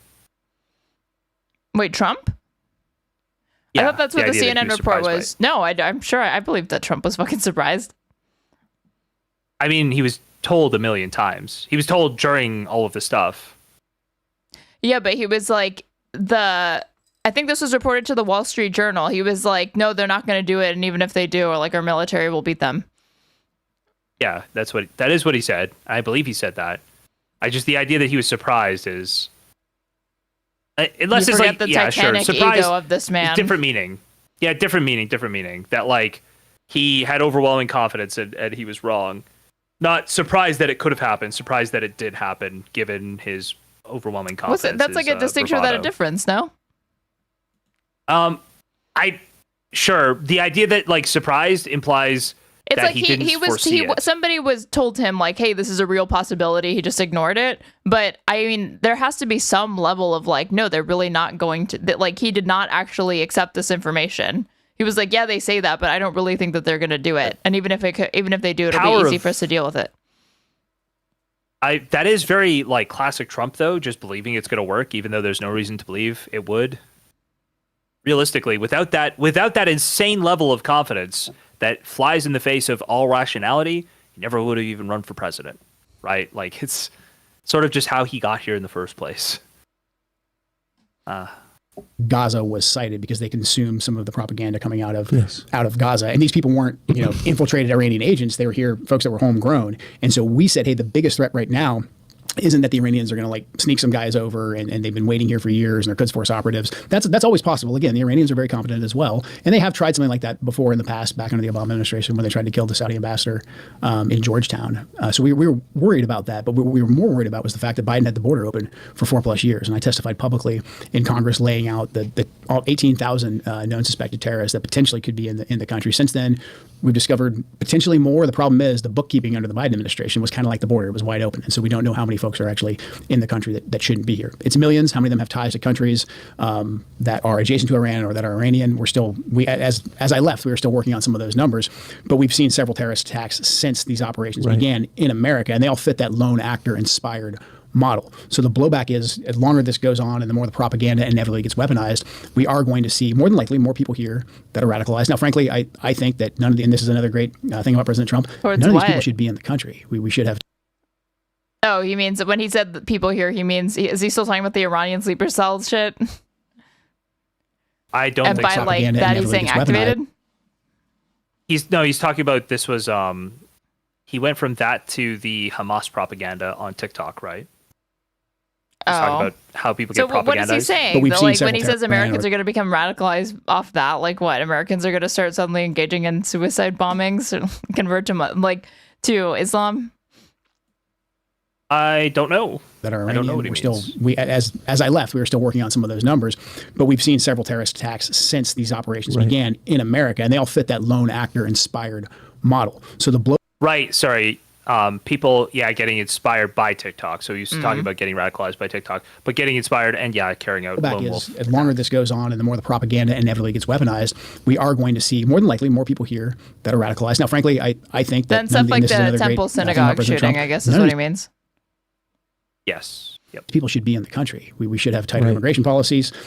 We should be focused right now. Our focus should be on finding everyone who shouldn't be in our country right now and getting them out as soon as possible, not in another foreign adventure. I wonder, so you've already seen in the wake of a recent terror attack, neocons. There's an actually racist moment, okay? Look, we found it. Listen, I just don't want us to spend time blowing up browns in Iran when we could be getting rid of the brown people here, okay? That's the Joe Kent way. I'm pretty sure Tucker Carlson on January 6th, his response to it was basically this is not becoming of Christians. Yeah, true. So true, Tucker. Use that attack as a way to try and censor, shut down, maybe even imprison critics of the decision to go to war in Iran. So it's almost like you control both sides. Like you advocate for a war, which inevitably stokes religious hatred because you advocate for the killing of a religious leader. Okay, so you're helping to create religious war, permanent generational religious war.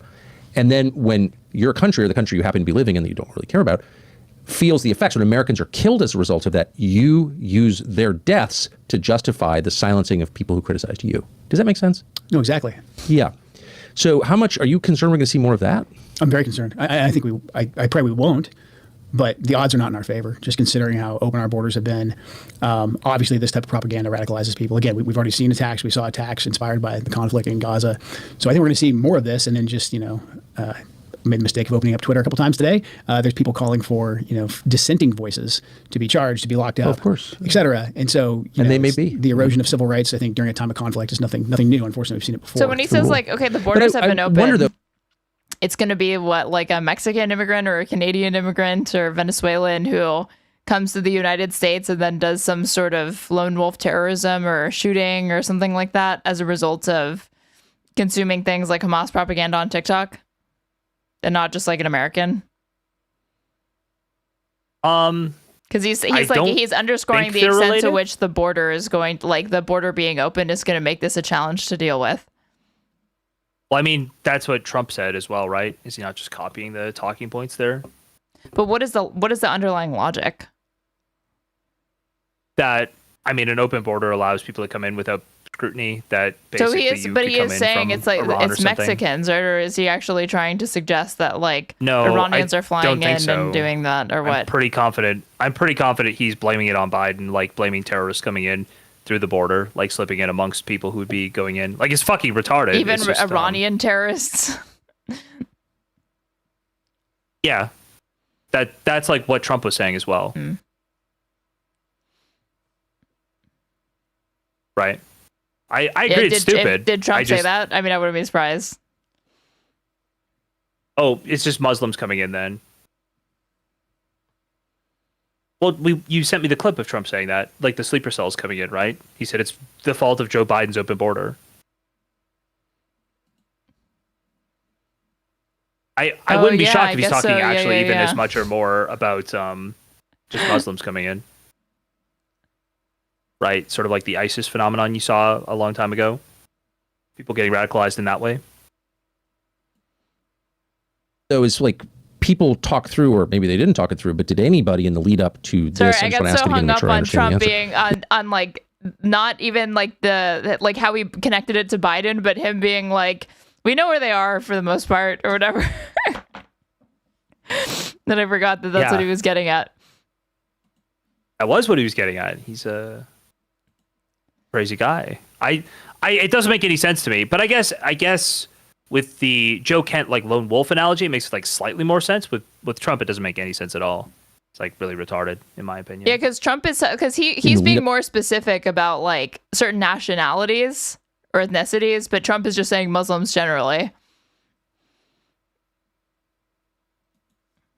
Well, and I just don't believe that there are like that many Muslims coming in through the like Mexican border. They're not. Yeah, no. Like I understand more people are coming in from like Africa, but that's like West Africa, and I don't know if there's any like. Well, some of those are going. They're going really back to genocide. Did you see that report? Not see that.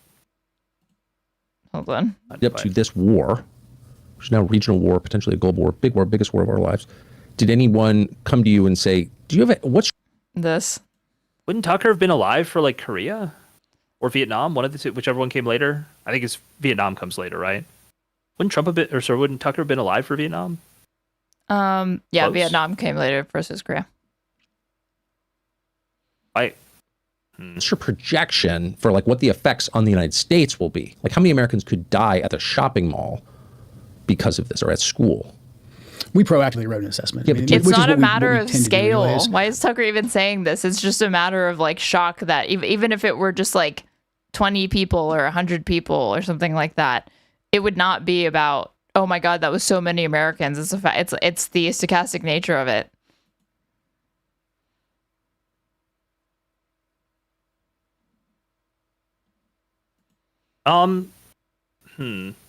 He's acting like the issue there would be like mass killing of Americans, when in reality it would just be like, again, textbook terrorism, like sowing fear amongst the civilian population by engaging in these like random acts of violence. Yeah, it is really, they're like low probability, but like, you know it's going to happen somewhere. Yeah. Are Americans like hardening themselves to that just by doing like school shootings and stuff? They're like, nobody terrorizes Americans more than Americans. Like realistically, like is ISIS even that scary? No, I don't think so. Like I think not anymore, right? like to the extent that I think of Americans who are terrified of shit like ISIS, it really is boomers that are more worried about this stuff. I think your kind of average normie or whatever, to the extent that they're worried about it, they're worried about, like mass shootings. Yeah. We proactively. Sorry. God forbid another Asian kid become a mass shooter, okay? That's way more terrifying than some Iranian splinter cell. You wrote an assessment, which is what we tend to do anyways. But again, there just wasn't a huge process and a debate about this last iteration. But you're worried about it. I'm very concerned about it. I am too. Yeah. I am too. Yeah, I'm too. Okay, so let me read you the most controversial, and you've addressed this to some extent, but I'd like you to flesh it out a little more, if you don't mind. You say support the values and the foreign policies that you campaigned on during 3 campaigns and that you enacted. You understood up until June of 2025 that the wars in the Middle East were a trap that robbed America. I just noticed you put those on. Patriots and depleted the. He did right at the beginning as well when he was reading some of. I think is he now going back to Joe Kent's statement? Dude, is that what he he looks so has it printed out? I guess it ages him so much to put those on. It's crazy. Yes, he instantly looks like you 10 years older. Yeah, like 10 years older than even the 10 years older look that he's got. Yeah. To some extent, but I'd like you to flesh it out a little more, if you don't mind. You say support the values and the foreign policies that you campaigned on during 3 campaigns and that you enacted. You understood up until June of 2025 that the wars in the Middle East were a trap that robbed America of the precious lives of our patriots and depleted the wealth and prosperity of our nation.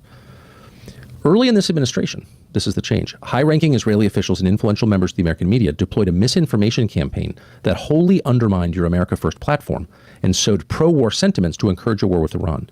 This echo chamber was used to deceive you into believing that Iran posed an imminent threat to the United States and that you should strike now. There was a clear path to a swift victory. This was a lie and is the same tactic the Israelis used to draw us into the disastrous Iraq war that cost our... Trump is an empty vessel. I mean, he has no beliefs. He has no agencies other than what the Israelis and allies implant into his empty brain. Yeah, Trump is really bad. I do actually want to know this part. This part actually seems like if he's got some believable story for why he said this, because I think this is the more conspiratorial part of what he said, right? The thing about Iraq. That we're dragged into that by Israel or something. Yeah. Yep. Yeah, Tucker just read the quote. Misinformation to encourage a war with Iran. This echo chamber was used to deceive you into believing that Iran posed an imminent threat to the United States and that you should strike now. There was a clear path to a swift victory. This was a lie and is the same tactic the Israelis used to draw us into the disastrous Iraq war that cost our nation the lives of thousands of our best men and women. We cannot make this mistake again. Like what lie? Like, okay, if this is your hypothesis, fine, but then substantiate it. He never explains anywhere in that letter like what Israeli lie was concocted. Yeah, he doesn't. That's why I'm like interested to see what he says about this now. Now he's like at this interview, he's got more time to speak, more space to actually flesh out his thoughts. I think you've explained how the echo chamber and the lobbying campaign worked. He connects his wife's death to that as well. To the Iraq war? Yeah, I thought so, right? Or like a thing. She dies because she's deployed under Trump to go fight. He doesn't. Something. It's like Syrian forces or something. She was in Syria, but I don't know. I don't know exactly how she died. I thought it was like Soleimani. I thought Soleimani was related, but people corrected that. Was it that? I think you've explained how the echo chamber and the lobbying campaign worked. It wasn't just on Fox and the Wall Street Journal. It was by telephone and text message. It was in person, and it was relentless. And there was no countervailing campaign. There was almost nobody who went to the president and said, well, actually, here's the American view, which is frustrating. But then you allude at the end of that to the Iraq war. Mm-hmm. And I think you told me at dinner last night, I think you spent 5 years total on your 11 combat deployments. You spent about, you think, 5 years. Yeah, I mean, 9 of those deployments were to Iraq for 6 to 8 months. So, yeah.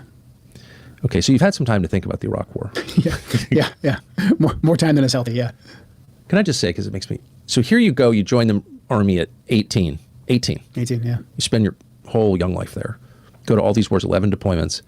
You spend 5 years in Iraq, over 7 deployments, and you reach a series of conclusions, fighting and being shot at by Iranian proxies, and now you say, I don't think this war is good for America, and you're being slandered as a bad, unpatriotic quitter who secretly sympathizes with the Ayatollah. I just have to ask you how that feels.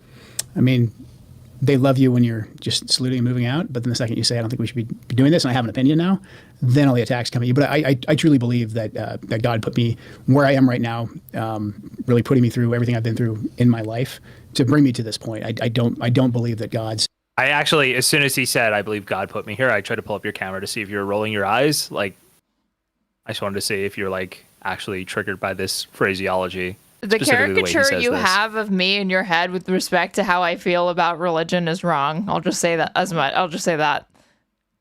Okay. All right. Hey, fair enough. You're now in this moment to just sit back and be a good soldier for this iteration. I've had lots of friends who have said, hey, I think you would have been more value staying in the administration with your experiences. And I understand that. I'm flattered by it. But considering all that I've seen, the conclusions that I've reached, I feel like I'm here for a reason. And something I think probably on my 3rd or 4th deployment, as I was realizing that we were lied to get us into Iraq, and that we had a whole mess that we now had to clean up, and how much it mirrored and echoed Vietnam. I remember, as being in my mid to late 20s, being very frustrated with a lot of the Vietnam veterans who did not speak up against. I know some did, but especially Vietnam veterans who stayed in service, as I had intended to do, who stayed in service and who advocated for the Iraq War. Colin Powell is someone who I have a lot of respect for the way he fought in Vietnam, his leadership in Desert Storm. But Colin then the Powell, way an that individual who, when you hear his name, you should instinctively just spit on the ground. He has respect for this guy. What I don't understand here is, if you're mad about the Iraq war, how the fuck are you saying you respect Colin Powell in any respect? Because Israeli lie. I guess he's... Because Israeli lie. But I do... No. I do think he's trying to say, like, I used to respect Colin Powell or something. I think that's where he's probably trying to go, but it's like, you actually should just totally hate this person if you think the Iraq war was a mistake. He's literally the person who helped fabricate the lie. Of lying to get us into the Iraq war. That was an intelligence and then failure. Staying on. In the way that he was part of lying to get us into the Iraq war. Okay, he is saying that. On and continuing those lies, knowing full well, having all the experiences of being a guy on the ground in a feudal war. Yeah, he is saying he literally hates Colin Powell because of how Colin Powell helped with the lie. Gotcha. Or that was, basically we were deployed to under false pretenses. He had all that knowledge. Oh, he said he respected the Vietnam service. Yeah, sorry. I understand he says, I respected him for the service, but I was like, why are you even saying you respect him at all? And he was saying to contrast with the fact that he doesn't like how he did it. Yeah, with the, he fell from grace. with Iraq. That He only respected him when he was trying to cover up the My Lai massacre.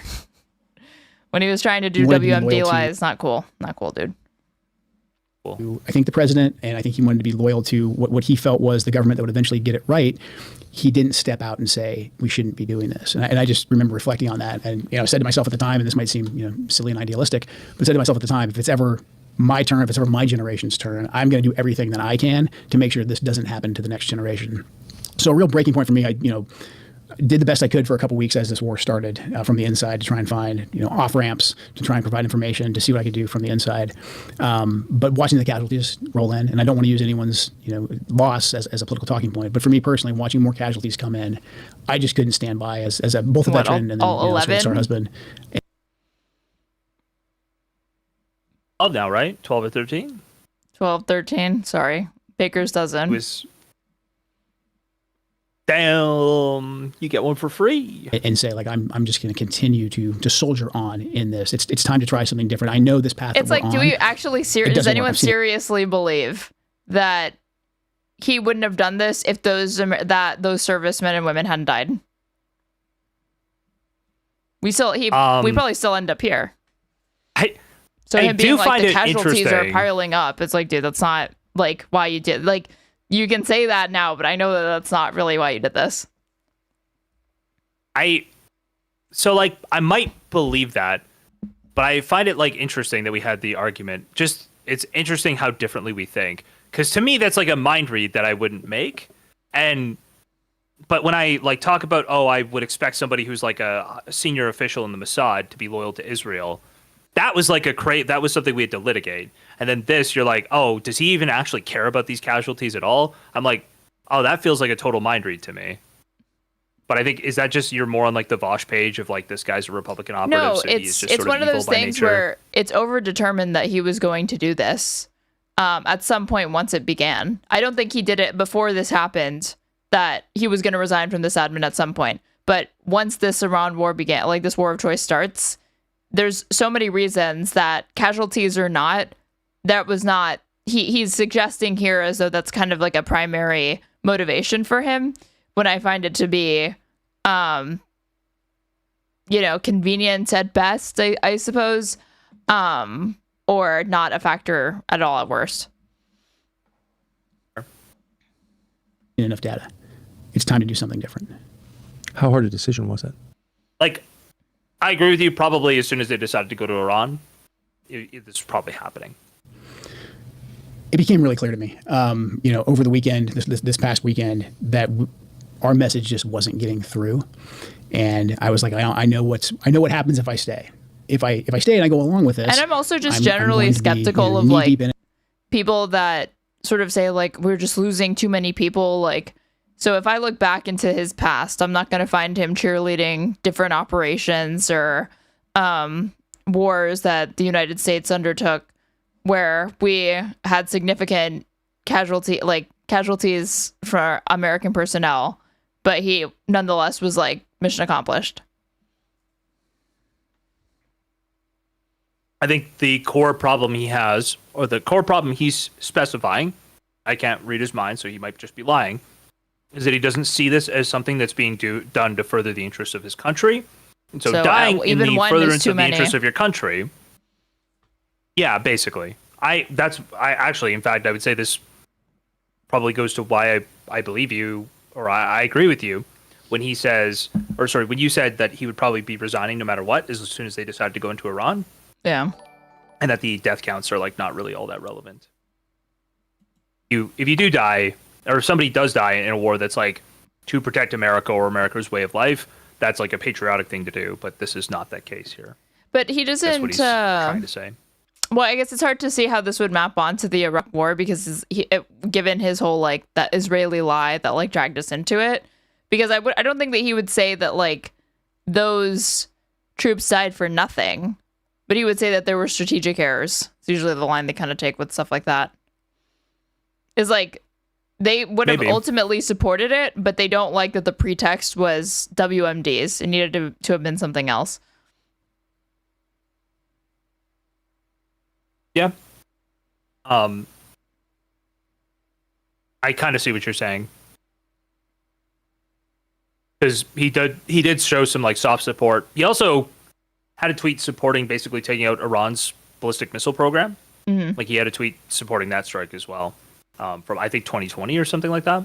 And it's one of those things where it's really it's seen as like crass or like you're casting aspersions to say that like, oh, all of those servicemen and women died for nothing when you're talking about Iraq or Afghanistan, because it's like an uncomfortable truth you kind of just like don't want to put out there. But it's more acceptable to say that in the context of this war of choice, especially when the casualties are so low for now. Like, oh, we like sent those people to their death for nothing. You're talking about 12 people. Or like to say it with Benghazi, but the higher the stakes are, the more it's like, no, you can't say it was for nothing, because then that would mean that we would have to be saying that like we fucked up so badly that like thousands of Americans died kind of for nothing. But they won't say stuff like that usually. Yeah. I don't know. I probably agree with that.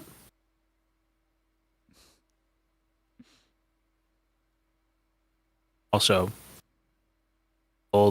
somebody is telling me that June was attacked outside of a bar. Does anybody know what this person's talking about? Who? It's real. Am I reporting misinformation? So he did an AI picture, an AI depiction. Okay. Kleeman, Soul Skibbity. This would be Hellbent. This would be Hellbent. Did this happen? Am I being? Why is a real Kathy image? This telling is me an this? AI. Well, sorry, I understand that's AI. I said this is a recreation. No, that's a real image that you just saw. Oh, okay. All right. Anyway, I was being told that this happened, but I don't know where I was being told I was missing it. I said to pull it up real quick and laugh about it. You guys don't have to. I know a whole bunch of people who are watching the politics stuff have no idea what I'm even talking about. Okay, with this, should play. I'm going to be There's knee deep in it, trying there was to just chip potentially away an and make a anti-Semitic difference. hate crime But against my women, ability- and you're laughing. Need to have my voice heard to present data that runs contrary to the trajectory and the agenda that the administration's on. That's going to be squashed before it even really reaches the White House. And so I knew I had kind of hit my limit of effectiveness in that capacity. So really, it should have been a hard decision, but for me, it was crystal clear. It was like, number one, I can't be a part of this in good conscience, and I need to do everything I can to actually speak out about it, and speak out in a way that I hope resonates with the president and with some of my former colleagues. I understand they might be mad at me. They're getting hard questions from the media, but I really want them, as we descend even further into this war, I really hope that they take the time to reflect and to realize that we still have time to get us out of. They're not getting hard questions, or from the they're not media mad at over him? his statement. The spiciest thing about his statement is the shifting of blame from the Trump admin to Israeli misinformation campaigns and lies and all of that. And to the extent that I saw mainstream media coverage of his letter, it's just like casually mentioned how much he tries to shift the blame to Israel.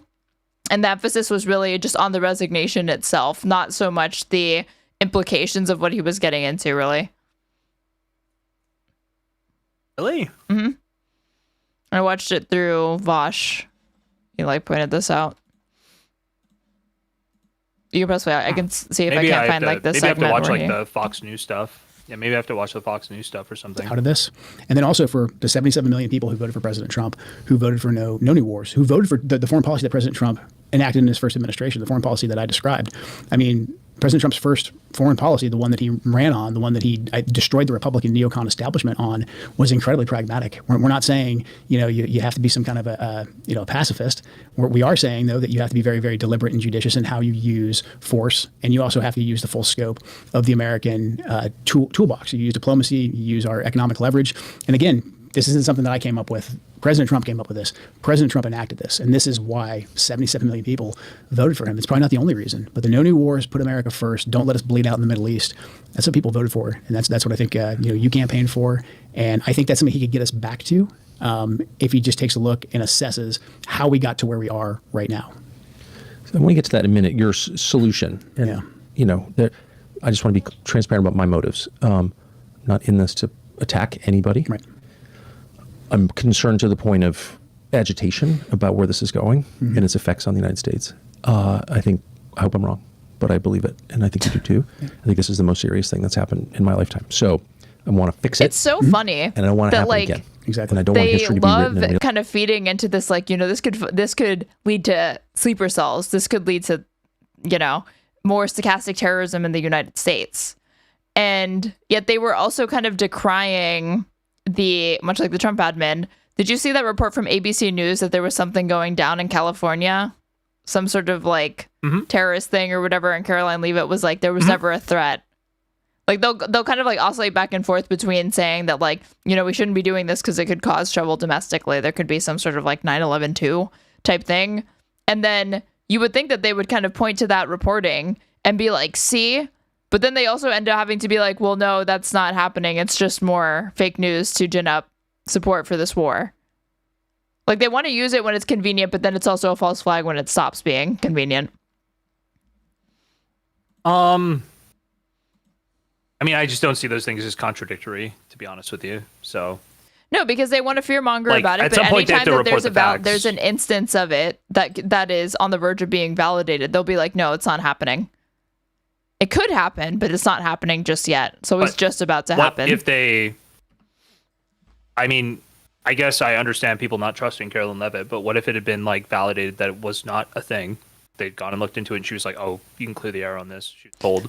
Well, they wanted that to be the case, right? I never looked into the ABC reporting. They wanted what to be the case? They wanted there to be no merit to that story that ABC was reporting about California potentially having some sort of security threat or breach. That was related. Yeah, but I'm to saying this. But I feel like you're not giving any possible credence to the idea that it was just cleared and it wasn't a big deal. Well, I just said I never looked into it. The extent to which I engaged with it was just seeing that MAGA people quote tweeting MAGA officials that were scrambling to say no, this is fake news, this isn't true, there's no threat. I guess I would need to see specifically the things, but it doesn't seem inherently contradictory to me on its face. I need to see exactly what was being reported in the first place and then discounted and when to see if that is contradictory. I can pull it up. But I say the direct link to the Vosh thing I was talking about. Jstlk has endless charity. What I literally just want, all I want to be able to do is predict the future. Looking at my chat. It's not good for you. If I can predict the future, then I'm happy.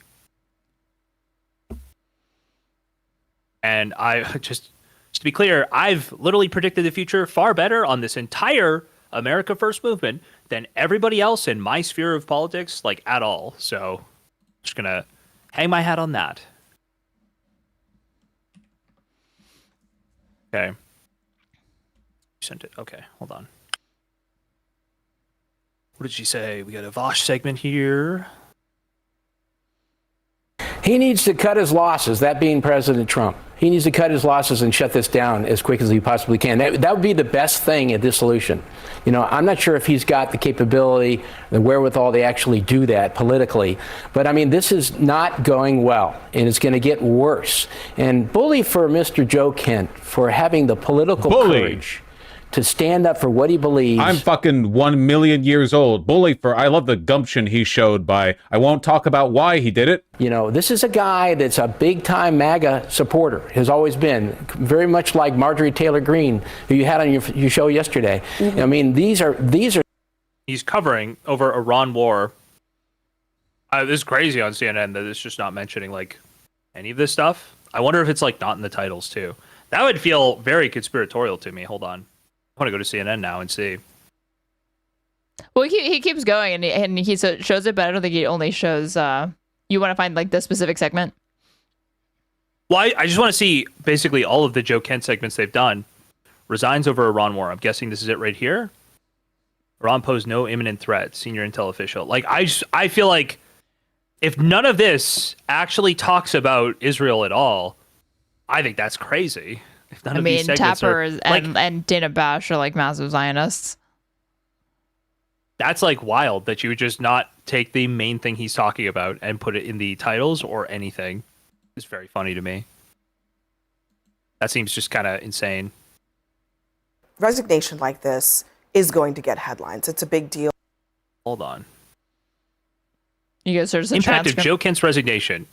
Joe Kent's plans after leaving office. Why did Trump appoint Joe Kent to an intelligence role? Joe Kent's understanding of MAGA's internal fissures. See? Did Iran pose an imminent threat? Like so How much of the Trump- mainstream coverage is That's just about crazy. the impact on the admin That's and the dynamic it creates, crazy. not getting into the fact that like the That's- crazy thing that he says is that it's Israel.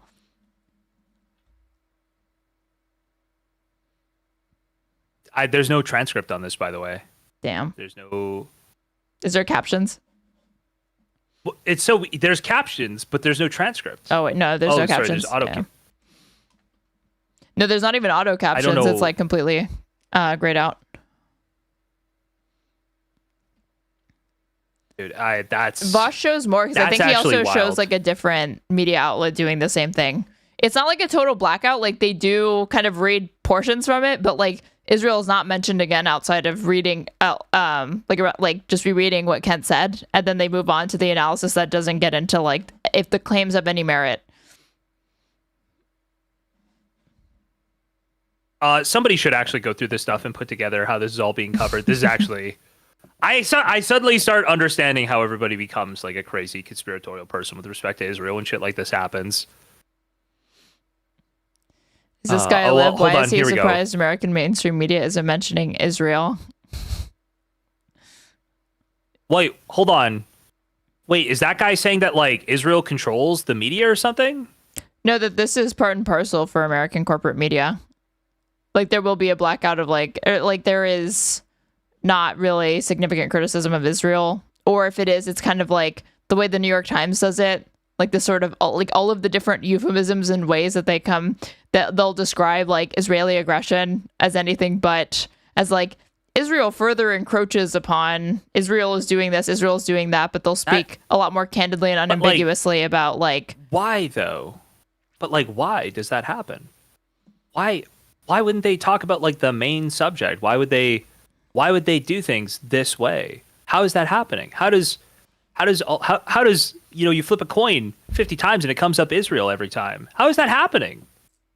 Guys, sorry, your chat thinks I don't understand, or I'm just laughing at like people are like, oh my god, this guy's shocked. No, I'm making a point about obviously there's some interest that these parties are representing that isn't transparent to everybody. It's a joke. Well, it's not really a joke. It's quite depressing when you think about it, but wait, go back to the Vosh segment and then look at the tweet. There's significant resignations from the MAGA world, and people need to take note. And I hope that this leads to the resignation of other members of the administration, because he is absolutely spot on target. This is not in the best interest. I'm just gonna skip ahead and see if any of these fucking talking heads touch on the Israel bit.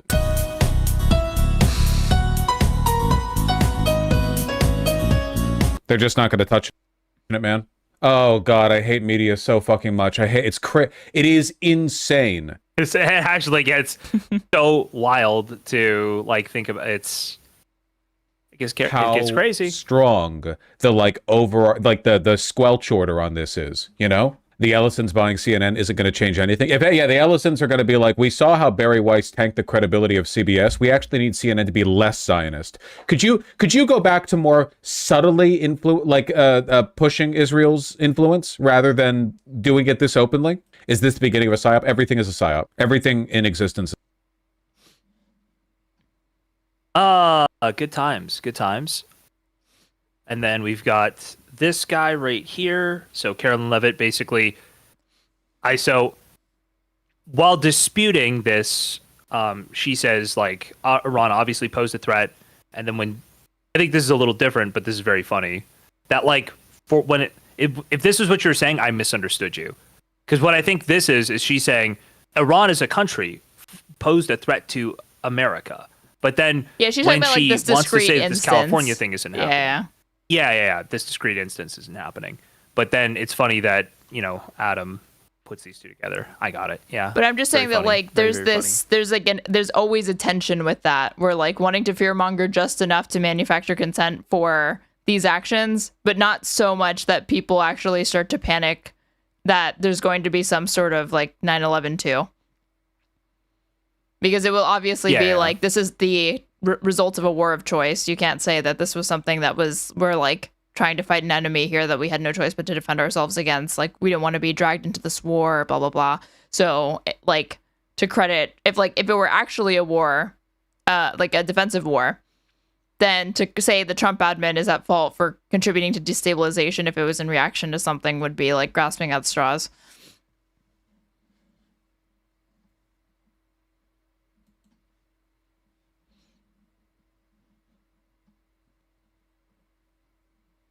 Sorry, I'm thinking about.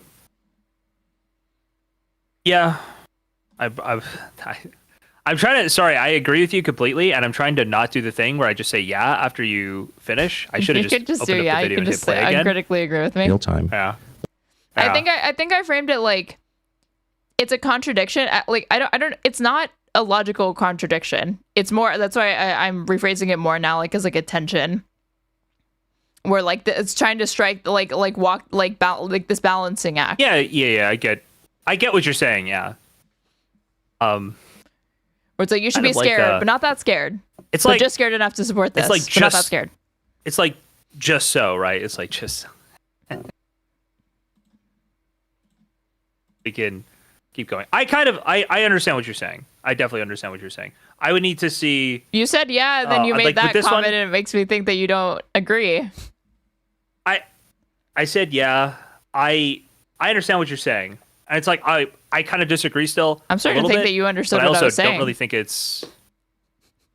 I think that's like the third time you said I understand what you're saying in the span of like 10 seconds. Sorry, with the tension, I get it. It's I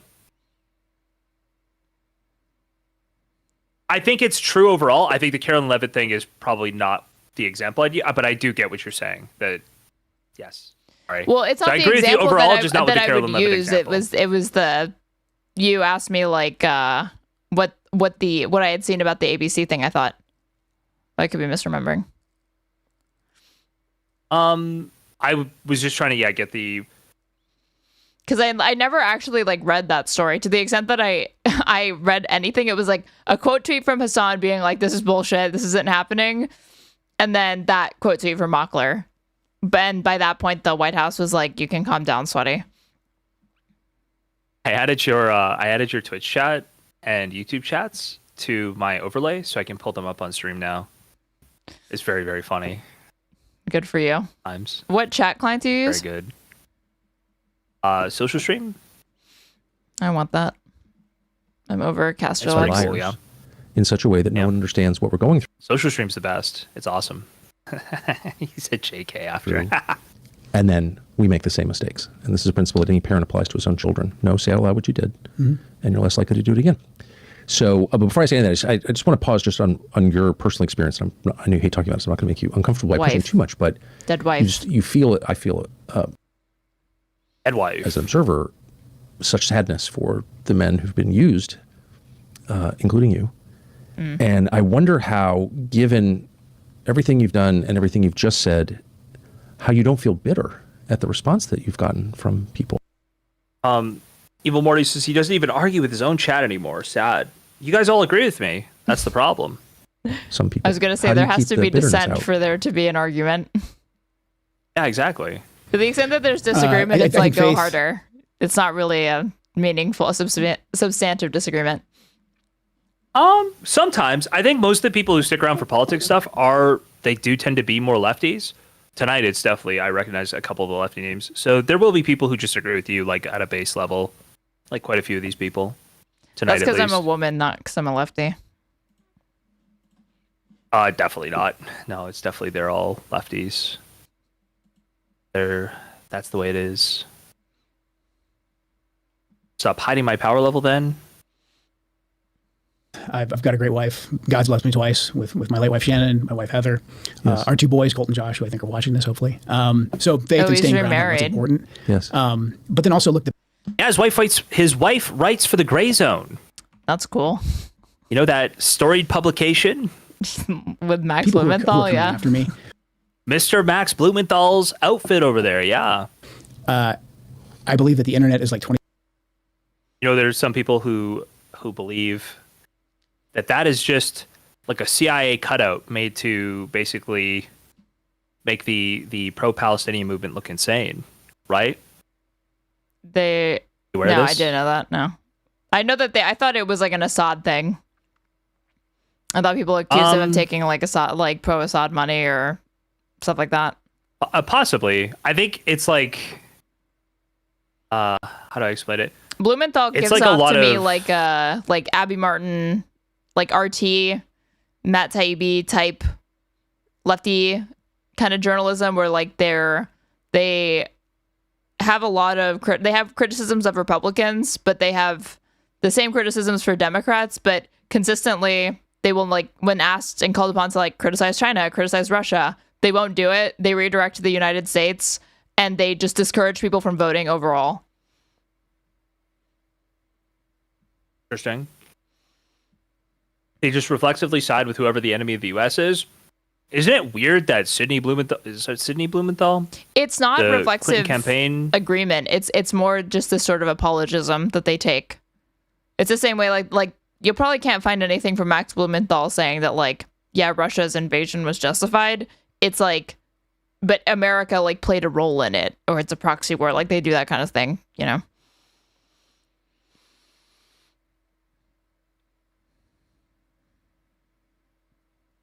I'm just reading chat. Yeah, I get what you're saying. That's a lot of people in my chat are agreeing, but I think there's a lot of there's stuff going on there. I'll get to some stuff a little bit later. I think I'm gonna go over probably like the Fuentes segment. Then if that's his wife, then I'm waiting for him to bring up Charlie Kirk, because they're the ones. What do you mean? They published the story about Charlie Kirk being offered a significant amount of money from. Right. Yeah. Oh, Charlie Kirk is the first casualty of the Iran war? Oh, I would love to see Let's that see in if this he does interview. it. That would be very cool. That would be very cool. 25% real. I think there's a lot of bots. There's a lot of people who got delivered a talking point and they're going to get a paycheck for it. I've noticed. Or they just, they want the adoration. So I just don't take most of it seriously. And again, look, I know there's some of my former colleagues, people who I do like, who have had to come after me. And I understand that too. Like, I get it. Like, they're still there. They've got to discredit everything I'm saying right now. They're watching, taking notes. So I'm not bitter about that. I literally just want to focus on the task at hand. And the task at hand is stopping us from getting deeper into this quagmire. Because again, like just looking back on my experiences in Iraq, I don't feel like this happened. There wasn't the ability to. There wasn't this platform. There wasn't, the free independent media that existed in any real way that could reach people. That's right. And so to me, we have this opportunity. So I'll be bitter and angry later when, I read Twitter and somebody who I used to like says that Jstlk's a traitor and we're going to fire him tomorrow anyways. We don't have time for that. Like, as you pointed out, major things are happening right now in this war, and the president is facing some very, very challenging decisions. So I personally just hope that he and his closest advisors listen and think, and that's the main priority. So I strongly agree, and we can't allow hatred of us to inspire hatred in ourselves. You can't become a hater; it'll destroy you. It's what they want. So I salute you for avoiding. Yeah, become an anti-fan. There's this old classic Tucker saying literally nothing moment right there. Just been listening for like a whole bunch of times. This guy ranted. Listen, I agree. We can't become haters. We can't hate each other.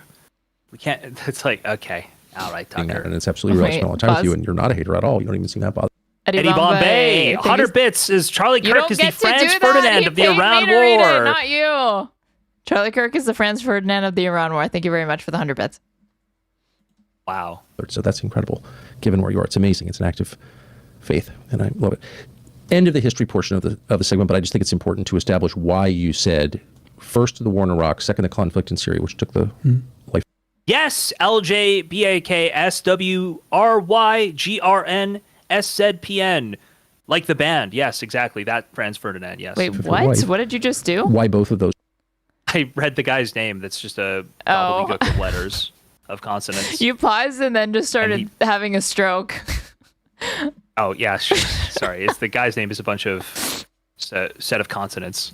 And he asked, like the band? And I said, yes, like the band. Those were driven by Israel. Well, the war in Syria never would have happened without the war in Iraq. I mean, so had we not gone in Fuck you, substance. I am going to start reading all the donos you get. Yeah, so what? No, he's actually being an asshole there. He's actually being an asshole. You're not going to spend a lot of time reading. We wouldn't have had the conflict in Syria. But Syria was always a major problem under Assad. Because you have TTS, it's not fair. The Israelis, both under his father. No, because I'm not getting donations right now, obviously. Because you're not chilling. Okay. Guys, if you like the content, we are 20 minutes left of the stream. 5 subs for another hour on the stream. Okay. Feed the timer. Let's go. Thank you so much for all the support so far. And under the Bashar al-Assad, Hasan Bashir, because of their support, the relationship with the Iranians, their support for Hezbollah, right, makes sense. Yep. And so they wanted to get rid of Assad as well. They saw Iraq as a vehicle for not just taking down Saddam Hussein, who posed a threat to them as well, but also as a way, a lily pad, if you will, to get rid of Syria. A lily pad? And basically... So Assad must go. Is he going to do Assad must go? That is like the only way... Yeah, who must go? Dude, why did he say a lily pad? Like launching pad? You would think stepping stone, I think is what he's getting at, but he said lily pad. Anything. Lily pad. I think he's thinking of jumping, like your jumping off points, like a frog? Anything. Yes, like a frog. That's what he's thinking there, I think. Was that Cooney? Somebody just gave a sub. I think it was Cooney64. Hold on. Let me pull it up before I go. Thank you for Cooney64, thank you for the gifted sub. The slogan that all of a sudden emerged out of nowhere. Right. That would. Oh, Eddie Bombay says, "Go Assad, we must." Yes. Dig, we must. Dig, we must. It was not like an organic American desire. It wasn't like Americans woke up and were like, the problem really is this ophthalmologist from Syria. He must go. It was that reflected the priorities of Israel, not Israel. And then I think you had the echo chamber as well, because you had all the usual suspects. You had FDD, and you had all these different other organizations that were out there saying that like now's the time to Barry Weiss, break off the shackles on Syria. The next thing you know, maybe that's what he meant. Lily pad. Yeah. Sure. It's just so weird because there are so many phrases that make sense. That sounds like leapfrogging phonetically. He just was like. He just Frog. Connected weird dots. This sort of like random association of like, oh, what is it? It reminds me of one time I heard Tom say he was trying to reach for self-ID and he said chosen identity. Like that. Interesting. It's like close enough that you know what they mean, but also really far off. I do this shit all the time, so I'm not doing the first stone. I'm mocking people for it. Okay, I lose the word I'm like looking for. No, I do it too. I just can't think of like a specific example. I know I've done it though. Yeah, good times. All right, we keep going. Joe Kent, I'm going to back it up here 2 seconds. Well, that reflected the priorities of Israel, not Israel. And then I think you had the echo chamber as well, because you had all the usual suspects. You had FDD, and you had all these different other organizations that were out there saying that like now's the time to Barry Weiss, break off the shackles. Expert on Syria. The next thing you know, like there'll be a Syrian Thomas Jefferson that'll take over, and instead we got the former leader of Al Qaeda. But a big reason that Syria became next after Iraq. In Iraq, we screwed the whole thing up so badly that we toppled Saddam, destabilized, fought a bitter insurgency. The Sunnis eventually aligned with Al Qaeda, but then we beat them down so heavily because the Shias are the majority of the country. The Shias took over. Shias largely, the Shias that we installed in Iraq, the Dawa Party, Badr, Skiri, et cetera, heavily aligned with Iran. And so at the end of the Iraq war under Obama, there was this whole like, oh crap, we just handed basically the keys to Baghdad to the Iranians, who, again, hostile to us. Qasem Soleimani is running all over the place, funding proxies. Yeah, that's Bush's It's a great deal. It helps Iran circumvent sanctions, the relationship with Iran. He's chiding Obama for this, but like Bush is the one who's like launches this war and is like, wait, all Muslims don't think the same? Like didn't realize that there was like these different factions, religious factions, and they don't all agree with each other.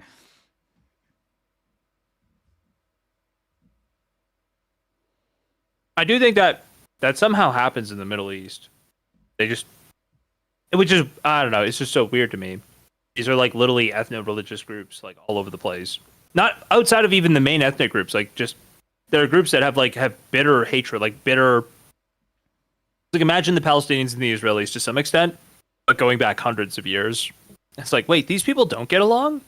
No, they've literally never gotten along. I don't understand how they. I just don't understand how you could look at it that way. Because they're all Muslims. And we just spent trillions, lost nearly 5,000 Americans there, and now we have this Shia superstate. And so then there was a ton of pressure coming from not just the Israelis, but I think also a lot of the Gulf to say, hey, we've got to get rid of Assad as well, because now you have this Iranian land bridge that goes basically from Damascus all the way to Tehran, and then you can hook that down into the Lebanese area where Hezbollah is. Southern Lebanon. So next thing you know, well, if you want to get rid of the guy Assad, who's an Alawite, well, you got a country full of like really angry Sunnis, and what are those guys going to turn into? And so next thing you know, we're now on the side Not a country of ISIS of really Al-Qaeda. angry Sunnis. ISIS gets out of control, and we have to deploy back to Iraq, back to Syria, to put out essentially the brush fire that we created. And so that's why I put all of those together. Because again, without Israel's influence, would all of this have happened? Would the Iraq War have happened? Maybe, but they heavily lobbied for it. I mean, Benjamin Netanyahu, you can pull up tapes on YouTube, like the guy was lobbying heavily back in 2002 for us to do regime change in Iraq. See, this is like where he should be losing people. Like, that is true that Bibi Netanyahu did that, but the idea that that was the sort of primary thing guiding those wars is wrong. Do you think he's communicating that's the primary thing? Yes. Especially in the context of him saying again, that this is happening in the context of an Israeli like misinformation campaign and lie that they concocted. So I think that has to be more on the intelligence side, right? Not on the Bibi Netanyahu publicly lobbying go side. Back and replay what he just said here. Yeah, I mean, Benjamin Netanyahu, you can pull up tapes. Whoops, didn't go back far enough. To put together. Because again, without Israel's influence, would all of this have happened? Would the Iraq War have happened? Maybe, but they heavily lobbied for it. I mean, Benjamin Netanyahu, you can pull up tapes on YouTube. Would the Iraq War have happened were it not for Israel? Yeah, it would have happened. Yeah. Probably, yeah. Like the guy was lobbying heavily back in 2002 for us to do regime change in Iraq. I do think there is, like, I know you're not going to like this probably, but I do believe there's absolutely something to, like, about a decade before that, going to American think tank people who ended up in high up administration positions and lobbying them and getting them to come up with a plan for what needs to be done with Iraq, right? Like, I think there are other things going on there that you could point to, but I don't know why he's not. He should be pointing to that stuff. He's not, it seems like. Well, Israeli leaders have lobbied like every president in the 21st century to go to war with Iran. And I'm sure, and first. I'm about to say, and even for Iraq as well. And like he's pointing to Bibi Netanyahu going before Congress saying this is like going to be the easiest example that he's going to point to. But like, if you're talking about like the invasion of Iraq, like that is primarily like fueled to me a combination of like post 9/11, Americans whipped up into a frenzy, neoconservative hubris, WMDs, U.S. intelligence failures, and then sure you can add in these sorts of things as like tertiary reasons. But like whether if they had not happened, we were still going to invade.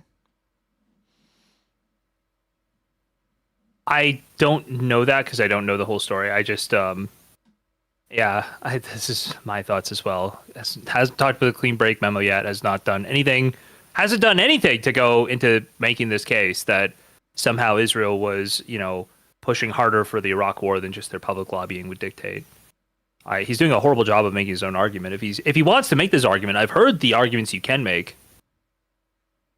And he has stayed in power ever since. Ariel Sharon, who initially was the PM in the lead up to the Iraq War, initially was against it because he wanted us to focus on Iran, but then towards the end he got on board as well. But the Likud party that's in power and has been driving Israeli politics now for most of my adult life, they were heavily in favor of the regime change war in Iraq, which again led to Shia domination, led to the rise of ISIS, led to the rise of Al-Qaeda, and then heavily fueled the Syrian civil war.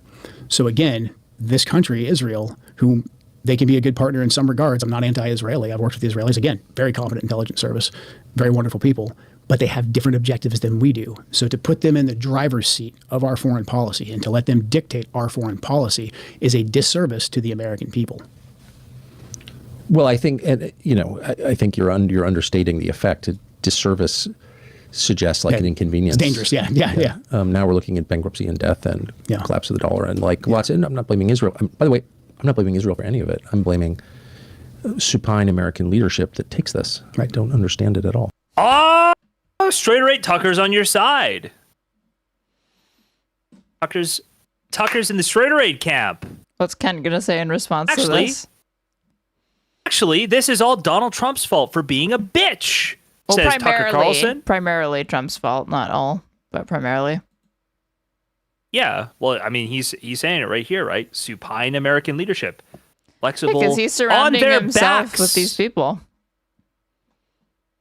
You understand he's calling Donald Trump a whore right there, right? Okay, all right. I wasn't sure. Some people don't know what supine means. It is a $10 and that word. kind of leads to the most uncomfortable question of all, and I don't know if you can answer it. I don't think I can answer it. But since all of these dynamics are very well known to everyone in Washington, everyone who pretends this is not real, the Tom Cottons of the world, Lindsey Grahams or whatever, the liars, everybody knows. Everybody knows, pro-Israel people know, anti-Israel people know that what you're saying is true. I don't think there's any debate about any of it.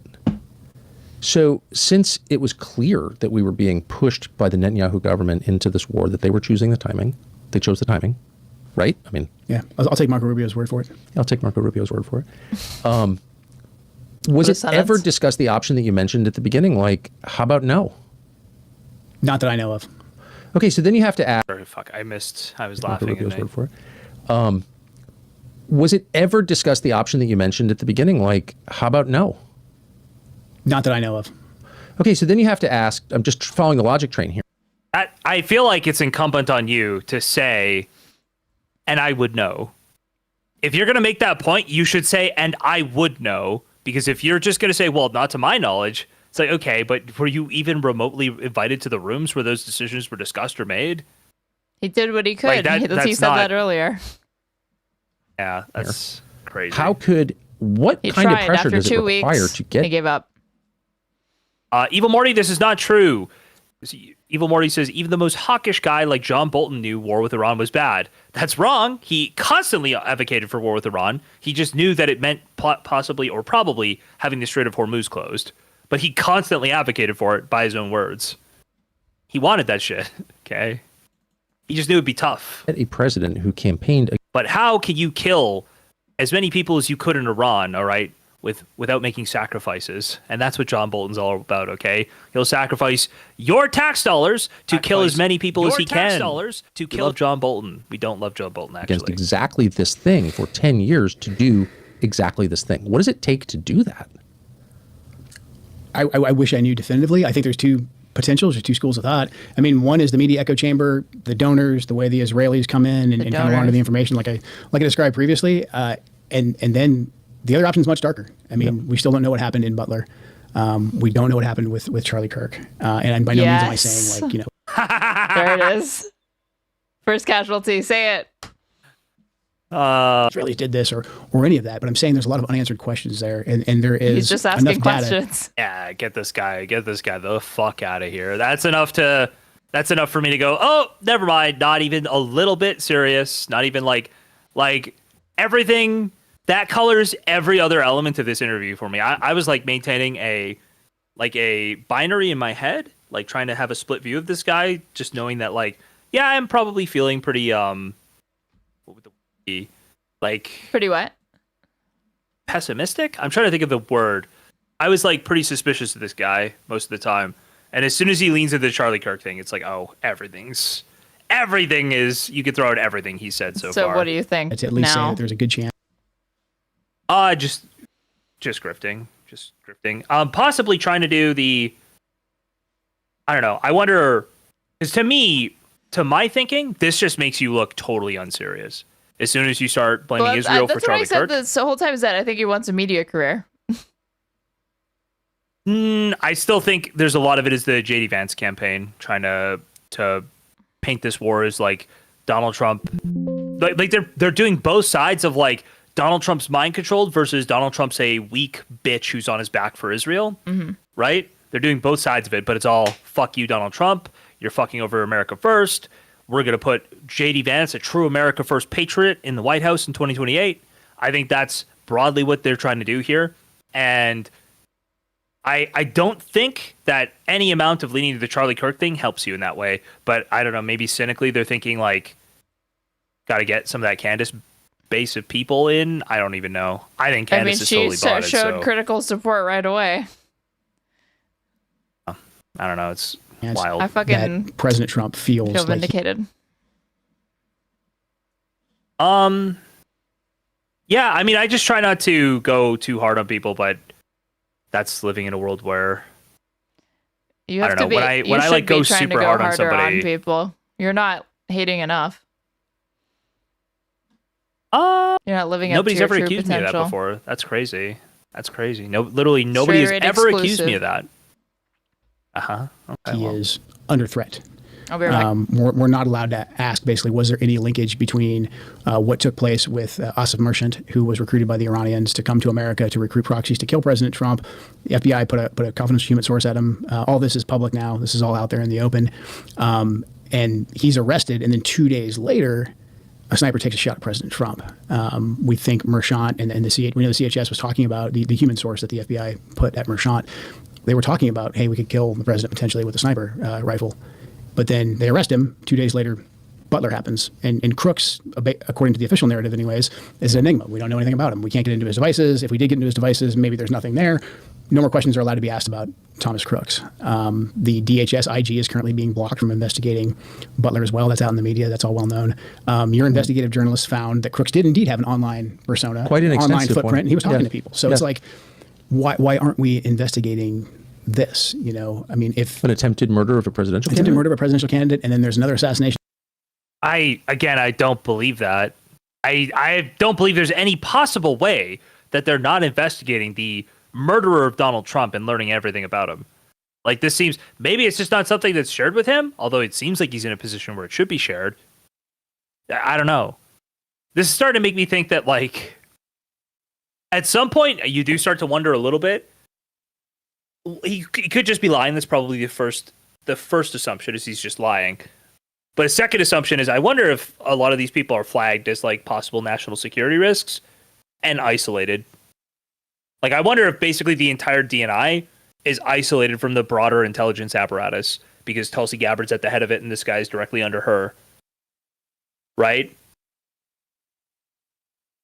Like, I do think that's possible, that the entire DNI is just like basically a cucked playground for Tulsi Gabbard because they just don't trust anything. They're not going to put any high-level intelligence in there at all. Attempt. There's been multiple public breaches of President Trump's security over the last year. And then, you know, Charlie Kirk is killed publicly in a very horrific the ODNI, I should say. The ODNI. Way. And we're not really even allowed to look into that at all. And Charlie Kirk was one of President Trump's closest advisors, and he also advocated heavily against a war with Iran. He was in the Oval Office in the lead up to the 12-day war. I wasn't particularly close with Charlie. He was very gracious to me when I was running for Congress, very, very supportive. So we knew each other. And the last time I saw Charlie Kirk on this earth was in June in the West Wing, in the stairway. And I said hi to him, and he looked me in the eye, and he said, "You knew Charlie?" Very loudly, and it's a small, you've been in the West Wing, it's small, it's a tight space. And he said, "Joe, stop us from getting into a war with Iran." Very loudly. He was single-minded. And he walked off, and he went, I believe, into the Oval. So when one of President Trump's closest advisors, who is vocally advocating for us to not go to war with Iran. I come back and he's literally saying, like, Charlie Kirk's dying wish is like to not be dragged into war with Iran or something. He's awesome. Charlie Kirk looked Joe Kent in the face and said, "Joe, it's on you now. I need you to carry the flame." Carry the flame. Yeah, exactly. Thank you, Joe. Thank you, Joe. For us to rethink at least. They might have to take me out, Joe, but you'll be here, okay, to carry the flame. Our relationship with the Israelis.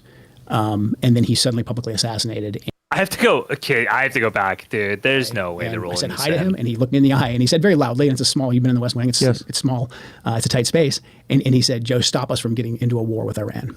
Very loudly. He was single-minded. And he walked off, and he went, I believe, into the Oval. So when one of President Trump's closest advisors, who is vocally advocating for us to not go to war with Iran and for us to rethink at least our relationship with the Israelis, and then he's suddenly publicly assassinated, and we're not. Dude, nobody believes you that you're trying to convince, that people are trying to convince, nobody believes you that Charlie Kirk is trying to convince Donald Trump to rethink his relationship with the Israelis. Literally, nobody believes that, dude. Charlie Kirk is the #1 golem, okay?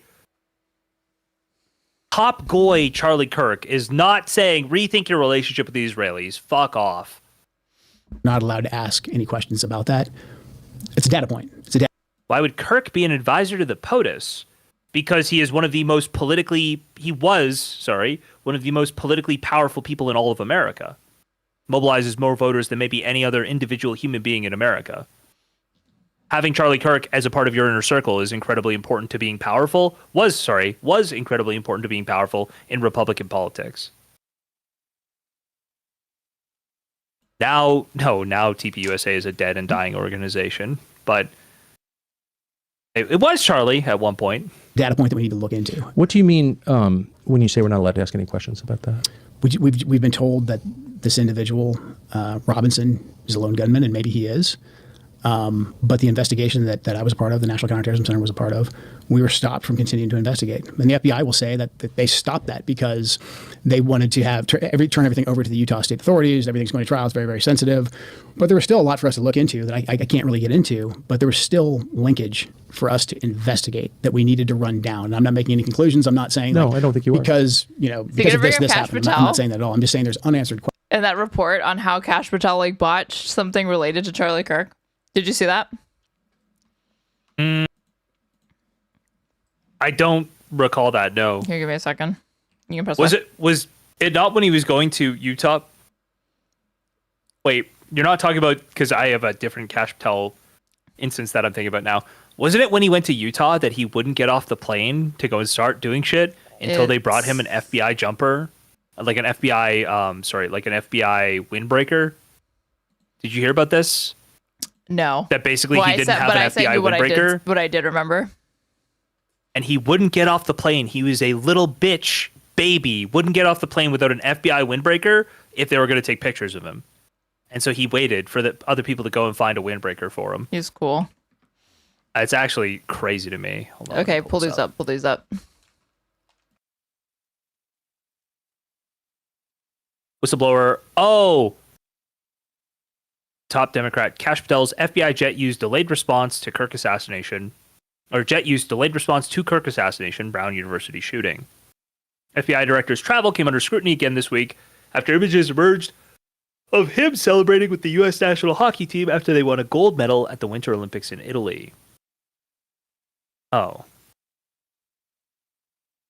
Okay, so Senate Minority Whip Dick Durbin on Tuesday urged Congress's independent watchdog organization and the Justice Department's Inspector General to investigate FBI Director Kash Patel's use of government-owned aircraft, citing whistleblower reports that his use of agency jets hampered its response to several high-profile criminal cases. So it slowed down the response to Charlie Kirk? Is that what you're saying? Him jet-setting? That's what is being reported? It was that, and pull up the X post as well. Let me see you.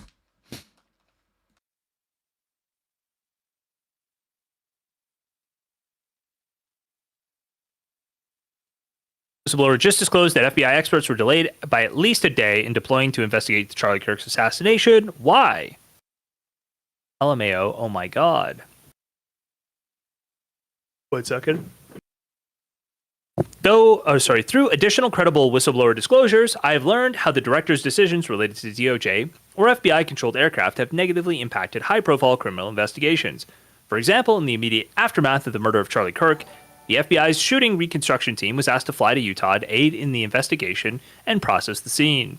However, the team's deployment was delayed by at least a day because of a bureau plane and pilot shortage caused by the director's personal flights. FAA rules dictate that the maximum flight duty, cumulative travel, and rest periods for pilots and the FBI team could only travel after the pilot's mandated rest periods were completed. Okay. The director's misplaced priorities and poor management of FBI's resources, including its aircraft, also harmed the FBI's ability to respond to the shooting at Brown University on December 13th, 2025. Once again, the shooting reconstruction team was set to respond to the scene immediately, but was unable to fly out of Richmond, Virginia, using one of the FBI's planes. According to the whistleblower, the director made the call that he wanted the hostage rescue team, HRT, on standby to respond to the shooting. HRT is the FBI's full-time specialized counterterrorism unit and is generally activated for situations that one of the FBI's 56 SWAT teams cannot handle. Notably, the Boston field office, which has responsibility for Providence, Rhode Island, has an enhanced SWAT team, as does the New York field office. All the SWAT teams in the region would have been aware of the Brown University shooting and ready to respond if needed, not requiring HRT to be put on standby. The director's decision caused immediate confusion because 1, that order was not communicated to HRT. 2, it upended the responsibility typically assigned to the local field offices closest to the incident in question, in this case Boston or New York City, to provide immediate support. And 3, it froze the aircraft's usage by any other FBI team until the director removed the hold. The whistleblower described how the team had to drive from Quantico, Virginia to Providence, Rhode Island overnight during a winter storm to reach the scene by 9 a.m. the following morning to immediately process evidence. Jeez.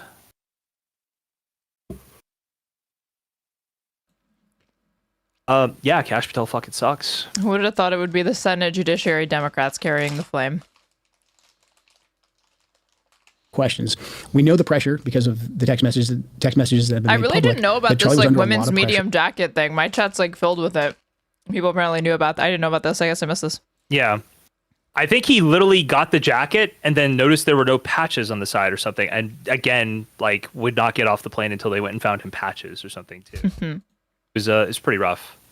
We know the pressure because of the text messages that have been made public that Charlie was under a lot of pressure from a lot of pro-Israel donors. And again, we know Charlie was advocating to President Trump against this war with Iran. And we knew at the end of the 12-day war, at the end of Midnight Hammer, that the Israelis were going to come back and ask us to go back to war again. Right. So we have a lot of data points between Butler, the assassination attempts against President Trump, the breaches of his security, what happened to Charlie Kirk. Can I just ask you to pause on the Charlie Kirk just because it upsets me to hear what you're saying, to be reminded that he was murdered, but also to hear you confirm what was reported in the media several months ago, that your office had been blocked from investigating his murder. That does not make sense to me. I don't understand why you would ever turn. Whoa, hello. Aiko, thank you very much for the raid. I appreciate it. Thank you. Turn down help in an investigation from a U.S. agency with a lot of experience in gathering intelligence on things. That's your job. The FBI will say, and the DOJ will say that because it's an ongoing case, it's a Utah State case, that back off, they've got it. They've got a smoking case. They've got the fingerprints on the gun. Smoking and case. They've got the But the FBI was involved in the case. The FBI was involved. The FBI's basically said that they're deferring to Utah because it's now a state case. They've established a precedent for federal investigation of this crime. Yeah, and the National Counterterrorism Center's mandate is to investigate any foreign ties, to see if there's potentially any foreign ties. If we don't find any foreign ties, we back off. What I'm saying, without getting into too much detail, is there was more for us to investigate. You believe there was reason to investigate foreign ties to Charlie Kirk's murder and were told by the FBI, DOJ? FBI and DOJ, yeah. No, you're not allowed to investigate that. Stop. It's done. They basically cut off our access. Oh, suddenly I'm actually not even losing my mind about Republicans possibly investigating leaks from this guy. I swear to God that suddenly this just does make sense, right? Who did he leak to? Candace Owens? That this guy could have been the person communicating with Candace Owens. That she talks about having like sources inside all these places, and that he might have actually been leaking to Candace Owens. Because wait, can we take a look at that? I've never for a heard second? somebody. The investigation thing? Just saw your DM. Fuck you. I say in the New York Times article. Pull this up. FBI investigates Joe Kent, whose resignation over the Iran war angered Trump. Mr. Kent is under investigation for a possible intelligence leak, according to people familiar with the situation. The inquiry is said to predate his resignation this week as the top U.S. counterterrorism official. The FBI has opened an investigation into Joe Kent, a counterterrorism official who was pilloried by the White House after he quit over the war with Iran for possibly leaking sensitive... Oh, not the New York Times! I love the New York Times! Fuck! The investigation predated the resignation on Tuesday of Mr. Kent, the director of the National Counterterrorism Center, according to those people... who discussed a continuing investigation on the condition of anonymity.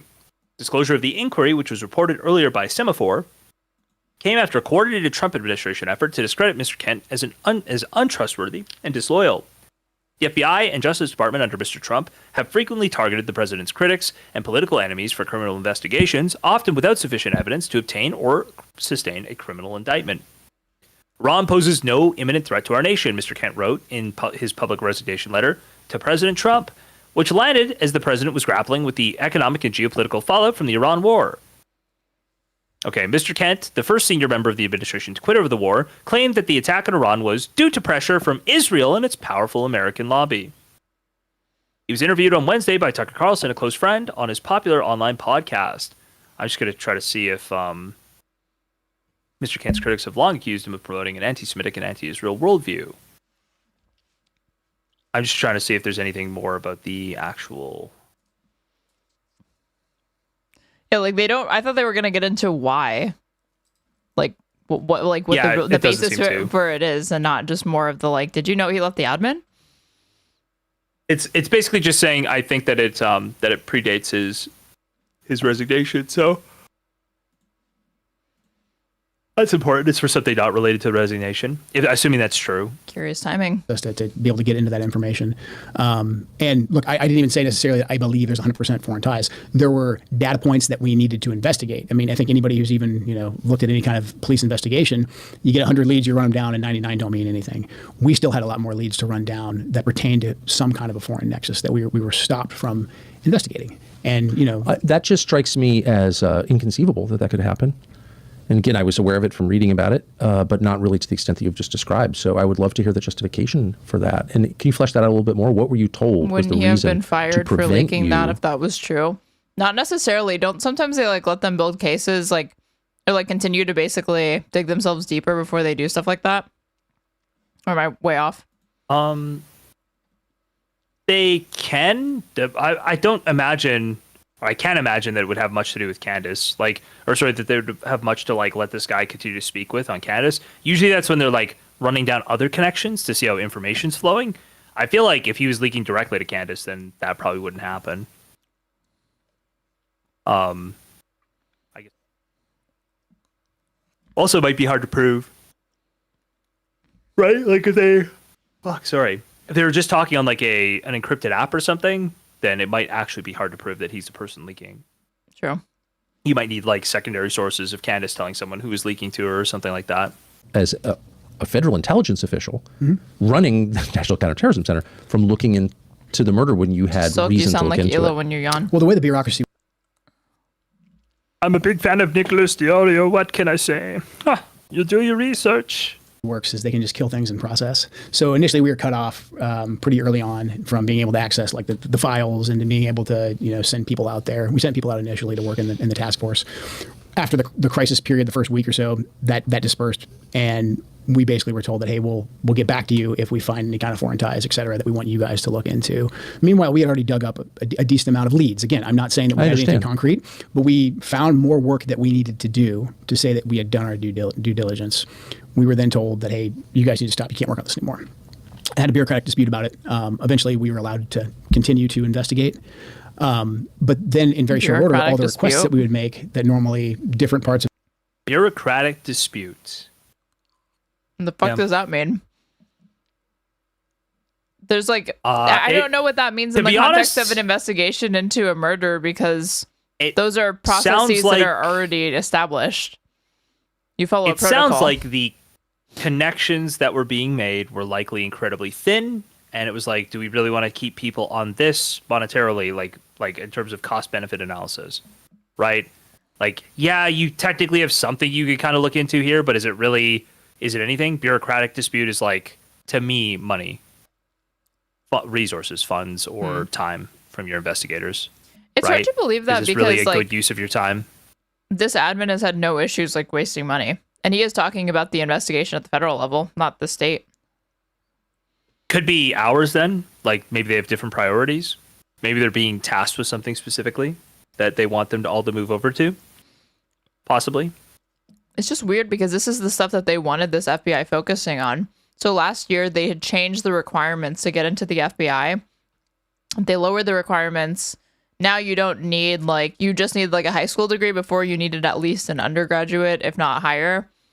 And they wanted to stop moving. They wanted to move towards basically turning the FBI into a police force effectively.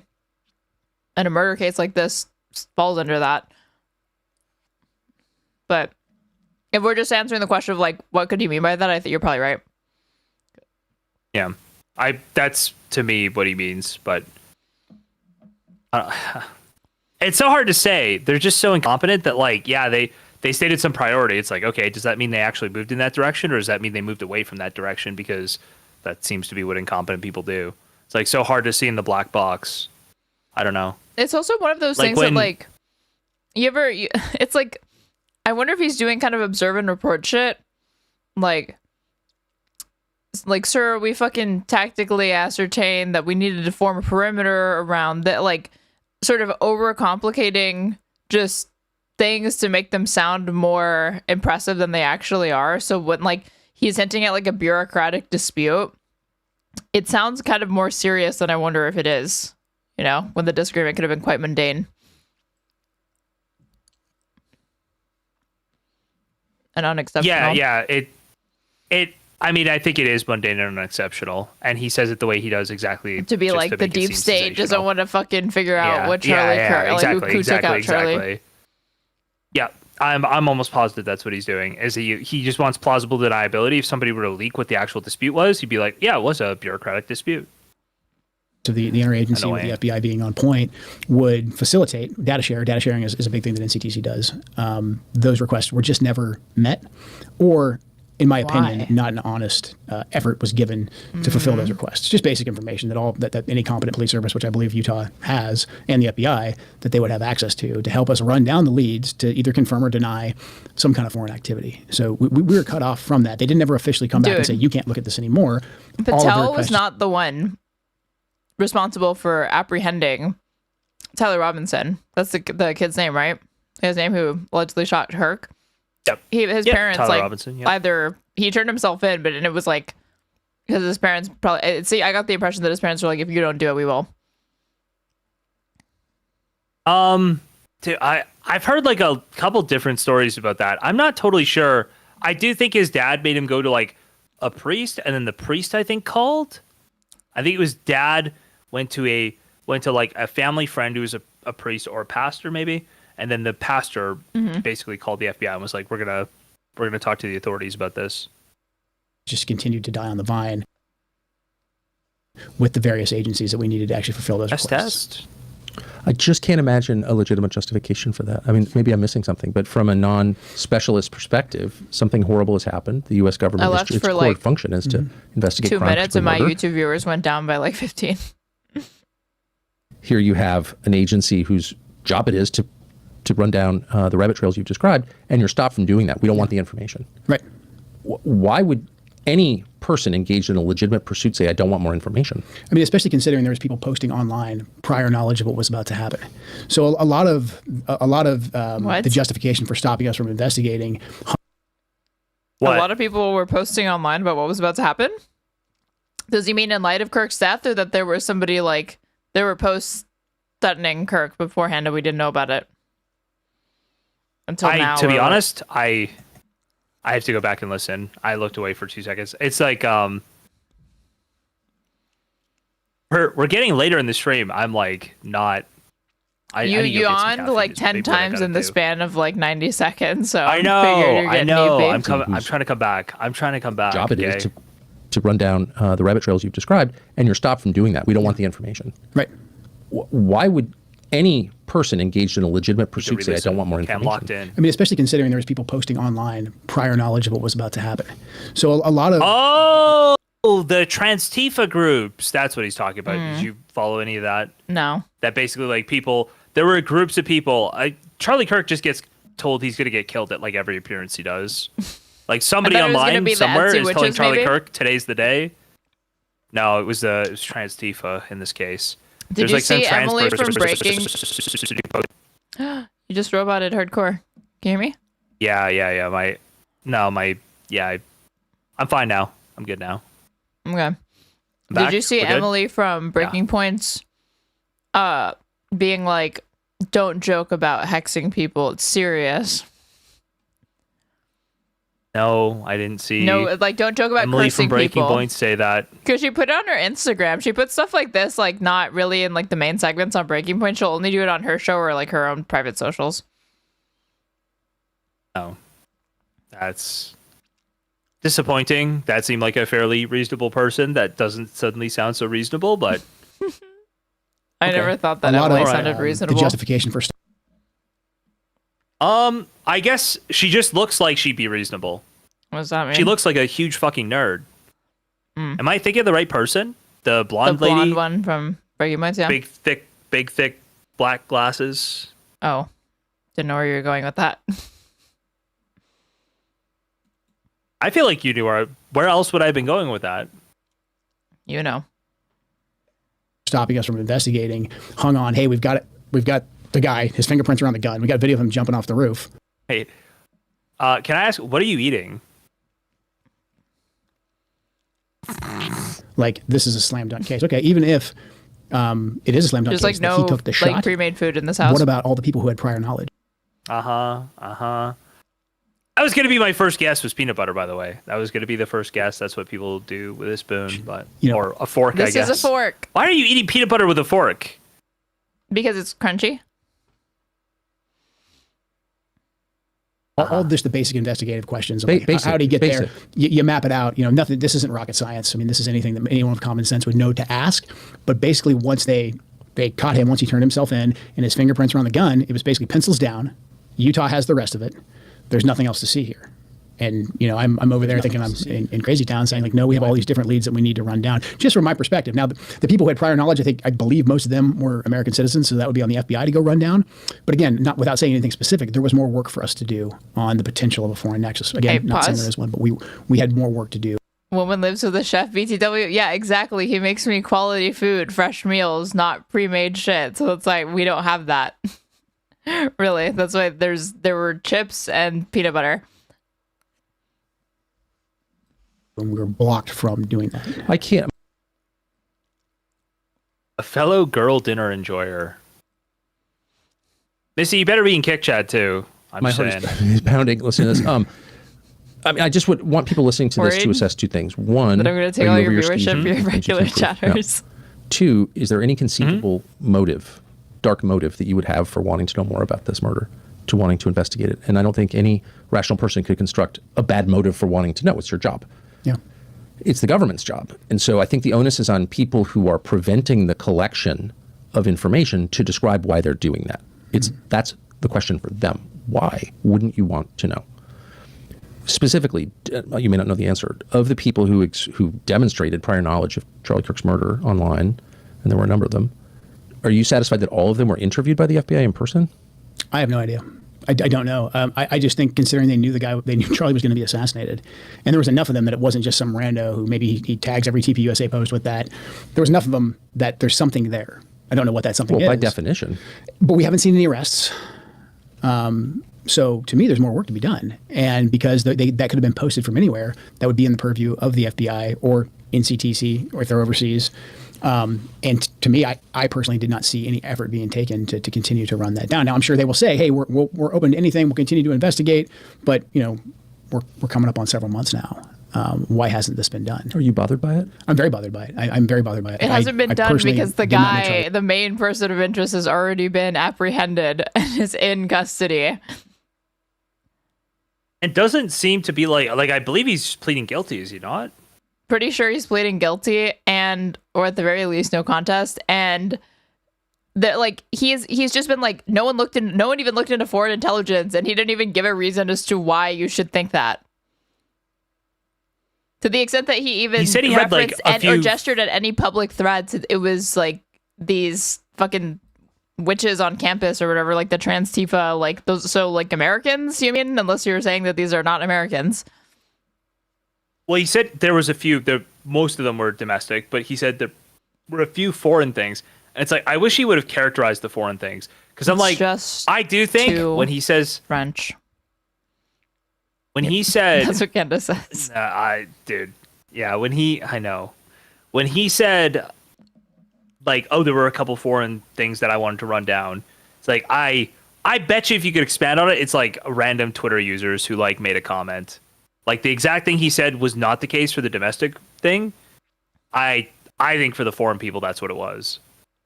I just feel like it's all just trying to build this. I don't know. It's so goofy to do this. Well, like, where do you draw the line between, does he sincerely believe this, or is this like totally totally like cynical pandering. shilling of a conspiracy theory that he is just using to basically build a profile for himself. Again, I'm convinced that he always wanted a media career, so this was already in the works before he even resigned. It's like, I'm going to get on Tucker Carlson. This is definitely going to be a thing that I bring up, concern troll about. And I don't think that he resigned and then was like, oh, I'm getting on Tucker Carlson. I should lean into that. It's so low IQ, though. I do not think this, I don't know. You're not Candace, bro. Look at everybody else who tried to follow Candace along. They all fall from grace. They all fall off. Who tried Candace to do has that like a other than unique thing. I don't know exactly what Ian it is. Carroll? I can't think of anybody else. Ian Carroll is who I'm thinking of specifically. Dude, he gets big Domino's views pizza delivery guy, okay? On Kick. I think he's falling off quite a bit. What was he? He was getting like 1,500, 2,000 on Twitch. What was he getting on Kick? I saw on Kick once. I swear I pulled it up and it was 30K. But maybe it was botted. And this was a while Ian ago. Carroll at 30K? This was around the height of it. Around the height. Oh, maybe. Because I had somebody come in being like, I was like, I had a Candace enjoyer come in and I was like, how did you even find my stream? And he was like, well, I was going to find Ian Carroll. And I didn't pull it up on stream, but I was like looking off screen at like the numbers that he was pulling because he was like, he's like live talking about this stuff. And this was when, again, like peak, like when she was getting like 10 million views per video, that was his numbers, but I wouldn't be surprised if that was like acute. Okay. That's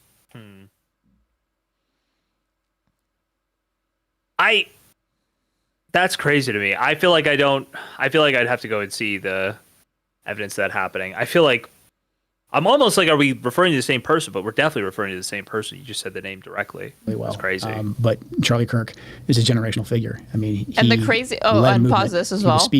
Kash Patel is such a moron that to the extent that you see leftists willing to engage in conspiracism surrounding the circumstances of Kirk's death, they trace it all back to the fact that Kash Patel, this podcast moron, and Dan Bongino were in charge of the FBI at the time that it occurred. So that's where like Kyle Kulinski's skepticism was coming in. And some of the Israel stuff as well, he leaned into that. But then with this, it's heresy for you to suggest that Trump has appointed anybody except the best of the best. So you can't say it's due to incompetence, but that makes the story that there was a malicious or intentional cover-up and not looking into foreign assets because of some other reason other than the obvious fact that it's a waste of fucking money short of a lead or reason to do that. And so it's to ascribe this level of like high-mindedness and deep state to Trump's FBI headed by Dan Bongino and Kash Patel is just laughable on its face. But that is what he's alleging. And he's getting away from the fact that, like, again, you're repeatedly praising the admin. It's like, okay, when you lean into the Charlie Kirk stuff, you realize that you kind of have to start becoming an opponent of the admin very quickly, right? Like Candace did. Candace is like fully turned on Trump at this point. And it would make sense because if you believe that he's covering up, or like his admin is complicit in covering up the death of Charlie Kirk every single day that he's not calling for the resignation of Kash Patel or trying to fight for justice for Charlie is complicity. But he won't do that. So I guess it's just supposed to be these individual bad actors, but you can't trace that back to Trump. See you in Valhalla. Oh, God. Are we good? Is my computer dying? Hello? Hi. Hold on 1 second.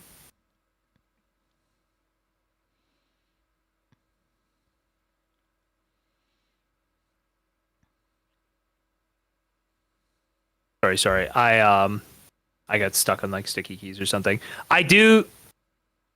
But here's the funny thing is, I guess you're confused because he still wants to be on Trump's side. I feel like he's against the admin, and somehow these people just always, it really is like this almost proves the cult of personality because they find carve outs for Trump in any possible way, right? They do. Almost. They do. Think about so here's the position that he's in. He resigned from the admin, but still praises Trump. He's now talking about Charlie Kirk, but he's not casting aspersions upon Trump or Kash Patel or Dan Bongino. It's the forces that be and the Kafkaesque nightmare that seems to be the Bureau. And it incompetence or disagreement with decision making. And if your theory holds true, he also has to stay in the good graces of Vance and Gabbard. Like, maintaining all of these positions, like, dude, pick a lane. You're like this. That's also what is insane. Like, the idea that you could keep all of those balls moving at the same time is impossible. Like, the more you lean into one, you have to kind of pick two. It's like those, like, one of those, like, triangle things where it's like you can pick like sleep, a social life, and yeah, 3 pick 2. Yeah. 3 choose 2. Yeah. Yeah. You're very tired. I thought it would be good to explain this to you. No, sorry, I got my Discord clips got turned on. Have you ever had this happen? Where if you press the C button on your keyboard, it makes like a beeping sound? You said sticky keys, and it reminded me when I was a kid, playing on my father's desktop computer. And if I noticed if I hit shift 5 times in a row, it would make like a noise and then say you've enabled sticky keys, and I didn't know what that meant. But I liked hearing the little noise that the keyboard would make. Shift multiple times? Yeah. It's kind of like that, the Discord thing. It was very annoying though. Anyway, it was just driving me crazy for a second. I'm back. Don't you have a Stream Deck? Yes. Why are you fucking with your keyboard then? What? I was typing something. Then how'd you enable sticky keys? What was I typing? It wasn't sticky keys. It was Discord clips. That's what you just said. Came off that way to me. No, what you just said when you were like, it wasn't. It was typing. That's all I heard. Wait. Did you just make a sound back at me? Yes, I did. You make the sound again? It didn't even come through. Your mic peaked. Oh, because I went. Beep, beep, beep. Can you hear that or no? Oh, okay. It's too loud. Yeah, no, I got it that time. Jesus Christ. Rude. So you know how many times a day I do that to like it? No, I don't. Multiple. It's a running joke with us because yes. Because he works remotely, and there will be times where I come, like so many times where I come in to chat with him for a little bit, and we have this nice little chat, and right as I'm leaving his office, it's always, can you take the dogs out? Can you take the dogs out? And that is always immediately met by the noise that I just made earlier. Oh, like, are you his R2D2? You're like gonna go and do maintenance around the house? Is that what the joke is? I don't even know what the joke is. It's not. It's just a funny little observation, I thought. Okay. Never mind. It's like that. That is like you thought I was setting up like a punchline or something. Yeah, I thought the sound meant something. I thought it was like leaning in a direction. No, it's literally just mockery. Like I'll just do that in response to somebody doing or saying something annoying. Oh, okay, I got it. Movement. He was speaking to millions of Americans who came out and who voted for President Trump. And he was just a genuine great man, husband, father. I mean, how can you not like Charlie Kirk? But also the fact that he was murdered so publicly. And yes, there's been a lot of sympathy, and his movement has grown, et cetera. But actual curiosity about getting to justice, to figuring out what happened, that makes me furious that we're being blocked from that, and that we're not allowed to ask the question anymore. We're just not allowed to talk about it anymore. And I think that's absolutely insanity. And what does that mean? What does that mean that there are people and there's entities out there that don't want us looking into this? And I've watched too many people grift in this exact way of like, isn't it? In fact, this is how Candace does it, right? Isn't it crazy that we're just too many people to ask or her? What happened to Charlie? Oh wait, Tucker does that too. Tucker takes that refrain. Yeah, Tucker does it too. I think Candace is the best at it. Okay. Wait, hold on. Do you think when he says entities, do you think he means groups? Groups of humans? How far off the deep end is he going here? I'm not joking. He was bitten by a demon, so what do you think? I'm not joking. Well, it was Joe Kent who said it. Anymore. Oh, we're just not allowed to talk about it anymore. And I think that's absolute insanity. And what does that mean? What does that mean that there are people and there's entities out there that don't want us looking people and entities. In 99.99% of conversations, that's just people and groups. He's done this multiple times. This is just him not understanding how English works, where he's like so close. Like this is the next lily pads thing. Yeah, you think so? You think he's just doing groups? Or I think he's also doing again the observe and report shit, where he's trying to use like complicated jargon and a more impressive vernacular, and he's just coming off like a fucking dipshit because in moments like this, we're just like reach for the wrong word just a few times and it immediately becomes clear what you were trying to do.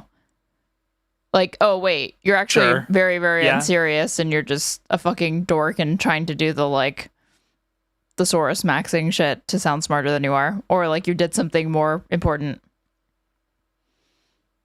Oh, that makes it way more sad. This is the type of guy who would say that like I used to work for a Fortune 500 company, and that technically applies to like a McDonald's employee. Right? I was gonna say, or he's the janitor, yeah.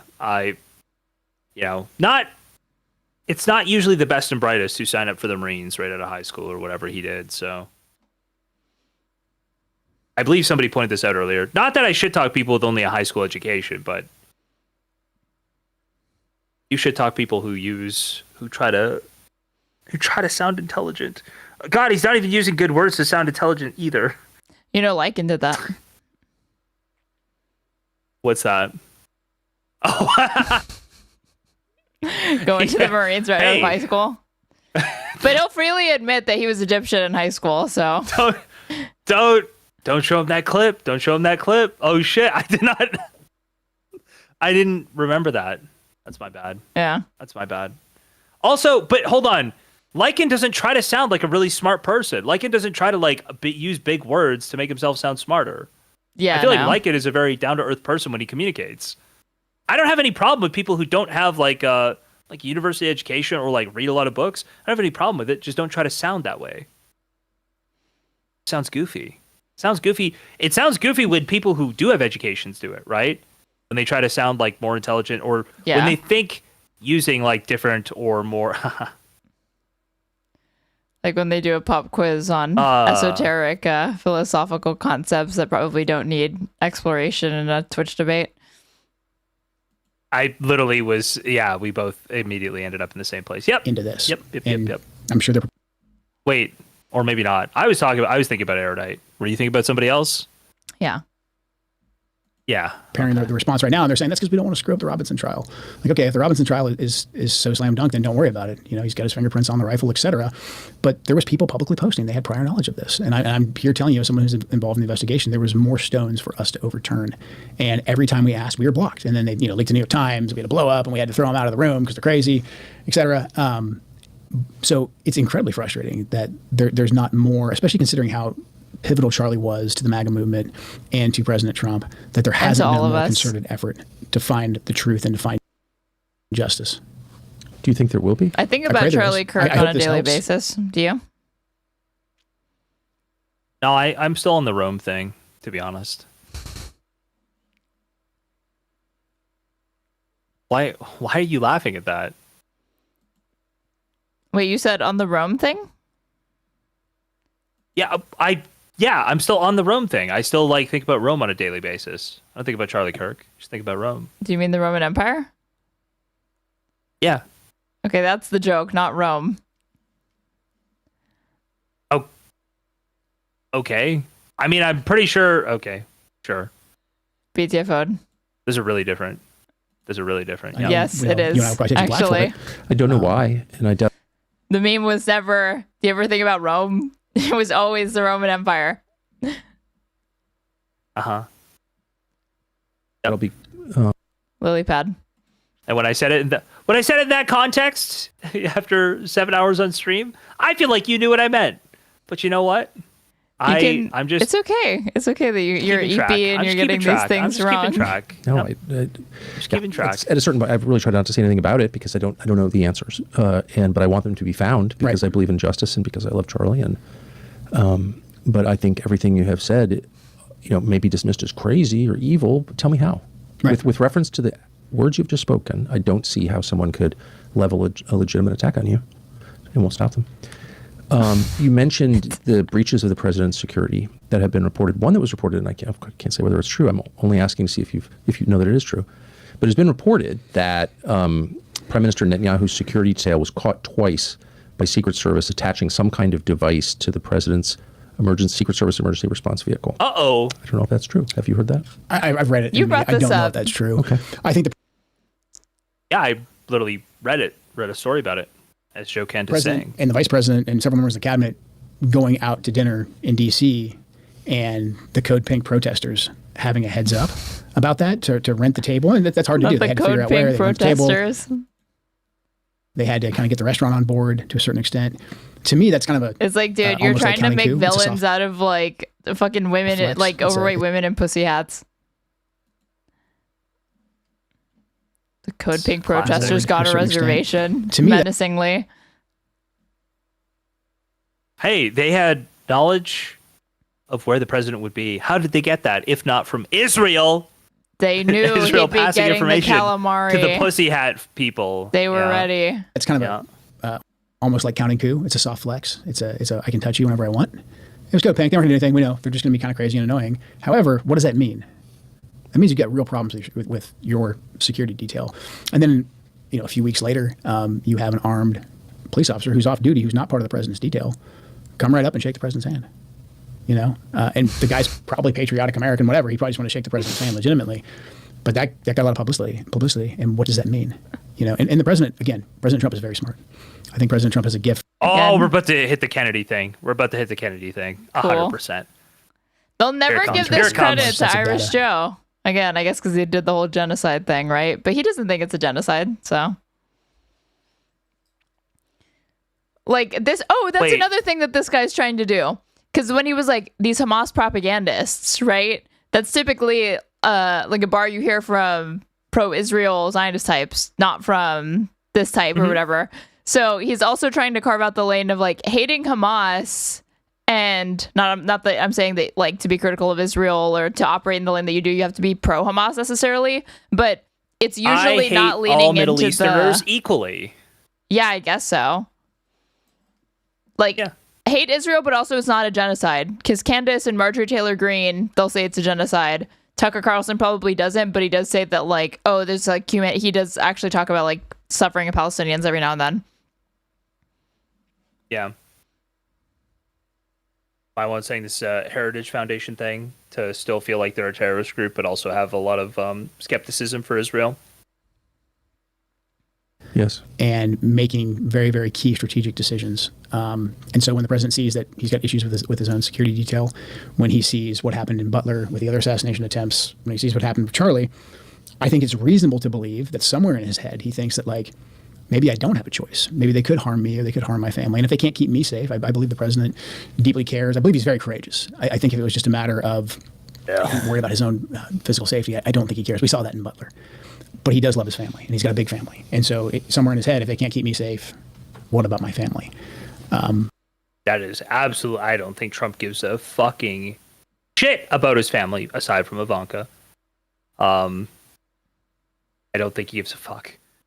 I think he would. I think if somebody said, either die in 5 days and Eric lives, or you die in 10 days and Eric dies, Trump would pick the 10 days. Okay, Trump's got I don't think Trump gives a fuck about his kids. Many of his children. Yeah. So look, I think he gives a fuck about Ivanka. I do. He wants to have now, sex with her. in what way precisely, and how weird is it? Yeah, there's something going on there, but maybe the president I think was he just does. simply deceived by the echo chamber we described, and that's how we got to this place.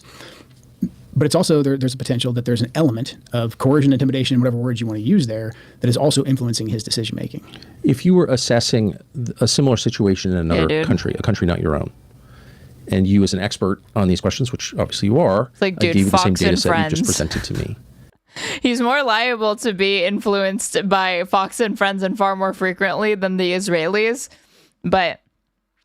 and like Mark Levin, but those two things kind of work in tandem, so hard to disaggregate. And I said, would you say that's just crazy even to bring that up as a possibility? Not at all. I mean, when you map out those data points, I would just say this. I would say the influence from Fox and Friends is all done in public, so it's a very different thing, to be honest. Like comparing the two, it sort of trivializes without taking one. Like it feels trivializing to me. But this moves from being a possibility to wouldn't want you to feel like I'm trivializing anything. Jstlk.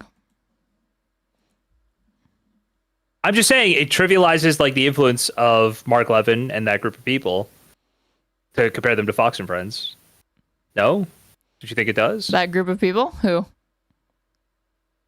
The Israel lobby? Right. Them. I like as soon as I said it, I just knew that you were going to have it, like take issue with it, and I was about to comment how you didn't. You just press play after I did that, and there was no like, I don't disagree, or sure, or yeah, your little like one word follow up, and then as soon as I was about to open my mouth and make that observation, there was. I just think you're trivializing things. I was like, there it is. Never mind. Yeah, I mean, I do. Do you not?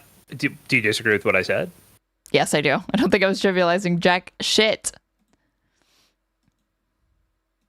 Do you think Fox and Friends is influencing foreign policy? Yes, they are. I can show you a New York Times article talking about how they influenced the Iran strikes. Hold on. Okay. Okay. Beyond that, are they doing so in the so open? I had an answer to your question, and now I'm going to provide it, and you're going to pivot to an entirely different point to support the same argument. Go ahead. Well, I mean, I had already made the exact point I made, and you're just ignoring that. What you think I'm trivializing it? Yes I or don't no? think it's hold on. trivializing it. If we're going to piece go it, we'll do it. Hold on. Yes or no? Did I not already say that it took place in public? So it was obviously different in kind. Yes. Why am I supposed to put significance onto this, or what? Thank you. Why is public lobbying? Why is transparency important? No. I'm not questioning whether or not those things are important. I'm questioning how that trivializes it. Or like how that's supposed to build up the argument that I'm trivializing it because those differences exist. And I acknowledge that they have different scales. Well, one, I would say the Fox and Friends stuff is I don't even follow the ideology. It's not a consistent thing. It's not a foreign actor. I don't follow the ideology of Fox and Friends. Yeah, I don't know. I don't even know the names of the people on Fox and Friends. So I don't know like what they're advocating for, right? But I'm guessing they're Americans. Yeah, Americans do work at Fox and Friends, correct? I'm not aware of any non-American correspondents there. Okay. Yeah, so I just feel like it's a totally different thing, and it just trivializes the idea of like, I'm sorry, there's nothing really that weird happening there. Sorry, you feel that way. All right. Let's just go back. This could be a likelihood. Watch. It would be something I'm sure that we would debate rigorously, but nobody would dismiss it altogether. With all this data, it's not nothing. It's something that has to be looked into. Is it being looked into? Again, I don't think it is. I think that with Butler, your investigative journalist found more about crooks than the entire government. And the response I received from the FBI was so hostile that... Pause. Sending you this. Then I'm going to send you this New York Times article, and you have to show this in this sequential order.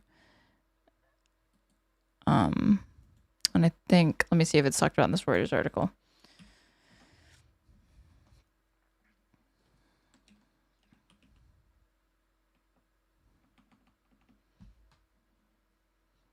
Okay, so show the CNN thing first. Yep. Read it out loud, please. Okay, the whole thing? No, read the whole article? Do you think I'm asking you to read the whole article that you'll probably won't be able to help but yawn 10 times by the time you got to the end of it at 5 a.m? We won't, yeah. Just the title. As conservative radio host Clay Travis. Fox News takes pro-war position as MAGA media feuds over Israel-Iran conflict. Okay, now go to the New York Times article. Okay. Control F. How Trump shifted on Iran under pressure from Israel. Control F. Fox. He woke on Friday morning. His favorite TV channel, Fox News, was broadcasting wall-to-wall imagery of what it was portraying as Israel's military genius, and Mr. Trump could not resist claiming some credit for himself. In phone calls with reporters, Mr. Trump began hinting that he had played a bigger role behind the scenes in the war than people realized. Privately, he told some confidants that he was now leaning more towards a serious escalation, going along with Israel's earlier request that the United States deliver powerful bunker-busting bombs to destroy Iran's nuclear facility at Fordow. As recently as Monday, Mr. Trump held out the possibility that Mr. Whitkoff or even Mr. Vance could meet with Iranian officials to seek a negotiated deal. But as Mr. Trump abruptly left the Group of Seven summit in Canada to rush back to Washington, there was little indication that the conflict would be brought to a quick end through diplomacy. So, point being that it all works in tandem. Like, obviously, this article is literally titled about how Israel influenced Trump's decision making, but I'm saying do not discount the influence of how much Fox and Friends, Newsmax, OAN, all of these like pro-Trump, MAGA-aligned outlets are also like ramping up Trump's like hawkishness and erratic decision making. Sure. Because like, look, to me, this reporting is showing it. How? Yes, they're okay. Go back to the video. Back to the video.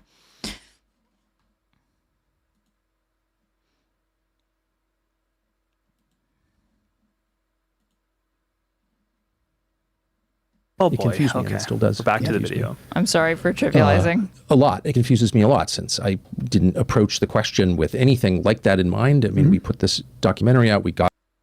No, you're right. Here, I'm gonna flip persona. Okay, I'm gonna go back to who I was like a year and a half ago. I'm gonna start arguing the pro-Israel side of this. Do it. I think it would be. It's gonna feel very, very good. The information you described. We got a lot of his online activity, which we've been told didn't exist, and this was not an attack on the FBI. This was, of course, during the last administration with a different director. So this was hardly a partisan hit job. This is the president of the United States, who I campaigned for and voted for. And Chatter's getting mad. Years, oh no, then maybe you definitely don't do it. And the response then that I got was will definitely not hysterical. have to take refuge in my chat. That's not an overstatement. Send me subs, donos once you make this pivot. Just to spite me. They dealt with me. They dealt with me being pro-Israel before. They could do it again. Have you had experiences like that? They're not duly There was loyal. a level of, just nope. Coming from really the FBI. And some of it I think is just like rivalry. Like, why are you looking over my shoulder? Like, I got this. I'm very familiar with that. I mean, we're the same way in the military. So I'm sure that's right. Totally, I totally get that. They were treating like you were in the Air Force kind of thing? Yeah, exactly. Like, hey, what do you know? Like, we're the FBI. Like, gotcha. But, we had a role to play.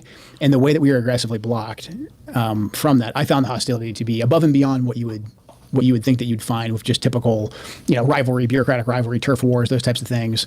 Some of that was at play, but the level of like, you cannot look at this. And then for them to escalate it, to attempt to get us kicked out of the case, that to me was very surprising. Same thing with Butler. The When we first started level of asking you questions about cannot look Butler, at this? I You thought- mean like confidentiality, chains of custody, the fact that, typically there's reason why these protocols are in place and you have people stick to their lane and not just checking each other's work unnecessarily. He's trying to frame even more like convinced that his whole department is siloed and that they've identified them as a security risk. He's fucking annoyed. Every time that, he speaks, he like confirms this for me. Yep. Not even just that their department normally wouldn't have access, but that they are quite literally being siloed because it's Tulsi Gabbard's shit, his shit, and they're just not trusted. I honestly feel that way at this point.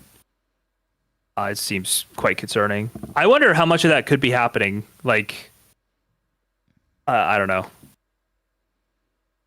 I feel like mostly for Tulsi Gabbard. I don't know if anybody really sincerely thinks this guy's beholden to like a foreign government, but I do believe most people believe that about Tulsi Gabbard. Well, his wife's because connected to especially Gray Zone at one point, so who knows? His new wife, yeah. That, hey, we would come in and we would get the truth because, the previous administration really screwed this thing up. And there just wasn't curiosity there. There wasn't curiosity and there wasn't a tolerance whatsoever for us going after just the key questions of like, hey, did the informant that you had that was interacting with this guy, Rashant, was he in communication with anybody in Butler? Wait, the previous basic admin? questions to ask. Again, How did the Biden admin fuck up the Charlie Kirk murder? Did I mishear that? There wasn't Don't curiosity know. and there wasn't a tolerance whatsoever for us going after just the key questions of like, hey, did the informant that you had that was interacting with this guy, Rashad, was he in communication with anybody in Butler? I mean, basic questions to ask. Again, this is nothing that's going to blow any investigator's socks off. Just those basic questions. Like, no, the two aren't related. Like, you can't talk about it. You can't ask any of those questions. Even when we found data that needed to be looked in. Yeah, I mean, they would say at the time, like, well, the Mershon case is ongoing, et cetera. Like, we can't. You didn't go back far enough. I don't know. Did he talk about the previous? Yeah, he just said it. Go back like maybe 40 When we seconds. first started asking questions about Butler, I thought because especially that happened under the Biden Butler. administration, I thought he was talking about Charlie Kirk. Yeah, sorry. Butler was the Mershon thing. Was a person from Iran who got caught. This was when you were gone earlier. It was a person from Iran who was like grabbed. They were connected to Iran somehow, and potentially about like trying to get Trump shot. Like it was about potentially a. Do you remember how there was chatter about Trump like needing more security? Biden literally said that we will declare war on Iran if they go after Trump. Yeah.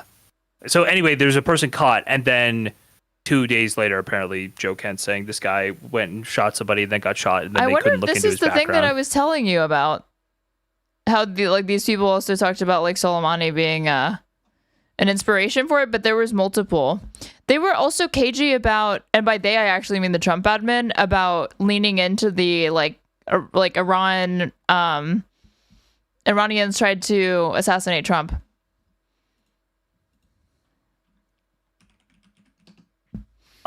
Like they didn't want to lean in and say it directly. Is that that's what you mean by cagey? This is fuzzy because this was around the time that the strikes happened on the nuclear facilities, where I remember looking into it because PBD made the claim that and the Iranians are behind the assassination of Trump or something like that. Was looking into, and I was pulling up different reporting Ted Cruz on this. made that claim.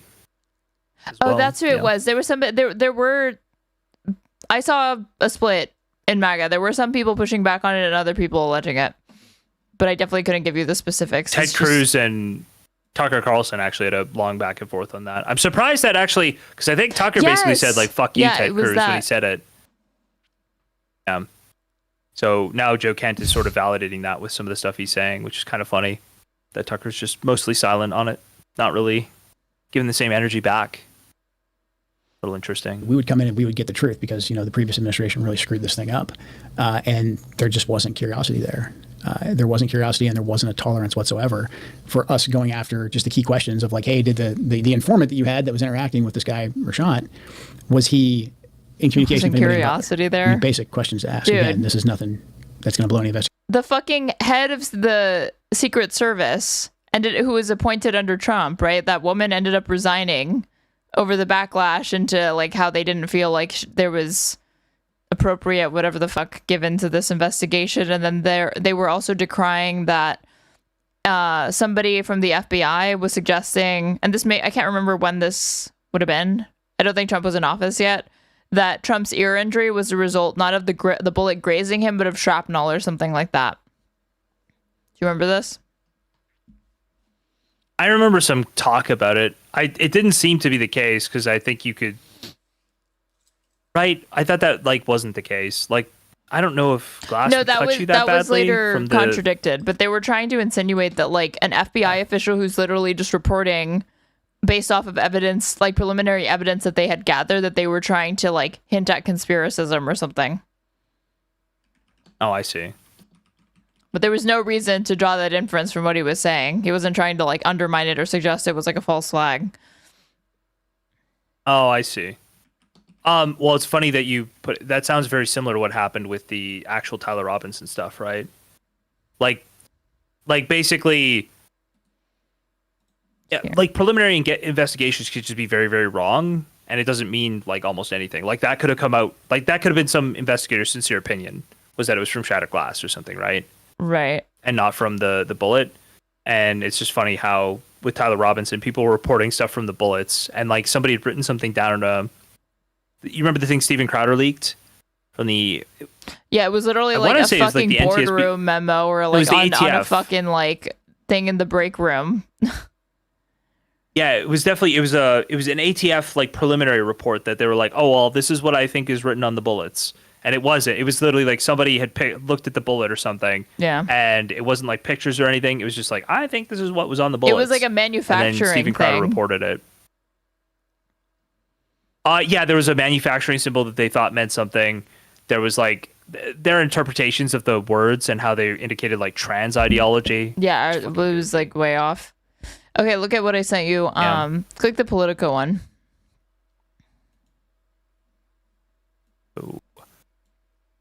It's prompt GOP IR. By the way, my computer's being like super fucky. That's why it was roboting earlier. There's a chance that I just like crash and disappear. So I will take a little while to restart. If you're tired, you can just say. If that happens, I don't think it will happen. No, it's literally something that can happen. But I will be back. I'm not gonna stop. I'm gonna finish this tonight. So. Okay. GOP asked FBI director to correct testimony that Trump might not have been hit with bullets. Pushback comes after Christopher Wray told lawmakers there is some question about whether a bullet or shrapnel hit the former president's ear. They're asking him to correct the testimony. Like, there's some question about whether or not Donald Trump's literally ear got hit with bullets. just again triggered over the fact that like again this undercuts the agency's credibility. Then went on to appoint Kash fucking Patel. But I guess to be fair, it hadn't happened yet. But like, I think it's so inappropriate and so fucking ridiculous to be getting ass mad about reports of evidence that they had gathered at the time. Yeah, and it's like literally they're doing fact finding, right? Yeah. It's like they're literally putting together what they think could have happened. They're not making determinations. But yeah, like, I wonder how did this come out, or where did they find this out? It was at a public hearing because he says there's some question about whether or not it's a bullet or shrapnel that hit his ear. As I sit here right now, I don't know whether that bullet, in addition to causing the grazing, could have also landed somewhere else. But I believe we've accounted for all the shots and cartridges, Ray said in response. And this was at a House Judiciary Committee. He did not contest that the shooting was an assassination attempt or that Trump was injured.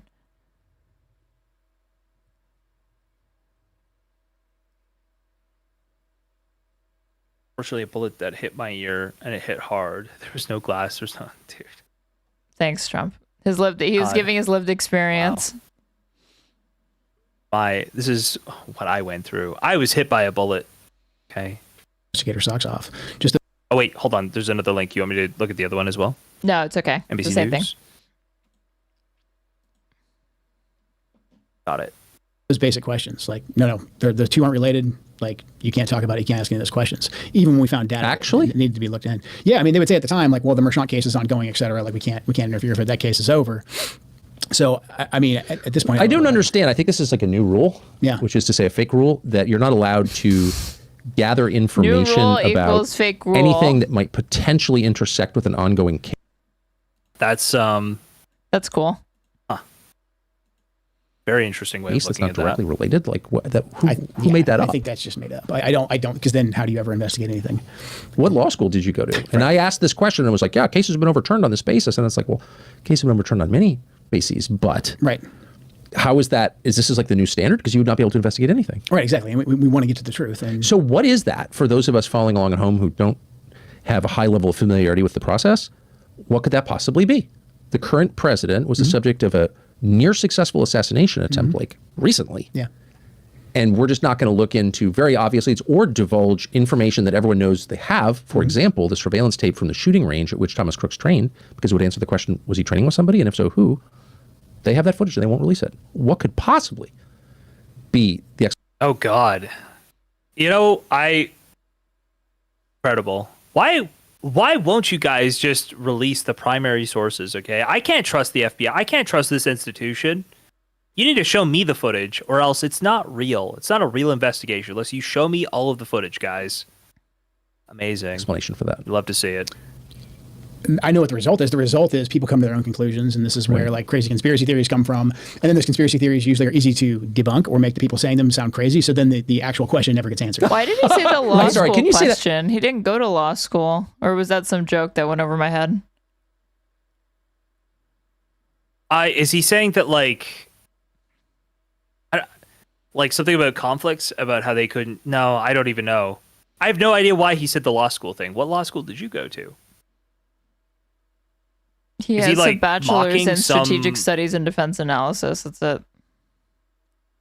Yeah, is he like? I feel like is he trying to mock some kind of idea of like how someone would question him for making the statement that he did, or like how some functionary, some bureaucrat at his department or in the ODNI or something said we can't share these things.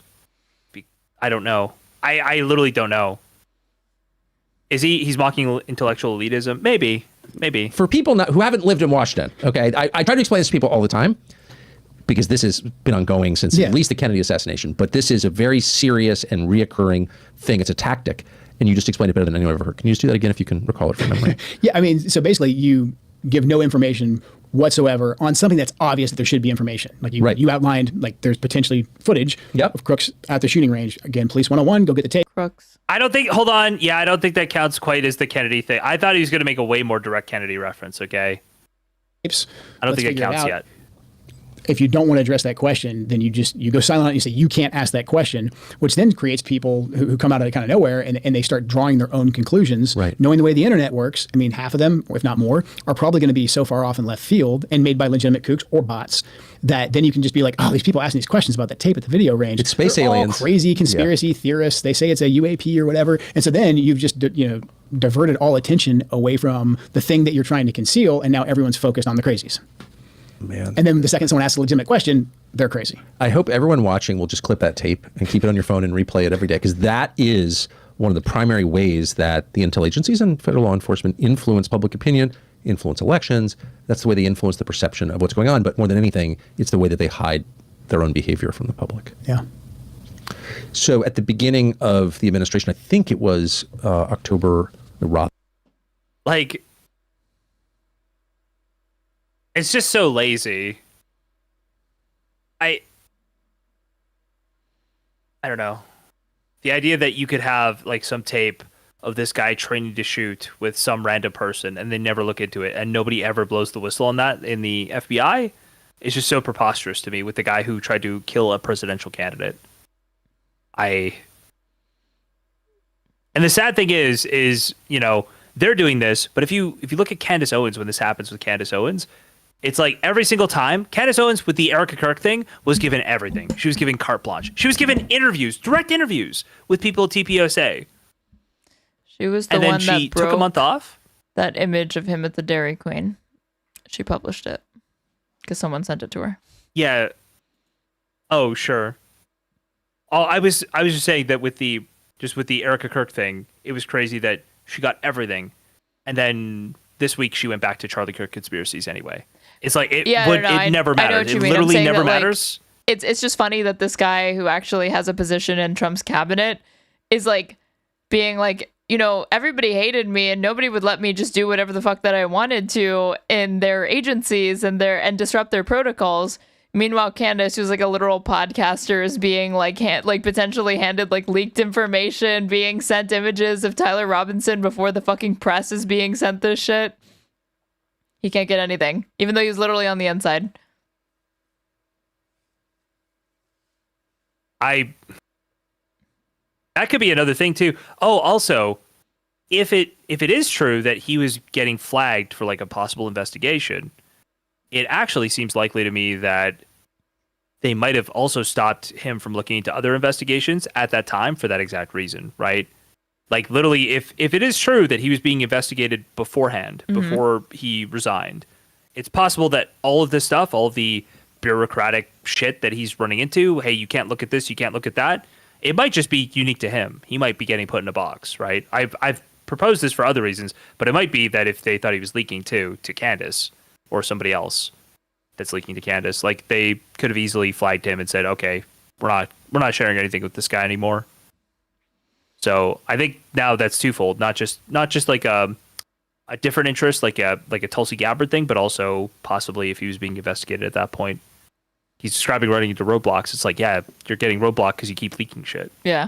It was January 23rd, was like right after the inauguration. The president issued an executive order calling for the total declassification, release of all documents relevant to the assassination of President John F. Kennedy in November of 1963, all of them, and also documents relevant to the assassination investigation into Martin Luther King. Do you remember what Trump's explanation as to why he didn't do that was?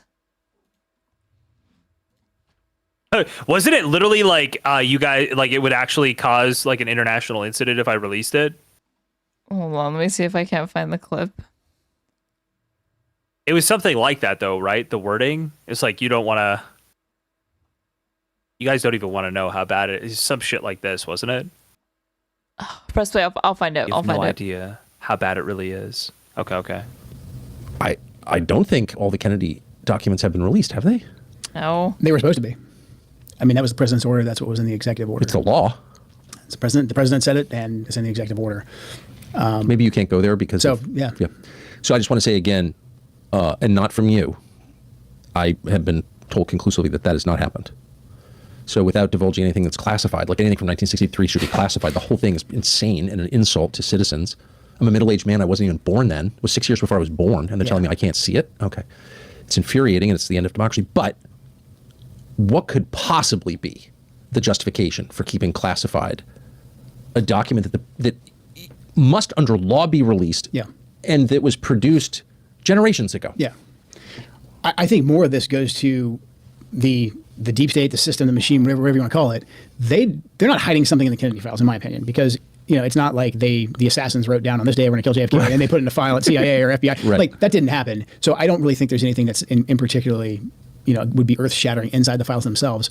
The system doesn't want to get us used to things being rapidly declassified. They don't want a president to be able to come in and say, here's an executive order, and I said declassify it because the people demand it, and it happens like that as fast as it could happen. They don't want that to happen. They want to condition us that, like, okay, the president of the American people elected, he may have, come in and lawfully given us an order, but there's a process here. There's an interagency process. Everyone gets to check to make sure there's nothing still classified or still ongoing, even if it was from, 1963 or even further back. Because again, they don't want us conditioned to, we can just have access to this information. And I think there's probably times where that would be appropriate, like declassifying something that happened last week, for instance. Sure. Yeah, there's going to be equities there, and I think the American people would understand that. I agree. But a lot of this, I think, is power. And so the bureaucracy, when the president says declassify this, regardless of what it is, from decades ago, they can't just let them have it. They all want to have their cuts on it. They want to be able to control it. And this is the way, like, the bureaucracy and the career bureaucrats roll. And they just tell the new political appointees, like, hey, we just, we really can't do that. He's saying bureaucracy instead of like deep state, but it's the same shit. Swamp is what I was thinking. Swamp. The quagmire, the swamp. He's talking about the swamp is trying to slow everything down. The deep state. Yeah. I thought Trump was supposed to get rid of that. That's what they're trying to do. Like when they purge all of the people who, knelt for BLM or supported, was one of them that people just had, some dude had like a pride flag at his desk that they let him go for? I feel like it was some shit like that. What do you mean, when they get rid of all of the people. Oh, that they like I'm mass pretty sure firings some and shit. FBI investigator like literally got let go because he had a pride flag on his desk. When they go and do all of that, that's actually them getting rid of the deep state, okay? Woke is over. The deep state are the LGBTQ people, all right? Yeah. Place that mostly will get you what you want eventually. And then it all just gets killed off in process. And there's literally no transparency at the end of the day, or limited transparency. But that's what I think the game is here. They don't want to condition us that you can elect a president and he can automatically change the bureaucracy. I mean, this fact, the fact that the government doesn't have to tell you what it's doing, even though you pay for it, just invalidates the whole concept of consent to the governed. Like, how can you give consent to something you know nothing about? Yeah. Right. But more than that, it creates a moral poison at the center of the society. Lying. I don't think he said that, Casey Lee. So, hold on. Chatter says, wait, so bro's questions regarding Israel and Kirk, but thinks there is likely nothing to see in the JFK. But I don't think he was saying that. I think he was saying it wouldn't be as simple as like, here's the people who killed JFK. I found it. It'd probably be like some connections or something like this. Speaking of, okay, pull this up. One of the things that I want to talk to you about is the JFK files. And one of the things that you said was that if they showed you what they showed me, this was your quote, you wouldn't want people to know it either. So I opened them up partially. I was met from good people. I mean, look, good people. People that were well-meaning. Mike Pompeo was one of them. Oh, I'm sorry. Well-meaning Mike Pompeo. Dude, I He's a good person. Don't say another name. They called me. They said, "Sir, would rather have you not." After, and I did open them, but I was asked by some people not to open them. There's a Martin Luther King file too, by the way, that they'd like to see. I don't know if you know, but there is that. But JFK in particular. So they called me. A lot of good people called me. People that that you would find reasonable people. And they asked me not to do it. So I said, well, we'll close it for another time. But if I win, I'm going to open them up. I'm just going to open enough time. Why didn't you open it up the first time? Because though? a lot of times, what was the hesitation? Though? Addresses, people that are still living. There are people that are affected. And there could be some national security reason that I don't have to necessarily know about. But some very good, talented people asked me not to do it. I opened it up, and then they said, would it be possible for us to do that a different day? It's actually, like, as bad as this is. Yeah. Okay. It's actually crazy how bad the fall off is from this to now. How do you mean?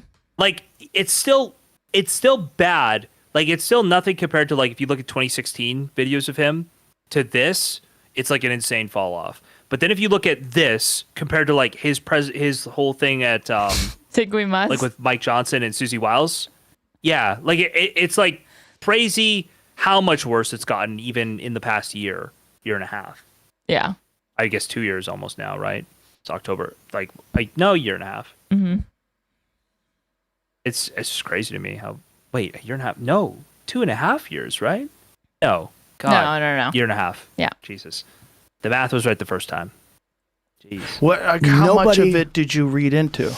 I think it's going to be just fine to open it. Let me put it that way. I think it's fine. It's going to be time. It's a cleansing. It's really a cleansing. Even though it's funny, he's like, so you don't want to release these files because there's there's people's addresses and stuff. They ended up releasing people's social security numbers and doxing random people, and historians concluded that nothing significant or new or revelatory came of what they released. Because they did release some new files. From the existing JFK stuff? Yeah. Yeah, sure. But like his explanation being, I was literally going to do it. declassified the Epstein stuff. I took a look, and then some really nice people said you don't want to do that, and so I'm probably not going to. I don't think he said it. He's probably not going to. I think isn't he saying right here, or is this over the Martin Luther King thing? Over I think he's saying right here JFK that. thing. I think that's why he said like you don't want to do that because of the addresses. You're like you got to be careful. Oh, sure. We're not careful. But this is before he took office, so I took that like you got to be careful as like a kind of hedging. Even though he was like, yeah, I'll probably do it though. Yeah. And more on the side of like, no, he's not doing that. He praised Pompeo. I was getting Pompeo confused with Bill Barr for a second. Because like, hold on. Here, I don't know where else this interview is. So play this clip from Chapo where Tucker interviewed Trump and tried to like get him to talk about like Epstein and if he killed himself and like what his comments were on this. And this is when like the context for this, Tucker had just moved to X because he'd been fired from Fox. And I really thought Tucker was done. This is when it seemed like his show had fallen off. And then because of how X calculates. I didn't think he could translate it either. What do you mean? You know what I'm saying? Like, I didn't think he could translate from Fox onto X. I thought he was fucked too. Yeah. And it was only embarrassing because it was like, it's the most viewed show when obviously the reason why it had so many views was because of how X aggregates or decides what a view is. It's the same way when you see like how many times, like if I see like this post has like 70,000 views, I kind of like automatically shrink it by like 40, 50% as far as true views for it. Yeah, like if you scroll by it and don't even stop, it basically counts as a view. Yeah. I think you need to have it on your screen for like a certain amount of time, then it counts. But yeah. 3 second or 1.5 second. Oh yeah. You only need it on there for a little bit. Do you think Epstein killed himself sincerely? I don't know. I will say that, he was a fixture in Palm Beach. Yeah. I don't know what Barr said about it either. I have no idea what he said. What did he say? He killed himself, probably? He said he killed himself and that they were going to do this investigation. They never did the investigation. It's never been public. And they hid it. And why are they doing that? And clearly... I think, didn't we... Fuck, we looked into this just recently. There was a blind spot in the video, right? But there's a blind spot where you see somebody walk by. That's the last thing I remember us doing. And there's really almost from it. Well, there's footage cut, but there's also you literally see somebody walk by going towards his cell. And it's dude, what around the time he gets killed. And but they all testified that nobody was going towards the cell. Nobody was there. It couldn't have happened. All the guards said, no, nobody's around there. Yeah. That didn't happen. And then there's literally, okay. We looked into it. I don't know, it's goofy. Barr knew, but why would Bill Barr be covering up the death of Jeffrey Epstein? Bill Barr didn't do an investigation on the election fraud either, okay? He said he did, and he pretended he did, but he didn't. But I mean, aside from Tucker continuing to debase himself for 220 million unique views, for sure. The best part of the Trump Tucker interview was that Tucker kept trying to goad him into saying, "We're going to have a civil war if I'm convicted," and Epstein didn't kill himself. And Trump just wasn't happy. Based. He wasn't. He didn't play it at all. Based. Do you think we're moving towards civil war? There's tremendous passion and there's tremendous love. Both of these two, man, the fucking transformation that has occurred. When was this uploaded? This is only 2023. Yeah, 3 years ago, 2.5 years ago, and the difference. Tucker has refined his interview. He still seems very, very inauthentic, and he still is to me. I think it's partially that I've gotten used to his sort of style, but also Trump, man. You're saying, you can see it from the Joe Rogan interview to this. He's so much more spry compared to now. Dig we must. Yeah. And Tucker literally looks. Yeah, a decade younger. He looks so much younger. He looks a lot smoother. And he's since refined kind of this the folksy aphorisms and he just seems completely He's trying to be more here. like Trump. What Trump just did in response to Tucker, I feel like Tucker is doing that now.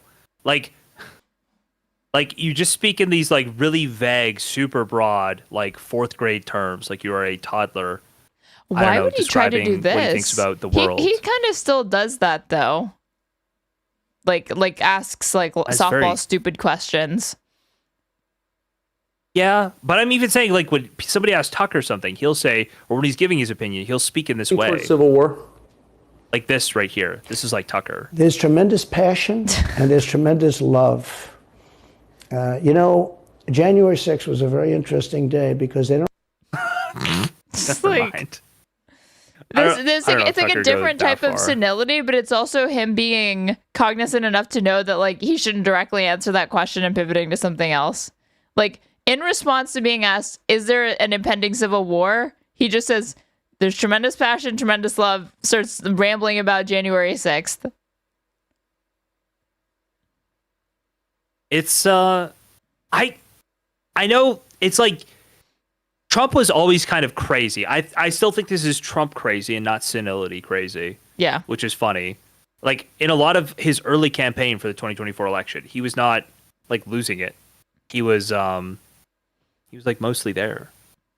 I don't know. It's wild how much different I see it now. And let alone 2016, dude, the 2016 stuff is sometimes I get sent a clip of the 2016 Trump and I'm like, oh yeah, that's why he got elected. He was just he was, I don't know, he's something else. Very it's like charismatic Biden. guy, I mean, actually. in 2020, I thought Biden was too old.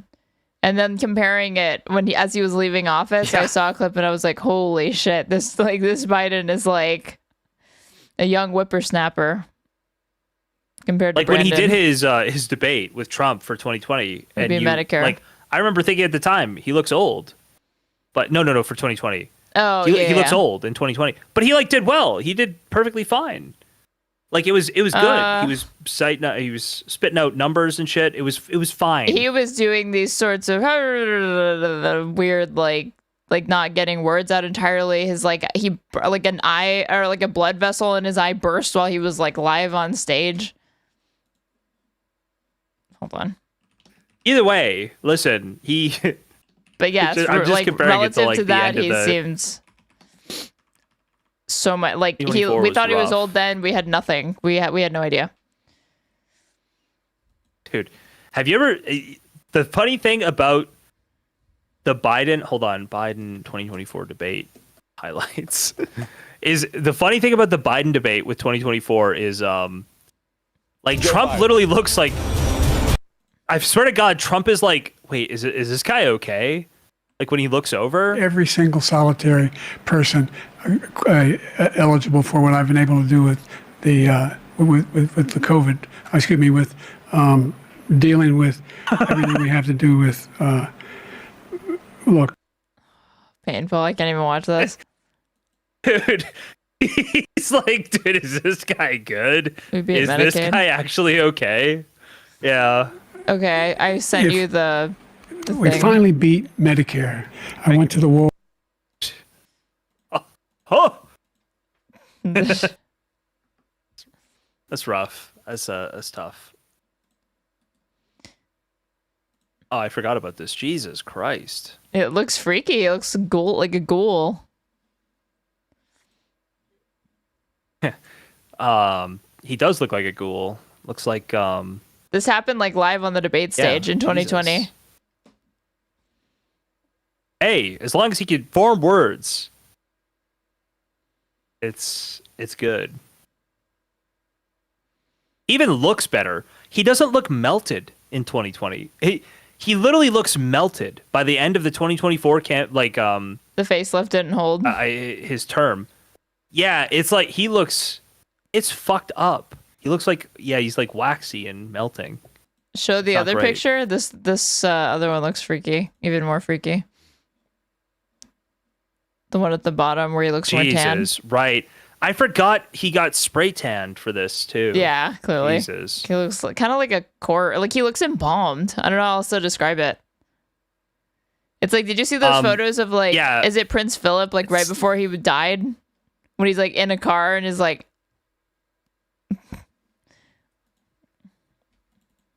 I don't recall it, but he did the same thing. He probably tried the same prep for the 2024 debate.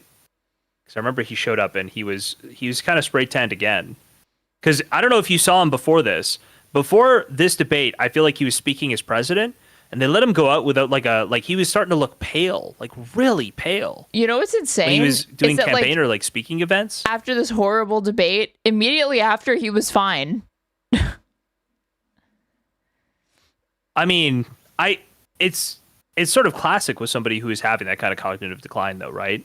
That there's moments they have on like and off, sundowning. and as long as it's their fault. as long as you're, They like- were the as ones long as that you know. requested that debate, and at that time, even though they know that like by that point in the day, he had like according to Jake Tapper's book, he would consistently stop working around like 6 p.m. like very early, like 5-6 p.m.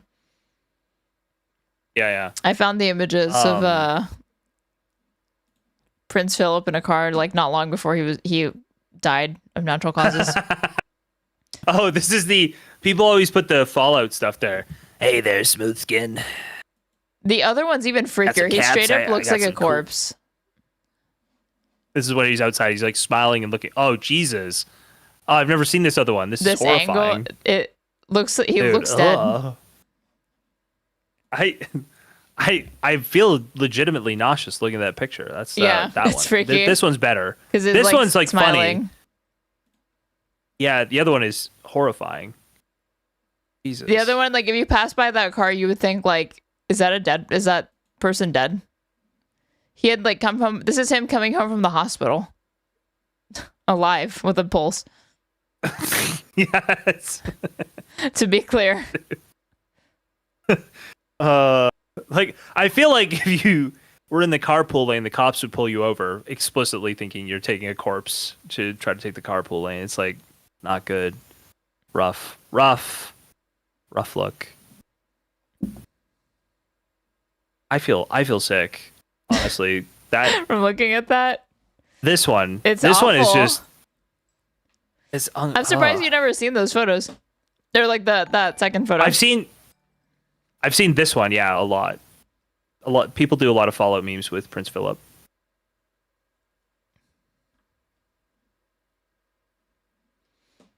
Wow. Some dude said that he thought that was your real hair last time. You read that out loud as I was seeing it. It'll be back, you guys. Is a sin. It's the core sin. Oh, was your did your Alyssa Liu wig work out? No. Is it what you wanted? I made it, and it looks good, but I can't wear it because I used like this root spray.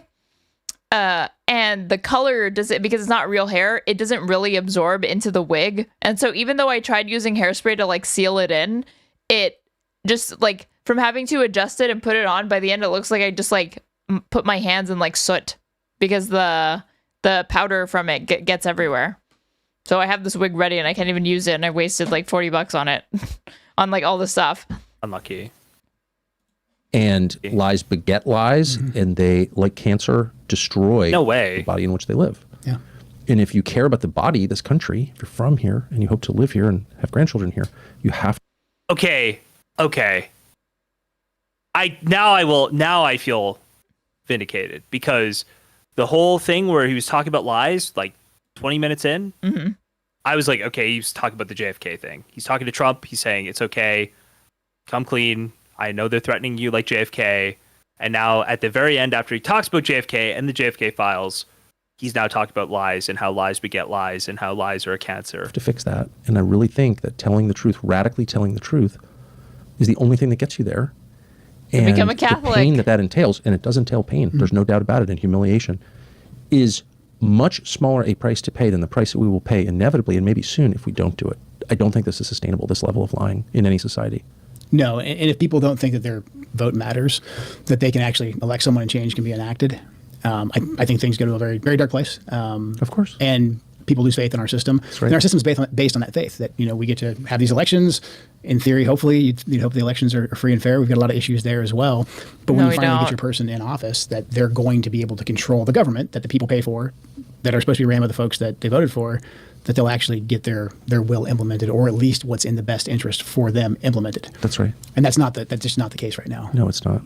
So I want to end with a hopeful note. So we've been talking about this for 24 hours, because I think that without even getting into it, anyone who's followed it carefully and is thinking clearly can see that the war with Iran is potentially like the end of a lot for the United States. Yeah. I mean, I don't think we could overstate the consequences of this. And I don't think I'm being hysterical. I've had 3 weeks to think about it. I've actually had 10 years to think about it, because that's how long they've been pushing for it. So at this point, it feels like there's no way out. But you much were longer than saying 10 years, me but this okay. morning in a really thoughtful way that gave me hope that you think there is a way out. And so I'm going to stand back and let you explain how you think that the United States can exit with a lot of its interests intact and its honor intact, and the president's administration intact, because the political cost of this is shocking. I mean, it's not the most important thing, but like right now it's all very broken. Okay. What's the answer? It's going to take drastic action. And the good news is, I believe that this is something that President Trump is uniquely qualified to fix on his own through his sheer willpower. President Trump has an amazing ability. It's almost his superpower, I think, to be able to kind of. Why hasn't he done it already? Positive visualization. Manifesting. It's the secret, okay? He's gonna manifest it. It's amazing. Breathe life into ideas, and again, to capture large data sets and to find leverage. And right now, it's clear that this conflict will just continue the way it is. This is, I think, even more embarrassing than the Charlie Kirk shit. Literally just saying, like, Donald Trump analyzes large data sets, okay? That's what he does. You want to know how good he is at it? He was analyzing a large data set when he saved his own life by turning to read that graph in Butler, okay? That's how good this guy is. Amazing. The path of demanding a total surrender with boots on the ground. Are you good? or maybe even something far worse. What President Trump needs, and that is the path we're on. That, I mean, inevitably, if we say it's total surrender, what does total surrender mean? Now, again, this is where President Trump is uniquely suited. President Trump can define his own total surrender. He's in charge. I ended my letter with, you hold the cards, because President Trump truly does hold the cards. He's a very powerful, very respected leader. And what I think President Trump must do is number one, he has to address the main issue. The main issue is what the Israelis are doing. And he needs to very forcefully, and probably with a new team of diplomats, go to the Israelis and say, you're done. The main issue is what the Israelis are doing. This, I finally agree with something. Sure that ballistic missiles aren't rained down upon you. However, you are done going on the offense, because this is our war. We're paying for it. We're bleeding for it. This is not your war. If you choose to continue this offensive operation, we're out. And as a matter of fact, if you choose to continue, we will start withdrawing features of your defense system. The same posture they resent when Democrats take, by the way. Democrats are literally taking this posture, and they're already doing the, do you not support the troop shit. If they don't want to cut a check for $50 billion fucking dollars. Well, I'm sure there's got to be a difference between these guys, what they're trying to do here for their whole thing, right, with JD Vance. There's a difference between that and the Republican establishment, I think. Yeah. Well, I think what they know is, though, the fortunate thing, or the thing that you could always count on with the Republican establishment, is that they are servile, spineless shills who basically, if they're told to take a certain direction, they'll do it, right? So, although with the exception of Thune, because Thune is holding the line on not wanting to pass the SAVE Act, I think I have to assume that one of them somebody has sat down and actually done the arithmetic and is looking at all of these voter restrictions and are realizing it's not exactly clear that it would benefit Republicans more than Democrats. Republicans realizing that actually they're the DEI Big Tent party at this point. Or sorry, not realizing, I guess, and they're trying to legislate against the old Democratic Party, not the new one. Trying to disenfranchise a bunch of white women is probably actually not a good idea for your cause. Wait, how are they trying to disenfranchise white women? Because you have to have an ID that where your name matches what's on your birth certificate, but if you're married and you took your husband's last name, you're gonna have a discrepancy there, and you have to go get you have to update your birth certificate or update your ID, one or the other, or have both forms of ID, or three forms of ID, and only particular forms of ID will work.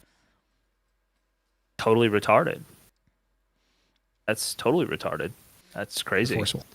Not spend time looking into the SAVE Act, okay? So listen, I need some time to snark on Nicholas Diorio, the H3 podcast. It's okay. Hatch hadn't looked into it really either. Important work. Yeah, doing the really important work. So, and I know a lot of people who like the Israelis are going to say we can't do that.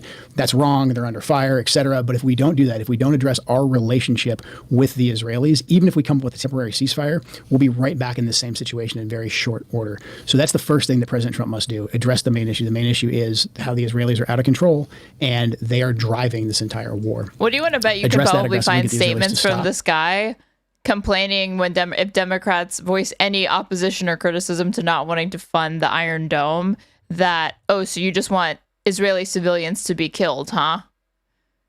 What are you saying? Well, Hamas are terrorists and Hezbollah are terrorists, so Iranian proxy terrorists. Yeah, exactly. Very bad. Okay, everybody there bad. I do wonder if that would be the case. He's been running under this nationalist platform for a while. I do think that's bad rhetoric for them, but I have no idea. It'd be interesting,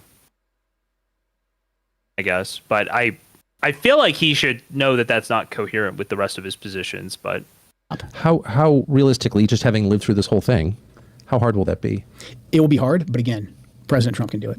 Wow. President Trump can call the Prime Minister of Israel and get him to the table. President Trump can force it. It's so funny to hear the right-wing version of this, the left-wing version of this, and this one's actually a lot closer to the truth.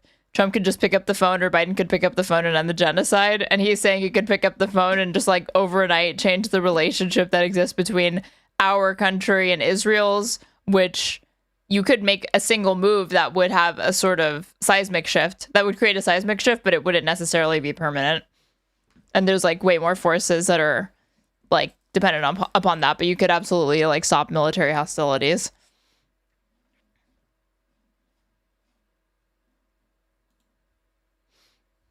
Trying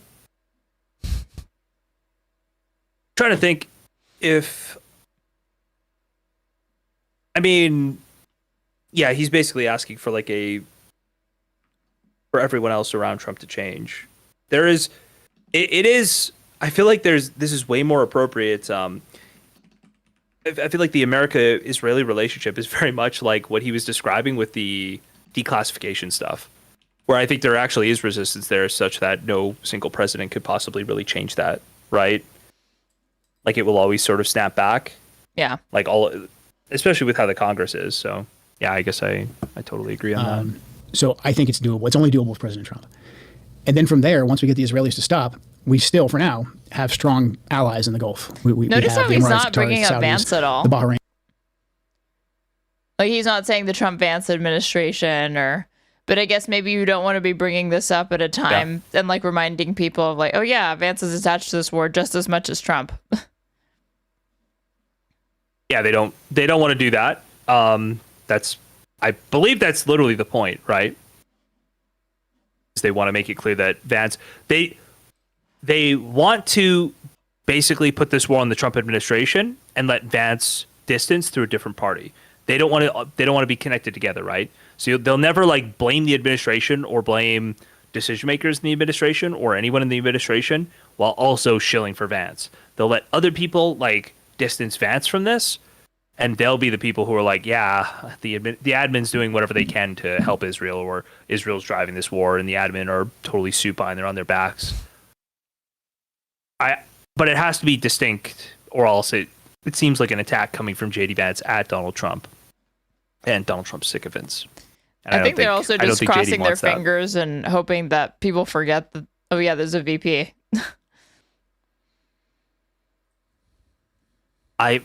Well, I mean, there's also the stories getting planted that basically are suggesting that JD didn't want this war, seemingly totally fake. So, yeah, I don't know. I think they are trying to get JD distance from it as much as possible. All these actors, the Solemani's, they may not always agree with each other, but they're all pretty good partners with us. I think we need to use them. And again, I think we probably need to bring in some new diplomats, and we need to aggressively engage with the Iranians while we can to get to a Steve ceasefire Whitkoff? And to come up with a way that we can stop the killing. Stop having Jared interfere with these negotiations.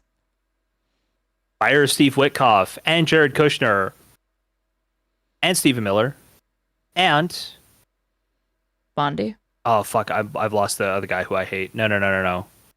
Homan. Epstein Island guy.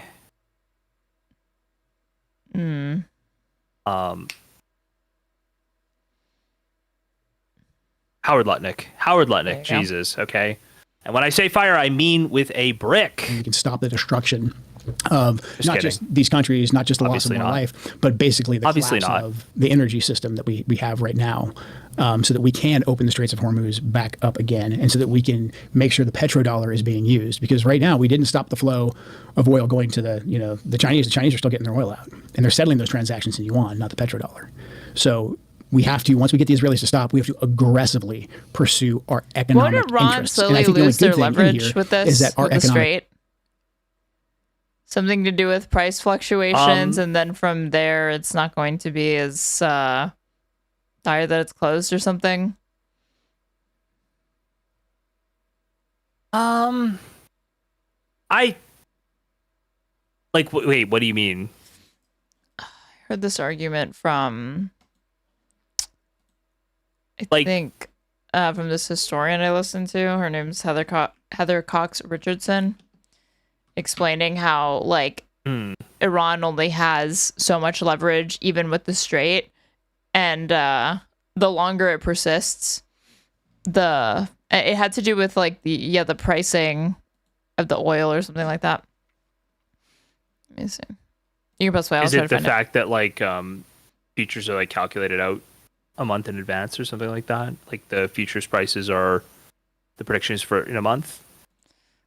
I don't know exactly what it would be. I do know that basically like Iran produces a certain kind of oil, that's technically that price is like higher, but that's not the price that's reflected in the futures, like the general futures price people look at. Oh, I found it. That doesn't sound like at all what you're saying. Are in line with not just the GCC countries, but also with the Iranians. Because the Iranians want this war to stop. They want to be able to rebuild their energy sector. They want to be able to revitalize their energy sector. And on this mutual cooperation to open up the Straits of Hormuz and to build back the energy sector, I think we could come up with a peace. It's going to be We'd have to lift some sanctions. We'd have to lift some sanctions, yeah. And why wouldn't we? We've had sanctions for decades, and according to the neocons, they had no effect on the nuclear program, which posed an imminent threat. So, like, what is the argument? We've had sanctions for decades, and I don't see how we benefited from that at all. We didn't. I mean, we just lifted sanctions on Syria because the regime changed there, but we lifted sanctions on a guy who used to be the former leader of Al-Qaeda. Right, so, because he's pro-Israel. So I'm pretty sure we can go ahead and lift some sanctions. If it would be in our benefit to lift the sanctions, because not only would it help us in the war, but also a condition of lifting the sanctions would be you will settle all transactions that you're going to get from your new oil industry that will be reintroduced to the world economy. You'll settle that in the dollar. And we need the dollar to survive if we want our country in its current state to survive as well. So the lifting of sanctions in this case very much works out in our national interest. That to me, and I'm sure there's lots of different variations we could have of this plan, but President Trump aggressively enacting this and addressing the Israelis first and foremost.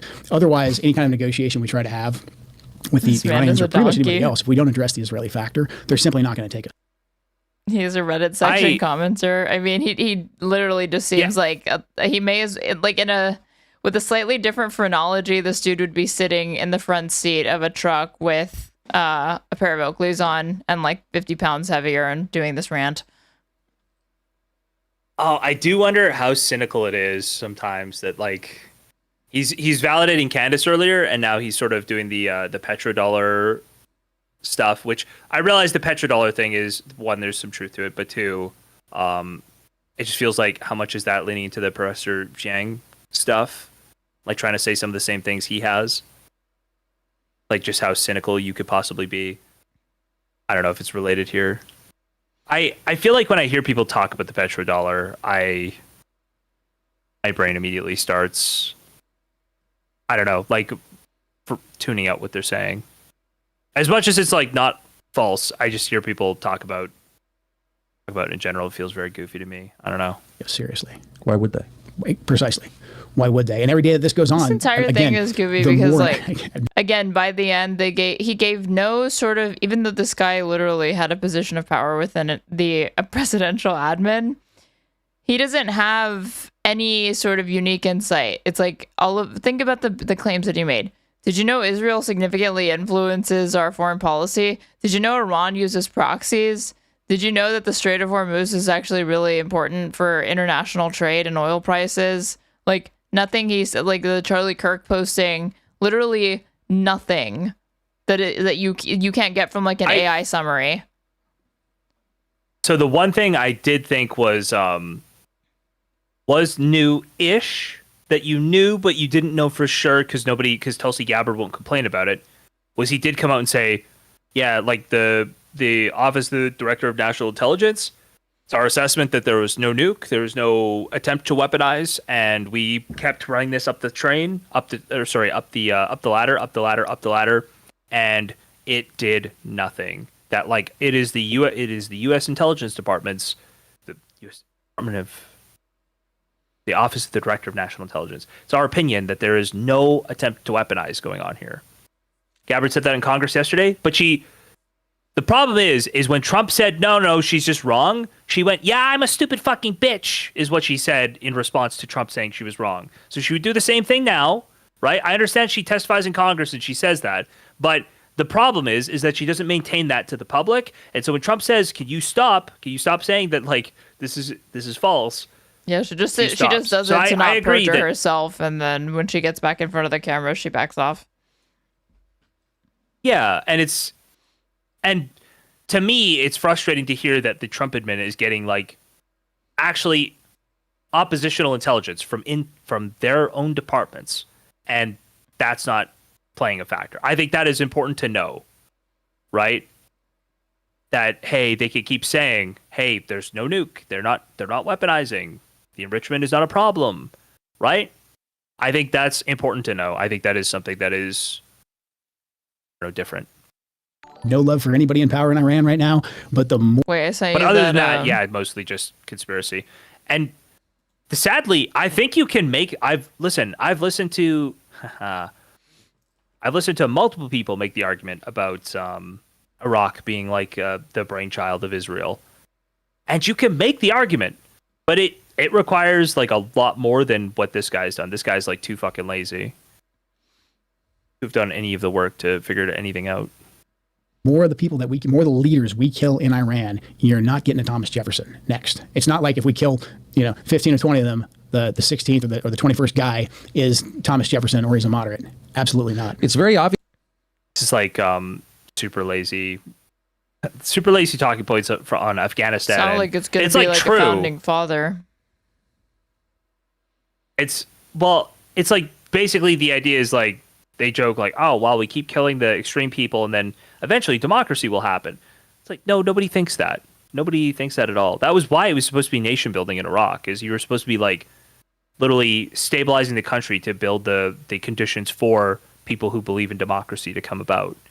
And that didn't happen, but it wasn't like killing people over and over again. But that's what people describe like nation building as, like, oh, we're just going to keep killing people. And then eventually Thomas Jefferson.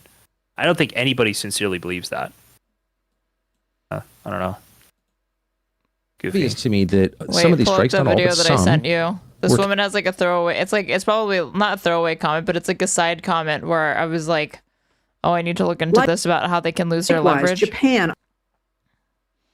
Australia, or South Korea. In fact, speaking as the President of the United States of America, by far the most powerful country anywhere in the world, in caps, we do not need the help of anyone.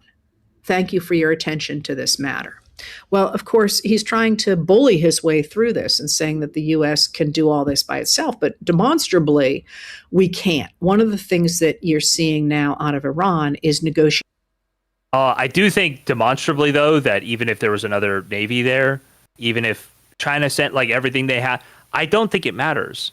The geography, everything's set up in the Strait of Hormuz for random fucking 3-person teams to be out there with drones that can go and hit all these boats. Like, I actually don't as much as people are like, oh, Trump, or as much as Trump's asking for help, I actually don't think it really matters. Yeah, no. I think it's Negotiations with other countries to say, yeah, you can bring your ships through here, and especially with Asian countries. Now, that's not going to go too far, likely, because if, in fact, Iran essentially just keeps out U.S. destined ships from the Strait, it's going to lower oil prices, which is going to really hurt its ability to use leverage against the U.S. But the whole point here is the same thing. That's how the leverage over can quickly degrade if they continue to keep Israel and the U.S. out.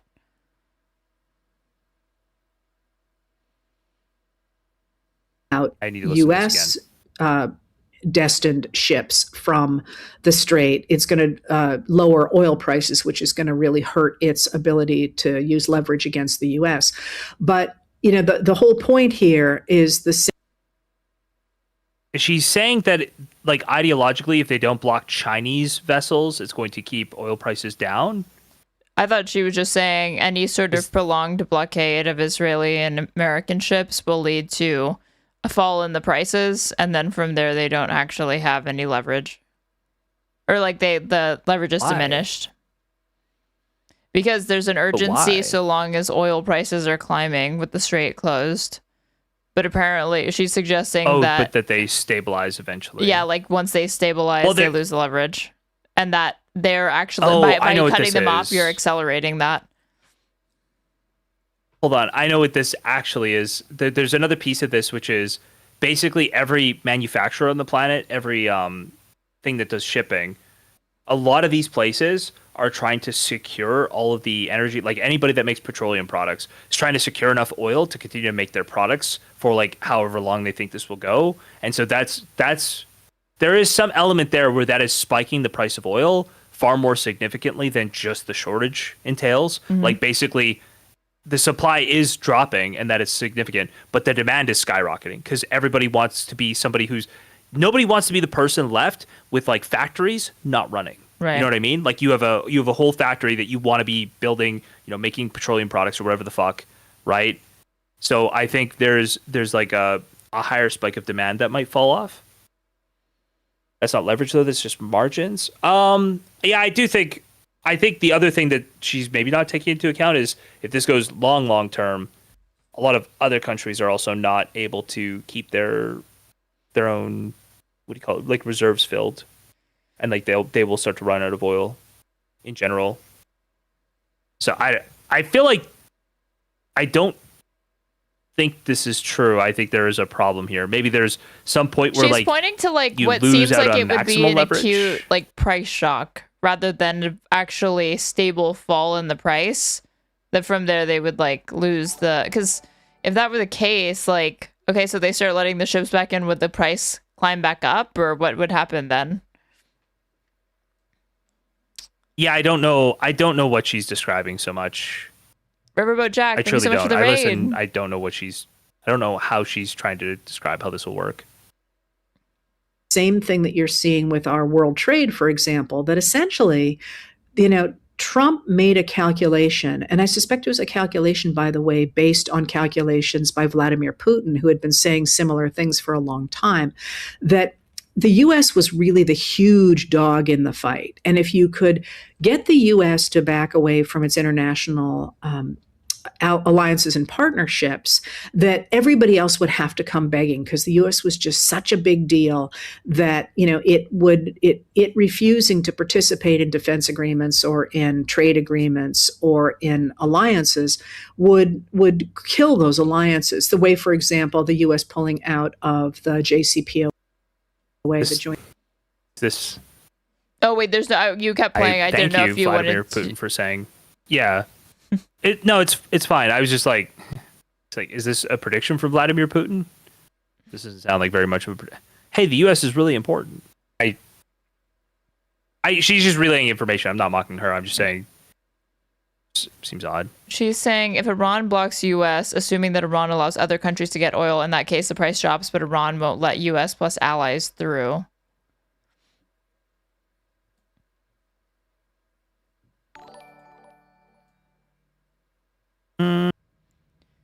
Does that decrease their other leverage ships going though? through? Because doesn't it make it?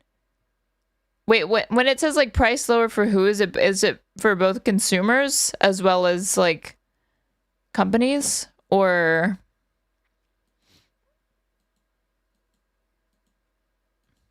I don't know. Like what incoherent vote. Sorry. What incoherent voter is saying is if they Gets passed on one way or another. So he's saying, yeah, I don't know. I guess I just disagree. He's saying that if Iran blocked only the U.S. and let everybody else through, it would lower the prices. But I don't think that's. But then he's saying that's not what's happening. Yeah, I don't know.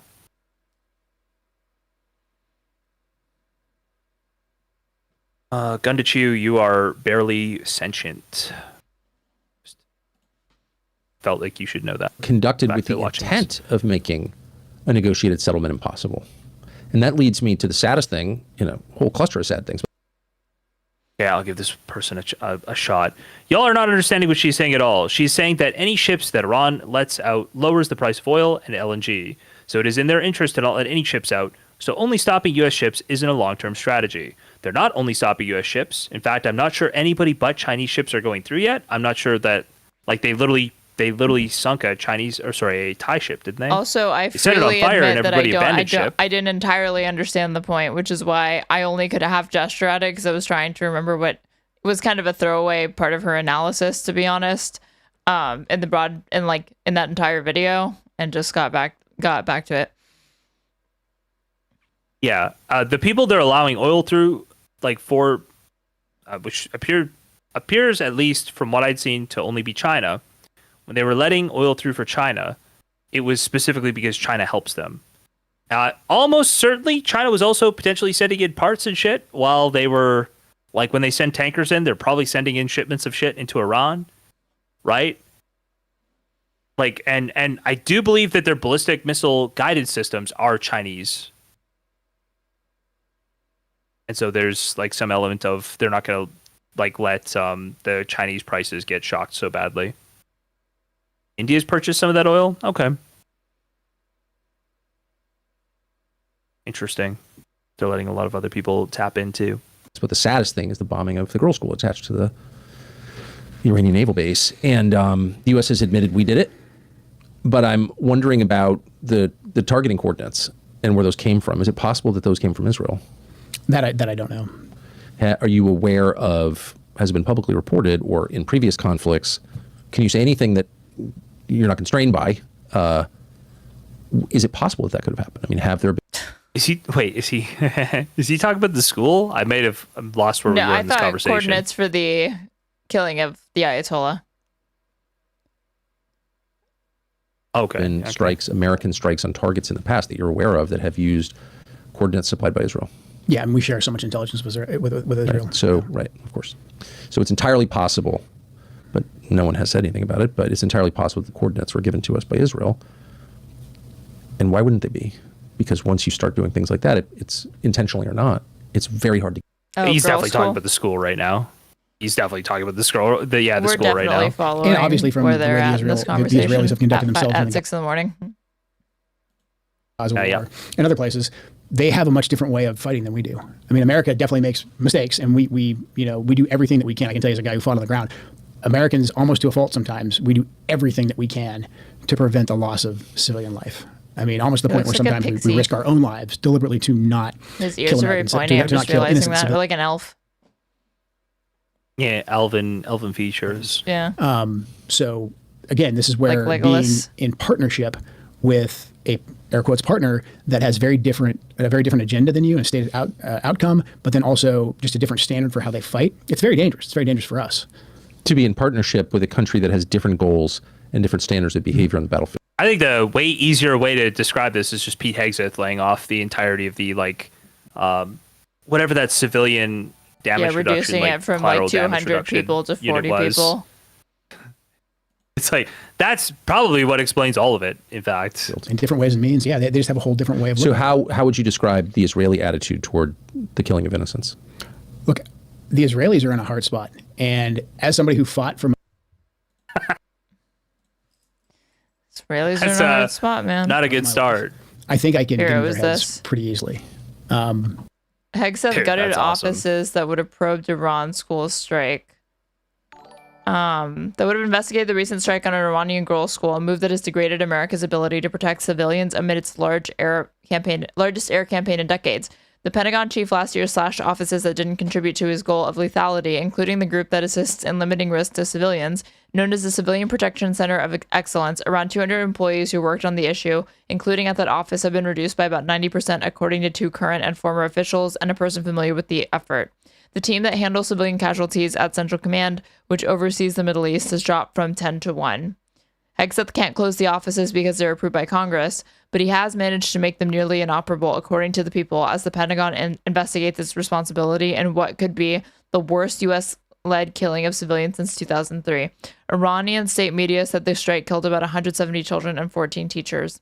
The fact that our Secretary of Defense, that our Central Command commander, cannot actually tell us whether or not they dropped a bomb in this location, that is so unbelievably unacceptable, said Wes Bryant, the Pentagon's former chief of civilian harm assessments until last year.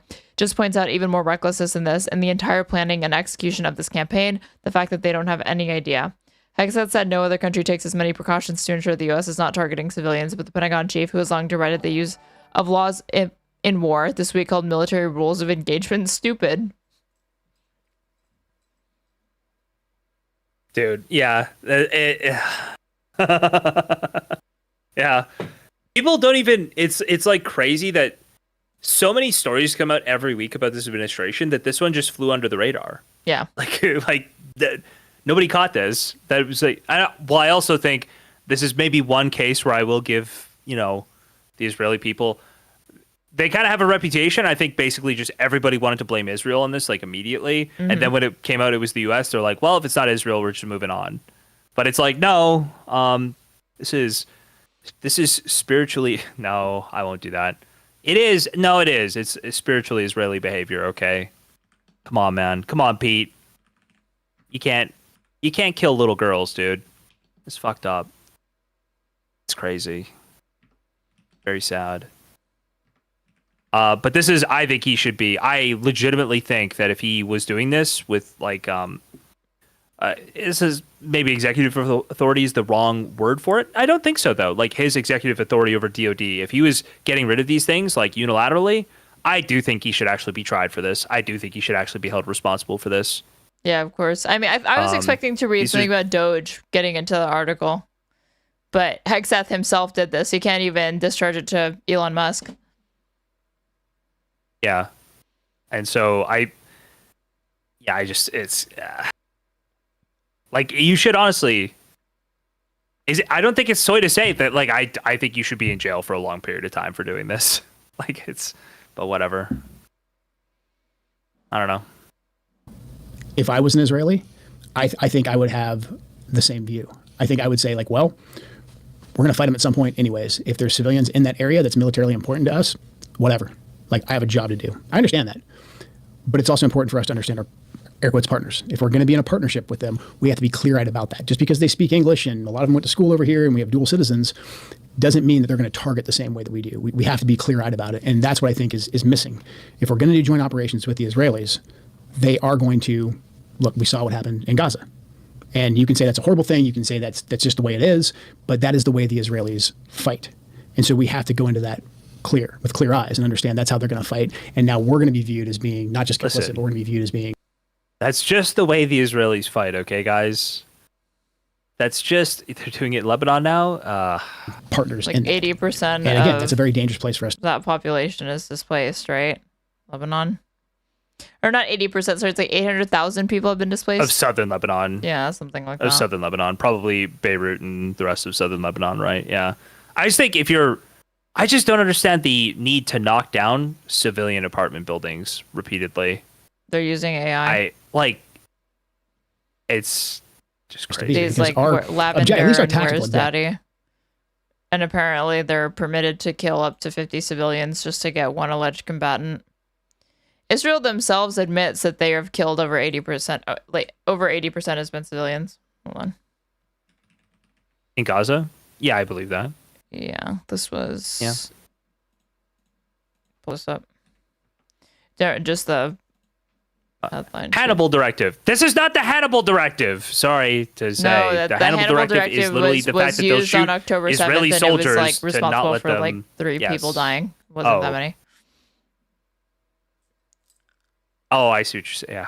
Yeah, hold on. I thought you were about to say something crazy. I thought you were about to say something way crazier than 3 people, like what? possibly. I was like, holy shit. No, the New York Times says it was like 50% of the casualties or something. No. The number is like. I thought you were going to go like Jackson Hinkle on me. I was like, oh shit, what is she? Oh no. Sorry, God. No, there's no evidence. The highest figures, it's like 12 to like 18 or 24 people. Oh yeah, sure.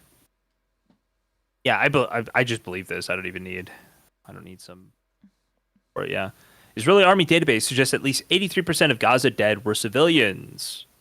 Wow.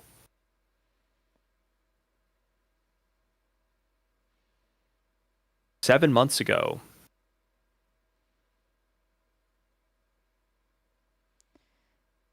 Most moral army. I can't remember what it is, but this is like the first modern day conflict where when you look at the proportion of like female to male death ratios, that there's actually more female and children dead than men or something like that as far as civilians go.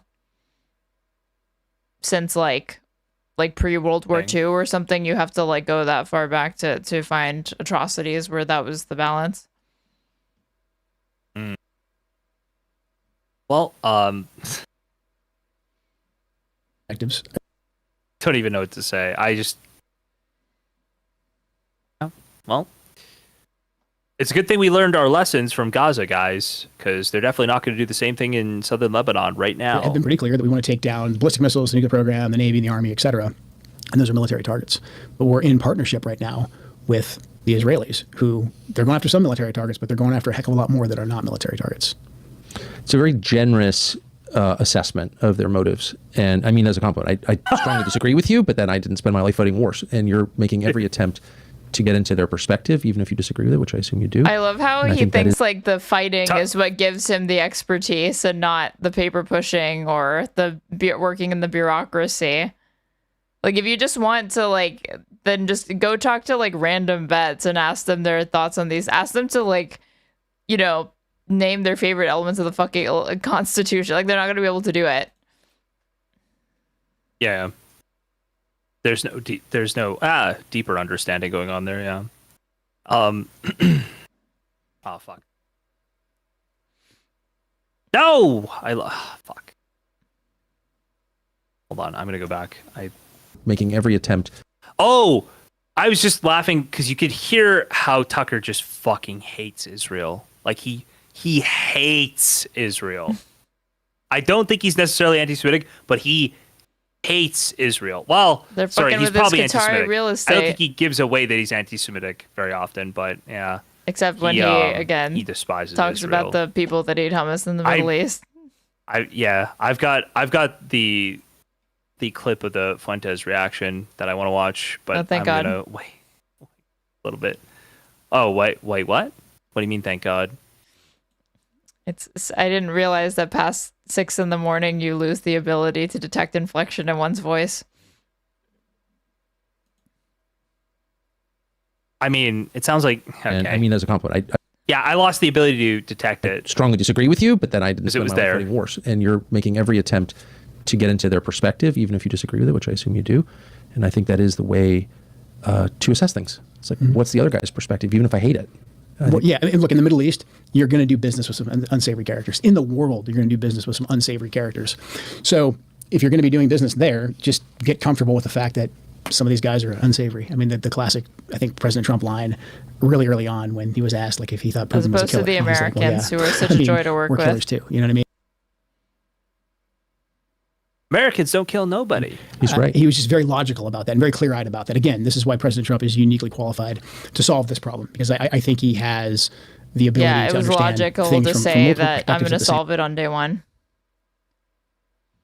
Time, and then find our leverage, and then find out what's best for our objectives, for America's objectives, with clear eyes. And that's the way we have to be. Do you anticipate you'll be speaking to the president again? I would welcome it. I mean, I spoke with him before I departed the administration. How did that go? It went great. I mean, not the best conversation ever. You know, I told him why I was leaving. He heard me out. He was very respectful. He was? Very respectful. He was very kind. He always is.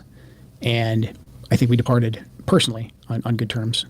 Again, I'm an adult. I understand the way I left and writing the letter that there's parts of his administration that are going to have to come after me and try and discredit me. I understand that.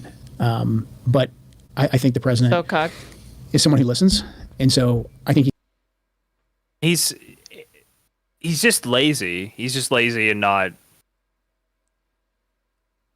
Honestly, he had the position. He had everything he needed to launch some kind of career, and he didn't want to take like 40 hours to go and like build up some actual story on why he is saying the things he's saying. Trump it gave me literally a wouldn't have been that on the much way research out. to go and figure it out. Yeah, he's listening, not necessarily just to me and to you, that but I think he is listening to a very lot of sad people, because I think he knows at a core level this is not going well, and he needs to find a way for us to get out of this. But he You're can definitely do it. an adult, and I wish there were more of them. You're definitely an adult. You certainly are a Jesus grown Christ. baby. This is a human man.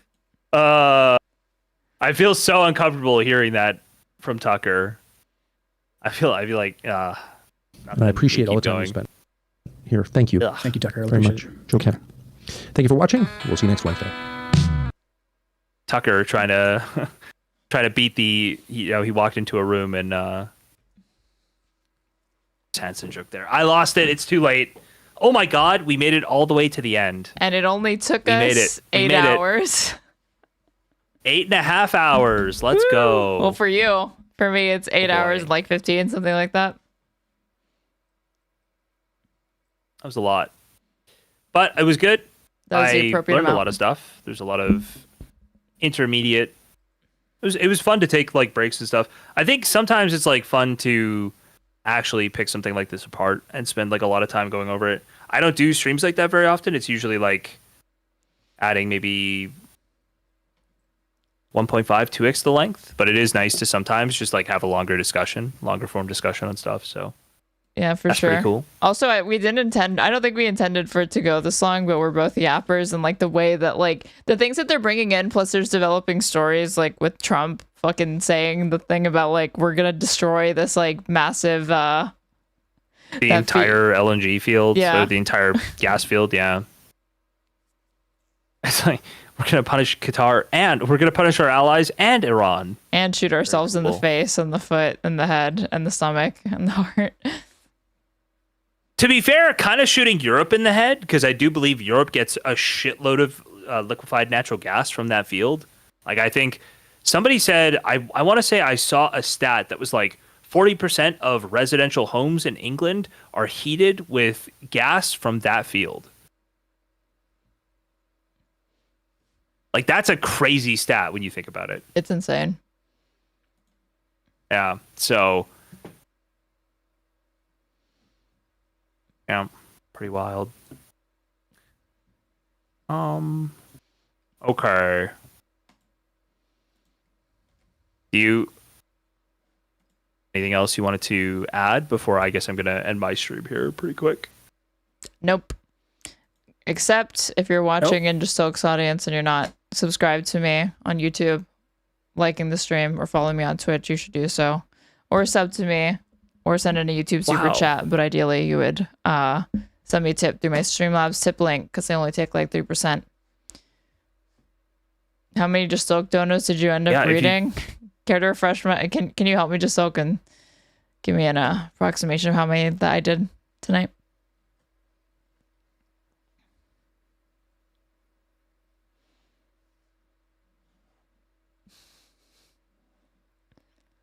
I guess he can't help. He's gone mute. You're annoying. You're annoying. You're annoying. Everyone's annoying. You're just saying that because you just talked to me for 8 hours straight. I'm just a nice person, and nobody else is a nice person. Why can't anybody else just be a nice person like me? Fucking crazy.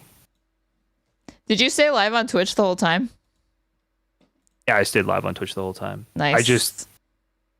I don't know. It's Tier 14 viewers. I mean, there were more than that at some point. I didn't say that there weren't. The kick number Why are we went talking down about kick numbers? a lot, but it's very late. I don't know, because I'm on kick. Oh boy. I've got lots of drama stuff to actually do tomorrow too, so that's nice. Yeah, you didn't get to the what's in your none of the Diorio stuff or anything. There's a lot Rogan of shit. snarky Jesus. stuff here. Bottom of the barrel. Bottom of the $110 oil barrel. They're scraping there. Rogo's taking shots, yeah. So, I don't have anything on the docket for the Afroman stuff. Did you say Grogu? But that's good. Rogan? Oh, I heard you say Grogu is taking shots. I was like, that could refer to Diorio or be a mean nickname for Frogan, I guess. Did I say that? Jesus. I might just be really, really tired. Okay. All right, guys. Thank you for watching tonight. Shout out Straighterade. Thank you for the collab. Reacted to this. It's pretty cool.